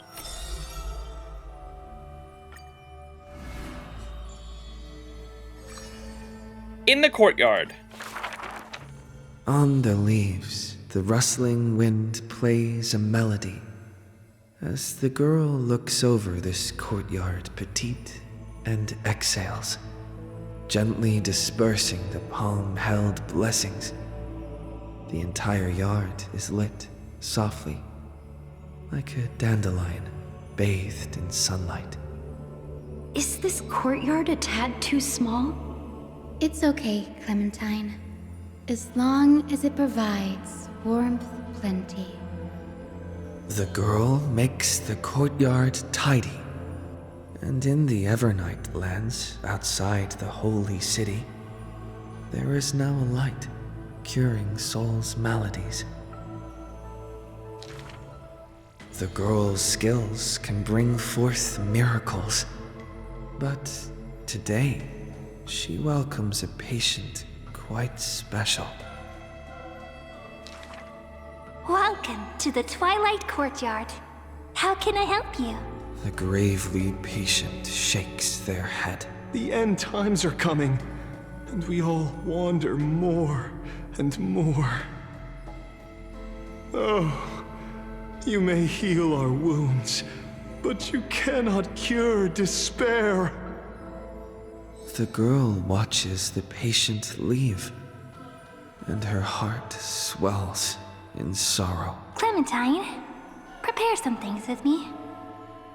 I want this place to be brighter tomorrow. The redhead child takes the girl's hands. Long time no see, Hyacinth. Are you here in Akama for a visit, or do you need help from us? The girl recounts her needs. I want some shining things, even if they are considered junk.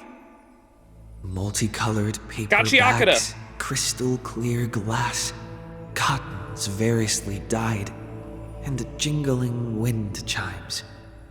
The girl brings them back to the courtyard and spares no effort to decorate all around.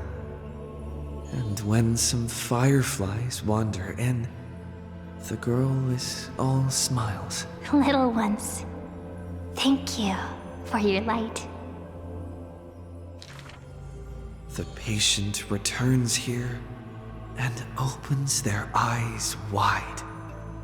Multicolored dreams on the rooftop now reside, and the lawns contain the sweet whispers of sunlight.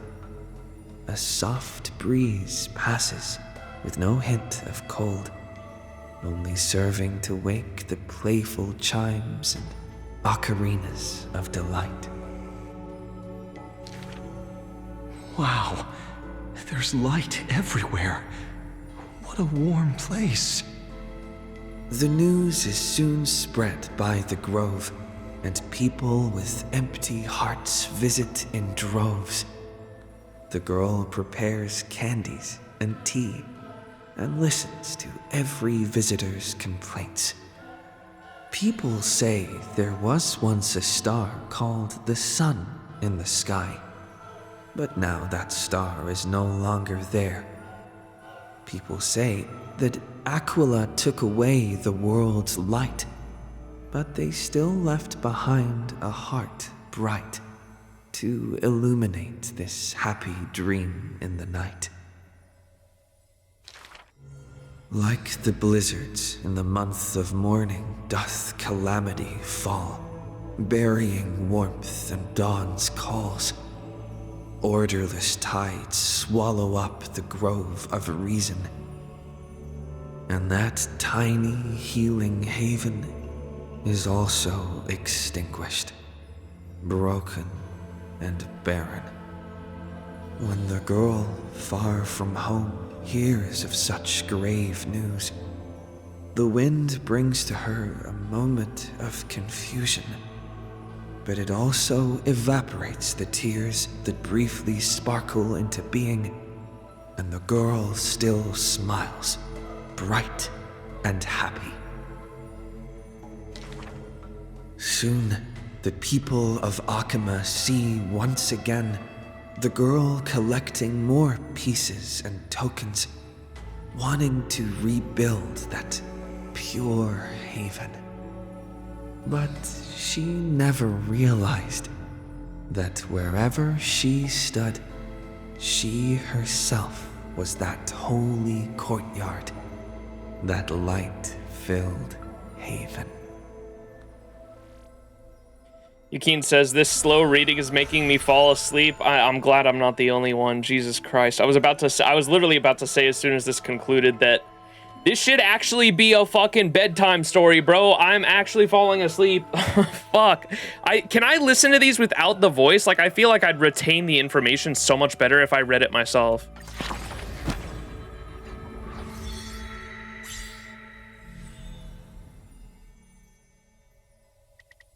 Like, is that something we should do next time?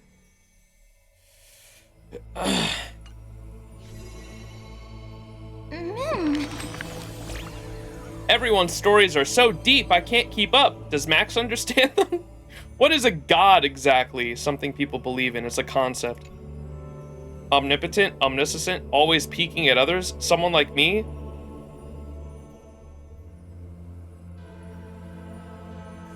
It was unvoiced originally because of the strikes at launch, yeah. When there wasn't an MC voice, I did actually retain the info more.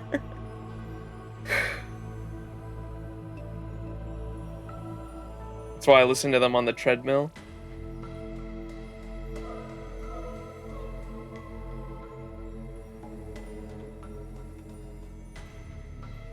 I was like, what the fuck is omniscient?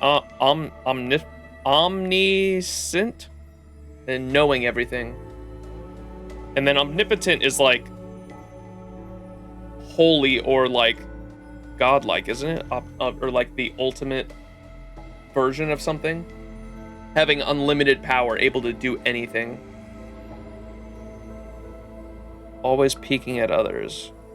Someone like me. I can't say what I want to say. What? I can't say fucking... This is bullshit, chat. There's no answer here I like. Why can't I say it's a concept? It's not a real thing. Everyone's stories are so deep I can't keep up. Does Max understand them? What is a god exactly?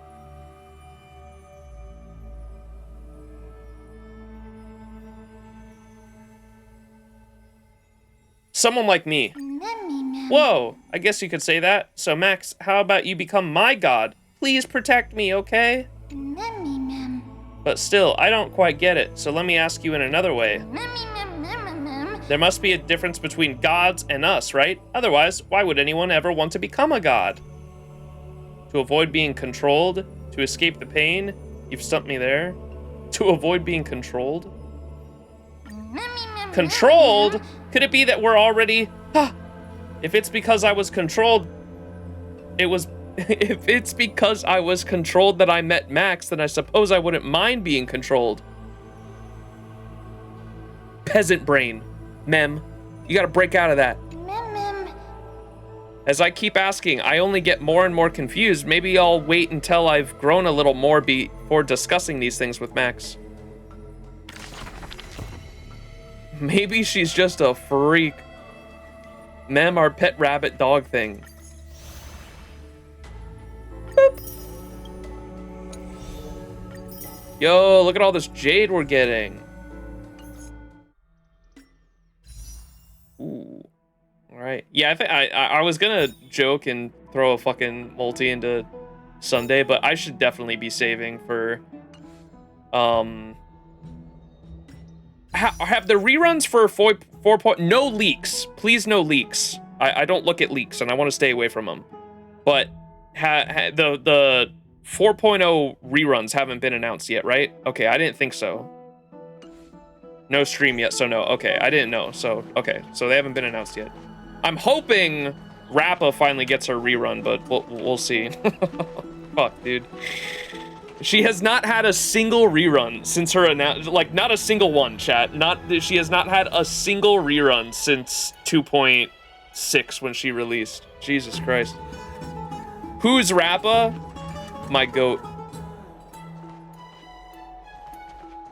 Things are a secret. They announce them when the announcements will happen. Yeah, I know. Like I said, I don't pay attention to this shit because I stay away from the live streams too. So I wasn't even sure if they had been announced yet. My girl deserves better. All right. Yeah, I think that's gonna be it, chat.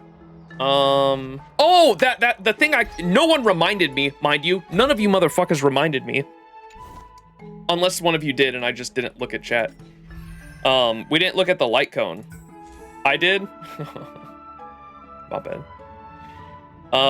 Where's the light cone I was talking about? That I wanted to look at, the Anaxa one. Can I read the description on it too, or is it spoilers? I assume I can, because it's like something that happened in the past. It's erudition.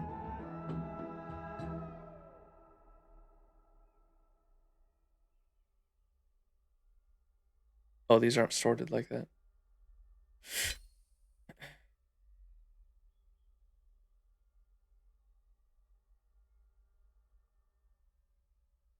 Oh, I don't have it. Wait. Are you sure it's erudition? Am I blind? Not his, I wasn't talking about. The one on the battle pass that shows him pulling out his eye. Because we got the backstory for that. That's why I said I wanted to look at it.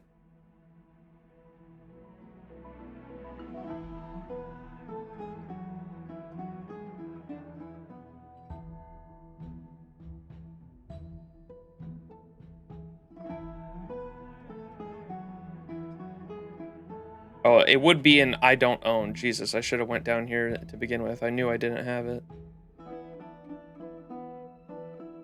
Here it is. It's a hunt one. It's a hunt light cone. Yeah, can I read this? Do you guys know if I can read it? Oh, I can't look at the... That's right, if you don't own it, you can't look at the art in full screen. That's so dumb, I hate that. But yeah, there's him pulling out his own eye to resurrect his sister temporarily with alchemy. The equivalent exchange fucking bullshit like Full Metal Alchemist. Because I had seen this art before, but I just didn't know the context behind it. And so as soon as we, because I picked the light cones on the battle pass every time, right? And so I had seen this art before, and I had just, I didn't have the context behind it. And now that we do, to see here one last time, yeah, it was only temporarily. The blood used to be red at one point, I think. You can read it? Okay, cool. I wanted to make sure. So here's the lore on it. Unwilling tears trailed down his cheeks. At the heart of the shattered ritual array lingered not just death's shadow, but an abyss of silence and emptiness. Then a sigh trembled through the darkness, a ripple from the soul's deepest recesses. Is that you, sister? The boy lifted his hand. A weak light flickered in his eyes. The silhouette of his loved one lingered but a breath. Yet its initial imprint etched a millennium into his heart. Aww. I see. Thank you for this final farewell. He rose slowly.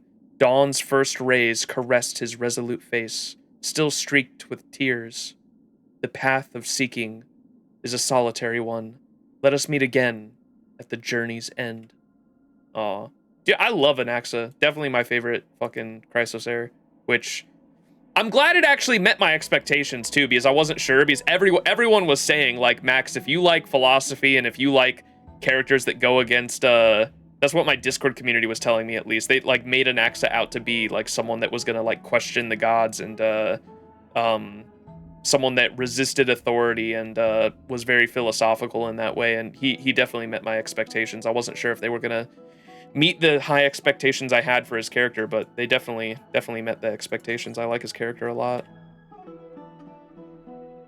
The art had red blood, which didn't make sense, so they fixed it in beta, but it looked cool. Oh, because of the... Oh, I see. Because of the fucking... Because he has to have golden blood, right? Because he's a Chrysos heir. I see what you're saying.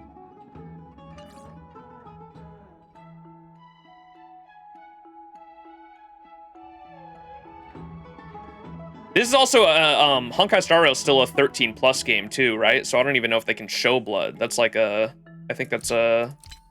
The 13+ game. That's why ZZZ has shown blood before, right? Because ZZZ's a 16+ game, and Honkai Star Rail and the other Hoyo games are 13+, so they can't show blood in the game, right? That's why, yeah, that's the whole reason why it's golden in the first place. Okay. Well. Or Firefly's weird blood when she died, when she got stabbed, the Memoria. Yeah, like she explodes into Memoria. That, and apparently ZZZ's HQ'd in Shanghai. Well, they show Chinese like anime and stuff has shown blood before, but it's got to be 16+. That's like the, it's just like the rated. It's just like the ESRB here, in America. There's just like certain things they can and can't show depending on the ratings. They have. 16+ is the highest, if I'm not mistaken. I think they have one lower than 13. Is it like 8 or something like that? It's like 8 and up, 13 and up, and 16 and up, I think, if I'm not mistaken. The cum blood, yeah, the white blood. At least the blood isn't white. Interesting, I thought all blood had to be white in anime cartoons. No, definitely not. Cum blood is wild. That's mostly a joke. I think it happened like one time, if I'm not mistaken. I don't know the history of it. I definitely know it's more of a joke more than anything over here in the West because we have an anti-censorship, anti-Chinese bias. Blood is often pink.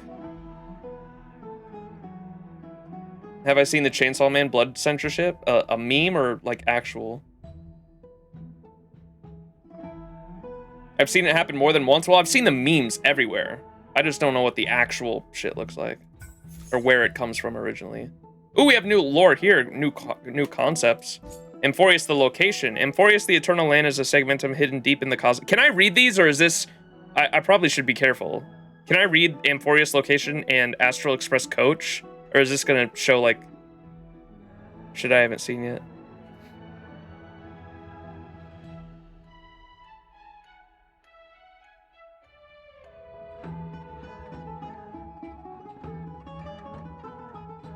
This one's fine? Okay, and then I assume the coach one is fine. We read the coach one before we even went into 3.0, I believe. Kezeke grabbed me a screenshot because he said it wasn't, it was dumb that I hadn't had it yet. Amphoreus, the eternal lane, is a segmentum hidden deep in the cosmos. It is severed from the outside and is difficult for anyone to detect or encounter. Standard interstellar navigation can barely perceive its existence, let alone pass through or arrive at the world itself. Akivili the Trailblaze has traversed a myriad of worlds, pioneered into unknown lands, and connected countless worlds. For their followers, exploring the edge of the unknown and the depths of the cosmos is their paramount duty. Using the special technology from the Garden Recollection Mirror, the Astral Express will arrive at Amphoreus for the first time to initiate their trailblazing journey and try their best to reveal the truth behind the 3 paths that are interconnecting here. Hell yeah. And then we already read this one before going into 3.0. I'm not going to read the coach one again. All right, chat. That is definitely gonna have to do it, I think. But yeah, thoughts on the first half of 3.2? I dig it. Had a couple issues and critiques here and there, but overall, I like it. I like, especially, I mean, everything with Anaxa was fucking dope, and I did enjoy how much POV swapping we had this chapter. We were going back and forth. The initial group split up with who did the MC go with? The MC went with... Who were we with? Oh, it was Finon. The MC was with Finon. The MC was with Finon. Don Hung went with Hyacine to try to learn more.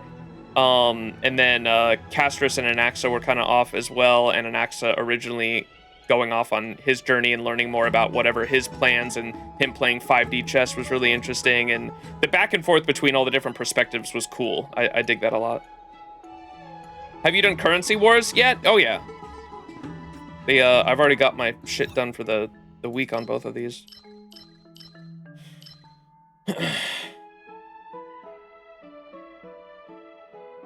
All right. Looking forward to the Enfield stream. Need to actually play the game a bit so I don't spoil myself. Hell yeah. Well, that should be within the next like 24 hours or so, I think. If I'm smart and actually get some sleep here pretty soon. I'm gonna eat and get some sleep, I think. All right, chat, thank you all so much for hanging out. Say bye to YouTube. YouTube viewers, if you're watching, thanks so much for watching the stream. Leave your comments down below. Likes and comments on the video are a great free way to help me out, because engagement in general on the video pushes this video into the algorithm out there for other viewers. So if you want to help me out in a free way, leave a thumbs up on the video, leave a comment down below. If you can't think of a comment and want one to leave, you can leave the comment Anaxa Gorgeous. Anaxa Gorgeous. Leave a comment Anaxa Gorgeous, and I will know that you reached the end of the video, and I will give you a big heart. But bye, YouTube. Thanks so much for watching. Appreciate you guys coming out. Stream, thanks for hanging out. Love you guys so much. Catch you guys in the next one. But until then, peace out, everyone. Have a good one. Love y'all. Hope you guys have a fantastic rest of your day and week. Bye!